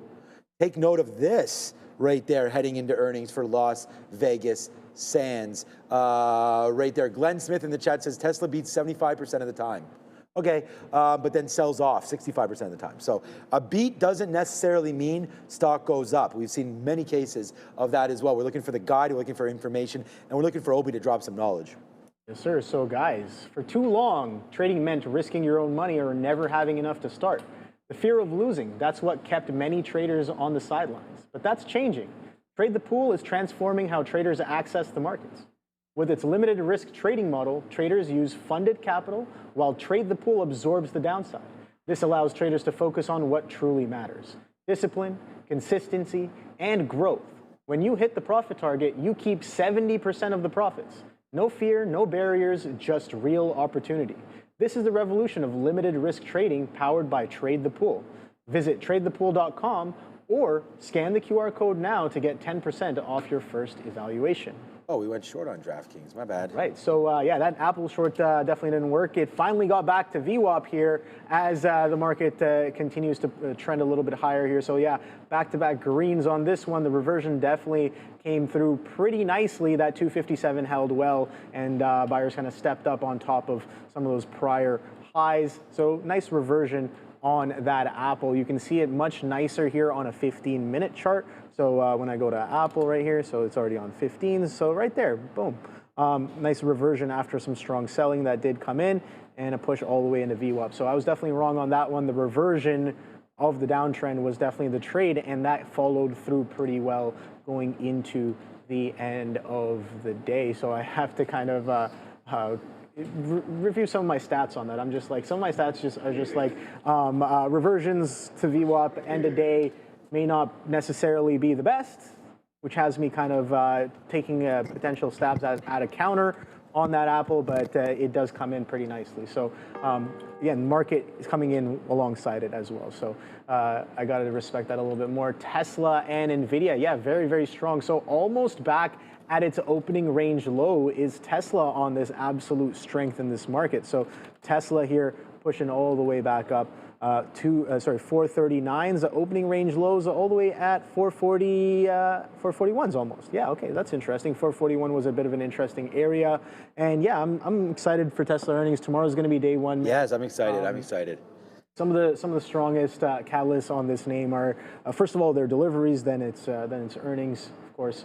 But something to watch out for sure. We also got to figure out, we got to figure out if there's any news about the Model 3 or Model 2, sorry, and where we go from there. Look at that out on DraftKings. So no, my stop triggered by, because I didn't cancel my stop, but that was a good out there at 84 and then saved us a little bit. Look at DraftKings right now downside, so that was a good save.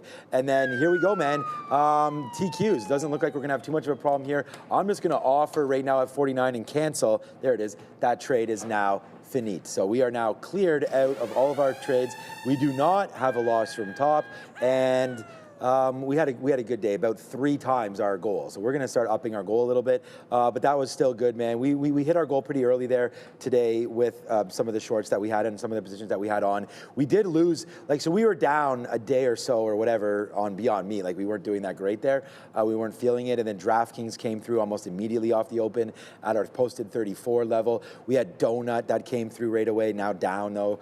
Still up on the day, but that was good. And then Google was an absolute banger. This is my P&L number 1 today, not the futures. But then the futures came back the very next day and gave us some money back on the long. So not back, made some more. That was the short and that was the long. So about 5 minutes for me. We'll go 4-1 today. Wow. And another good day with only 2 minutes to go. Let's check out what Elon and company, Tesla, again, still pushing, man, into the close. So that's going to be a good one. I'm still checking for Blue Jays tickets.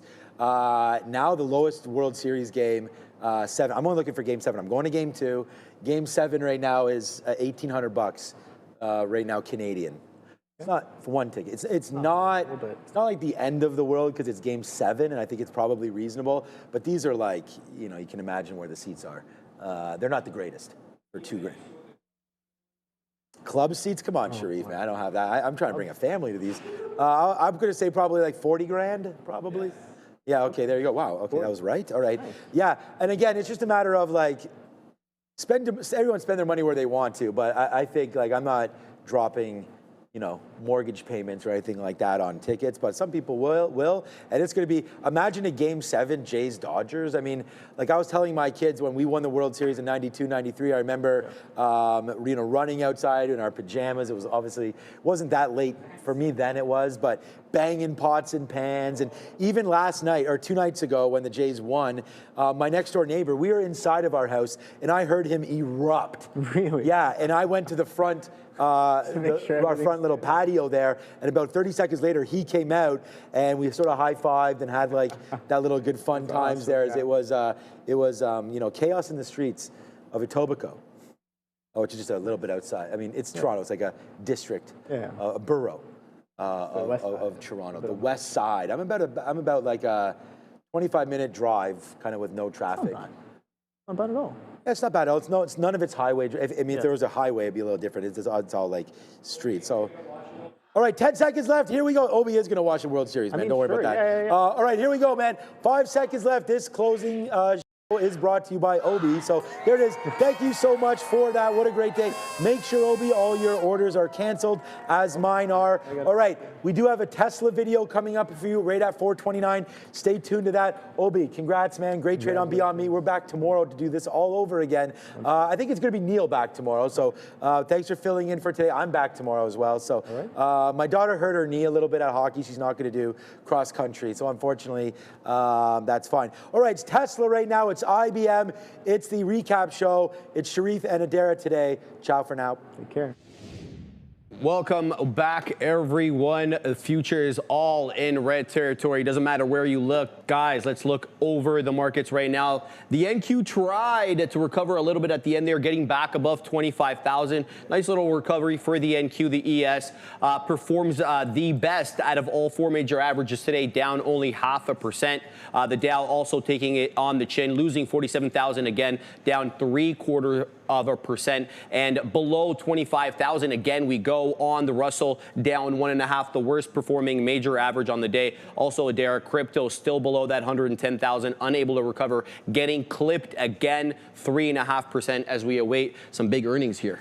Yeah, tons of earnings, guys, and I'll just put this on the screen so you guys can get a sense of what's reporting when. Second half of this is going to be tomorrow morning, but tonight we will get KMI, LRCX, LVS at 4:05. Also SAP and VKTX. Then at 4:10 we get IBM and Alcoa, and then we get the man of the hour, Tesla, coming through at 4:15 p.m. along with QuantumScape. QuantumScape by far the largest expected move, not only tonight but also tomorrow. Oh, I like this visual. Yeah, we'll see here. Again, first up it's going to be KMI, LRCX, LVS, and then of course VKTX and SAP. I will be keeping track of all those for you. Sometimes they can come earlier. With IBM also, I saw someone saying here they might actually come at 4:08 rather than 4:10. So that would be hyper specific, but I'm keeping my out either way. I think Tesla by far though going to be the most exciting report Absolutely, here. Yeah, and here's what we're expecting from Tesla after the bell today. It really depends on where you look, but for the most part, they're expecting Q3 revenue on this guy to come in at about $26.25 billion, and they're looking for only a 4% year-over-year increase on that number, and that would be one of the slowest years for Tesla in terms of revenue increasing, and even with the pull forward, guys, of that $7,500 EV tax credit, which expired on the 30th. They're also looking for margins, guys, here. We're talking about compressing margins, but, you know, all that's really, I feel, priced in already. Everybody knows it's been a bit of a headwind here for EVs, so it's going to be about the next step for Tesla. So much of this company's valuation is based on the future, so there's going to be a very good, or I want to say very, attentive listening to the robocall, or sorry, to the robotaxi during the earnings call, as well as Optimus, as well as the more short-term when it comes to licensing for some of these robo-taxis in the United States. We saw today Baidu really getting their foot in the door with respect to Europe. So that should be interesting there for that. And I believe let's bring in the Market Chameleon over here. Conference call for Tesla expected today at 5:30, guys. So yeah, it probably behooves you to listen to that conference call for QuantumScape as well at around 5 o'clock. And here's what we're expecting in terms of market moves. So let's go through some of these moves over here.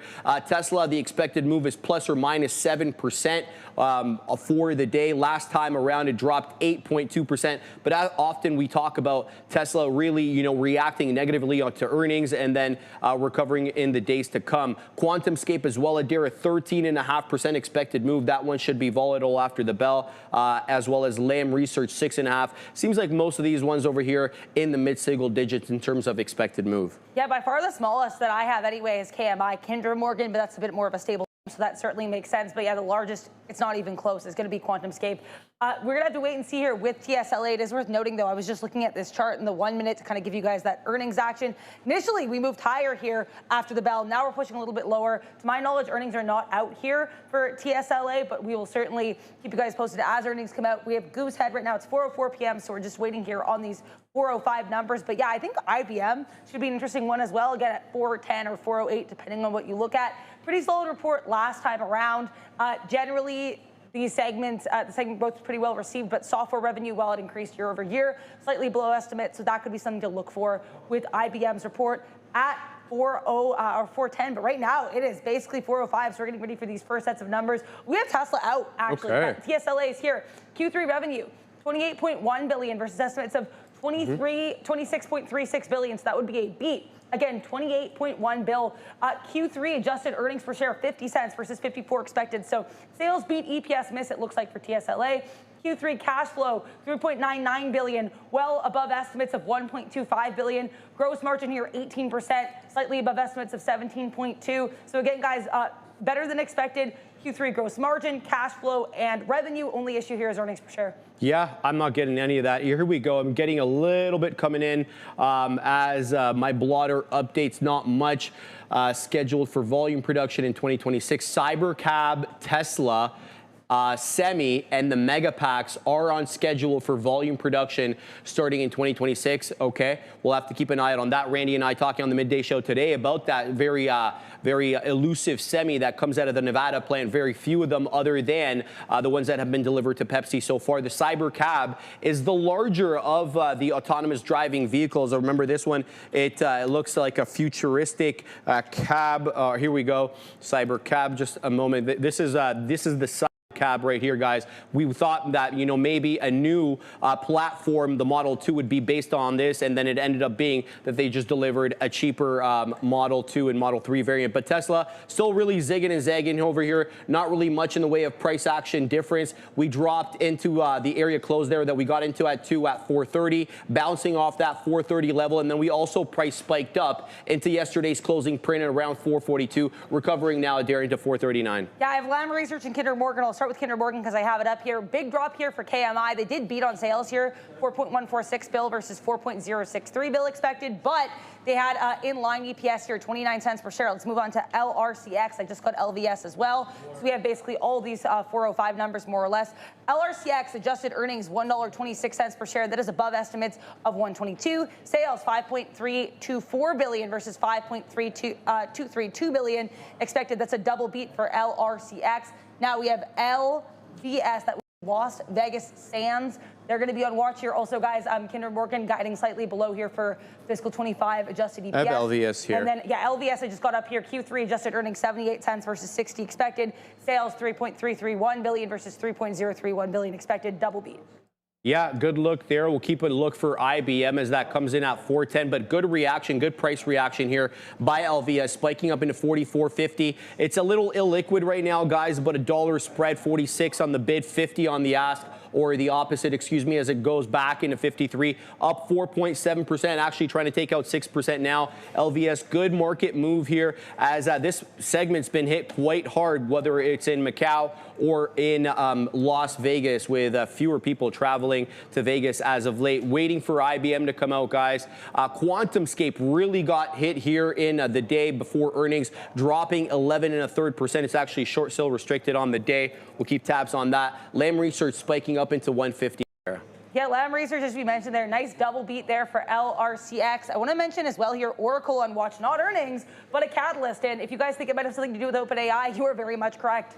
OpenAI, Oracle, Vantage Data Centers all together announcing a new Stargate data center site. This one's going to be, though, in Wisconsin. Now, apparently, Vantage is going to be investing over $15 billion in Port Washington. Now, as part of this deal, OpenAI says they think they're going to add roughly over 1,000 long-term jobs and thousands more indirect jobs. So, again, Wisconsin investment here for OpenAI, Oracle, and Vantage. Now, LRCX will go over those numbers again here for those who missed them earlier. LRCX with the double beat, $1.26 per share for earnings. And then we also had sales, 5.324 bill versus 5.232 bill expected. We already got Tesla, which I think was the biggest one we were waiting for. So nice early Tesla. Again, that was an EPS miss, but a nice sales beat. We have SAP as well, which I will go over here. That's going to be a SAP. It looks like they're down here. They did miss on sales, Sharif. 10.547 bill versus 10.57 bill expected, but nice EPS beat, 185 versus 169 expected. And I just got IBM. Okay, go ahead. Yep, I'll go over IBM. So they're a double beat. You couldn't really necessarily tell by looking at this pretty choppy chart, but they are a double beat.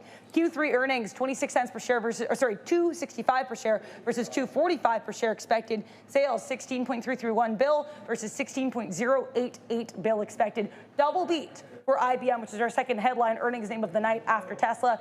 Their earnings report, again, double beat, but stock not necessarily reacting so well here, Sharif. No, not right now. And the quantum area has been getting hit as well. Obviously, IBM a lot more than quantum, but one of their divisions. Yeah, we're keeping an eye here. Double beat, as Adair mentioned, 265 versus the 245. Good revenue growth, 16.3 billion. Ahead of the 16 expected. We'll look for more commentary as that comes onto the blotter. They're talking about constant currency revenue up, which is good because we've been seeing a lot more headwinds with respect to currency in the past years. Not this year, though, as the U.S. dollar weakens. They're also talking about their AI book business now standing at more than $9.5 billion. That is IBM, of course, as they look to monetize AI and prove profitability.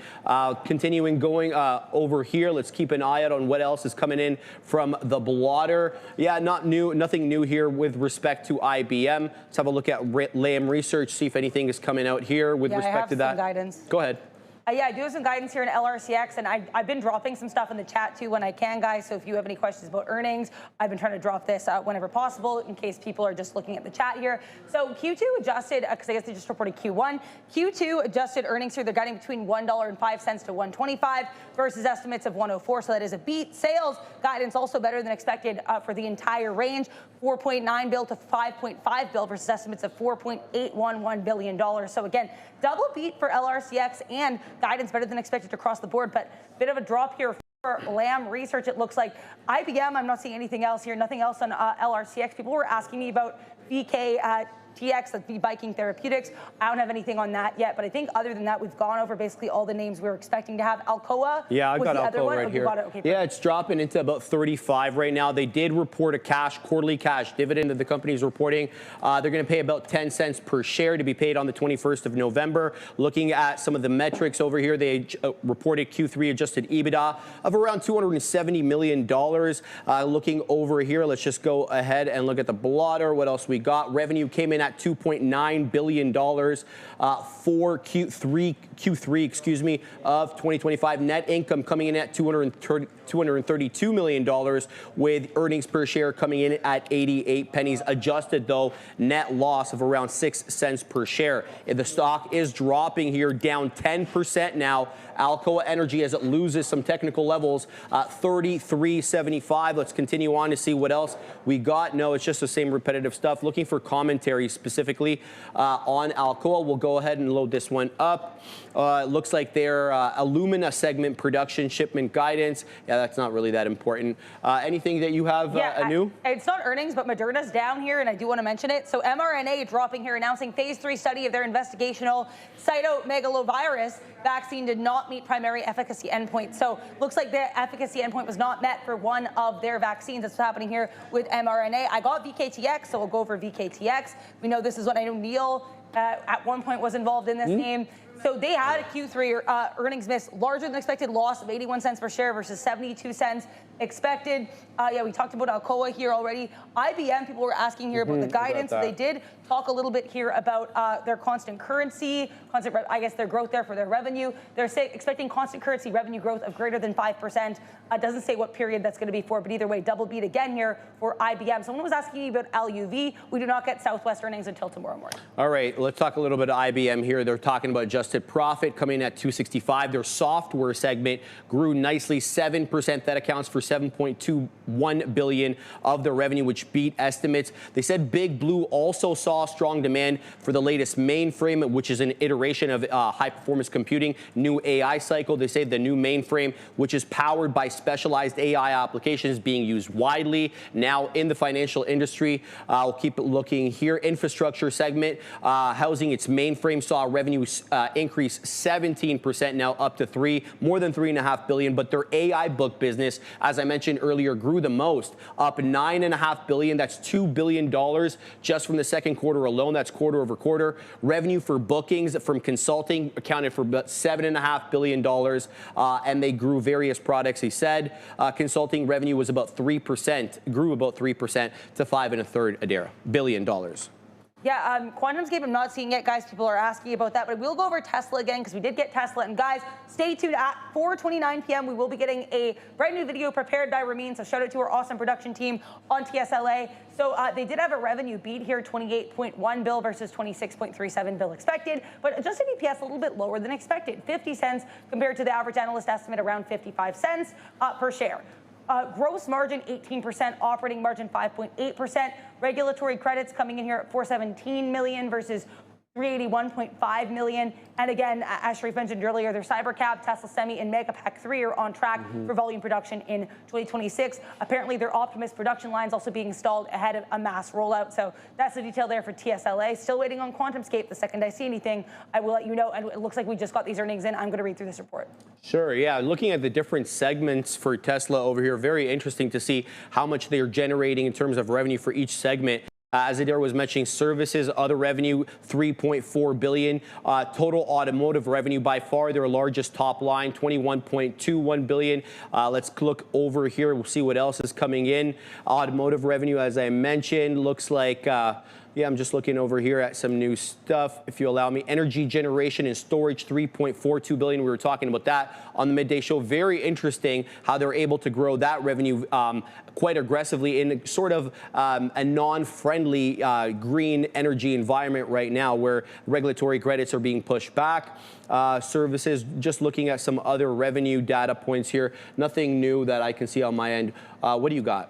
Yeah, so QuantumScape, I've been trying to access their report. I went on their website because it wasn't available here online, and then it said there was an issue with the site. So I don't have the earnings yet, unfortunately, but I do have this piece of news they released simultaneously with the earnings report. They've announced a shipment of B1 samples. Apparently, this is achieving a key annual goal for the company. If I do see any updates on their actual earnings report, I'll let you guys know what it looks like. I just saw it. So earnings per share here, they reported losses of 18 cents versus a 20-cent loss expected. That is a beat. Revenue apparently coming in line. I'm not seeing what the number was for the revenue, but it looks like in line here. And EPS apparently, or loss per share, improved reportedly by 22% year over year. So that seems like a good look. And announcing something at the same time, the earnings report's never a bad look. And thank you guys so much for being here with us. Make sure to like, make sure to subscribe, and thank you to Beta Pro, brought to you by Global X, for bringing us this awesome recap show. Sharif, yeah, there's tons to look over here. Yeah, just looking for the revenue to come out here from QuantumScape. It seems like it's just coming in little by little here on the blotter. So the second we have it, we will report it to you guys. Very interesting company who had a tie-up with Toyota earlier in the year to actually get the ceramic sort of battery that they're making there to market, rather than just being sort of a science experiment. It's moving up here, recovering a little bit. It was down over 10%, recovering in the aftermarket here, about down 5%. Just still waiting on the actual report itself. As soon as we get it, we will let you know. Some of the names we've been watching today: Viking Therapeutics, down all the way to $29, down 6.7%. Recovering a little bit here in the aftermarket. QuantumScape, as I mentioned, moving back up off that 10% drop. Tesla still negative in the aftermarket here, despite reporting better than expected results, down 1.75%. Alcoa, that one took a big hit as they had some issues there. Anyway, down 7.5%. IBM also negative, almost 3%. It's really Las Vegas Sands and Lam Research, the only two companies that are green here that have reported earning. Kinder Morgan also down 2.5%, and SAP 6.25%. Adara. Yeah, Southwest earnings out here, which is interesting because I was seeing they're supposed to report tomorrow morning, and they actually released something this morning saying they would report tomorrow morning. But here, I guess they come early. It's unexpected earnings here, 11 cents per share, obviously better than the estimated loss of 3 cents per share. Sales, 6.949 billion, beating estimates of 6.921 billion. I have to let you guys know too about certain comments being made by Scott Bessent right now, U.S. Treasury Secretary. He's talking here about the gold price rising has helped the U.S. substantially, and that he expects that CPI could be coming down next month or the month after. So CPI data going to be on watch. We know that's set to be reported on Friday, so that is something to be aware of. Honeywell apparently announcing a new business structure ahead of their aerospace spinoff. They're set to report earnings tomorrow morning, unless they pull an LUV and release anything earlier. But QuantumScape, let me see if I have the revenue. I still don't have the revenue, but as mentioned, better than expected or smaller than expected loss per share, and they announced these shipping samples just started too. Yeah, I see the shipping samples. I'm also seeing the filing of an 8K. Still no details on that. We'll continue to watch and see whatever comes into the blotter over here for QuantumScape. But it's about to go green. It just got right back into that official high day that it had. 1540 just popped up, guys, into about 15 a third. Really recovering off that 10% drop. In fact, it was short sale restricted at one point in the day. Continuing to watch here as we await those numbers. I still don't have anything on my blotter with respect to that. Watching Tesla as well, as it still drops 2%. Also IBM still dropping over here as it losing that 275 level down into 272 and a quarter, also down 2.5% here. We'll await some of these more the results here for QuantumScape, and we'll let you know when we have them. Yeah, we'll go over LVS again because I know you mentioned that was one of the stronger ones, but we've been a while since we went through these numbers. Q3 adjusted earnings 78 cents per share, beating estimates of 60 cents. Sales 3.331 billion, well above estimates of 3.031 billion. So this is pushing higher here on a better report. They also added $2 billion to their buyback program. That's always going to be good. And they raised their dividend by 5 cents from 25 cents to 30 cents per share. So good look here across the board for LVS. Nothing in that report to really make anybody too worried here. We'll go over LRCX as well, Lam Research Corp. This report was, again, as I mentioned as well, earlier pretty solid. Much like LVS, we have a double beat here. Adjusted EPS of $1.26. Sales 5.324 billion, and guidance better than expected across the board. Their entire range, top to bottom, is going to be above estimates. Tesla, guys, the numbers already came out. We did have the EPS miss and the sales beat, and if you guys want more details, please stay with us. In just 9 minutes, we will be debuting a new video with all the details, and we're going to keep looking for QS for you guys. Yeah, we got 18 pennies. It looks like they missed by 18, or they actually lost money, negative 18 pennies per share, which I guess beat by 2 pennies. I guess the street was looking for minus 20 there. Nothing still yet. That's the only thing that's coming to my blotter there. We can look over some other earnings reports. Let's see what IBM is reporting over here. Give me a second to load this up. What do we got in terms of IBM? So for the year ending, it looks like $265 a share. As we talked about, that revenue rose 9.1% year over year, coming in at $16.3 billion. This is for IBM. Software revenue for the period was $7.21 billion. Consulting, infrastructure, and financing generated about $5.3, $3.5, and about $200 million respectively. Other revenue accounted for about $38 million on the quarter. They added free cash flow during the period was about $2.3 billion, which is a 15% increase year over year. The consensus estimate for their earnings or for their profitability was $241 on $16.1 billion, so easily beating on the top and bottom line. And here's what the CEO said: this quarter, we accelerated the performance across all our segments, and again exceeded expectations for revenue, profit, and free cash flow. Clients globally continue to leverage our technology and domain expertise to drive productivity in their operations and deliver real business. Their AI book, as I mentioned earlier, now stands at $9.5 billion. Given the strength of our business, he said, we're raising our full year outlook for revenue growth and free cash flow. Not a bad look for IBM, but still negative in the aftermarket. Yeah, I want to talk about some other non-earnings names that had news after the close, one of them being Moderna, mRNA, down about 4.5% post-market, announcing that the phase 3 study of their investigational CMV vaccine did not meet the primary efficacy endpoint. So missing estimates there, I guess their own endpoints, not a good look there for our friends at mRNA. Now, I want to talk about Oracle as well. stock not reacting to this other than this little volume spike to the same degree as what we saw with Moderna. But either way, we do have more news coming with Project Stargate. Now, this time, Stargate's going to be moving here to Wisconsin. OpenAI, Oracle, and Vantage Data Center planning to construct this data center campus in Port Washington, Wisconsin. Vantage, for their part, going to invest $15 billion. OpenAI saying this will directly create at least 1,000 jobs, and then apparently thousands more will be created indirectly. So that is the look. Fannie Mae naming a new COO, so you can maybe take a look at FNMA here, a new acting COO, so or CEO, like I guess the former COO is becoming the acting CEO there for FNMA. Yeah, still Shreve, all I'm seeing for QuantumScape is that better than expected loss per share. Yeah, likewise. Still keeping an eye here on the aftermarket scanner to see if there's anything moving in the world of small cap gappers. Not really seeing a whole lot here. If I see anything, guys, we'll let you know.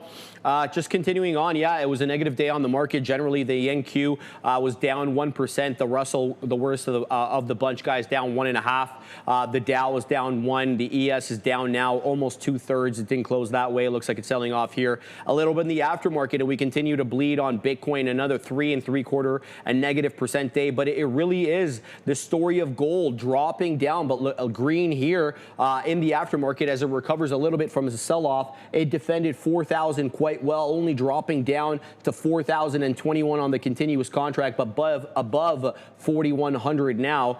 Look as the traders look to take profits off the purchase by the Chinese and, of course, the central banks.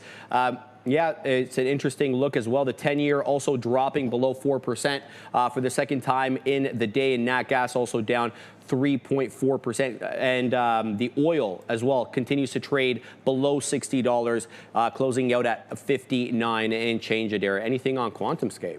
Yeah, I still don't have anything beyond those losses per share. I'm wondering at this point if we get anything else, but if we do, I'll certainly keep you posted.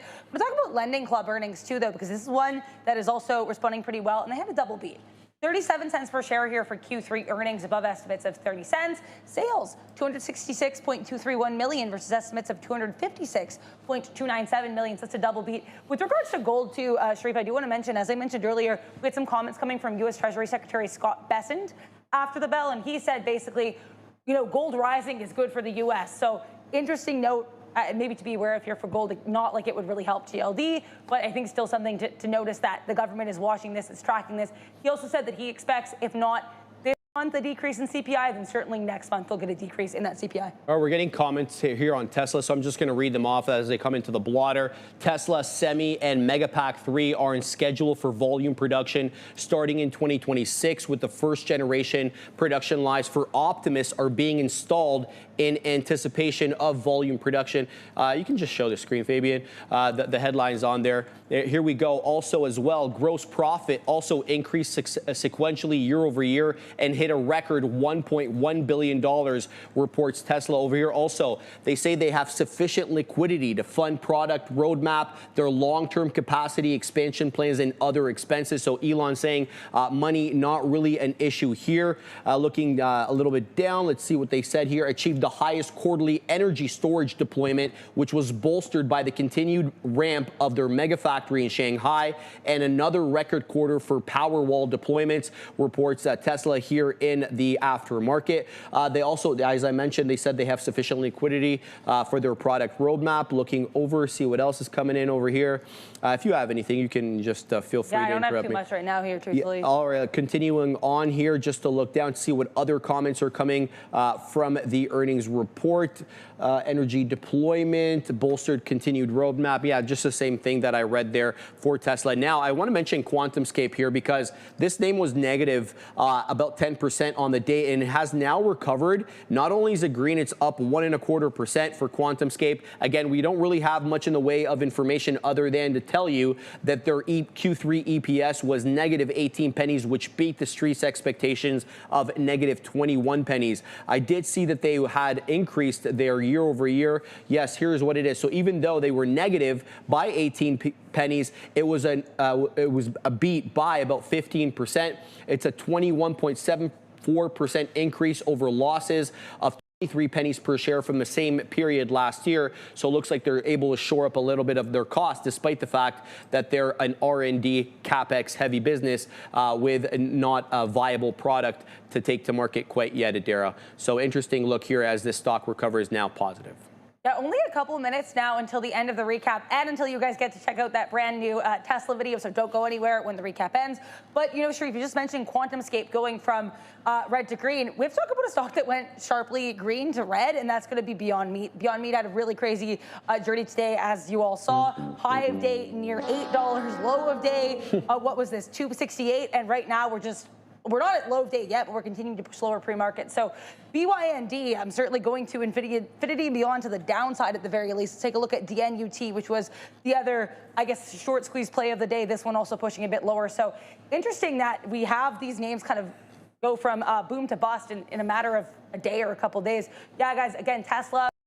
Certainly going to be something to watch tomorrow. IBM as well, with a fairly strong report and better than expected guidance, just really not able to push higher today. Yeah, and Tesla looks like it's going to hit the low of the day, guys. We're back down into that 430 area. We only actually dropped about 429 during regular trading hours. That's the official low. It tried to go green by going back above 442, but it was immediately rejected. This is one of those situations where you feel it really is going to come down to the call and what the product timeline is that Elon states during that call for all the stuff that we're pricing into this $1.4 trillion market cap. I'm seeing more stuff come in here for Tesla, saying making prudent investments that will set up vehicle, energy, and other future business for growth. Actual results will depend, of course, on a variety of factors. So this thing says Tesla, difficult to measure the impact of shifting global trade and fiscal policies on automotive and energy supply chains, the cost structure, and the demand for durable goods and related services. So more information coming here as we await, obviously, the earnings call again at 5:30, guys. Yeah, so we're going to have to send you guys off. Thank you so much for being here on the very exciting market recap show with Tesla and IBM. And if you want more Tesla, don't go anywhere. A new video. See you guys tomorrow.